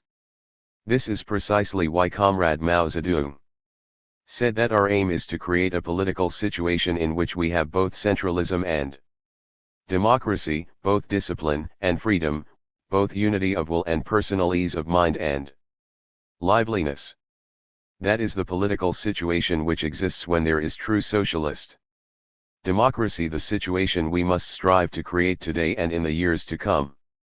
We have not propagated and practiced democracy enough, and our systems and institutions leave much to be desired. The constant promotion of democracy is therefore a firm, long-term party objective. However, while propagating democracy, we must strictly distinguish between socialist democracy on the one hand and bourgeois, individualist democracy on the other. We must link democracy for the people with dictatorship over the enemy, and with centralism, legality, discipline, and the leadership by the Communist Party. At present, when we are confronted with manifold difficulties in our economic life, which can be overcome only by a series of readjustments and by consolidation and reorganization, it is particularly necessary to stress publicly the importance of subordinating personal interests to collective ones, interests of the part to those of the whole, and immediate to long-term interests. Only when everyone, whether inside or outside the party, in a leading position or among the rank and file, is concerned for the overall interests shall we be able to overcome our difficulties and ensure a bright future. For the four modernizations.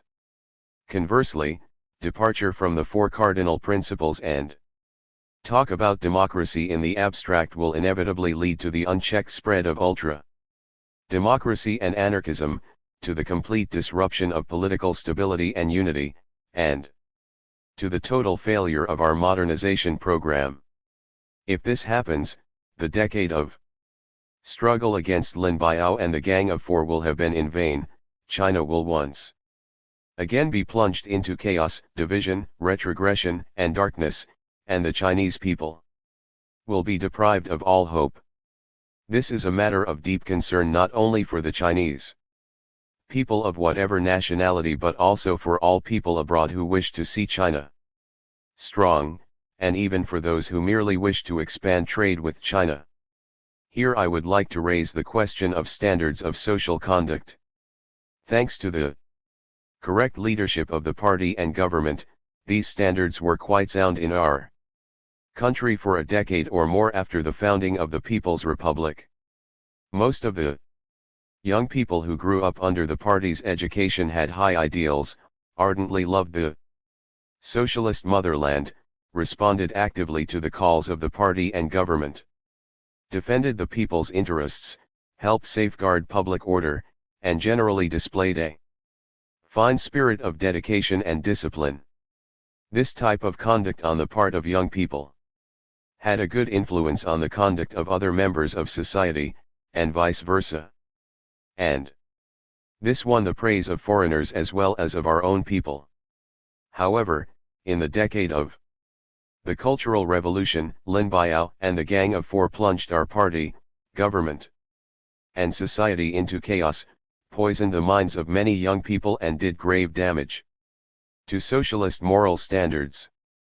The situation has improved considerably since the downfall of the Gang of Four, but we must not underestimate the residue of their pernicious influence in certain spheres.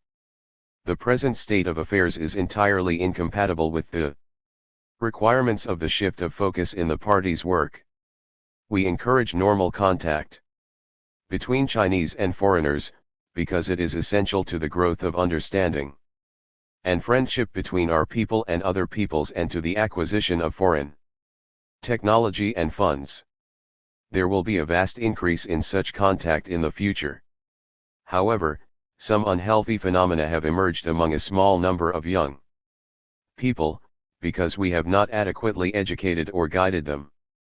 Some young men and women blindly admire the capitalist countries, and some even show a blatant disregard for both national and personal dignity in their contact with foreigners.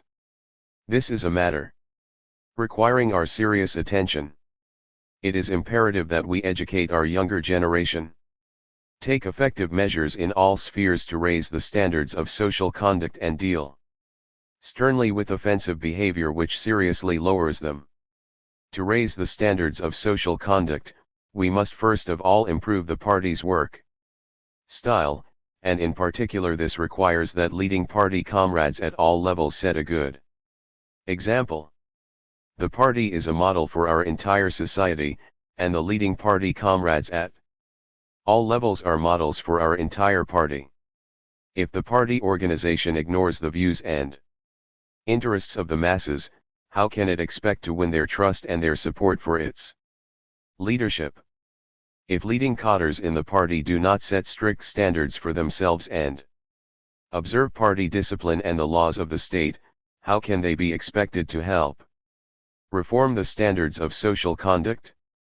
How can they do so if, in violation of party principles, they engage in factionalism, use their positions to obtain personal privileges, seize advantages through connections or influence, indulge in extravagance and waste, and seek personal gain at the expense of the public interest? How can they do so if they fail to share the joys and sorrows of the masses, refuse to be the first to bear hardships, and the last to enjoy comforts, disobey the decisions of the party organization and reject supervision by the masses or even retaliate against those who criticize them? In the Present period of historical change, when problems have piled up and 1,000 things wait to be done, it is crucial for us to strengthen the leadership of the party and correct its work style.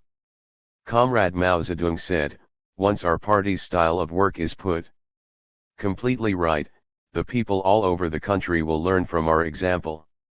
Those outside the party who have the same kind of bad style will, if they are good and honest people, learn from our example and correct their mistakes, and thus the whole nation will be influenced. Only if we improve the party's style of work can the standards of social conduct be improved and the four cardinal principles be upheld.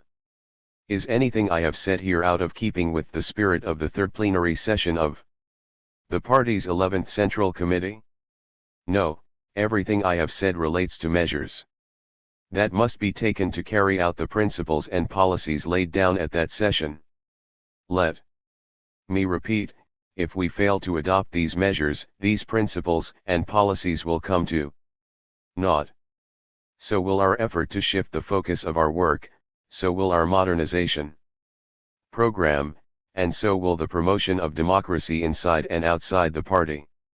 Therefore, it is entirely wrong to say, as some have said, that the Central Committee has decided on a tightening up policy, or that it has changed its policy of promoting democracy. Only by upholding the four cardinal principles to which our party has always adhered, and by firmly correcting the unhealthy tendencies which hamper the implementation of the principles and policies set forth at the third plenary session, can we advance steadfastly and victoriously towards our great objective. 3 tasks of our ideological and theoretical workers. At the forums organized by the Central Committee and the various provinces, municipalities and autonomous regions to discuss the principles for the party's theoretical work, many questions have been raised. I cannot address them all now. But today I would like to discuss 2 matters related to the tasks of our ideological and theoretical workers. Since I am not thoroughly familiar with the situation, and particularly with local conditions, I ask you to decide whether what I say is entirely correct or not. First, about the requirements of our present ideological and theoretical work. Marxist ideological and theoretical work cannot be divorced from current politics. By politics here I mean the overall situation in the domestic and international class struggle, and the fundamental interests of the Chinese people and the people of the world in current struggles. It is inconceivable that anyone can become a Marxist thinker or theorist if he is divorced from the overall political situation, if he doesn't study it, if he doesn't assess the actual development of the revolutionary struggle. If this is not so, what was the point of our devoting more than 6 months last year to discussions about practice being the criterion for testing truth? Scientific socialism develops in the course of actual struggle, and so do Marxism-Leninism and Mao Zedong thought. We will not, of course, backtrack from scientific socialism to utopian socialism, nor will we allow Marxism to remain arrested at the level of the particular theses arrived at as long as a century ago. This is why we have often repeated that it is necessary to emancipate our minds, that is, to study new situations and solve new problems by applying the basic tenets of Marxism, Leninism and Mao Zedong thought. What is the most important new problem in the new situation of China today? It is, of course, the realization of the 4 modernizations, or as I said before, the realization of a Chinese type of modernization. We have said that by studying in depth the new conditions and new problems encountered in realizing the 4 modernizations, and by working out solutions to those problems, solutions that will serve as guidelines for our action, our ideological and theoretical workers will be making a major contribution to Marxism and a genuine effort to hold high the banner of Mao Zedong thought. Of course, this does not imply that we should neglect to make serious in-depth studies of Ideological and theoretical problems not directly related to the four modernizations. We must on no account overlook the study of basic theories in philosophy and the social sciences any more than in the natural sciences, because such study is indispensable to major advances in all these spheres. In the second part of my speech, I talked about the four cardinal principles which we must uphold in order to accomplish the four modernizations. Although, as I said, these principles are nothing new, they have taken on fresh significance in the new situation before us, and so we should make new and convincing expositions of them based on the wealth of new facts.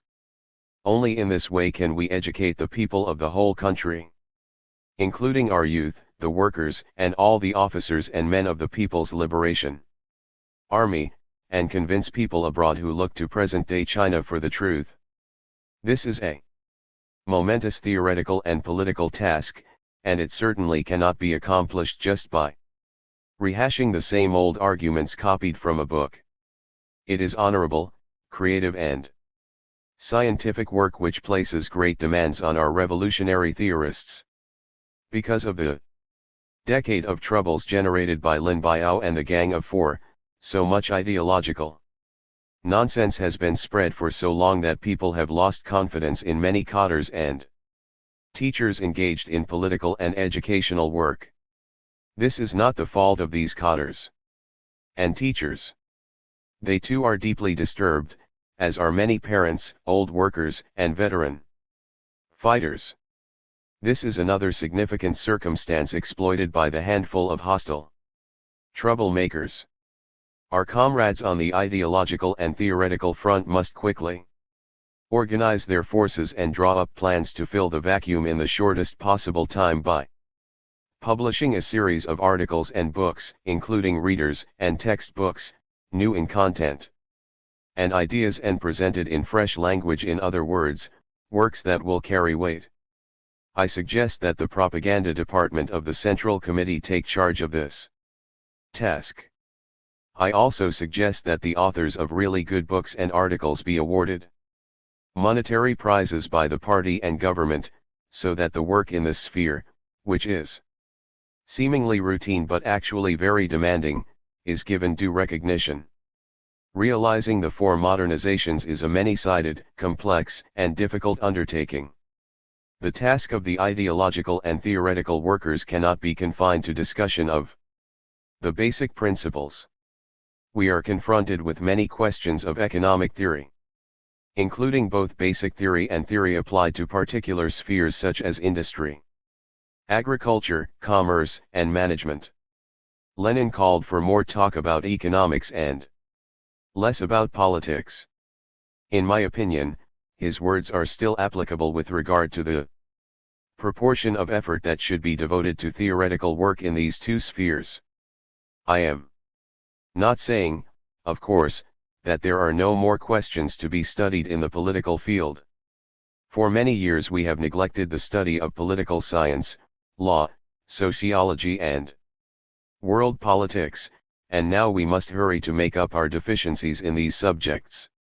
Most of our ideological and theoretical workers should dig into one or more specialized subjects. All those who can do so should learn foreign languages, so as to be able to read important foreign works on the social sciences without difficulty. We have admitted that we lag behind many countries in our study of the natural sciences. Now we should admit that we also lag behind in our study of the social sciences, insofar as they are comparable in China and abroad. Our level is very low, and for years we haven't even had adequate statistical data in the social sciences, a lack that is naturally a great obstacle to any serious study. So our ideological and theoretical workers must make up their minds to catch up. They must concentrate on specialized fields, carry on investigations and studies of actual situations, familiarize themselves thoroughly with their subjects and guard against empty talk. Empty talk is of no help whatever to our modernization program. Also, our Ideological and theoretical workers should always guard against self-satisfaction, narrow-minded conservatism and ignorant boasting, failings which Comrade Mao Zedong warned us against. Only by admitting our backwardness can we overcome it. It should be pointed out that the responsibility for our present state of backwardness lies in the first place with the Central Committee and the party committees at other levels, because they have not used the proper methods in guiding ideological and theoretical work, have set up too many forbidden zones, and have failed to give adequate attention or support to such work. Today, at this meeting, I make this self-criticism on behalf of the Central Committee. From now on, party committees at all levels, from the Central Committee down, will be required to give the correct orientation to ideological and theoretical work, and to recognize its importance. Ours is a big Marxist party. If we don't stress the study of Marxism, if we don't advance Marxism in step with the development of practice, how can we do our other work well? In that case, won't our call to hold high the banner of Marxism, Leninism and Mao Zedong thought be so many empty words? Second, about my views on some theoretical questions. A lot of questions have been raised in the discussions among theoretical workers in the last few months. Many of them need continued study. Here I would like to express my views on a few of the more pressing ones. One on the basic contradictions of socialist society and the principal contradiction in the current period. In regard to basic contradictions, I think it is still best to put the question the way Comrade Mao Zedong did in his On the Correct Handling of Contradictions Among the People. He wrote, in socialist society the basic contradictions are still those between the relations of production and the productive forces and between the superstructure and the economic base. He made a long statement in this connection, which I shall not repeat here. Of course, pointing out the basic contradictions does not automatically solve the problem, and deep-going, concrete study is still required. But, judging from practice over the past 20 years or so, Comrade Mao's formulation is more accurate than others. As for the question of what is the principal contradiction in the current period, what is the main issue or central task confronting the party and the people in the current period, actually this question was answered by the decision of the third plenary session of the 11th Central Committee to shift the focus of our work to socialist modernization. The level of our productive forces is very low and is far from meeting the needs of our people and country. This is the principal contradiction in the current period, and to resolve it is our central task. 2. On class struggle in socialist society. I touched on this question earlier when discussing the dictatorship of the proletariat. Class struggle exists objectively in socialist society. It should be neither underestimated nor exaggerated. Otherwise, as practice has shown, we shall make serious mistakes.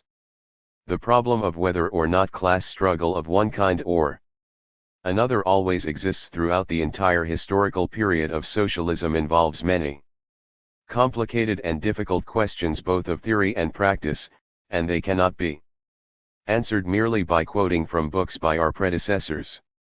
We should continue to study these questions. But, to put it briefly, the class struggle in socialist society at present is, and will continue to be, clearly different from that in historical class societies. This, too, is an objective fact we cannot deny if we want to avoid serious mistakes. 3. On continued revolution under the dictatorship of the proletariat. Practice has proved that this formulation is wrong if it is construed as it was when it was advanced to mean seizing power from the capitalist roaders, or making revolution by kicking aside the party committees and toppling everything.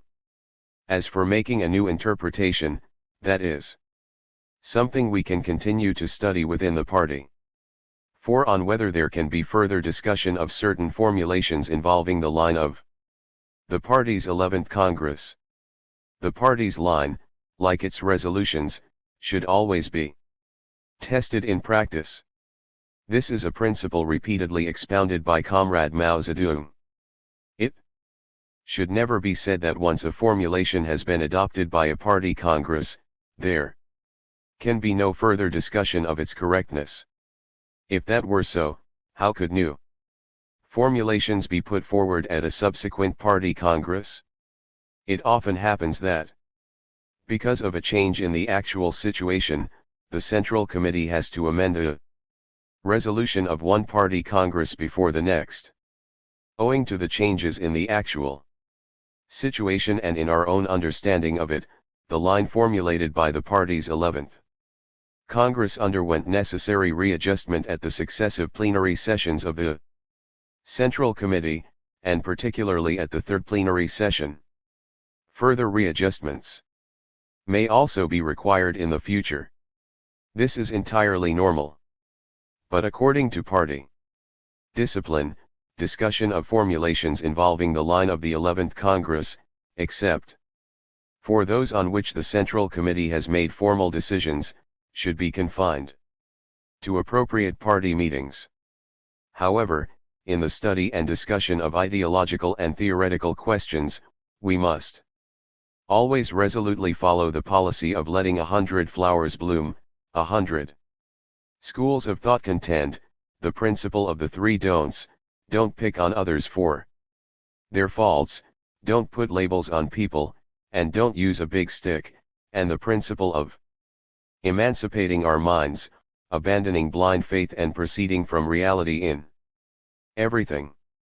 All this was decided upon by the third plenary session, and we reaffirm them here. We cannot allow the slightest deviation from these principles. Comrades, the current period represents a momentous turning point in the history of our party and state. The party has led the Chinese people in surmounting the many difficulties created by the Gang of Four and in transforming a country that had been reduced to chaos into one of order and rapid progress. The magnificent prospect of the accomplishment of the four modernizations is inspiring our party, army, and people, and drawing them forward. Our cadres and masses are vying with one another to contribute to the realization of this bright future. In this period, our ideological and theoretical workers have a particularly heavy responsibility. They have scored major successes since the downfall of the Gang of Four and significant achievements since the third plenary session. It would be wrong to underestimate their achievements. However, the situation is developing very rapidly and our work must keep pace with it. I hope that this important meeting will help the party's ideological and theoretical workers to a better understanding of the current situation and our tasks, of the party's principles and policies and of their own work. I hope that it will inspire them to rally more closely around the Central Committee, and that they in turn, through their effective work, will inspire the whole people to rally more closely around the Communist Party. Let us work with one heart and one mind to firmly implement the principles of the third plenary session of the Central Committee, to shift the focus of the party's work and to surmount all difficulties so as to win great victories in China's four modernizations. A speech at a forum on the principles for the party's theoretical work, the United Front and the tasks of the Chinese People's Political Consultative Conference in the New Period. June 15, 1979. Fellow committee members and comrades. The second session of the Fifth National Committee of the Chinese People's Political Consultative Conference is now open. It is convening after the decision by the Central Committee of the Communist Party of China to shift the focus of the work of our party and state to socialist modernization. Accordingly, its goal is to further mobilize and unite the people of all nationalities in China and all patriotic forces in our country so as to promote socialist modernization. This year marks the 30th anniversary of the founding both of the Great People's Republic of China and of the Chinese People's Political Consultative Conference. China has now entered a new historical period in which the central task is to achieve the four modernizations. Our revolutionary united front has likewise entered a new historical period in its development. During these 3 decades, the class situation in Chinese society has changed fundamentally. The position of our working class has been enormously strengthened, and our peasants have been members of collectives for more than 20 years. The worker-peasant alliance will be further consolidated and developed on the new basis of socialist modernization. Chinese intellectuals, including the overwhelming majority of the old intellectuals from pre-liberation society, have become part of the working class and now serve the cause of socialism consciously and actively.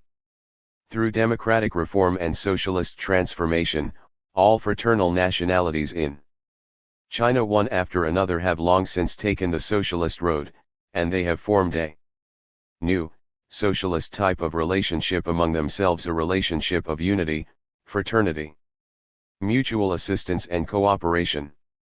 China's patriots, whatever their nationality and religion, have made considerable progress along this road. In the course of bringing about the four modernizations, the nationalities will achieve an even greater degree of socialist unanimity, and their unity will become stronger and stronger. The means of production formerly owned by the Chinese capitalist class came under state control long ago, and the payment of a fixed rate of interest ended 13 years ago. The overwhelming majority of the capitalists with the capacity to work have transformed themselves into working people who earn their own living in our socialist society. Our successful completion of the socialist transformation of capitalist industry and commerce is one of the most brilliant victories in the history of socialism in China and indeed in the world. It was won because the Chinese Communist Party led our country's working class in implementing the Marxist policies formulated by Comrade Mao Zedong in the light of China's specific conditions, and because most members of the capitalist class, especially the progressives among them, played a positive, cooperative role in accepting this transformation. Today, as working people, they are contributing their share to our socialist modernization. China's democratic parties have a glorious history in the democratic revolution, and they also performed notable services during the socialist transformation. This the Chinese people will never forget. Now all these parties have become political alliances of those socialist working people and those patriots supporting socialism with whom these parties are respectively linked. All are political forces that serve socialism under the leadership of the Chinese Communist Party. The thoughts of our compatriots in Taiwan, Xiangang, Hong Kong, and Amman, Macau, and of Chinese nationals overseas turn with longing to the motherland, and their sense of patriotism has grown constantly stronger. They are playing an increasingly important and positive part in the effort to achieve the great goal of reunifying our motherland, in supporting the country's modernization and in strengthening the international struggle against hegemonism. All these changes demonstrate that China's united front has become a broad alliance of socialist working people and patriots supporting socialism, led by the working class and based on the worker-peasant alliance. The tasks of the United Front and of the CPPCC in the new period are to mobilize all positive forces, strive to transform all negative forces into positive ones, and unite with all the forces that can be united so that all can work in harmony to maintain and strengthen political stability and unity in China and make it a modern, powerful socialist country. To realize the four modernizations, it is essential to promote socialist democracy and strengthen the socialist legal system. The CPPCC is an important organization for promoting people's democracy and maintaining contacts with people in different walks of life. To achieve China's socialist modernization, it continues to be necessary for the participants in the CPPCC to hold consultations and discussions on the nation's general principles, its political life, and the social and economic questions related to modernization. It is still necessary for them to exercise supervision over each other and over the enforcement of the Constitution and law. We must give scope to the free airing of views and make full use of all talents. We must uphold the principle of the three don'ts: don't pick on others for their faults, don't put labels on people, and don't use a big stick. And we must encourage the full expression of opinions, demands, criticisms and suggestions from all quarters, so that the government can benefit from them, promptly discover and correct its own shortcomings and mistakes, and push forward all phases of our work. To achieve the four modernizations, it is essential that we strengthen the ideological and political education of the whole people, while maintaining the proletarian dictatorship over the handful of anti-socialist elements. The CPPCC will undoubtedly continue to perform a very useful role in this work.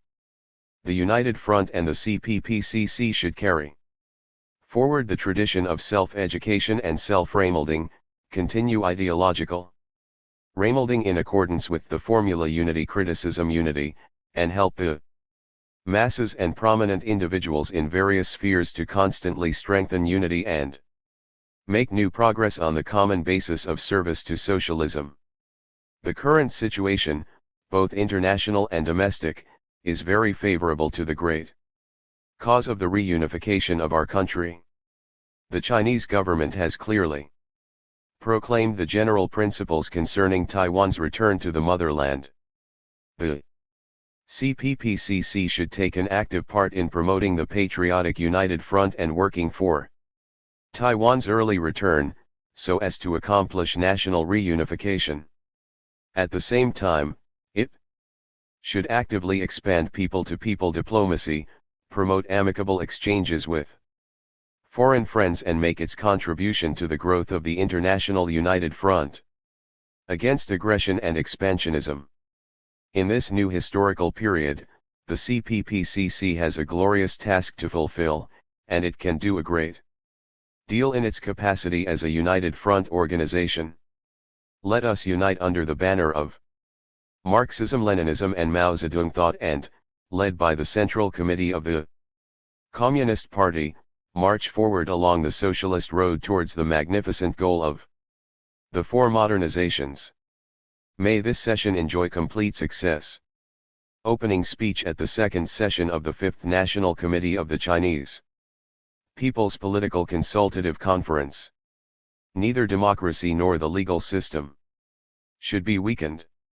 June 28, 1979. We must strengthen both democracy and the legal system because they have been ineffective. In order to strengthen our democracy, we have to improve our legal system. Nothing can be accomplished without an extensive democracy and a sound legal system. We have suffered a great deal from disorder and turmoil.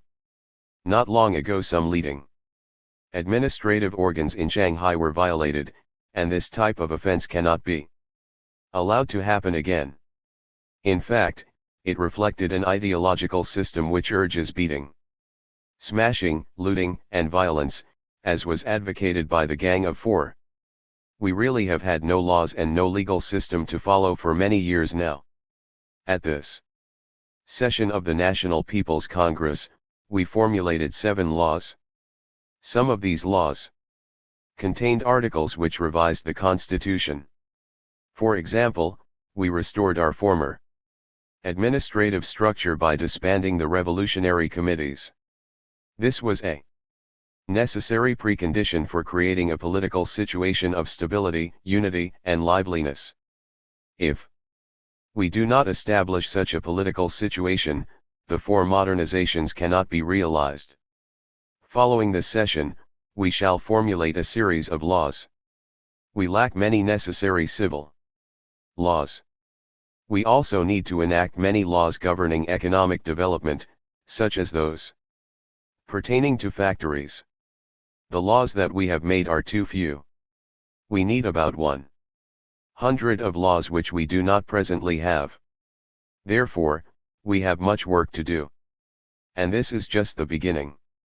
We must promote our democracy and our legal system. They are like a person's two hands. If either one is weak, the person will not be able to accomplish anything. Excerpt from a talk with the 8th delegation for visiting China of the Kame Party of Japan headed by Yoshikatsu Tekiri, the chairman of the party's Central Executive Committee. The organizational line guarantees the implementation of the ideological and political lines. July 29, 1979. Taking the country as a whole and considering the major issues, we can say that the debate over the thesis that practice as opposed to the two whatevers is the sole criterion for testing truth has pretty definitely settled the question of what our ideological line should be.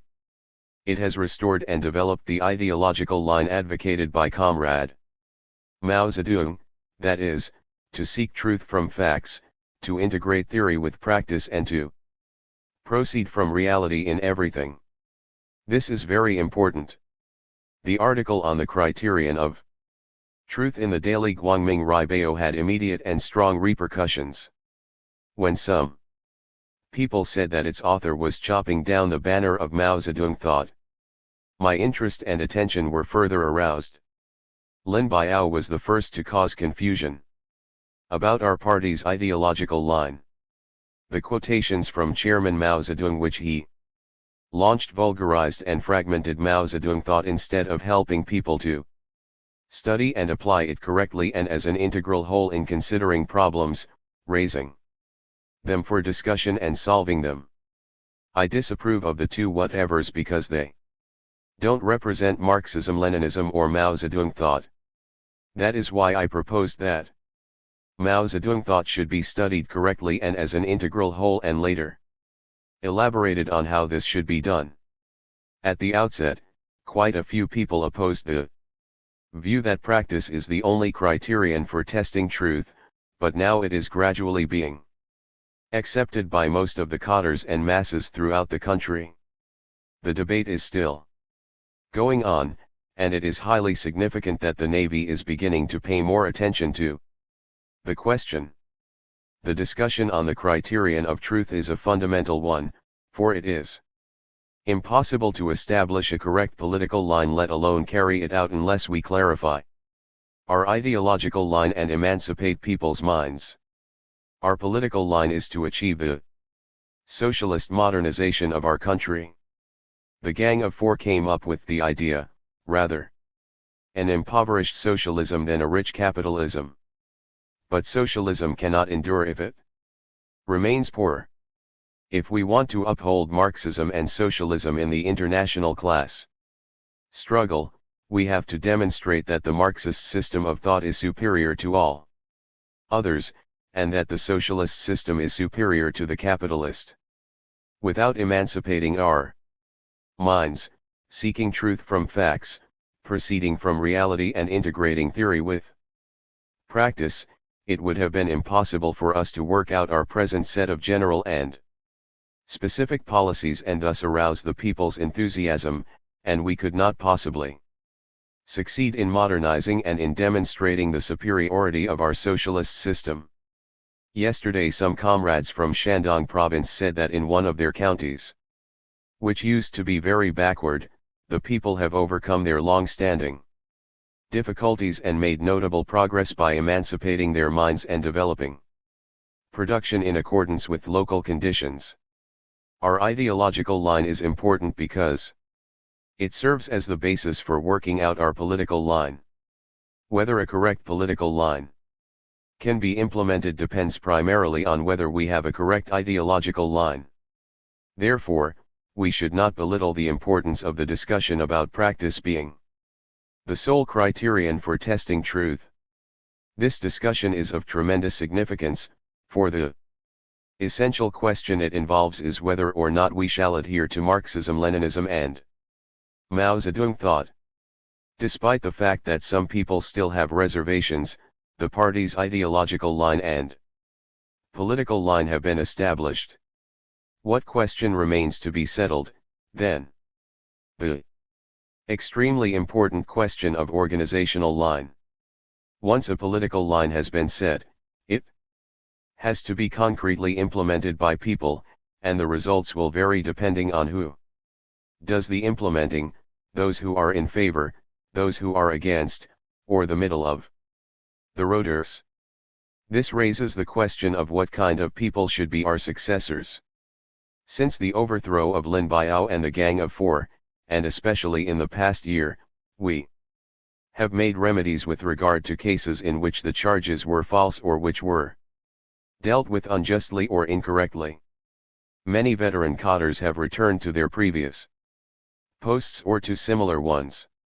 All this was necessary. But now the average age of members of our leading bodies is too high and their level of energy is too low. That is true in the army as well. The task that now faces the veteran comrades is to select healthy young people to take over from us.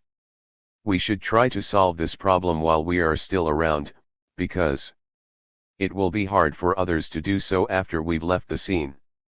We are pretty clear now about the thinking and political stand of different people, and we can tell who supports the party's line, has strong party spirit and steers clear of factionalism.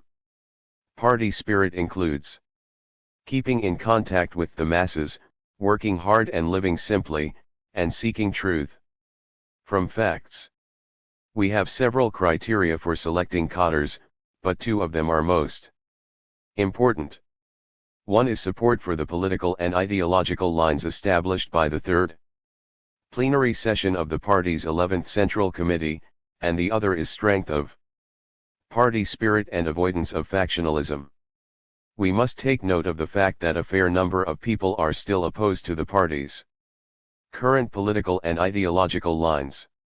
The system of ideas they cling to is, generally speaking, that of Lin Biao and the Gang of Four, according to which the present policies of the Central Committee are retrograde and right opportunist. On the pretext of supporting Comrade Mao Zedong, they are following the principle of the two whatevers. In fact, they are merely peddling the old stock in trade of Lin Biao and the Gang of Four in new guise. Most of them were promoted during the Cultural Revolution, and they have their own vested interests. They yearn for the past, because the present policies do not yield much advantage to them. Through effort on our part, some of them may change their attitude, but perhaps not all can do so. If we entrust power to those who have not changed, how can we expect them to listen to the party? They'll stir up trouble whenever there's a chance. When I took charge of the work of the Central Committee in 1975, Wang Hongwen said, "Let's wait and see how things stand 10 years from now." Some people still take that wait and see attitude. We mustn't be so naive as to underestimate the influence of Lin Biao and the gang. We must take the long view and select competent successors for our cause while we are still around. We should enlist those comrades who have given a good account of themselves, give them a few years of training and personally watch them mature, and if we find we've chosen the wrong people, we can still change them for others. The biggest, most difficult, and most pressing problem in our organizational line is to select the proper successors. Of course, the organizational line also involves other problems, such as how to reduce overstaffing and establish a retirement system. The temple isn't big enough for too many deities. Clearly, unless the old withdraw, there will be no room for the young. So the veteran comrades should deliberately make way. We should have an overall point of view and subordinate minor interests to major ones. We shouldn't get upset when our concrete personal interests are affected. A retirement system will be worked out. But what is most important is to select and train our successors. In some places, because the leading bodies are still wedded to seniority, they do not give full play to the ability of newly recruited young members. We have a lot of talented people. The key thing is to emancipate our minds and break away from convention. If we boldly promote these younger people and give them a free hand at their new posts, within 1 or 2 years they'll be able to handle things. I have often reminded people that during our advance into southwestern China in the War of Liberation 1946-49, when there weren't enough local cadres, some of our platoon leaders, company political instructors and battalion and regimental cadres had to serve as secretaries of county party committees. Tempered through several years of work, those platoon and company cadres, all of whom were good to begin with, of course, became as competent as those of battalion and regimental rank, and they made very good county secretaries. A correct organizational line guarantees that a political line will be put into effect. The organizational line is now on our agenda. We'll be ashamed to go to face Marx if we fail to solve this problem well. It is a comparatively easy one to solve while veteran comrades are still around. But there will be total chaos if it remains unsolved when we have gone. Don't think that there can be no more chaos in China. Those who belong to the factional systems of Lin Biao and the Gang of Four are deaf to the party's directives and would like nothing better than nationwide confusion. We must guarantee China's stability and the realization of the 4 modernizations by following the correct organizational line and by choosing successors who truly uphold Marxism-Leninism and Mao Zedong thought and have strong party spirit. Talk to comrades attending an enlarged meeting of the Standing Committee of the Chinese Communist Party Committee of the Navy. Some comments on economic work. October 4, 1979. At this forum we shall mainly discuss economic work. I should like to air some ideas on current and future economic work. 1. Economic work is a political task of prime importance, and the economic question is an overriding political question. I think that we must concentrate on economic work for a long time to come. By the political task, we are referring to the 4 modernizations. We used to have the ambitious goal of realizing the 4 modernizations by the end of the century. Later we changed the goal, the Chinese-style modernizations, intending to lower the standard a little. We did this because our per capita GNP will not actually grow very high. According to statistics from Australia, the per capita GNP in the United States was more than US $8,700 in 1977, ranking 5th place in the world. That of Kuwait was more than $11,000, ranking 1st place. That of Switzerland was $10,000, ranking 2nd place. That of Sweden was more than $9,400, ranking 3rd place, and that of Norway was more than $8,800, ranking 4th place. Will China's per capita GNP reach $1,000 by the end of the century? Not long ago, I said that when our per capita GNP reached that figure we will be in a much better position and able to provide more support to the poor countries of the Third World. We cannot do so now. China's per capita GNP is probably below $300, so it is hard for us to increase it even 200 or 300%. We shall have to work as hard as we did before. Even lowering the previous goal and fulfilling the lower targets, we shall still spare no effort to promote economic development, and we will do every aspect of our work effectively. It is impossible for us to accomplish the 4 modernizations by empty talk. Economic development should be the central task of party committees at all levels.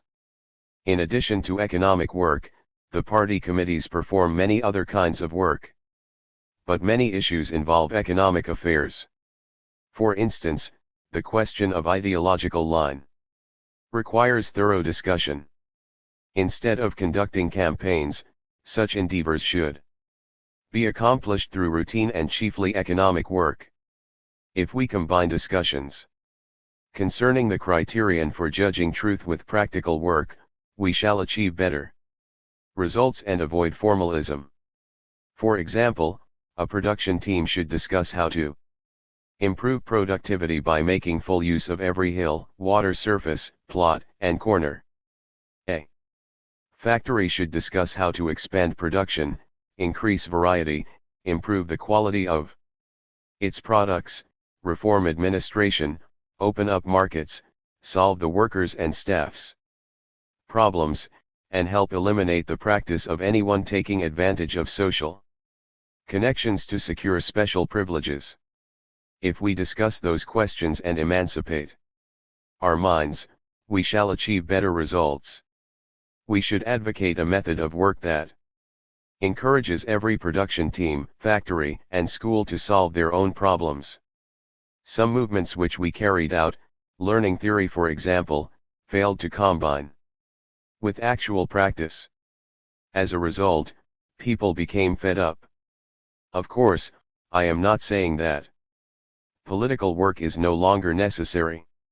Some people think that closure of the political departments means that political work is not necessary. What are the party, the trade unions, the Communist Youth League, and the women's federations doing? They are doing political work. We need to do this work earnestly. However, political work should be carried out through economic work, and a political problem should be settled from an economic angle.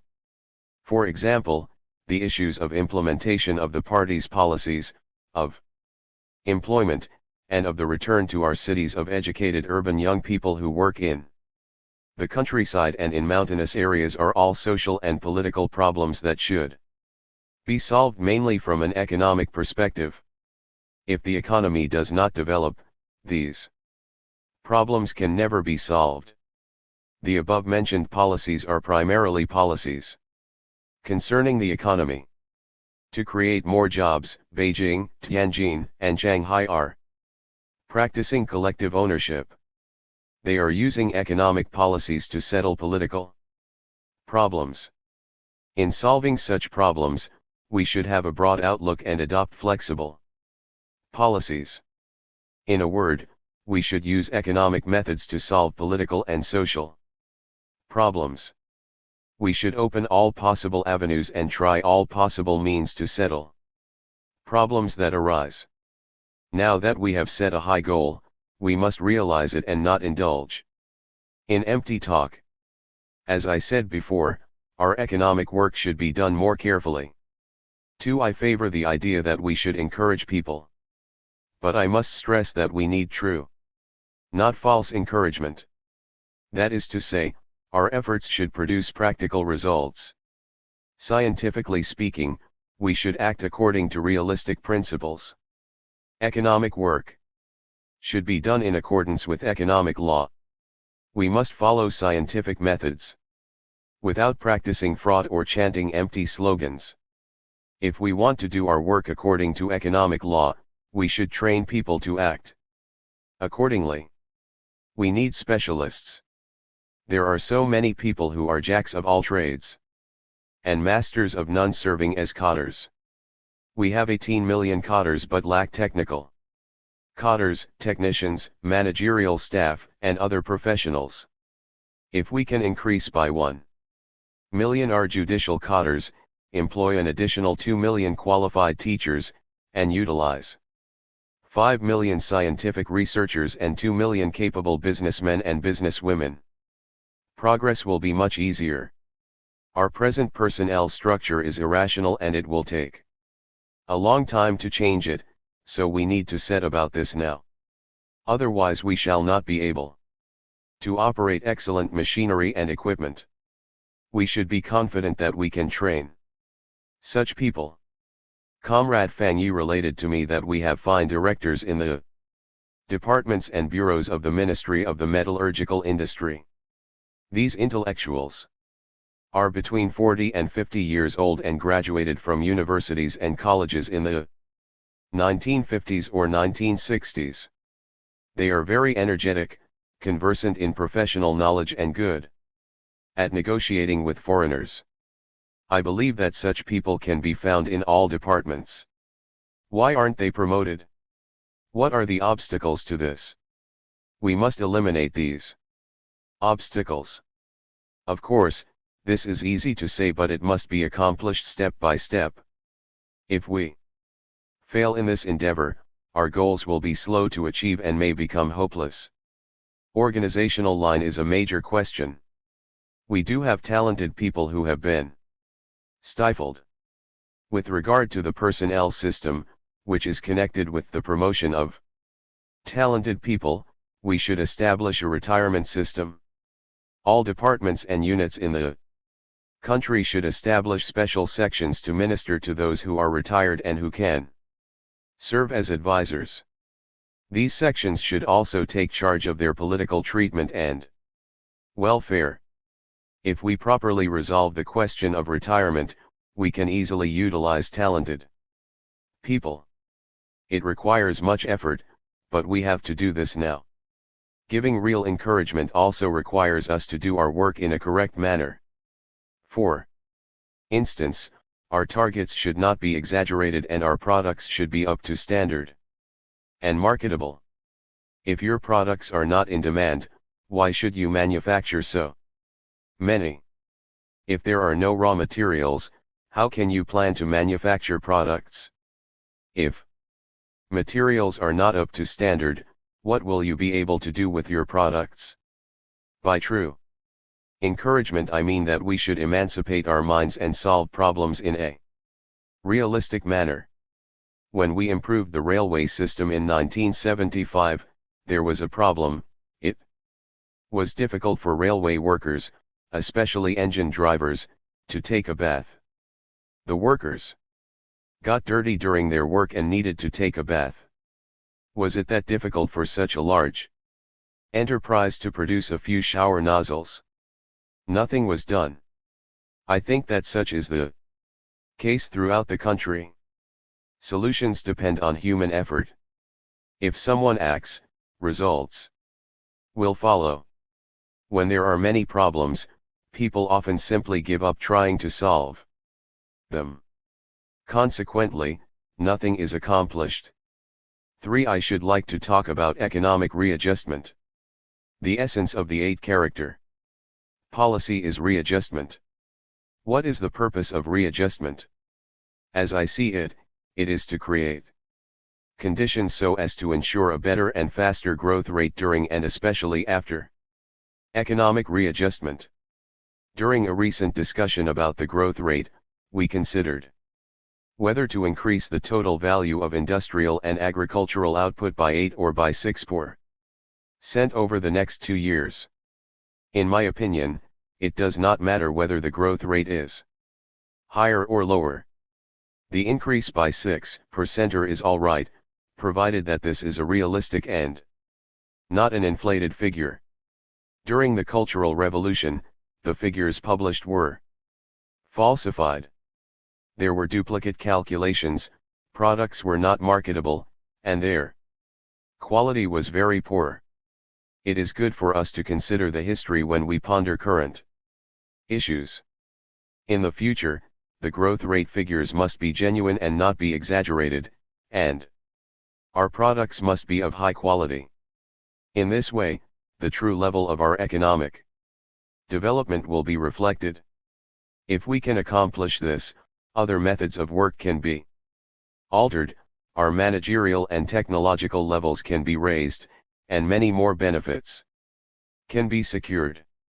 We should also realize that we cannot count on achieving this unless we quicken our pace in 1982 and 1983. Therefore, we have to make preparations in advance. The current economic readjustment should thus include preparatory work. If we do not start it now, there will be no new production capacity. It takes 5 or 6 years to open a mine and about 5 years to build a power plant. Some projects require funding not at the beginning, but after 2 or 3 years. If we do not make preparations now, worry later will be useless. There are many examples of this. It will be too late if we do not begin to upgrade and renovate enterprises, apply new technologies and train key technical staff. We should look both backward and forward and take a long-range view. It is not enough for us to project our economic work to 1982. Starting in 1983, we should have a reasonable growth rate, which cannot be achieved at the last minute. We should start the work now, including specific projects. This requires that in making plans and considering questions, we should have a broad outlook, for example, plans to be implemented 3 years down the road. 4. I am proposing that we thoroughly research how to use foreign capital. I agree with the analysis made by Comrade Chen Yun that foreign capital falls under 2 categories: invested foreign currency and loans for equipment. No matter what category foreign capital belongs to, we should utilize it, because the chance to do so does not arise often. And it is a great pity if we do not make use of this opportunity. After World War II, some countries devastated by war, including a few European countries and Japan, developed by using loans, but mainly by importing technology and patents. If we can make good use of this opportunity, we may attract even more foreign capital. The cardinal issues are how to make efficient use of foreign capital, how to make every project bring about economic returns as quickly as possible, and how to solve the problem of repayment. It is a very important policy to use foreign capital, and I think that we should adhere to this policy. As for the methodology, we should focus mainly on establishing joint ventures as well as conducting compensatory trade and allowing foreign entrepreneurs to set up factories in China. When I visited Singapore, I discovered how the country used foreign capital. Singapore enjoys 3 benefits from its foreign-funded factories. First, 35% of the profits from foreign-funded enterprises were turned over to the government as taxes. Second, workers received earnings for their labor. Third, foreign-funded enterprises encouraged the development of other services and trades and brought about more income. For Singapore, we should weigh the advantages and disadvantages, do our accounting, and be determined to use foreign capital even if we suffer some losses. In any case, foreign-funded enterprises create new productive capacities in China and help some of our enterprises to expand. I think that in studying financial and economic questions, we should concentrate on and take advantage of expertise in using foreign capital. If this is not done, it will be a great pity. At present, we are experiencing circumstances which allow us to do this. The reason why foreigners come to invest in China is that they judge that China really is solvent. China has rare metals and all kinds of mineral resources, so foreigners know they can make profits here. If we were not solvent, no one would invest in China. We must demonstrate solvency in every project introduced from abroad. We should launch new projects in order to gain more experience. Comrade Chen Yun has proposed that we research project one by one, and I agree with his view. Foreign entrepreneurs invest here in order to make a profit, so we should ensure that they can make more profits from investments in China than they can make through investments in other countries. In this way, our country will be more competitive. We have inexpensive labor, which is to our advantage. However, we should not suffer enormous losses. So long as we continue to launch projects, we can gradually learn how to attract foreign investments.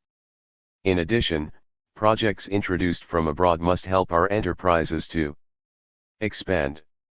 In other words, we can and should provide much equipment and many services for projects introduced from abroad. In the case of some machines and equipment, we can utilize drawings and specifications provided by foreign entrepreneurs and produce them ourselves. In this way, a project introduced from abroad will help some of our industries to develop. After we master imported technologies, we can use them in other fields. 5. I should like to talk about our system. Is our financial system centralized or decentralized? I think that it is inadequately centralized as well as inadequately decentralized. Since the central authorities control only limited revenue, can this really be called a centralized system? On the whole, our financial system is comparatively centralized. We need to delegate some financial resources to local authorities so that the latter have more financial power and more room for maneuver. This is the general financial principle we should establish. However, our financial system is inadequately centralized. I am unable to make concrete proposals concerning specific aspects of finance which should be more centralized and what financial control should be delegated to local authorities. Therefore, you should discuss this. I assure you that, in any case, we should continue to give enterprises more decision-making power, because this helps us to expand production.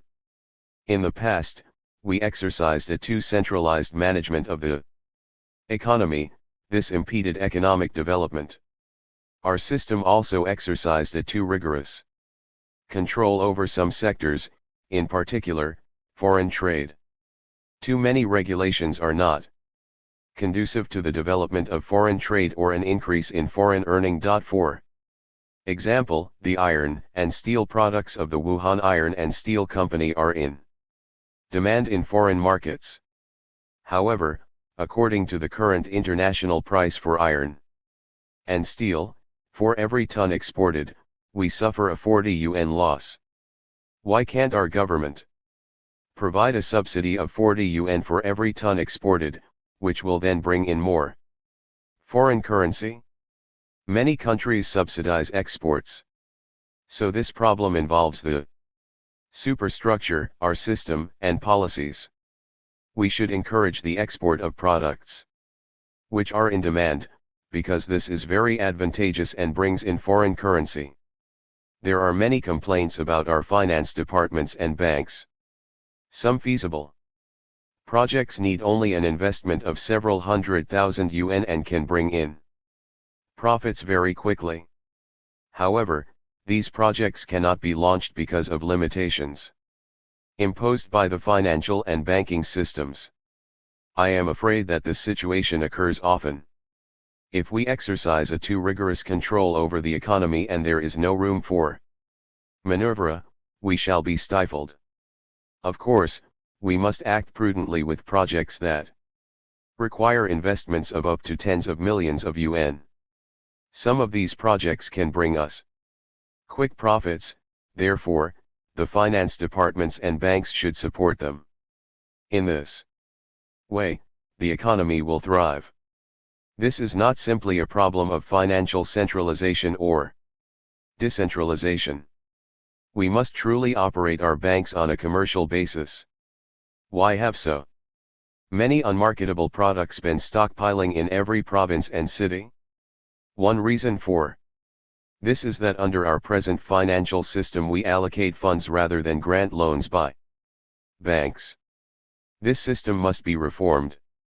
Any company that wants to purchase materials should obtain loans from banks, repaying them with interest. Local authorities may not have a full understanding of some of these matters. I think that most of the suggestions made by comrades from various localities are good. But I should like to emphasize one point. If the central authorities do not have at their disposal a certain amount of funds, many undertakings that should be initiated but would require Investments beyond the financial capability of local authorities will not be initiated.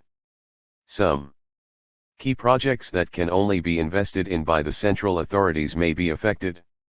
Most enterprises in China, including some major enterprises, have been placed under the authority of the localities, so the central authorities have only a limited amount of income from the enterprises which remain under their control.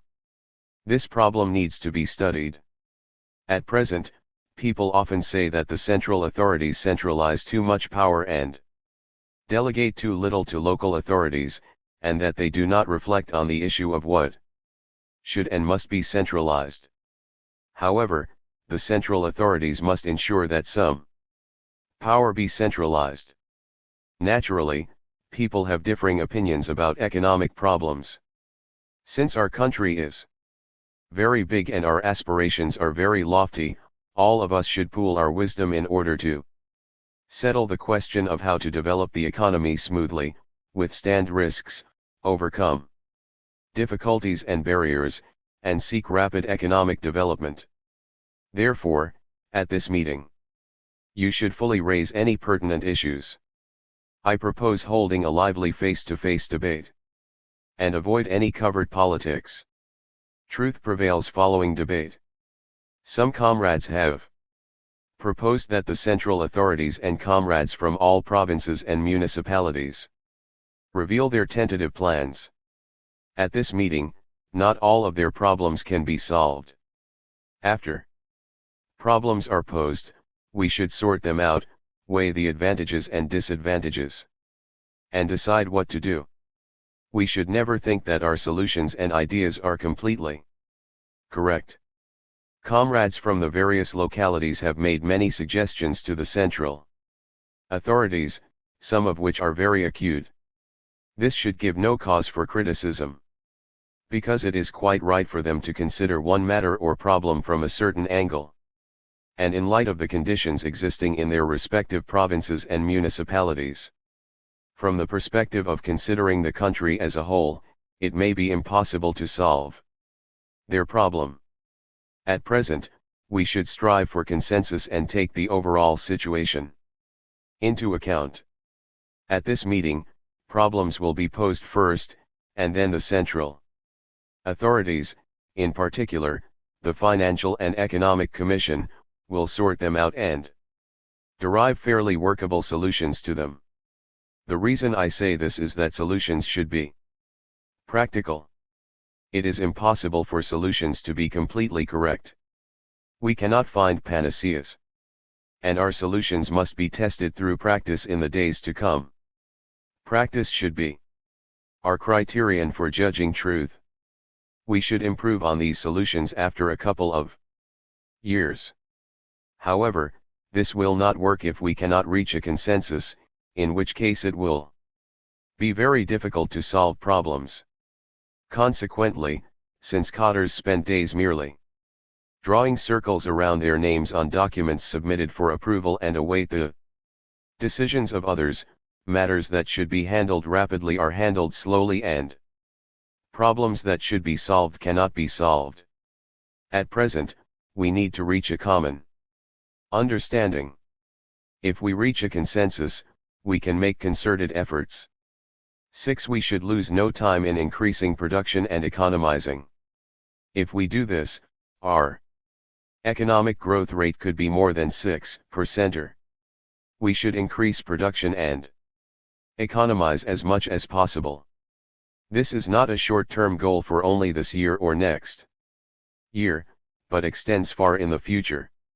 Over the last 2 years, we have increased our production capability through capital construction. However, more importantly, we should make good use of our existing production capability. We should stress practical results and do solid work to improve the variety of products and their quality, particularly the latter. Improving the quality of products is the most important issue facing economic readjustment. If we accomplish this, we shall gain more benefits and lay a more solid foundation than ever in our work. Excerpt from a talk at a forum of the first secretaries of the provincial, municipal and autonomous regional committees of the Communist Party of China.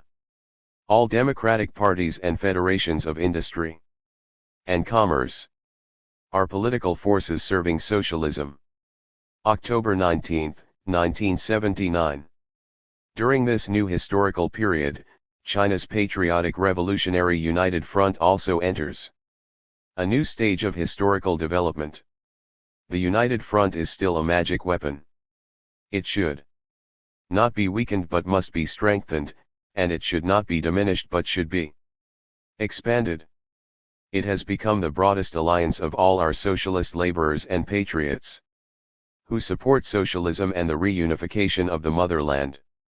The task facing the United Front during this new period is to bring every positive factor into play, unite with all forces we can unite with, make concerted efforts to build China into a modern, powerful, socialist country by the end of the century, and promote and accomplish the return of Taiwan to the motherland for the reunification of China.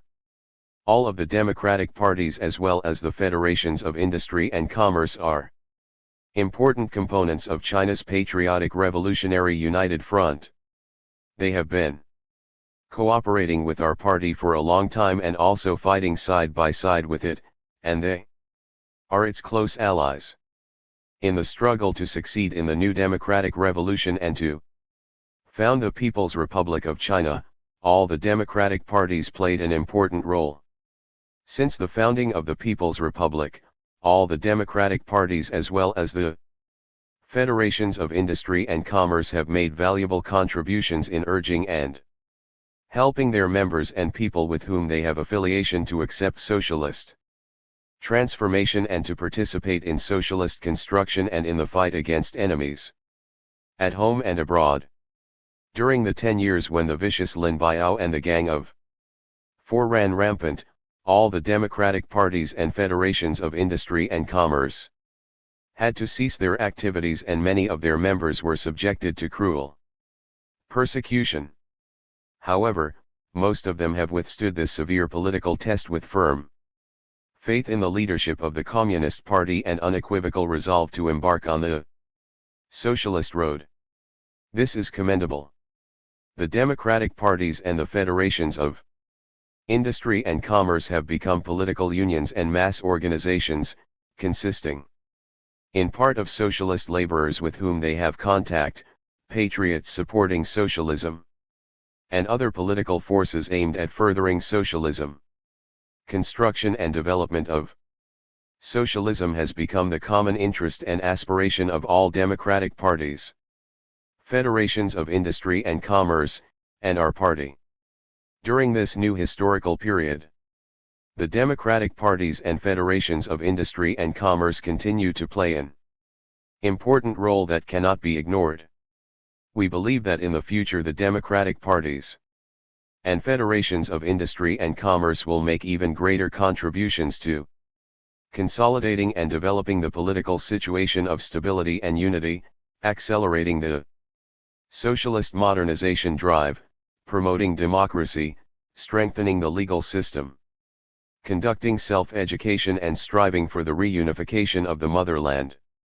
Many of the members of the democratic parties and the federations of industry and commerce, and the people with whom they have affiliation are intellectuals of a comparatively high cultural and scientific level who have a wealth of experience gained in practice and are specialists.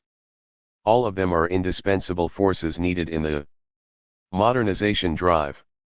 Since many former capitalist industrialists and businessmen are very experienced in managing and running enterprises and doing economic work, they can play a positive role in readjusting China's economy and promoting modernization.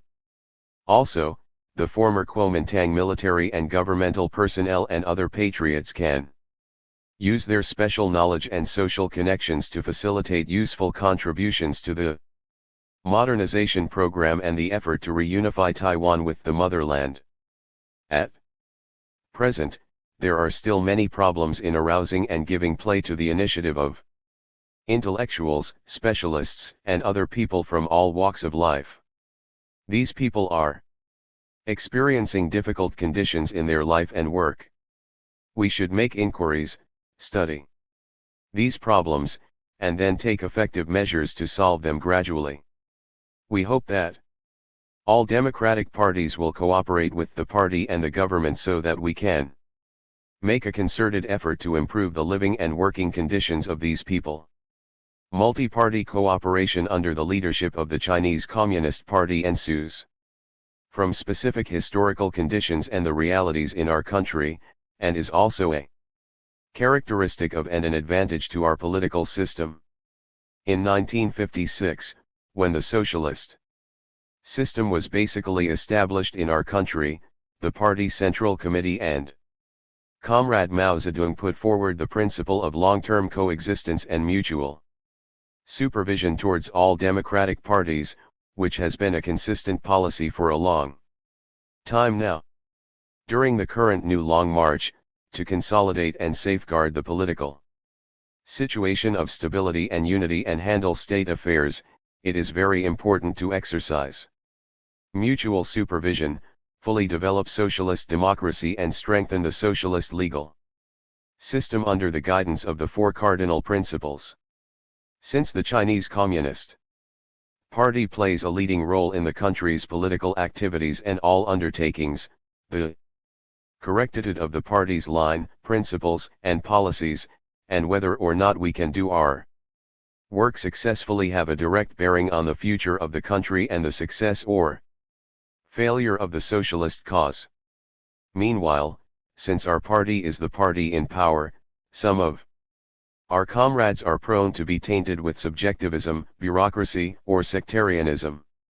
Therefore, there is a great need for our party to listen to opinions from all quarters, including different views from all the democratic parties, and accept criticism and supervision by all quarters so as to pool the wisdom of the masses, compensate for each other's deficiencies, overcome our shortcomings and avoid making mistakes.